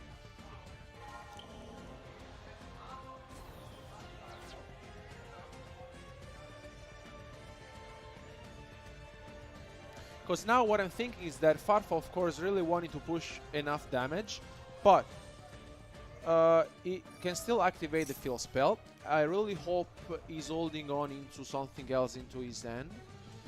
Because extending for the access code token, as we saw today, if you don't really get the chance to sealing the match, the game, during that specific turn, otherwise you might be losing resources. He's still holding, I think, a couple of few resources, and hopefully for him, he might be having, I don't know, effect failure of Ash Blossom. We will soon see. Still looking good for him after that Draw and Lock being activated, and there's also the Silent Mining. Really intriguing to see how this one will play out. Of course, the access code talker a little bit less threatening than you'd maybe hope for, but Farfa's turn still far from over. Yeah, as you mentioned, this is more than far from over, I have to say. Last set card from Colossa might be a Spiral Mission Rescue, because otherwise she would have activated the Ponder of the Red Lotus straight away. I think this is good for Farfa, because here he might be able to continue and extend his combo. He still needs to enter battle phase and push some damage to Colossa. He's thinking about it.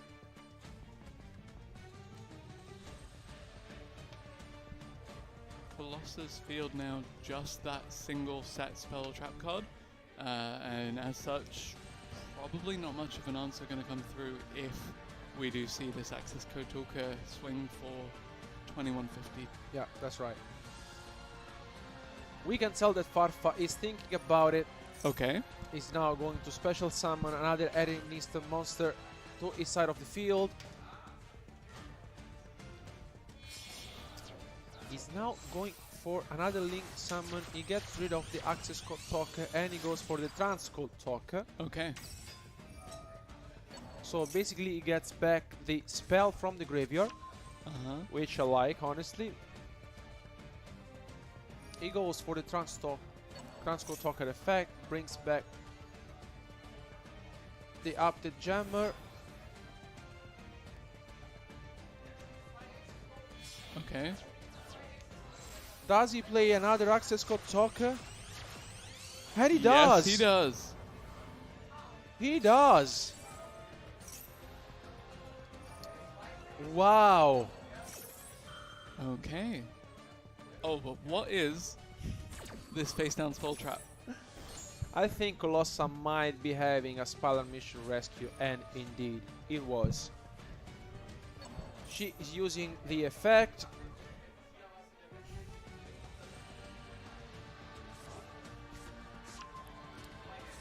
Is that gonna save the game?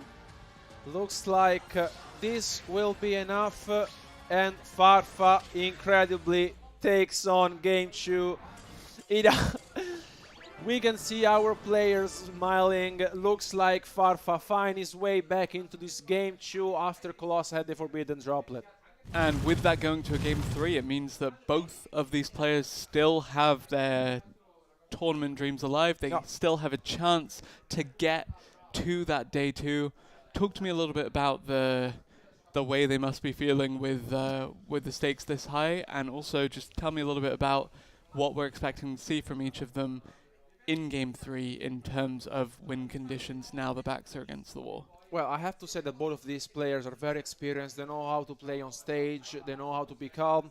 Very experienced players but I think here maybe it might be relevant if Farfa draws once again Jordan Lockbird, which is against Spiral, very powerful. Can't wait to see our Game 3. Our plays are ready. Let's jump into it. Yep, let's jump into it indeed, as Colossa is the one starting. Once again, Colossa starting things off. Wow. Spiral Resort, getting the quick fix. Magician Soul sending the master plan. Wow, this is going to be as Game 1 if Farfa doesn't have any sort of interruption. I gotta say, the lack of hesitation is really cool to watch. Just play. Let me play my card. She really knows his deck at heart, I have to say. And I think, once again, with the Spiral Resort being on the field, the Spiral monsters cannot be targeted, which means that Farfa cannot use Effect Veil or Infinite Permanence. And here, now Farfa is considering if doing anything. I mean, that's the thing, is Farfa is probably doing what any of us would have done in this situation where, you know, the tournament, you're advancing from this group is on the line. Take as much time as you can to just kind of think every single possible situation through here. Yeah. And Colossa, no such reservations, no hesitation, just going for the win. Yeah. And I think here Farfa activates the Effect Veiler on the only spot he could have activated it, which is the Magician Souls. Now, Upstart Gory being activated from Colossa, getting a fresh card.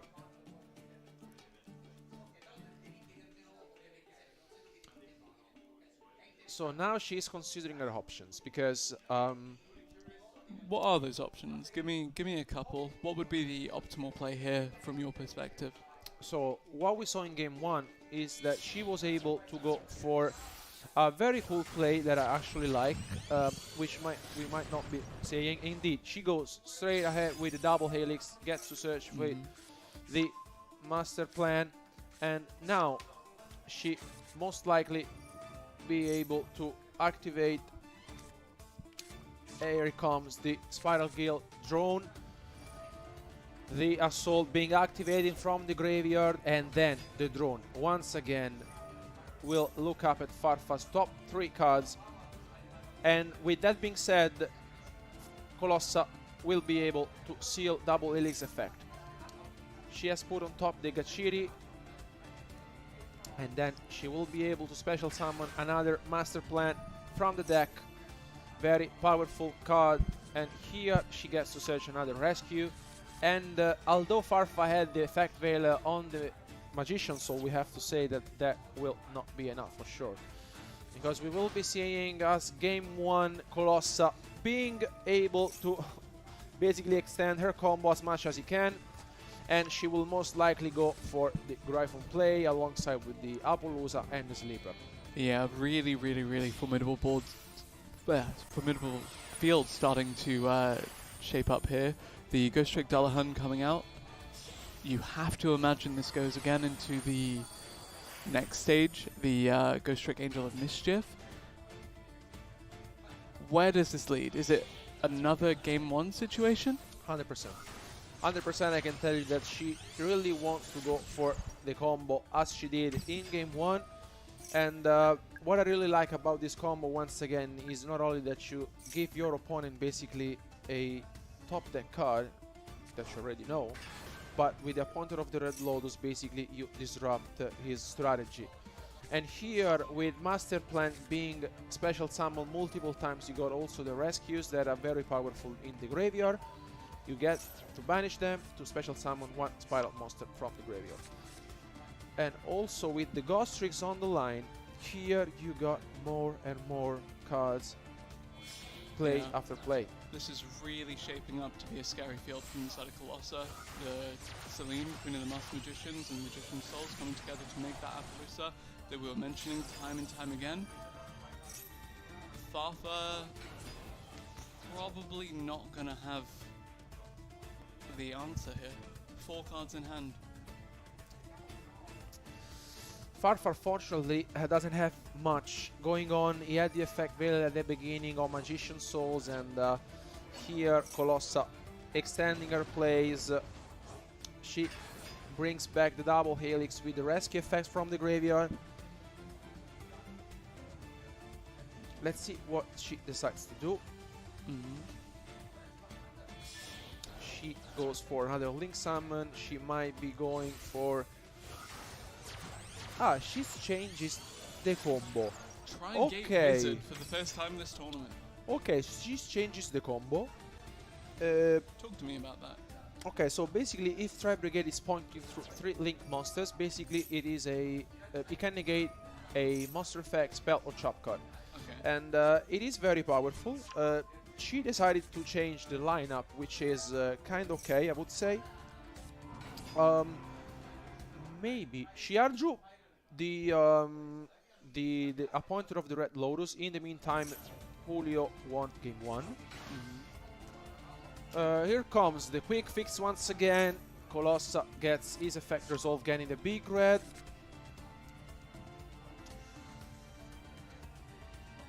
I'm really curious to seeing where this will end, because the with this field still she is not done yet. I think she will summon the Gryphon. Rather large Link summon, going straight into the Link 4 Nightmare Griffin, as you mentioned.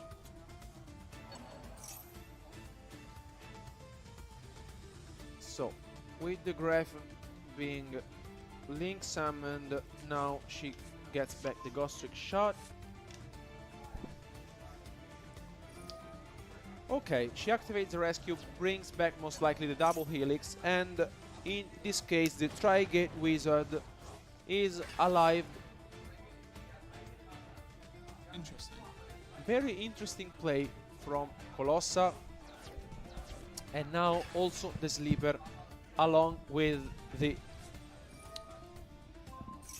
field spell and the very, very good level last resort. If you're Farfa here, how do you deal with this? It looks fairly insurmountable to me because very scary. Such a scary field. It is super scary, honestly. We have said this before. If Colossa gets to go first, this is what she can do. And she knows her deck so incredibly. Does she have the Appointer? And she does. She drew the Appointer of Red Lotus, reason why she went for this combo. that I really like, honestly. Look at this hand.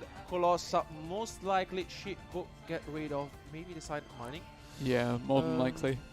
Because he has 3 normal summons and then the Gachiri, which is an extender. If she gets rid of the Silent Mining, means that the first normal summon she will go for the Sleeper. Let's see what she decides to get rid of. Oh, okay. With the Gachiri, interesting. It doesn't really change much because she can still negate the Silent Mining with the Tri-Get Wizard. So now Farfa will add the full spell from this deck to the hand. Yep. But also the Forbidden Droplet. Wow. Just in case. What a hand. Really difficult Farfa to deal with this. What a hand from Colossa that showed us how powerful this deck is. Now Farfa will most likely go for the Silent Mining, which will be negated by the Tri-Get Wizard. Farfa is thinking about that, but that's not much that he might do. He could go for a Link Summon, but then yeah, he goes for the Silent Mining. I think Colossa here has to negate with the Tri-Get Wizard. Let's see what she decides to do. She does. I like this play. Okay. And Farfa is left just with 1 card. Yeah, single card in hand. Probably not the card he was hoping for. Probably not the card he was hoping for, as you mentioned. Here, very difficult. Farfa left with just 1 card.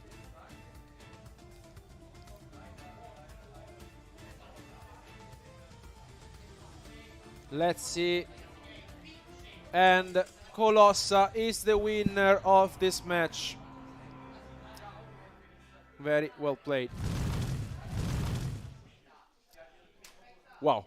I have to say, very well played by both of our players. Game 1, Colossa showcased us how powerful this deck is. Game 2, Farfa came back to the game incredibly with the second access code token. Yeah. Which we were not expecting at all. And in Game 3, I think Colossa very, very well played, well deserved.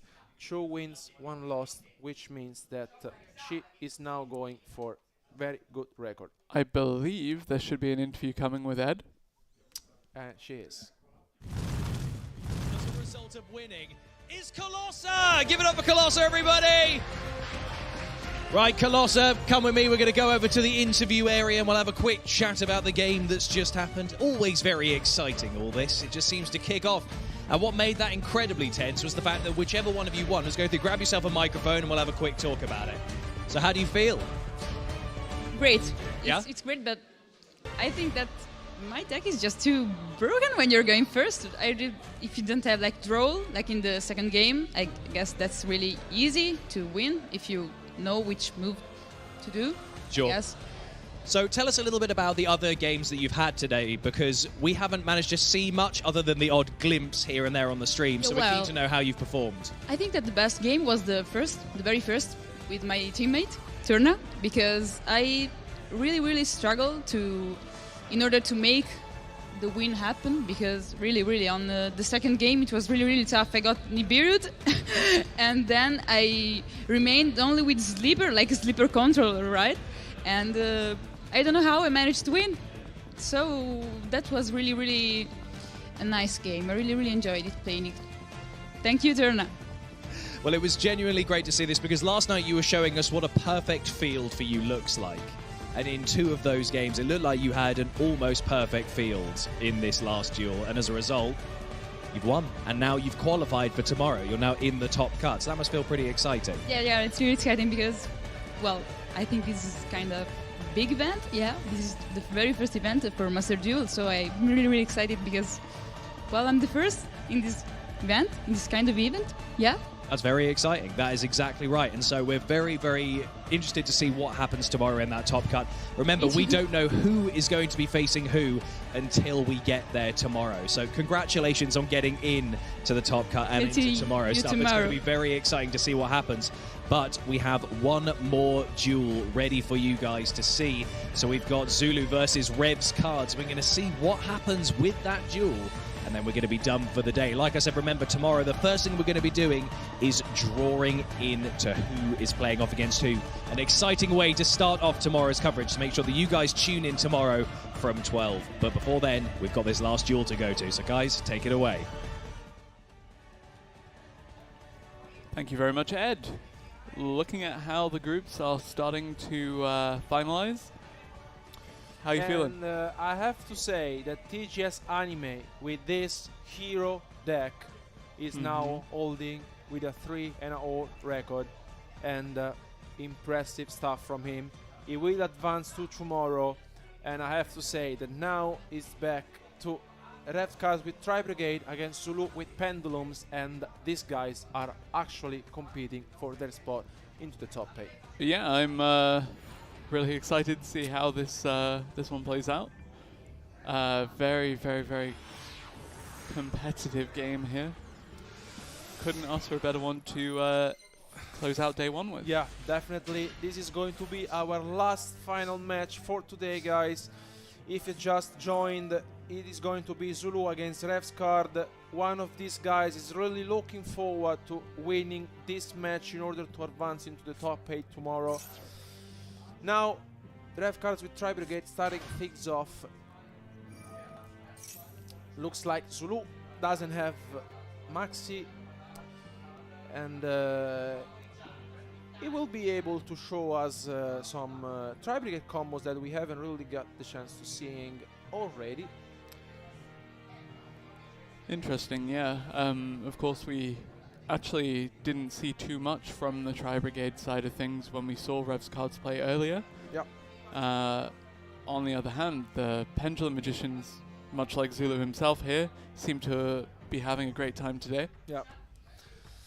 And as we saw earlier, Zulu is on Pendulum, a really powerful deck that has a lot of different plays. Yeah. And what I really like today especially is that our players were relying on different decks and different strategies. We have seen some cards being summoned multiple times, such as the Axis Code Toka. I think that was maybe the most summoned card this weekend and the most powerful one. So this is actually branded Tri-Brigade, by the way, so yeah, sit back and enjoy.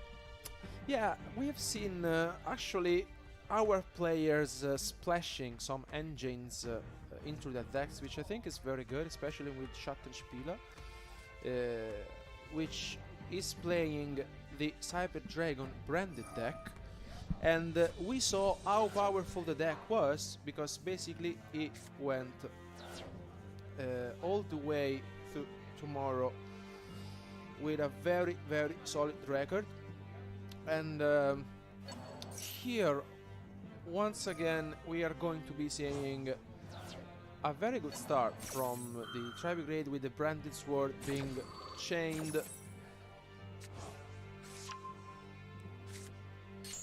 Yeah, the Tri-Brigade deck here, of course, looking to set up accordingly. Yeah. Zulu just sat back watching. I'm expecting a lot of things from this Pendulum Magician deck again. Just gonna, well, I think both of these decks do excel at kind of flooding the field with copious amounts of monsters. So at the end of the day, we should be looking at two very, very formidable kind of lines of monsters facing off against each other in this field. And now the Kit and the Nerval got Link summoned for the Baron Blossom. A lot of things going on at the moment for Revs cards.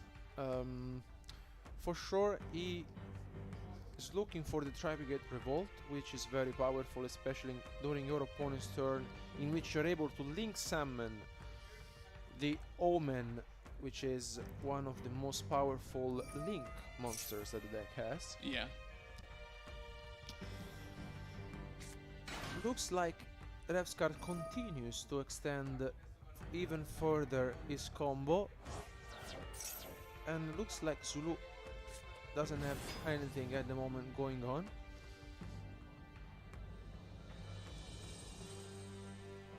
Five pendulum monsters in hand, no doubt. And what I really like also here is that Revkar's go for the Ancient Warrior Soul and the Anaconda as well. Something that you don't really see quite often in a deck like this, and indeed Zulu might be wondering, wasn't this a Tri-Brigade deck? But the branded cards are in here, helping him out to this final match for today. And this basically gives you Mirror Jade, the Ice Blade Dragon. Exactly. It is very powerful.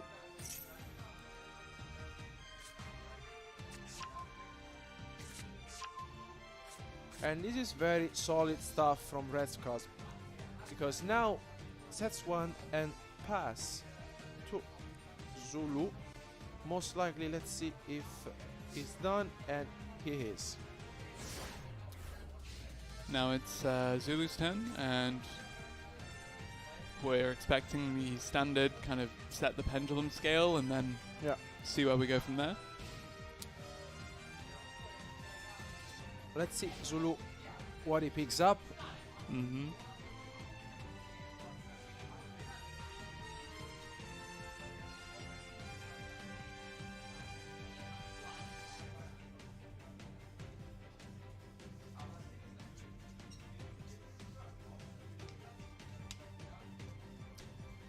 Zulu is now taking some time. I think it makes sense. You don't really want to make any mistake.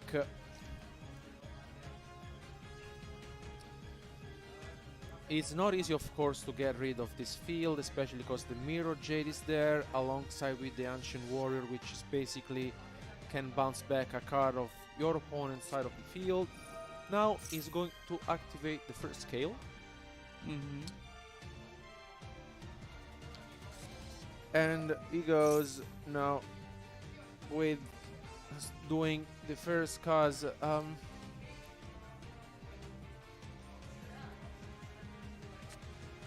He goes with the Duelist Alliance. He will go add one card from his deck.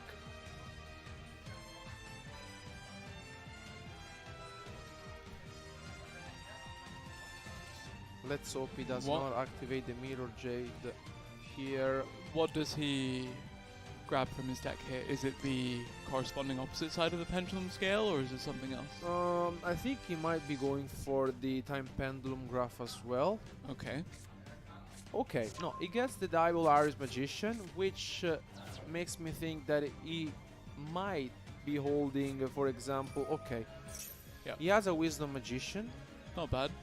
If Revskar activates the Mirror Jade here, he knows that Zulu has a scale 8 in his hand, and he will be left with 2 cards in hand.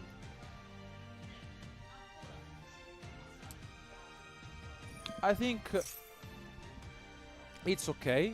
He still can wait for his opponent to extend a little bit. Maybe here he will go for the Off Dragon most likely, or the Purple Poison. It is the Purple Poison. I think he is really waiting for, let's say, a real threat, I would say.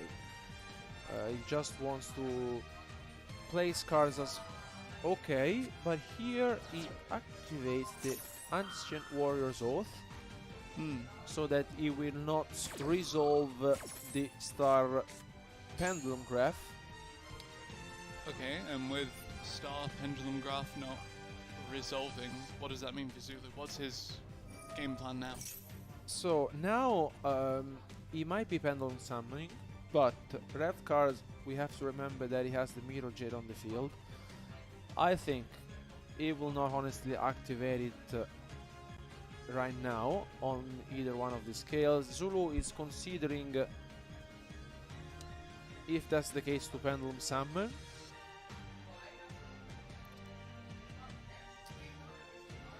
He is thinking about that, and he's going for the Pendulum Summon. Is he going for 3 monsters? Yes, 3 monsters. 4. Ooh, 4. Okay. Okay. All of them. Talk to me, Alberto. Tell me a bit about these 4 monsters that are now on Zulu's side of the field. So basically the Pendulum Sorcerer here, he gets to search after getting rid of the Purple Poison for sure, and also the other scale, 2 fresh cards from his deck. He gets rid of the Purple Poison, and then he will be able to trigger his effect. Now he searches for the Performable Skull Crobat Joker. And here indeed he is able to activate the Purple Poison Magician on the Mirror Jade. Now Rev cards has very good interaction. The Mercurial protecting the Mirror Jade from being destroyed, and I think this was very well played by Rev's cards, so he still can hold on to his Mirror Jade's effect.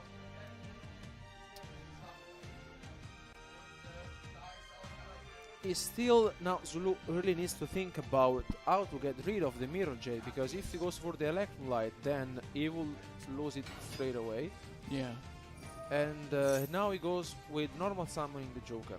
Yeah, the Performing Power Skull Crobat Joker, of course, very formidable. Yeah. He gets the Off Dragon Magician that he will be able to later on get back one of his extra deck Pendulum monsters. I think the Wisdom Eye Magician might be. He has the Purple Poison, he gets the Purple Poison back.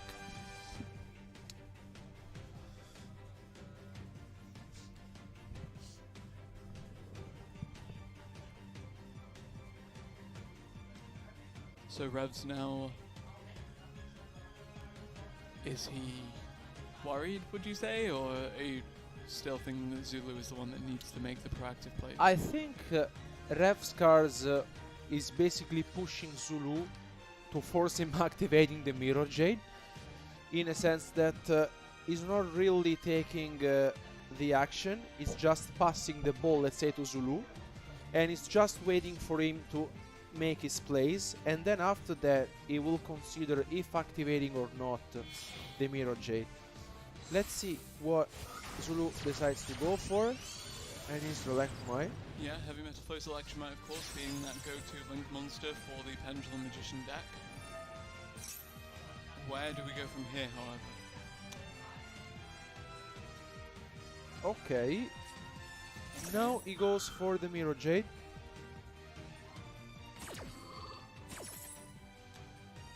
Okay, he gets the Electromite banished. Still, Electromite will activate, but I think Zulu will once again do what he did at his best, which is copying one of the monster's effect with the Supreme King Dragon Venom.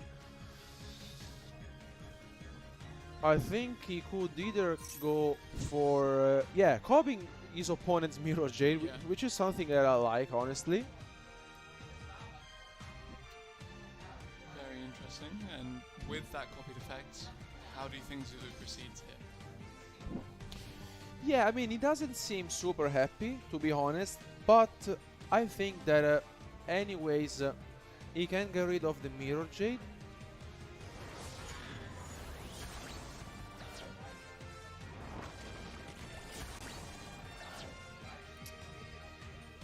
But indeed, I think that Zulu was thinking that he might have sent any monster from the extra deck, while indeed the Mirror Jade sends only specific ones. Tri-Brigade Revolt, do you get Shrag, the Ominous Dawn, or? Here with the Tri-Brigade Revolt, you will be getting a huge advantage out of this, because basically, as we were mentioning before, now Rev's cards will be able to link summon into the Omen. Let's see him in action. Here he is. Yes, sorry, Shrag, the Ominous Omen. Yeah. And now he gets to chain the Nerval and search for the kit. Now the Omen will activate his effect to get rid of the Starving Venom, and now play is back to Repscars.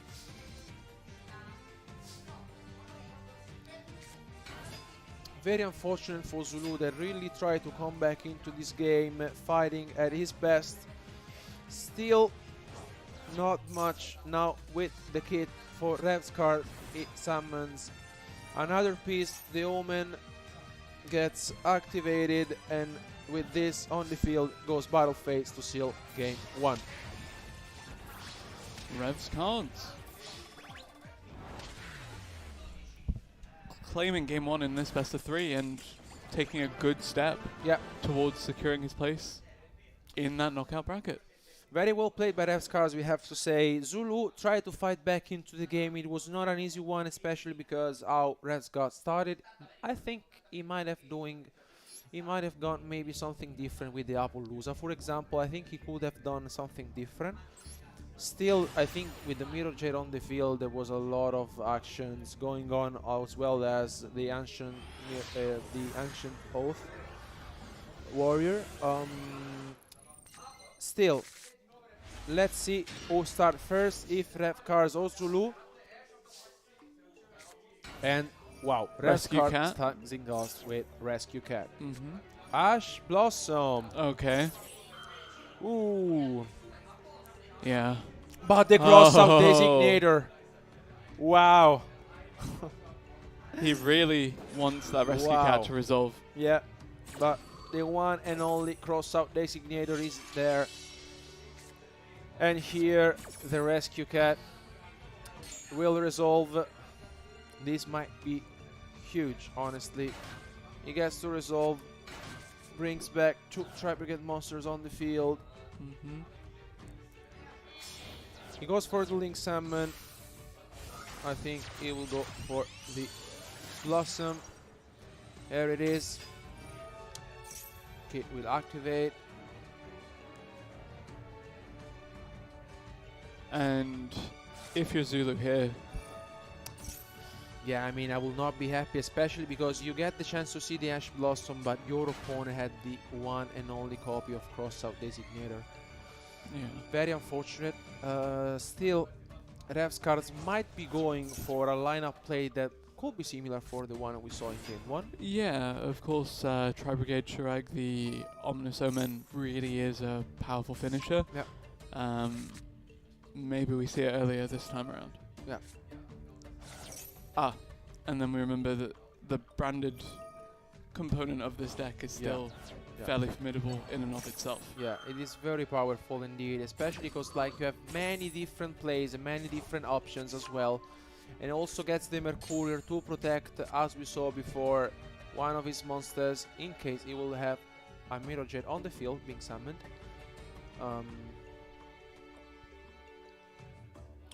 Let's see if Repscars here tries something else. He is considering it. He goes for another Link Summon. We might be seeing another Ancient Warriors of being Link Summoned. Let's see if that will be the case.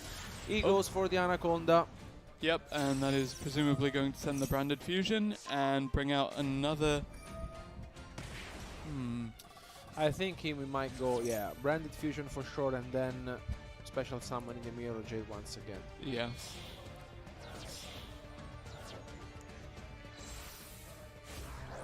He goes for another fusion summon, and here comes once again the Mirror Jade. Very well played by him, which also gets the Tri-Brigade Revolt. We have seen that with the Mercurial in hand, he will be able to protect eventually the Mirror Jade, and with the Tri-Brigade being set, now play is back to Zulu.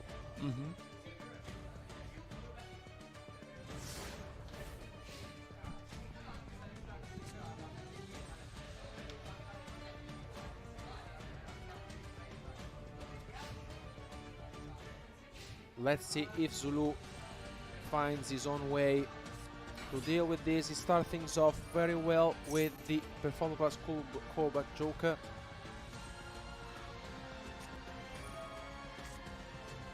in-house goes with the Mercurier that will negate the Joker. Very difficult situation for Zulu to navigate himself out of now. Yeah. And of course, Revs has now set up for the Tri-Brigade Revolt in the later stages of this turn. Yeah.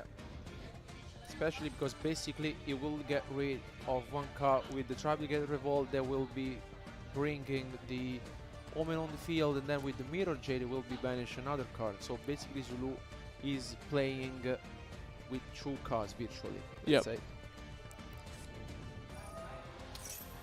Here comes the Purple Poison Magician being activated as a scale.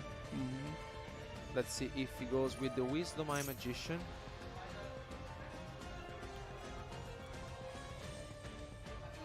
So if Zulu is only playing with 2 cards, and he's already used 2 for his Pendulum Scales. Honestly, I might be considering using the Mirror Jade on the Wisdom Eye Magician. Okay. Does not seem to be the case so far. Okay, he still decides to go with the same lineup of game 1. I think he might be saying, I won game 1 with this strategy. Let me just stick into it. Yeah, exactly. Now, I think, okay, there will be the Pendulum Summon.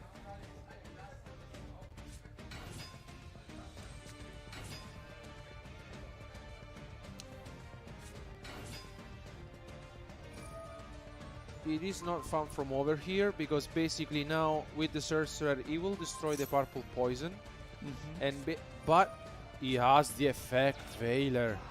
Wow. I mean, I was not expecting this to happen, because if he didn't have the Effect Veiler, basically he was forcing you to activate the Mirror Gel, because otherwise it would have been destroyed by the Purple Poison. Yeah. And with the Effect Veiler, basically, now Zulu is left with very few solutions, because once he will be summoning the Electrolyte, Revs cards might be using the Mirror Jade on it, as we saw previously. And then there's the Tri-Brigade Revolt that is ready to being activated. Very good stuff from Rev cards that I think calculating everything in details for this game.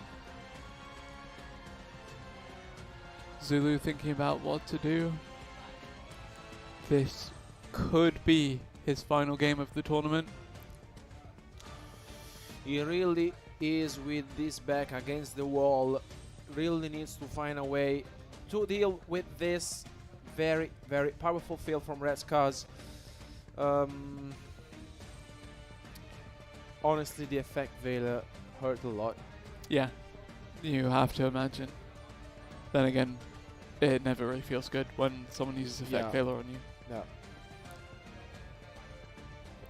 We can see indeed that Zulu is thinking deeply about this. He doesn't want to make mistakes for sure. Again, it's not easy. There's the Mirror Jet alongside with Tri-Brigade Revolt being set from Red Scars. What can Zulu do?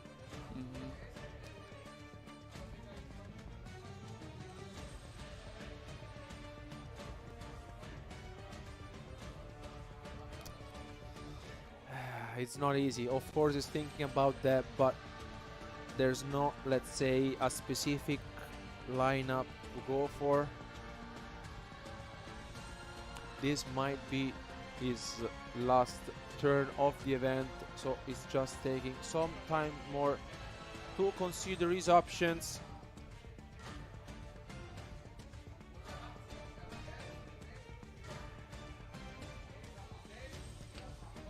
Still thinking.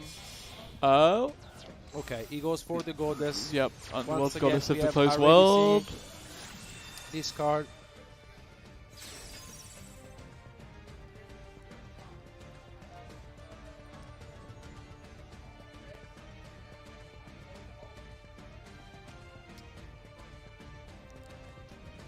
He's really trying to be still, you know, stick to this game.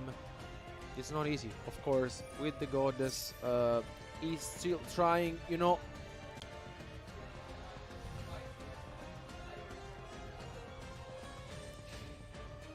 Let's see what Zulu. It really depends also on last Rev's set card, honestly, because we didn't really get the chance to seeing what he has. Yeah. I think Zulu is passing back to Rev's cards. Does Rev's card have impermanence? And it does. And it does. And we know the remaining card, which is the Tri-Brigade Revolt, where we will soon be seeing. Here it is, indeed. Yep. Shuraig, the ominous omen. It will make his appearance very soon.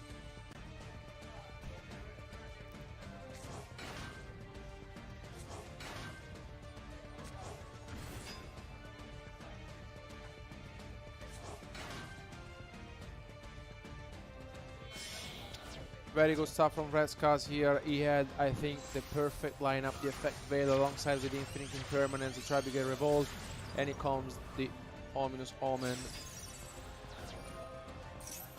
He gets to banish one card on the field, gets the Tri-Brigade Keys effect as well. Yep.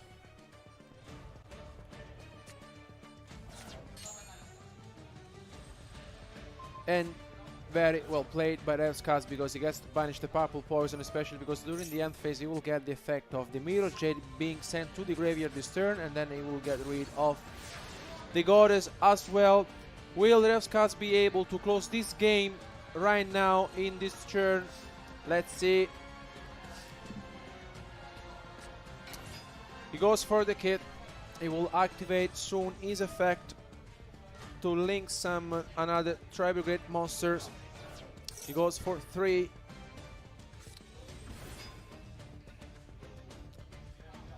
This is 6,000 damage, still not enough.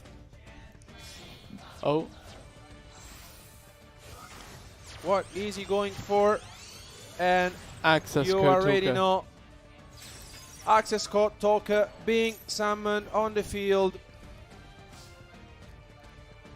And that is 8,300 damage, and that is Rev's cards advancing out of this group. Very well played by Revskas, we have to say. Congratulations to Zulu as well for showing us the Pendulum deck so far this weekend. Revskas advancing with 2 wins and 1 loss. Really great final game. Couldn't have hoped for a better one. Winner of this final duel of today is Rev's Cards, everybody! Right, Ryan, come over with me. We're going to go for a quick chat. You know how this thing all goes. It's always the same. We're always having to chat to the duelists who win. Ugh, what a chore. Anyway, congratulations, Rev's Cards. That's the first time I've interviewed you today about these kind of things. My first win on a feature. Your first win on a feature. Yeah. That was pretty decisive. Let's just go through that. Zulu struggled around your Mirror Jade a lot in game 1. Yep. Got Omen out to that game 1. Game 2, it was pretty similar. Built the Mirror Jade, you effect Valen, stopped Zulu in his tracks. Zulu went into Goddess, wiping the field. Looked like a pretty bad moment. So in that moment, what were you thinking? Or were you already I knew I had the imperm. Okay. So I could affect it, but then I forgot I negated the effect, so I thought I revolted into it, and it would be able to negate it if I hadn't impermed it. I see. You're going to have to talk into your mic. Oh, yeah. Yeah, but I impermed it, so it was fine. All fine, and then into Ominous Omen, cleared the Goddess, and into that access. That's what I like about the deck. It's great. access code Shuraig, that's game. It was game, Yeah. and congratulations, because that has meant that you have gone into the final, because that was your bubble match, wasn't it? It was indeed. It was Very indeed. exciting, this, so that means you're going to be part of this tomorrow. Going to be interesting to see how you guys fare. We're going to be interested to see all the people, because we're about to show you guys exactly who has won in those and who's come top in the groups. But congratulations, Revs Cards. I hope you feel that you've had a good old long day of dueling. It has been a long day. And it's now come to an end with a decisive victory for yourself, taking you into that next day. Yep, exactly. Excellent. Congratulations, Thank mate. you. Very well Thank you. played. Right, so we're going to take a little wander back over here to the center of this entire playthrough, because on top of that win, we can now tell you exactly who is in the top 2 positions of each group and who will be in the draw for tomorrow. It's very exciting to see what's going to be happening. So without any ado, let's have a quick look at those standings, and I'll take you through excuse me. And then in Group D, we have TGS Anime and Revs Cards, both representing the UK, heading on through to that elimination stage tomorrow. It's going to be very, very exciting. But that does bring us to the end of a very long day of dueling here at the Master Duel Invitational. But what a day it's been. It's been incredibly exciting to be able to bring you guys this kind of content. So cool to have any kind of event like this that revolves around Master Duel, getting some of the biggest content creators together from all the way around Europe. And what a time it's been. But there's still plenty more tomorrow. Be sure to tune in from tomorrow at 12 p.m. and it's going to be very exciting to see what happens. We're going to be starting the stream with the draw, so you'll be seeing exactly who's going to be going up against each other, and that is going to be a moment that you do not want to miss. I've been Ed Templar, your host. Thank you very much for watching, all of you guys at home. Thank you very much to all of our wonderful duelists and to our wonderful casters in all of the various different languages. We will see all of you guys tomorrow. Take care. Duelists of the world. A new era of 4-player card battles is coming on September 6th. Are the others friend or foe when 4 players cross paths at once? Now get ready, because the battle mode of the future is at hand. Yu-Gi-Oh! Cross Duel. Roland, prepare to open the Cross Duel competition. Yu-Gi-Oh! Darkwing Blast has tons of new monsters, spells, and traps, and the return of Blackwings. They're back for a whirlwind of destruction with their new Blackwinged Assault Dragon. 100 new cards for decks of all kinds, including Sprites, Tearlaments, Draco Slayers, and Stealthy Ninjas. Darkwing Blast! 9 cards per pack, each pack sold separately. Yu-Gi-Oh! Master Duel, now available. Rated T for Teen.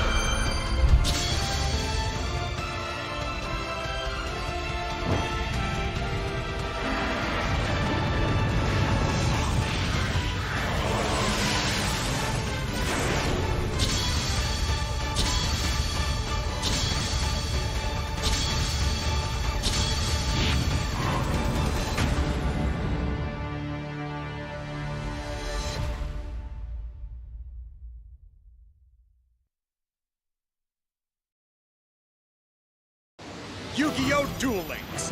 Vrain's World incoming! Let's go! Seize the wind, Playmaker! I create my circuit!